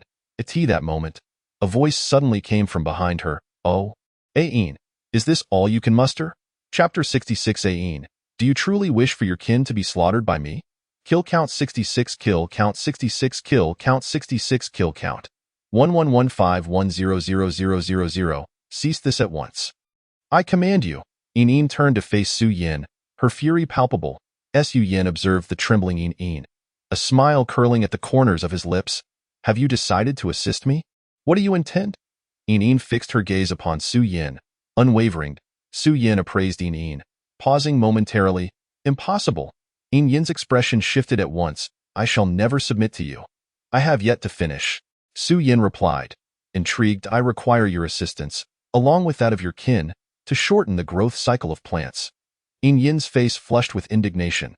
Do you not overstep, Yin? Do you truly wish for your kin to be annihilated by me? You may remain unscathed, but can your kin? Su Yin spoke calmly. Even if you can revive your kin, my phoenix flames can ensure their eternal demise. You?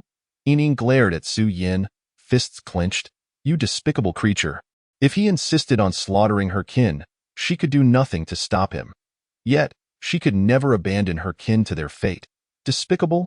I have merely presented you with a choice, Su Yin shrugged. Feigning innocence. Moreover, my patience is limited.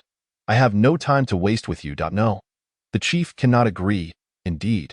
He is but a goblin. We are the guardians of the depths of the valley forest. How can we assist such a lowly race? Chief, we fear not death. Do not make any sacrifices for us.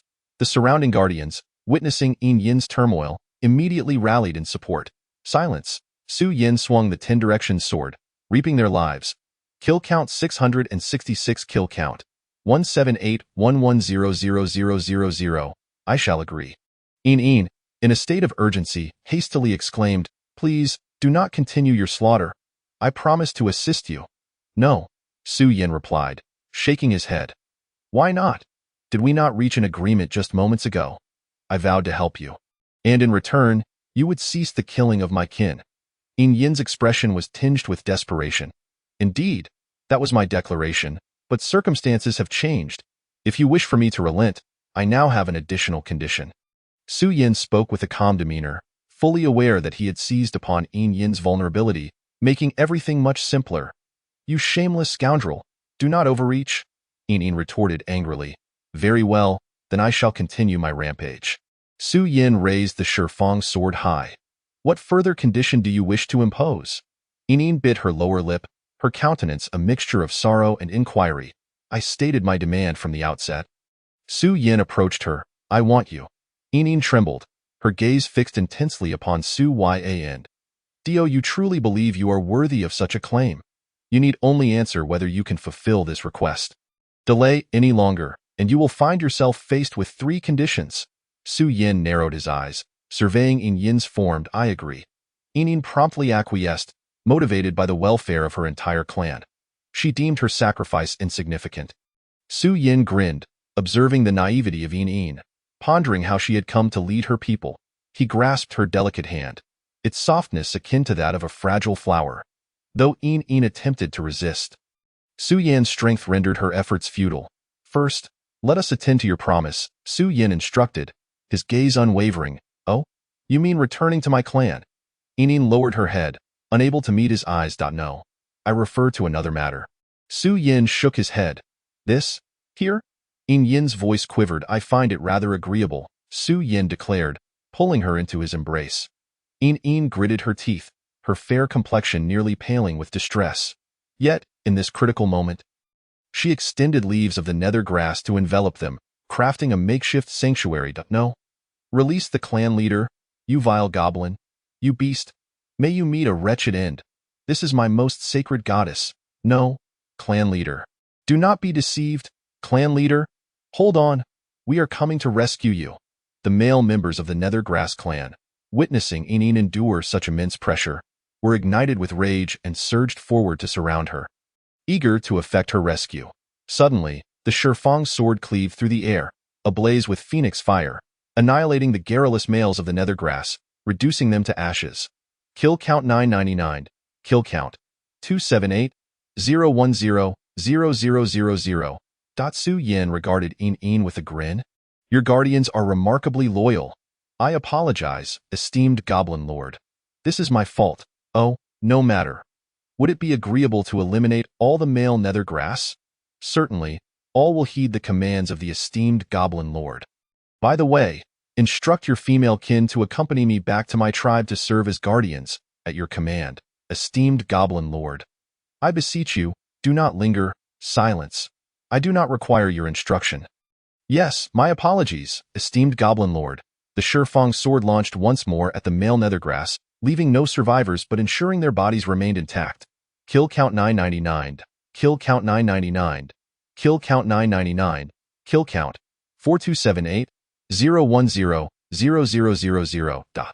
Soon, the central leaves of the Nethergrass vanished.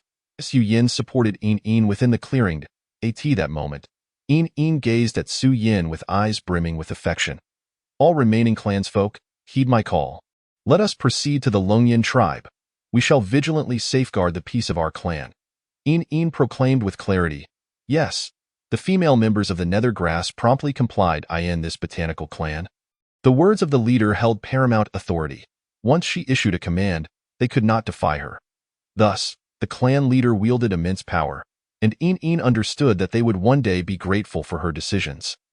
As she sought to secure their welfare, Su Yin successfully led the Nethergrass clan out of the depths of the Yinxia forest.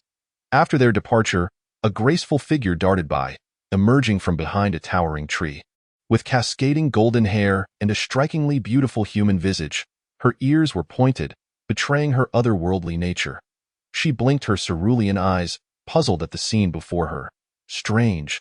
Where have all the guardians of the Nethergrass gone? They seem to have vanished entirely. I must hasten back to report to Mother. Chapter 67. Is having children really so simple? Longyan tribe, Su Yin returned with Yin Yin and a considerable number of female Nethergrass. Esteemed Goblin Lord, you have returned. Su Qin emerged from within the dwelling, her countenance shifting slightly upon witnessing Yin Yin, prompting her to quickly turn away. Su Qin. Yin Yin called out, seizing her attention. What a coincidence. A hint of awkwardness flickered across Su Qin's expression. Enough with the pleasantries. Your kin have abducted my son. Where is he now? Yin pressed forward with determination. He has passed away. Su Qin hesitated before responding. Passed away? How did that happen? Yin's anger flared as she advanced menacingly. He was accidentally kicked to death by my daughter, Su Qin replied. Yin's fists clenched in fury. This was my only son. I demand retribution for this blood debt. Enough, Su Yin interjected, emanating an aura of authority that commanded silence from Yin and Su Qin.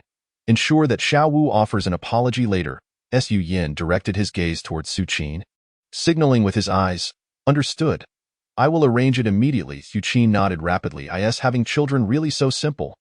Just a day will suffice. Su Yin turned to Yin. From now on, you are permitted to bear only my children. No others, is that clear? His words were undeniably domineering. Yin lifted her gaze to meet Su Yan's, feeling no urge to resist. Yes, Yin gritted her teeth and ultimately sighed. She recognized that Su Qin was evidently one of Su Yan's women, and there were several females from the Meitu clan nearby. It was clear that the Meitu clan had integrated into the goblin tribe. Are you still reluctant? I am aware of your son. He has long been a target of public ire. His demise is for the best. Do not let him bring harm to the Nether Grass clan in the future, Su Yin remarked, delivering a slap on her back. I am willing, esteemed goblin lord. I wholeheartedly desire only your children. Yin's cheeks flushed crimson as she shyly acquiesced. Su Qin cast a surreptitious glance at Yin, a smile gracing her lips. Indeed, the esteemed goblin lord is formidable. He has successfully subdued Yin. Has Polly awakened? Su Yin inquired of Su Qin. Oh, Sister Polly is awake. I shall summon her. Su Qin promptly moved to the interior. Esteemed goblin lord. Polly's voice resonated from within the dwelling. The next moment, a white figure leaped forth, diving directly into Su Yan's embrace. Now, please take me to see the vegetables. Su Yin wrapped his arms around Polly. Certainly, esteemed goblin lord, please follow me. Polly nodded vigorously and led Su Yin to a nearby open space. This area, deemed useless, had been entirely repurposed by Polly for cultivation. Yin arrived at the fields. Casting a cursory glance, her willow-like brows immediately furrowed. Yin. How is this plot of land? Su Yin inquired. It is unsuitable. Yin shook her head. The soil quality is poor, and vegetables would struggle to thrive. No wonder they grow so slowly, Polly murmured. Is there a way to improve it? Su Yin asked. Of course. Yin smiled gently. Since it is a matter I promised to the esteemed lord, I shall undoubtedly resolve it. Do you require assistance from your kin? Su Yin surveyed the land. No, I can manage on my own. Let my kin acclimate to the tribe first. In the future, they can nurture their offspring and safeguard the clan properly. Yin shook her head. Yin, I appreciate your efforts. Su Yin smiled. It is no trouble. Yin replied, transforming into a colossal nether grass. The leaves displayed intricate golden patterns. She plunged her roots into the earth, stretching and enveloping the entire cultivated area. Su Yin soon noticed many vegetables sprouting, with several budding tender shoots. They are emerging, Polly exclaimed with excitement. I will improve the soil quality within a day. Subsequently, the vegetables planted here will mature and be ready for consumption in 3 days. Yin's voice resonated from within the towering nether grass. Excellent. Su Yin nodded slightly. You have shortened the growth cycle to 3 days. This speed is nothing short of miraculous. He recalled how, prior to his rebirth, the cultivation of vegetables typically required no less than half a month. Congratulations on completing the side quest, shortening the vegetable growth cycle. All members of the Longyan tribe receive a lifespan increase of 50. Su Yin was pleasantly surprised that this achievement had directly extended the lifespan of the entire tribe.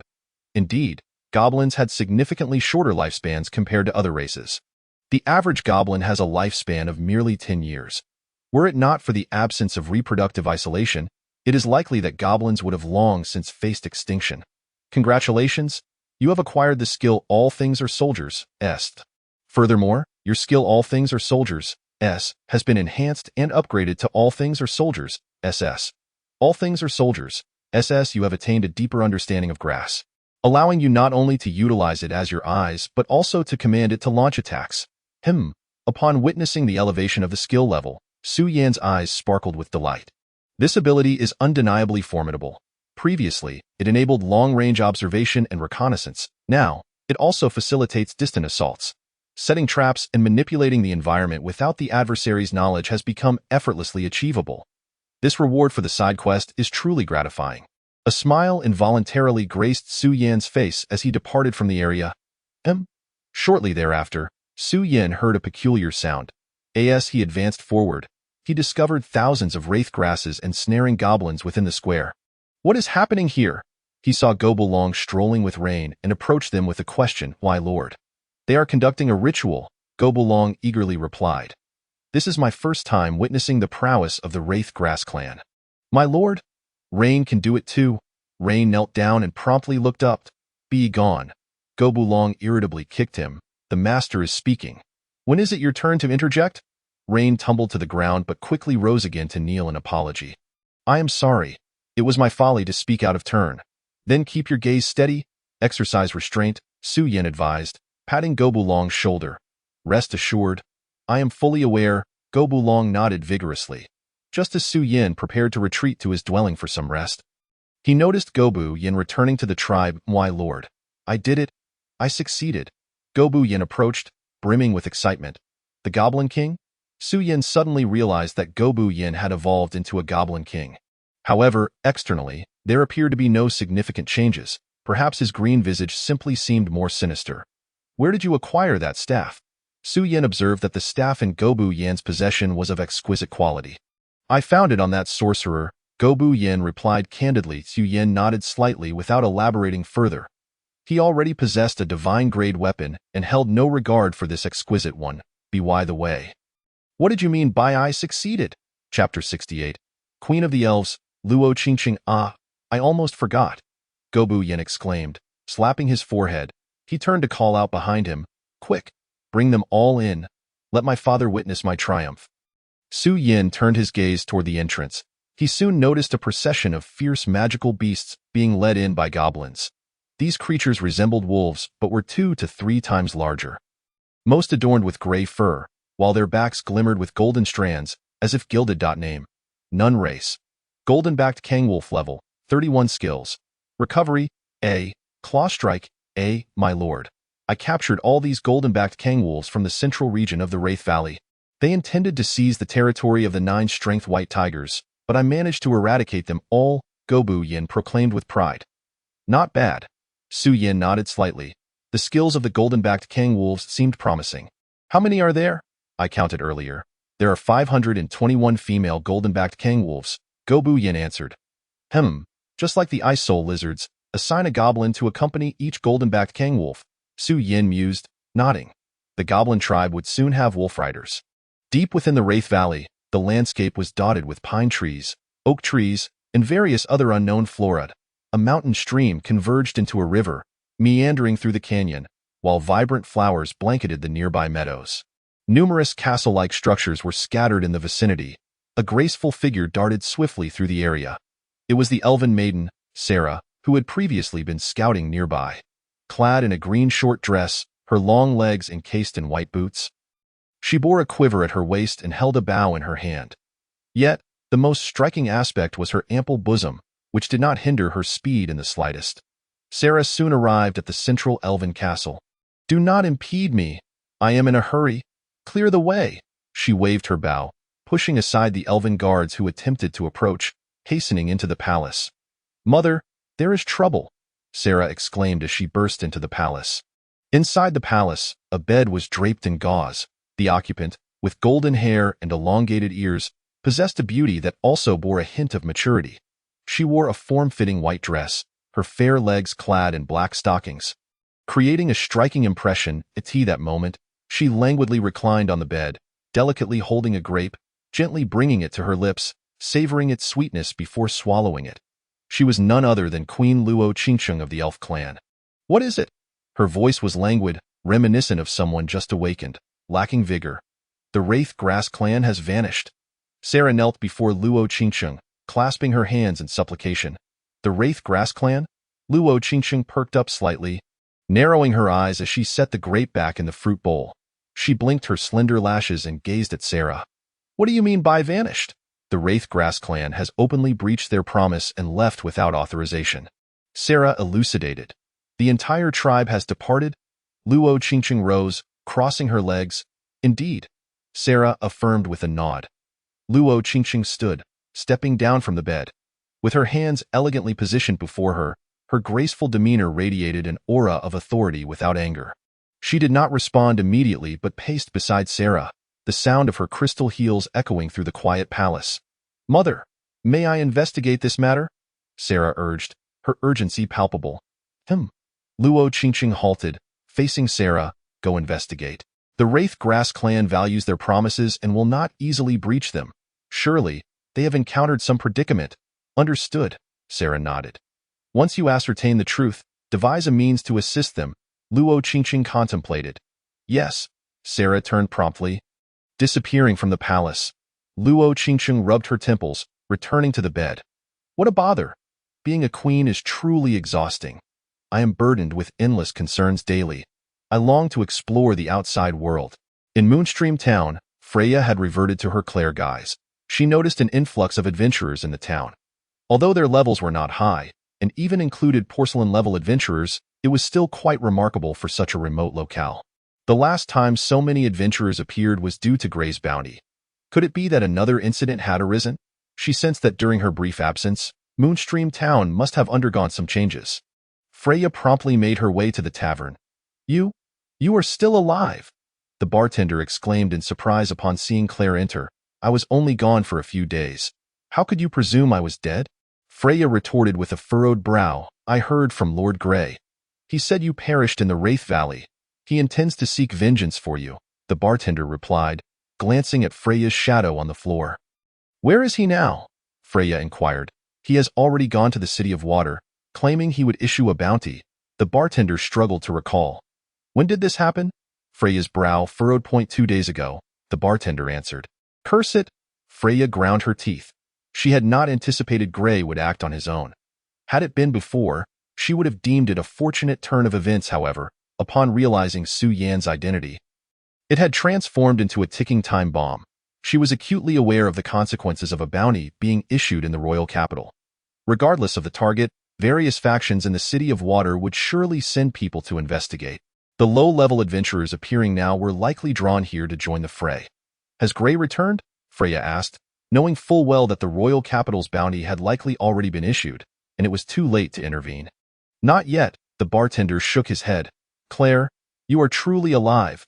How wonderful!" Suddenly, a familiar voice echoed from the entrance. Freya turned to see Grey entering, adjusting her demeanor to smile and step forward. "Lord Grey, I heard you went to the City of Water ahead of time to issue the royal capital's bounty." Grey remained silent, merely taking a seat beside Freya, gazing at her quietly. "Your sister hasn't returned yet?" Freya inquired, turning to the bartender for a glass of water. "Why so quiet?" "I merely wish to be cautious. Concerned that I might not reach you in time," Grey replied with a grin, casting a glance at the bartender. "Bring me a glass of whiskey, though? Worried about me? I do not feel the same." Freya cast a fleeting glance at Grey and took a sip of water. "Claire, why are you alone? Where are your companions?" Grey inquired, surveying the surroundings. "Once the mission concluded, they naturally returned," Freya replied nonchalantly. "They aren't staying a few extra days? They heading back already?" Grey expressed his surprise. "I haven't teamed up for a long time. This time, my only purpose was to eliminate the goblins," Freya shrugged. Grey, gripping the whiskey handed to him by the bartender, suddenly broke into a smile. "What about the saintess? Have you seen her?" Freya's expression tightened slightly. She had encountered Polly at the Dragon Flame tribe, but in her haste to ascertain Su Yan's identity, she hadn't had the chance to converse with her at length. However, she was aware that Polly had already become Su Yan's, and it was imperative that she not return to the temple. "I did see her," Freya nodded, "but the saintess doesn't trust me, so she remains in the goblin tribe." "What? Why didn't you bring her out?" Grey questioned, his gaze fixed on Freya. "With your abilities, it should have been easy." "The saintess threatened to take her own life. I dared not use force." Freya shook her head, her demeanor appearing somewhat strained, possibly from the ordeal. Grey frowned, acknowledging, indeed, having spent such a long time in the goblin tribe, it's only natural for her state to be compromised. We should hurry back and retrieve the saintess, Freya urged. I fear that if she lingers too long in the Valley of Shadows, she may encounter further dangers. Just a moment, Gray took a sip from his glass. What are we waiting for? Freya asked, her brow furrowing. Waiting for everyone to gather. What if we encounter other dangers upon entry? Gray shook his head. You head to the Valley of Shadows. I must go to Water City to retract the bounty from the capital. Freya slapped her forehead, feeling a wave of frustration. Her plans had been abruptly disrupted, leaving her feeling somewhat flustered. Forget it. The bounty has already been issued. All the factions in Water City are likely en route. Gray downed his drink in one go. Even if you retract the capital's bounty now, it would be too late. This would be tantamount to misusing a bounty, which is a capital offense. Freya's expression grew serious. She realized the gravity of the situation, especially with so many heroes already appearing in Moon Creek Town. No worries. This isn't my capital S bounty. Gray grinned, a hint of arrogance in his tone. Freya had initially prepared herself for death when she issued the capital S bounty. She hadn't anticipated that the goblin she aimed to kill would be Su Yin, leading to an irretrievable situation. No, I absolutely cannot trouble brother Su Yin, Freya thought determinedly. You should rest well tonight. Once more heroes arrive, we can head to the Valley of Shadows. Let the saintess stay for another night. Gray smiled broadly, raising his glass toward Freya. Freya said nothing further, finishing her water before ascending the stairs. Gray's gaze darkened as he observed Freya's retreating figure. Full of flaws with your skills? Extracting the saintess should be a cinch. There's no way you would allow her to remain alone in the Valley of Shadows. This individual was either deceiving me or an imposter. The likelihood of being an imposter seemed slim, yet what could be their motive for deceiving me? Was it the embarrassment of failing the mission? Or did they aim to leverage the saintess to threaten me? Seeking greater rewards? Barkeep, bring me some beer. A voice called from the entrance. Gray turned to see a golden-haired youth clad in silver armor, accompanied by a group of swordsmen. The Walker family? Gray narrowed his eyes and snapped his fingers. Barkeep, a barrel of beer, along with vodka and whiskey. Today, I shall cover this gentleman's tab. Norson glanced at Gray with confusion. Don't misunderstand. I have met Nora before. Upon seeing you are from the Walker family, I wish to treat you well, Gray quickly clarified. Oh, you're a friend of my sister? Nice to meet you. Norson smiled broadly, relaxing his guard. You are the second son of the Walker family, Norson? Gray pondered aloud. Yes, Norson nodded. I've long heard of Master Norson of the Walker family, a standout among the younger generation. It is a pleasure to see you today. Gray flattered him directly. Not at all, although Norson feigned modesty. His expression revealed a sense of pride. It was evident he was quite pleased. You're here to hunt goblins as well, I presume? Gray inquired tentatively. Indeed. I wonder which fool issued the capital bounty to hunt goblins. It's a joke. Killing those things is like child's play. Just yesterday, I dispatched a few with ease, Norson boasted, taking a swig of beer. Why father thought it would be safe, so he sent me out to gain experience, while also bringing my sister home. Your sister hasn't returned? Gray expressed surprise. This contradicted what Claire had said, indicating he had indeed been dishonest. Yes, we haven't encountered her on the way. She's likely still in Moon Creek Town. Norson confirmed. Do you know where my sister went? Oh, your sister is also hunting goblins. Her captain mentioned she had already gone back. Gray shrugged in response. Impossible. Where is my sister's captain? I need to clarify this. Norson abruptly stood up, demanding. Gray pointed towards the ceiling, indicating they should be in room 203. Thanks. Norson stormed upstairs, visibly agitated. Gray smirked as he watched Norson depart, placing his glass on the table and wiping his mouth. Time to settle the bill, my Lord Gray. Here is your room KEYAS per your instructions. I have kept the rooms for you and Claire, the bartender interjected. No need. Please cancel it. I won't be staying here. Gray replied, finishing his whiskey before turning to leave the tavern. Not staying here? The bartender was momentarily taken aback, then reclaimed the KEYS. Gray stepped out of the tavern. A refreshing breeze greeted him. Clearing his mind significantly, he smiled enigmatically. You think you can con me? Ha! Chapter 70. Can this possibly be a goblin? In the Danmorwell mountain range, two dwarves were pushing a cart laden with barrels of wine along the rugged mountain path, making their way uphill. This region was perpetually snow-covered, making it impossible to cultivate the plants needed for brewing. For the dwarves to enjoy a drink, they had to pay exorbitant prices. Only a select few nobles could indulge in fine wine regularly. The rest had to take risks, leaving their living areas to seek provisions in nearby towns, except during significant celebrations. Modi, why haven't we arrived yet? One bare-chested dwarf, straining to pull the cart, wiped the sweat from his brow. You can tell it's your first outing, Modi, pushing from behind, retorted. Our dwarven clan is inherently concealed. Descending the mountain takes time, and returning is further uphill. We won't encounter any dangers, will we? Frida scanned the surroundings, recalling the chief's warnings about the rampant cave-dwelling monsters. Don't worry. I've been out several times without ever facing danger. It's just tiring, Modi replied confidently. Stop rambling and conserve your strength for pulling the cart. The sooner we return, the more likely we can enjoy another barrel of wine. Heh, true. If it weren't for this fine wine, I wouldn't be out here. Frida licked his lips, glancing at the barrels. Regaining his enthusiasm, suddenly, enormous spider webs descended from above, ensnaring both of them. Damn it. What is this? Frida exclaimed, struggling but unable to break free. Not good. It's a cave-dwelling demon. Modi's expression changed drastically as he swiftly drew his iron hammer. Cave-dwelling demon? What on earth is that? Frida asked, bewildered. I'm not sure.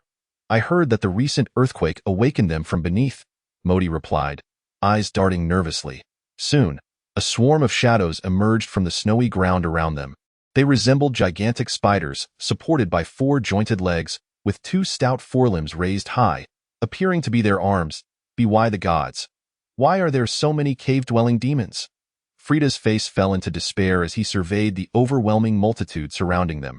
Thousands of cave-dwelling demons encircled them. Fight! Modi gritted his teeth, but his voice trembled as he recognized the slim chance of survival for the 2 of them. With a sudden lunge, the cave-dwelling demons leaned forward, their terrifying, powerful jaws poised to strike. Clang!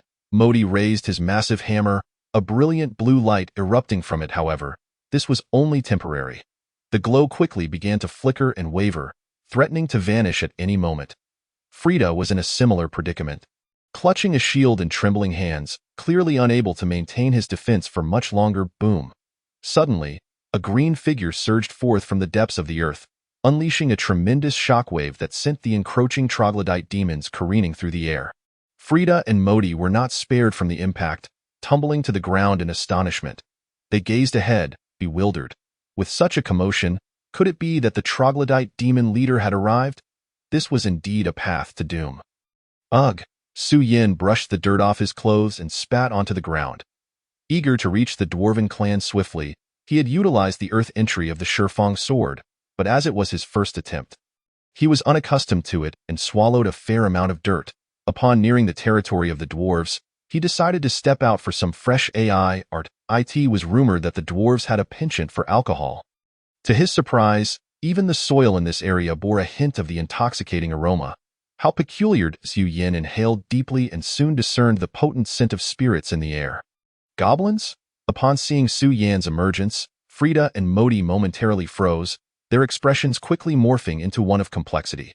Although the troglodyte demon leader had not come, thus sparing them from increased peril, the feeble goblins could not facilitate their escape. Rather, they would serve as fodder for the troglodytes. Alas, brother, one can only say your luck is exceedingly poor. Frida stood up with a sigh. Enough of that. No matter how much you say, he wouldn't comprehend. Modi shook his head as he retrieved his hammer from the ground.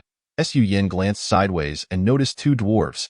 He then scanned the surroundings and spotted a group of gray creatures resembling spiders. Troglodytes? When did such monsters appear in the dwarven territory? Yet, with levels generally between 30 and 40, they pose little threat. Su Yin quickly reached a conclusion. Modi, did I hear correctly? This goblin claims there is no threat? Frida, wielding his shield, appeared somewhat taken aback. Ha! With so many troglodytes, even if the Goblin King were to come, he would surely perish, Modi sneered, though it was understandable that a naive goblin would not be fearful. Disregarding the conversation between the 2 dwarves, Su Yin unsheathed the Shifang sword.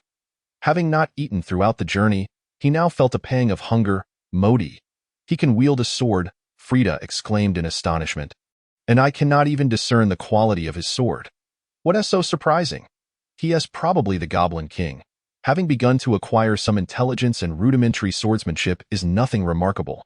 Modi gently shook his head, asserting that it was merely an ordinary sword, far from reaching any notable level. Hence you cannot discern its quality. Whoosh, whoosh. The surrounding troglodytes flipped themselves over, their crimson eyes swiftly locking onto Su Yin as they lunged towards him. Ha! Seeking death! Su Yin scoffed coldly, gripping the Shifeng sword and taking the initiative to strike. King's dominance. A surge of black gas erupted from him, swirling like a dragon. Subsequently, his skin shimmered with a metallic sheen. In truth, dealing with these troglodytes required only his immortal phoenix body to remain unscathed. His primary aim was to enhance his proficiency with King's dominance. The troglodyte's forelimbs, akin to robust spears, pierced his body with a shrill metallic resonance. Yet, this assault failed to breach his defenses, leaving only shallow marks that swiftly faded. With a swift motion, Su Yin retaliated with a slash of his sword. Cleaving the troglodyte in half, green blood splattered across Modi and Frida's faces. Modi, is this truly a goblin? Frida gaped. Incredulity etched on his face, questioning how it seemed even more formidable than our clan leader. I have no idea either. Modi was evidently taken aback. Such fluid swordplay, such terrifying defense. Is this truly a goblin? Chapter 71. I will stay to assist Brother Su Yin. Enemies slain by the Shifeng sword. 1086 total enemies slain. 4386-610-0000. Su Yin casually plunged the Shifeng sword into the ground nearby, then sat cross-legged and began gnawing on a severed limb of a troglodyte. Experience gained. 66 experience gained. 66 Frida stood beside him, wiping his face with his hand and nudging Modi with his elbow. Brother, do you think we are saved? Need I say more? Can't you see all the troglodytes are dead? Modi replied tersely, yet his gaze remained fixed on Su Yin. So, shall we leave? Frida hesitated before asking. Do you dare to leave? Modi lowered his voice. Frida swiftly shook his head. Would you like to have some? Su Yin tossed a few pieces of severed limbs towards them. Frida glanced at the remnants that rolled to his feet. Immediately detecting a foul stench, he turned away and quickly shook his head. Brother, why don't we take you back to Ironforge? I'll treat you to a grand feast. Modi shot him a glare. Frowning, don't forget the Dwarven clan's rules. Very well. Su Yin stood up, spitting out a bone onto the ground. Frida's expression grew somewhat conflicted. He recalled the Dwarven clan's regulations that forbade outsiders from entering. Those who defied or coerced would be executed without mercy. I have come seeking the Dwarven princess. Su Yin produced a letter. I possess a personal missive from St. Polly. If there is a missive from the saint, that may suffice. Modi nodded slightly. Come, let us return together.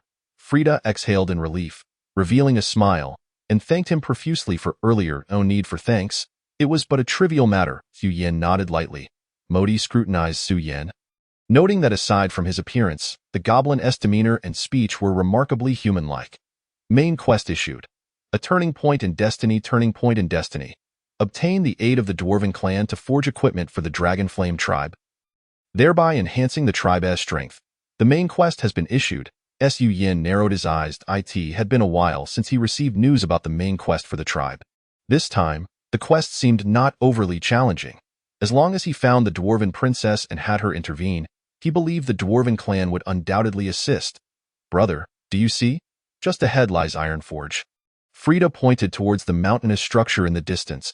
Su Yin looked up and saw a colossal castle, which, from afar, appeared unremarkable, but upon closer inspection, its grandeur became palpable. The entrance stood like a fortification of bronze and iron, the towering castle resembling a slumbering giant, exuding a formidable aura. Are there no guards? Su Yin observed that not a single soul stood at the entrance. With these bronze walls, there is no need for sentinels. Frida approached and earnestly patted the wall. If the palace gates were to be breached, guarding this place would be meaningless. Modi added. That makes sense. Su Yin nodded slightly. Let us proceed inside. He was unconcerned about the extraordinary defensive capabilities of the gate. He needed to hasten and locate the Dwarven princess to procure assistance in crafting equipment for the Dragonflame tribe. Moonstream Town, Tavern, Room 203. Bang, bang, bang. Norsen furiously pounded on the door. Come out, those inside. You will immediately exit, for I am Norsen of the Walker family. Yet, there was no response from within. If you do not open this door, I shall break it down. Norsen frowned, warning, do not blame me for being rude then. Still, no response. Hey MLGB, just you wait. I'll kill you once I enter. Norsen kicked the door open and rushed inside with his subordinates, only to find the room devoid of any occupants. The windows were tightly shut, and there were no signs of having used the beds or any belongings. Young master, there's no one here. The room was small, and his subordinates quickly finished searching. Of course, I'm not blind. Norsen crossed his arms, perplexed. Where could they be? Young master, could we have been deceived? One subordinate inquired. Norsen frowned, pondering. Did they go through such elaborate means just to trick me? I shall go downstairs and inquire further. A handful of guards stationed at the entrance were instructed to apprehend any suspicious individuals on sight. Several sentinels promptly took their positions at the door, while Norsen swiftly exited the room. Hurrying downstairs, Freya sat quietly on the bed, observing the unfolding scene. Glancing down, she noticed the gem at her waist shimmering with an otherworldly light. This was the concealment stone bequeathed to her by her mother. As long as she wore it and refrained from making noise, she would be perceived as nothing more than a speck of dust, easily overlooked. Norsen. The Walker family certainly knows how to send their agents. Do they truly not fear being left behind? Freya narrowed her eyes, gazing at the entrance. His arrival in my chamber must surely be connected to Gray. It seems Gray has begun to suspect me. Yet, I cannot return just yet. Freya's expression turned grave. I must remain here to assist Brother Su Yin in gathering intelligence. Freya approached the window, gently parting the curtains to peer outside. Notably, Norsen had not brought along the formidable Black Knights on this outing, suggesting that the Walker family intended to maintain a facade. It appears that the bounty issued in the royal capital has not garnered much attention, which is indeed good news. Freya closed the window and returned to her bed, a smile gracing her lips. Furthermore, in the content of the notice, Gray certainly did not explicitly state the need to eliminate the Goblin Demon Lord. Chapter 72. Is Priscilla a lowly? Norsen hastily descended the stairs, only to find that Gray had already vanished without a trace. Where did the person sitting here just go? Norsen inquired of the bartender. Oh, you mean Lord Gray? He has already departed, the bartender replied. Departed? To where? Norsen asked, astonished. I do not know. The bartender shook his head. Furious, Norsen slammed his hand on the table. Damn it, I've been played.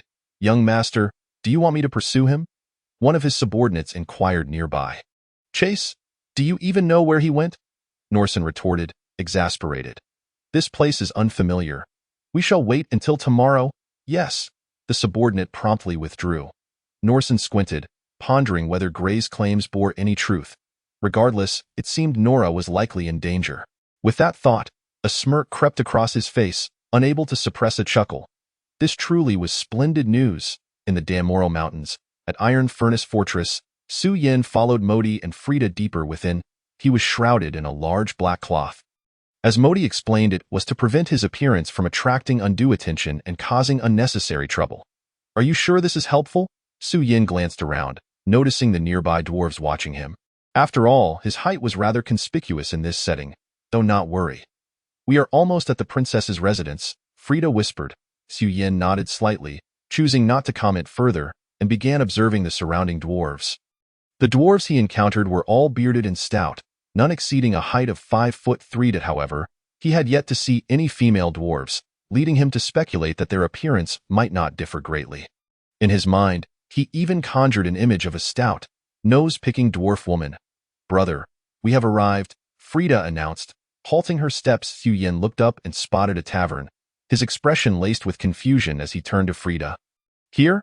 Indeed, at this hour, the princess must certainly be inside, enjoying a drink, Frida affirmed with a nod.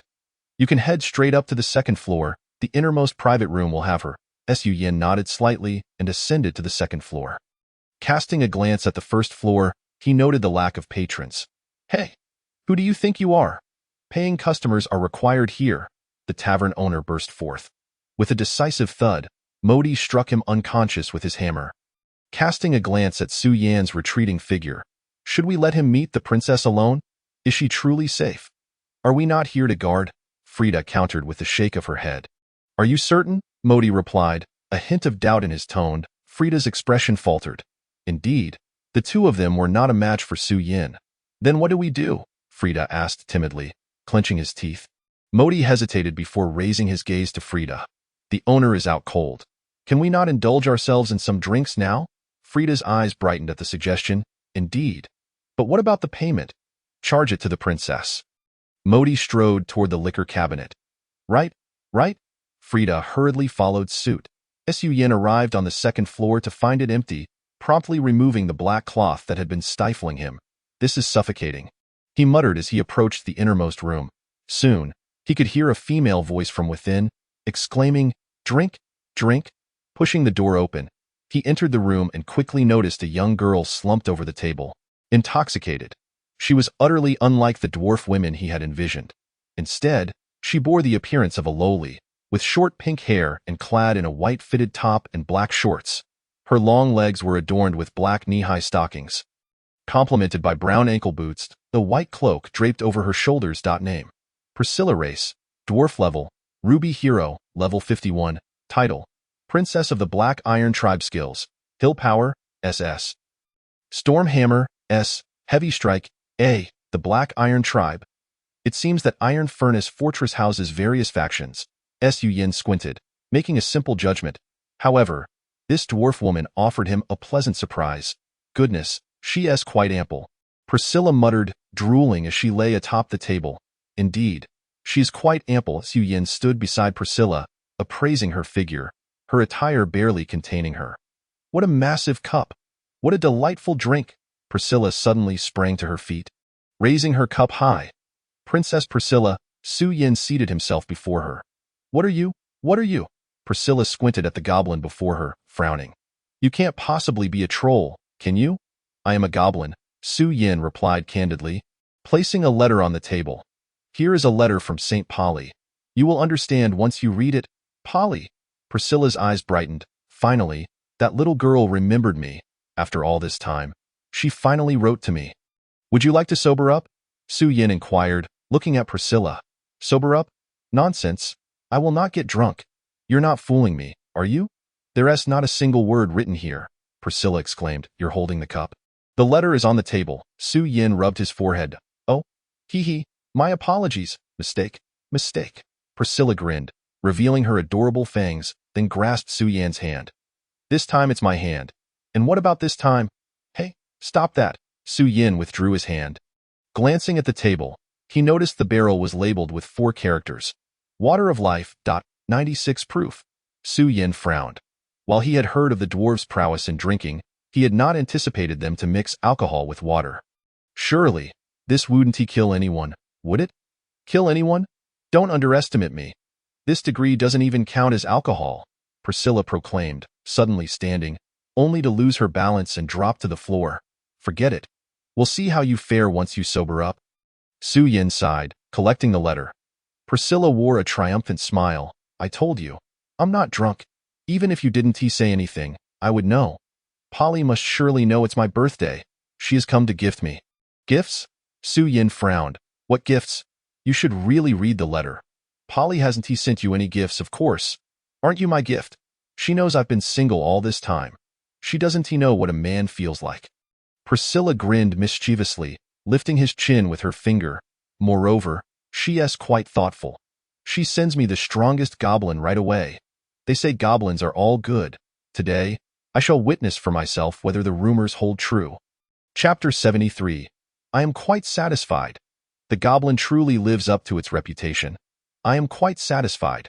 Su Yin rolled his eyes at the unconscious Priscilla sprawled on the floor. At present, he had no knowledge of her residence and could not escort her home, especially with all the dwarves outside. For now, he had no choice but to remain here. Su Yin's ears perked up, catching the sounds from outside. He opened the window to take a look, discovering a throng of armored dwarves surrounding the tavern. What is happening? A coup? Su Yin furrowed his brow as he assessed the group of dwarves. The barbarian Hammer Tribe. This must be another faction within Iron Furnace Fortress. What could they want? Are they here to capture Priscilla? He spotted a dwarf clad in animal skins stepping out from the crowd, striding toward the tavern. This dwarf sported small braids atop his head, with green paint adorning his forehead. Name: Commandla. Race: Dwarf level, Bronze Hero, level 61, title, General of the Barbarian Hammer Tribe skills, Beast Control, SS. Critical Strike, E. Kamanla entered the tavern and glanced at Modi and Frida, who were both unconscious on the floor. What a bunch of useless fools. Such a small amount of alcohol has already intoxicated you. Kamanla cast a disdainful glance at the 4 empty barrels beside them before preparing to ascend the stairs. Who says I am drunk? Frida immediately sprang to her feet, but swayed 2 steps before tumbling back down.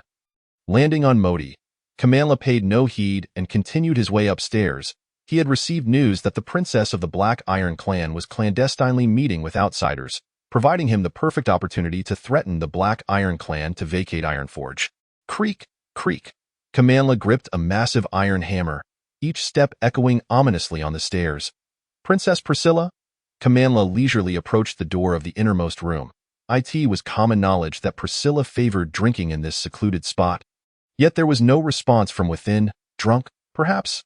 Kamanla pushed the door open and peered inside, quickly discovering Priscilla lying unconscious on the floor. How curious. Why is she alone? A puzzled expression crossed Kamanla's face. Could the intelligence have been erroneous? You wretched goblin. What size are you exactly? Priscilla rolled over, defiantly asserting, even with such a size, I would not be afraid. Su Yin, concealed by stealth, remained hidden in the shadows. Knowing that as long as he did not reveal himself, Kamanla would remain oblivious, he had expected Kamanla to leave upon seeing no one, yet to his surprise, Priscilla had the habit of talking in her sleep. It seemed the impression left on her was too profound, causing her to reminisce even in dreams. Goblin? Kamanla was astonished to learn that Priscilla had indeed colluded with outsiders, and worse yet, with goblins. How foolish, utterly foolish. Kamanla seethed with rage. I shall bind you in the town square. Let all dwarves know of your treachery. You dare conspire with such a lowly race as goblins. You have brought shame upon the dwarven race. With this thought, Kamanla promptly produced a rope, preparing to bind Priscilla and carry her away. You old fool, I do not appreciate your words. What of goblins? Su Yin emerged from his concealed state, frowning as he spoke. Kamanla's intent to take Priscilla could not go unchallenged. Goblin. Upon seeing Su Yin, Kamanla instinctively stepped back, eyeing him warily. You will not take Priscilla today. Su Yin slowly positioned himself in front of Priscilla.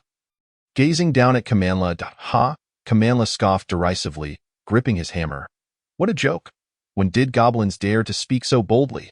Su Yin did not respond but instead unleashed an aura of dominance, exerting an intangible pressure upon Kamanla while simultaneously monitoring the movements of his subordinates.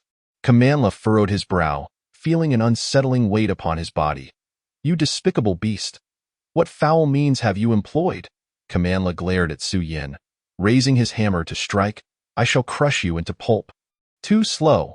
Su Yin had already anticipated the trajectory of Kamanla's attack and swiftly unleashed the sword of 10 directions. Nuclear explosion. Instantly, 100-fold of power erupted, sustained for 5 seconds, enhancing the sword of 10 directions. Ah! In the next moment, Kamanla let out a piercing scream as his right arm, which held the hammer, was severed. Impossible! Kamanla clutched his right arm, gazing at the severed limb on the ground. The dwarven physique is renowned for its defense among equals. Yet he could not fathom that a single sword strike would sever his arm. This goblin is no ordinary foe. He hastily reached out with his left hand to retrieve the hammer. Ah! Amid his cries of agony, his left arm was also severed. Kamanla's face turned pale, beads of cold sweat dotting his forehead as he gritted his teeth, glaring at the goblin. This is dwarven territory. You dare to cause a disturbance here. You are doomed. Fear not. Since I dare to appear before you, I am fully prepared for your inevitable demise. A smile crept onto Su Yan's lips. I should have ended your life swiftly with a single strike. But your unwarranted insults cannot go unpunished. My guards are downstairs. If you kill me, you will not escape. Kamanla gritted his teeth, suppressing the excruciating pain. Escape. As long as they cannot find your corpse, there should be no evidence. Right? Su Yin stepped forward, retrieving the severed arm from the ground. Eyeing Kamanla's astonished gaze, Su Yin consumed the limb. Experience points 1555. Not bad. Still warm, Su Yin smirked, picking up the other arm. You barbaric creature? Someone, quickly, Kamanla. knowing his fate was sealed, attempted to raise his voice in a desperate plea for attention. However, before his words could escape, Su Yin pierced his throat with a sword. Kamanla's eyes widened in terror as he succumbed to death. Enemy kill count 1. Total kills 4386 710 0000. Experience points 1555. Experience points 2333. Experience points 999. Congratulations, you have reached level 58. Congratulations, you have additionally acquired Basic Hammer Technique. C. Basic Hammer Technique. C. Possessing rudimentary forging skills. You can craft simple weapons. Chapter 74. I forgot to measure the size just now. How delightful. I feel as if my entire body has been massaged. Priscilla stretched lazily, sitting up from the floor. You are awake, Su Yin, seated on the ground, looked at her. What have you done to me? Priscilla exclaimed. Shouldn't it be the other way around? Su Yin shot her an annoyed glance. Oh, I was merely joking. Priscilla grinned widely, revealing her adorable canine teeth. Rest assured, I will take responsibility for you. I shall appoint you as my queen. Su Yin supported his forehead, tossing her the envelope from Polly. Take a look at Polly's letter first. Oh. Priscilla tore open the envelope and quickly read through its contents. Polly, how could she forget my birthday? I have told you before, I am not your gift. She wrote to you asking for your help. Su Yin sighed. No worries, as long as I enjoyed myself. I have not lost anything. Priscilla placed her hands on her hips, unconcerned. She glanced at Su Yin, and since that is the case, do not blame me for being unfeeling. You stay here. I will protect you. Are you certain? Su Yin looked at Priscilla with a half-smile, considering the recent situation with Kamanla from the Hammer clan. This dwarven realm was anything but peaceful. Of course, I am the princess of the dwarves. Priscilla thumped her chest confidently. Quickly, surround this place. Soon, commotion erupted outside. What is happening? Priscilla immediately grew vigilant, hiding behind Su Yin. You are quite skilled at this maneuver. It truly tugs at my heartstrings. Su Yin looked at Priscilla with a mix of amusement and exasperation. What do you know? We are in tumultuous times. Our Black Iron clan is too powerful. Constantly being eyed by other clans, Priscilla, still hiding behind Su Yin, peeked toward the door. Bang! The door was kicked open by a dwarven guard. A group of guards from the Hammer clan rushed in, while Modi and Frida were thrown to the ground, tightly bound. What do you want? Priscilla inquired, peeking her head out. Where is General Kamanla? A guard demanded. General Kamanla? How would I know where he is? Priscilla retorted irritably. What on earth? How could Kamanla be missing? Are you declaring war? Impossible. General Kamanla came up here personally, and then he vanished. Speak. Have you hidden him? The guards immediately accused. I know nothing. I merely enjoyed a restful sleep. Priscilla snapped back. Do you intend to incite conflict between clans? Where could the general have gone? The guards glanced at Su Yin and quickly ruled him out. Nonsense. How could General Kamanla be unable to handle a mere goblin? Even if 10 goblins came, he would dispatch them with ease. Perhaps he has gone home. Priscilla replied indignantly. If you continue to provoke me without reason, I am not one to be trifled with. The guards surveyed the room and soon noticed the barrels of alcohol nearby. This is just ordinary liquor, diluted with a bit of water. Priscilla spoke up. The guards approached and opened a barrel with a knife. Su Yin narrowed his eyes. If the guards found anything incriminating, he would have no choice but to unleash a massacre, eliminating them all. Humph! Look! What is this? A guard exclaimed in anger. What? Priscilla gasped, rushing forward to see. Tiger bone liquor. Did you not claim it was ordinary alcohol? The guard glared at Priscilla. Priscilla pulled out a hammer from her possession. Why should I answer to you regarding what I drink? Retreat. The dwarf guard, having failed to uncover the whereabouts of Kamanla, had no choice but to depart in a dejected manner. The two tribes had not engaged in conflict. Should matters escalate, the consequences would be beyond his endurance. Su Yin observed from the side, discerning that the status of Princess Priscilla of the dwarven clan was somewhat inflated. Otherwise, how could even a mere guard dare to show her disrespect? Humph! Am I not imposing? Priscilla exclaimed, raising her chin and placing a foot upon the table. You still need to address the forging technology issue mentioned in the letter, she added. Su Yin gently shook his head. Previously, I could have arranged for some dwarves to accompany you back to assist with the forging. But given the current critical juncture, I fear I cannot spare anyone. Priscilla hesitated before suggesting, then simply provide me with the technology. Xu Yin pondered for a moment, though this may complicate matters somewhat. It is certainly better than having nothing at all. Priscilla shook her head helplessly. The forging technology lies firmly within the grasp of the Copperbeard clan. I cannot provide it to you. Copperbeard clan? The demographics of your iron forge are indeed quite intricate, Xu Yin remarked as he looked at Priscilla. Alas, currently, Iron Forge is divided into 3 factions.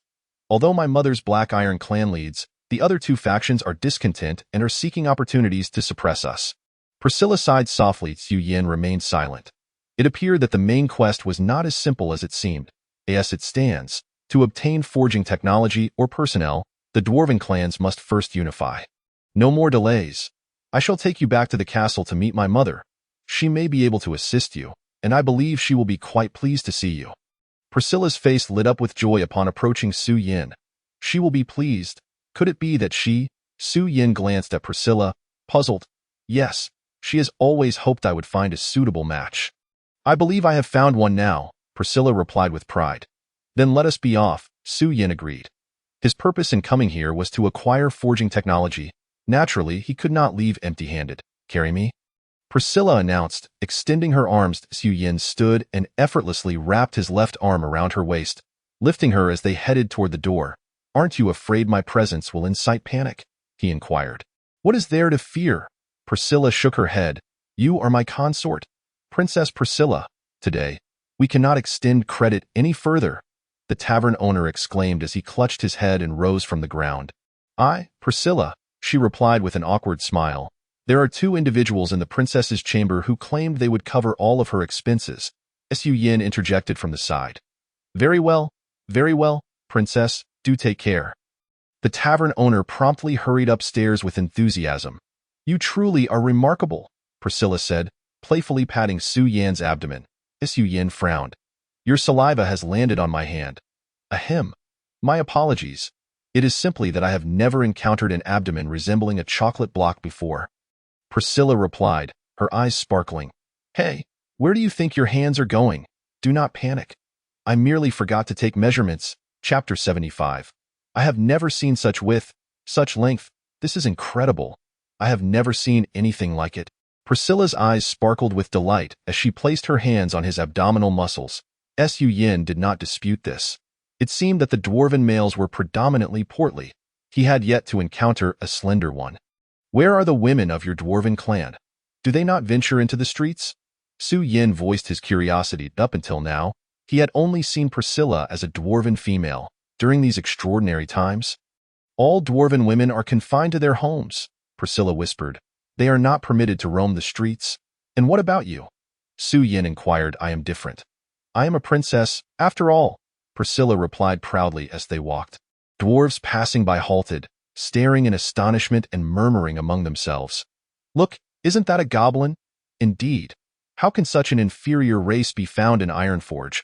I shall see him expelled. He tarnishes our dwarven bloodline. How curious. Why is he carrying Princess Priscilla? They appear to be quite intimate. What is happening? Could it be that Princess Priscilla is in league with a goblin? It seems you have quite a following. Priscilla laughed as she held onto Xu Yin's waist. But it is hardly a compliment, Xu Yin retorted with a cold smile. No worries. I am here, Priscilla declared, thumping her chest. Listen well, he is not an ordinary goblin. He shall become my consort, my husband. Anyone who dares speak ill of him shall find themselves imprisoned. Upon hearing Priscilla's proclamation, the surrounding dwarves promptly fell silent, though their gazes toward Xu Yin remained complex. After they departed, the dwarves dared to whisper among themselves. We are doomed. The Black Iron clan is finished, indeed. How could Princess Priscilla choose a goblin as her consort? This is utterly outrageous. No, I must seek out the clan leader. Yes, let us petition together to prevent this. Priscilla looked up at Xu Yin, reassuringly saying, Fear not. You are my husband. I shall cherish you always. Where do you reside? Xu Yin gently shook his head in inquiry. Oh, it is just the largest building ahead, Priscilla pointed out. Xu Yin raised his gaze to see a castle looming before them, twice the size of the surrounding structures. As they drew near, an overwhelming sense of pressure emanated from it. Where did this goblin come from? Get out of here at once, the castle guard shouted, brandishing a spear upon noticing Su Yan's presence. Do you not see me here? Depart, Priscilla retorted, exasperated. Princess, the guard stepped back, recognizing Priscilla. Let us enter, she said, happily hugging Su Yan's waist once more. Su Yan gently shook his head as they proceeded into the castle, the two guards glancing at their retreating figures, whispering, What is happening? Why is the princess with a goblin? I have no idea. Could the princess be taken advantage of by the goblin? Keep your voice down. Do not speak foolishly. This is our territory. If that goblin dares to harm the princess, we shall eliminate him. Within the castle's grand hall sat a woman with pink twin tails, donned in a black dress, elegantly seated upon a throne. Her long legs were clad in black thigh-high stockings. If one were to judge solely by her appearance, one might assume she was in her early 20s. She was Moira, the leader of the Black Iron clan. Alas, the three-hammer trial is soon upon us. Yet there remains no suitable candidate.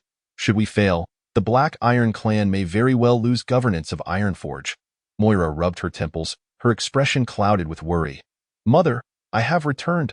Priscilla's voice echoed from outside the hall.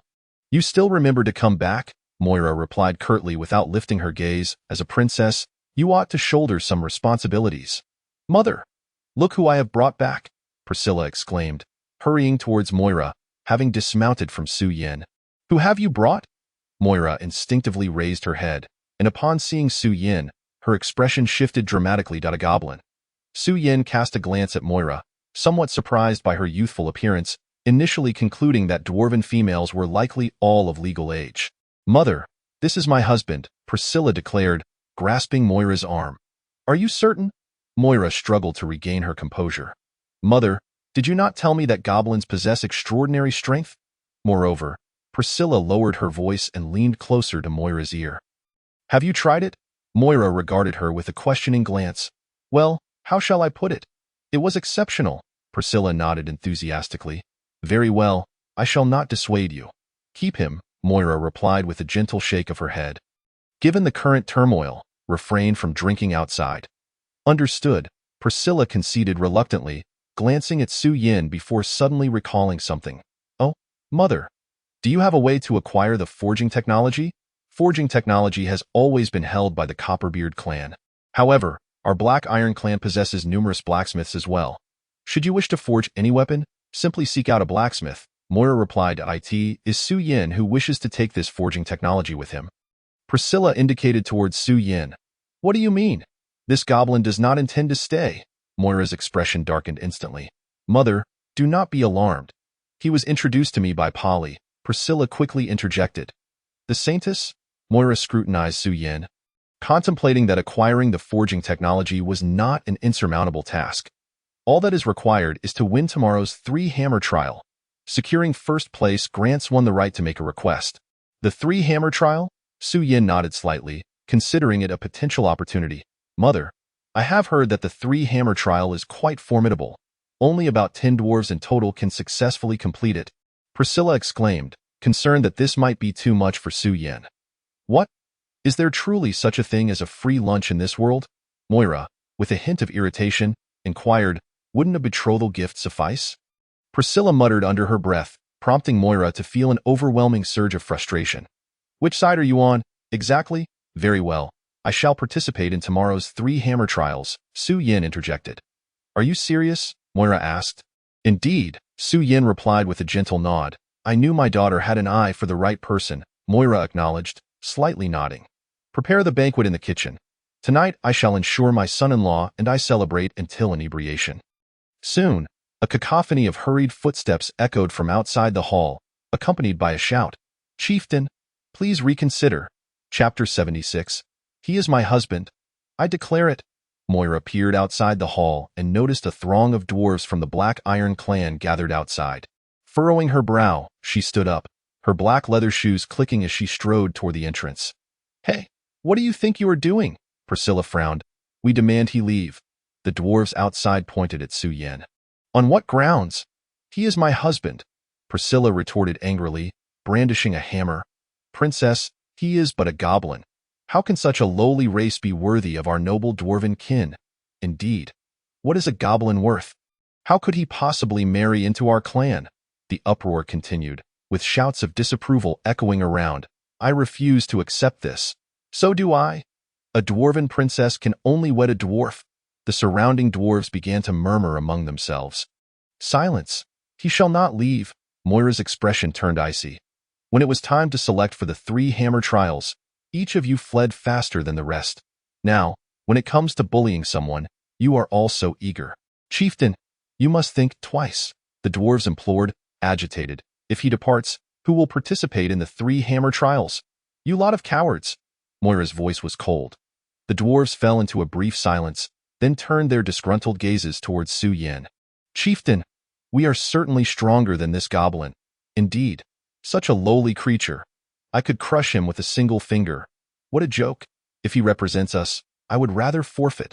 Su Yin stepped outside, a smile gracing his features as he cast a glance at them. If any of you can defeat me, I will voluntarily take my leave. Ha! A mere goblin dares to act so arrogantly.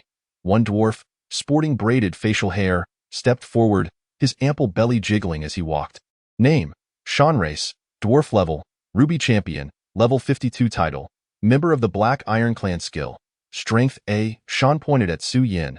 Don't think you can bully me here in dwarf territory. I'll let you have a punch. You will let me? Su Yin replied, somewhat surprised at the dwarf's audacity. Ha!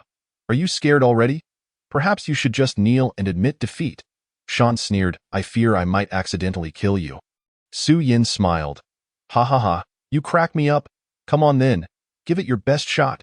Sean laughed heartily, as if he had stumbled upon something immensely amusing.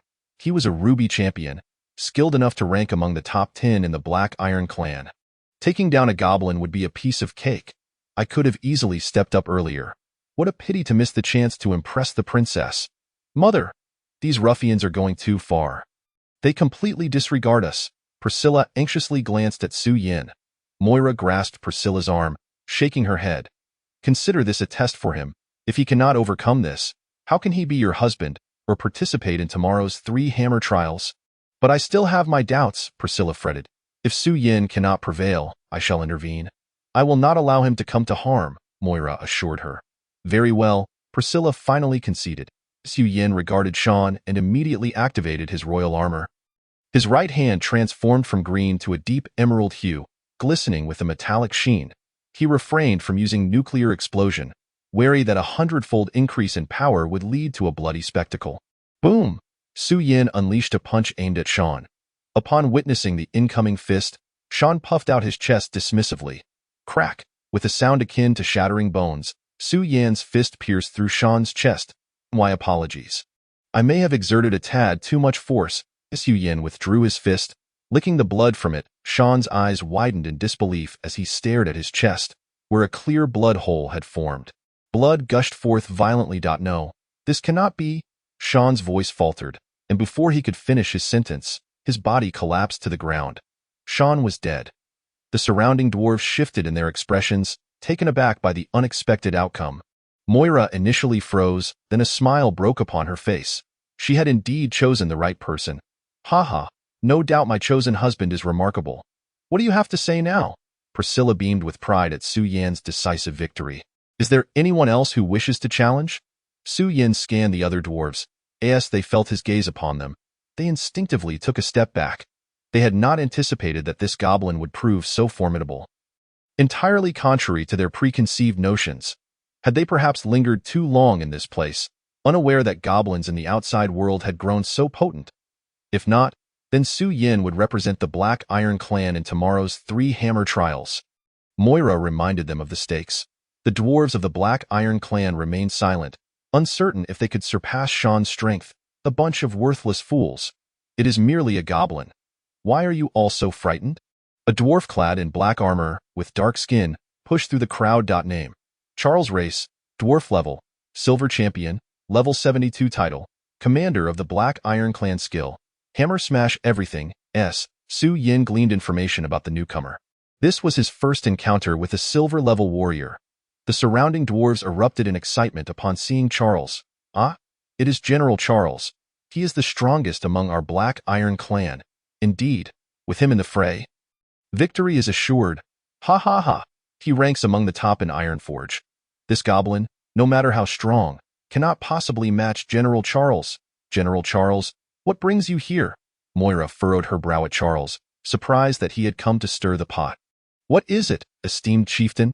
Am I not allowed to intervene? Charles grinned. You are bullying the weak? Priscilla cried out anxiously, fully aware of Charles's prowess and worried for Su Yan's safety. Ha! He stated that whoever can defeat him will have him leave. I am not excluded, am I?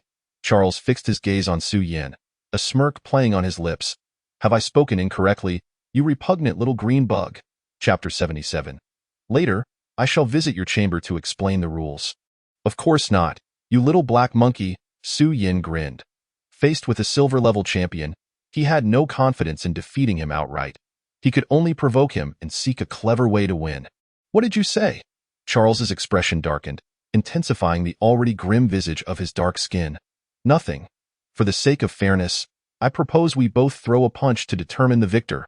Su Yan smiled, adding, of course, if you fear that, or have a better method, feel free to suggest. Fear? What a joke. Charles scoffed. I am merely concerned that a single punch might kill you and worry the princess. Rest assured. This is merely a test of skill. The princess will not hold it against you, Su Yan replied, glancing back at Priscilla. She met his steady gaze, sensing his confidence. Moira patted Priscilla on the shoulder, nodding slightly. What is there to fear? The man I have chosen is the strongest in the world. Priscilla beamed, affirming, exactly. Charles, if you truly possess the ability to slay Su Yan, it would merely be his misfortune. Well, with the princess's words, I feel at ease. Charles grinned, cracking his knuckles. The dwarves of the Black Iron clan erupted in excitement. Who would have thought we would witness Commander Charles in action? What a treat. Ha ha ha. Tear this pitiful creature apart, avenging Sean. But do not be overly complacent. Remember what transpired with Sean.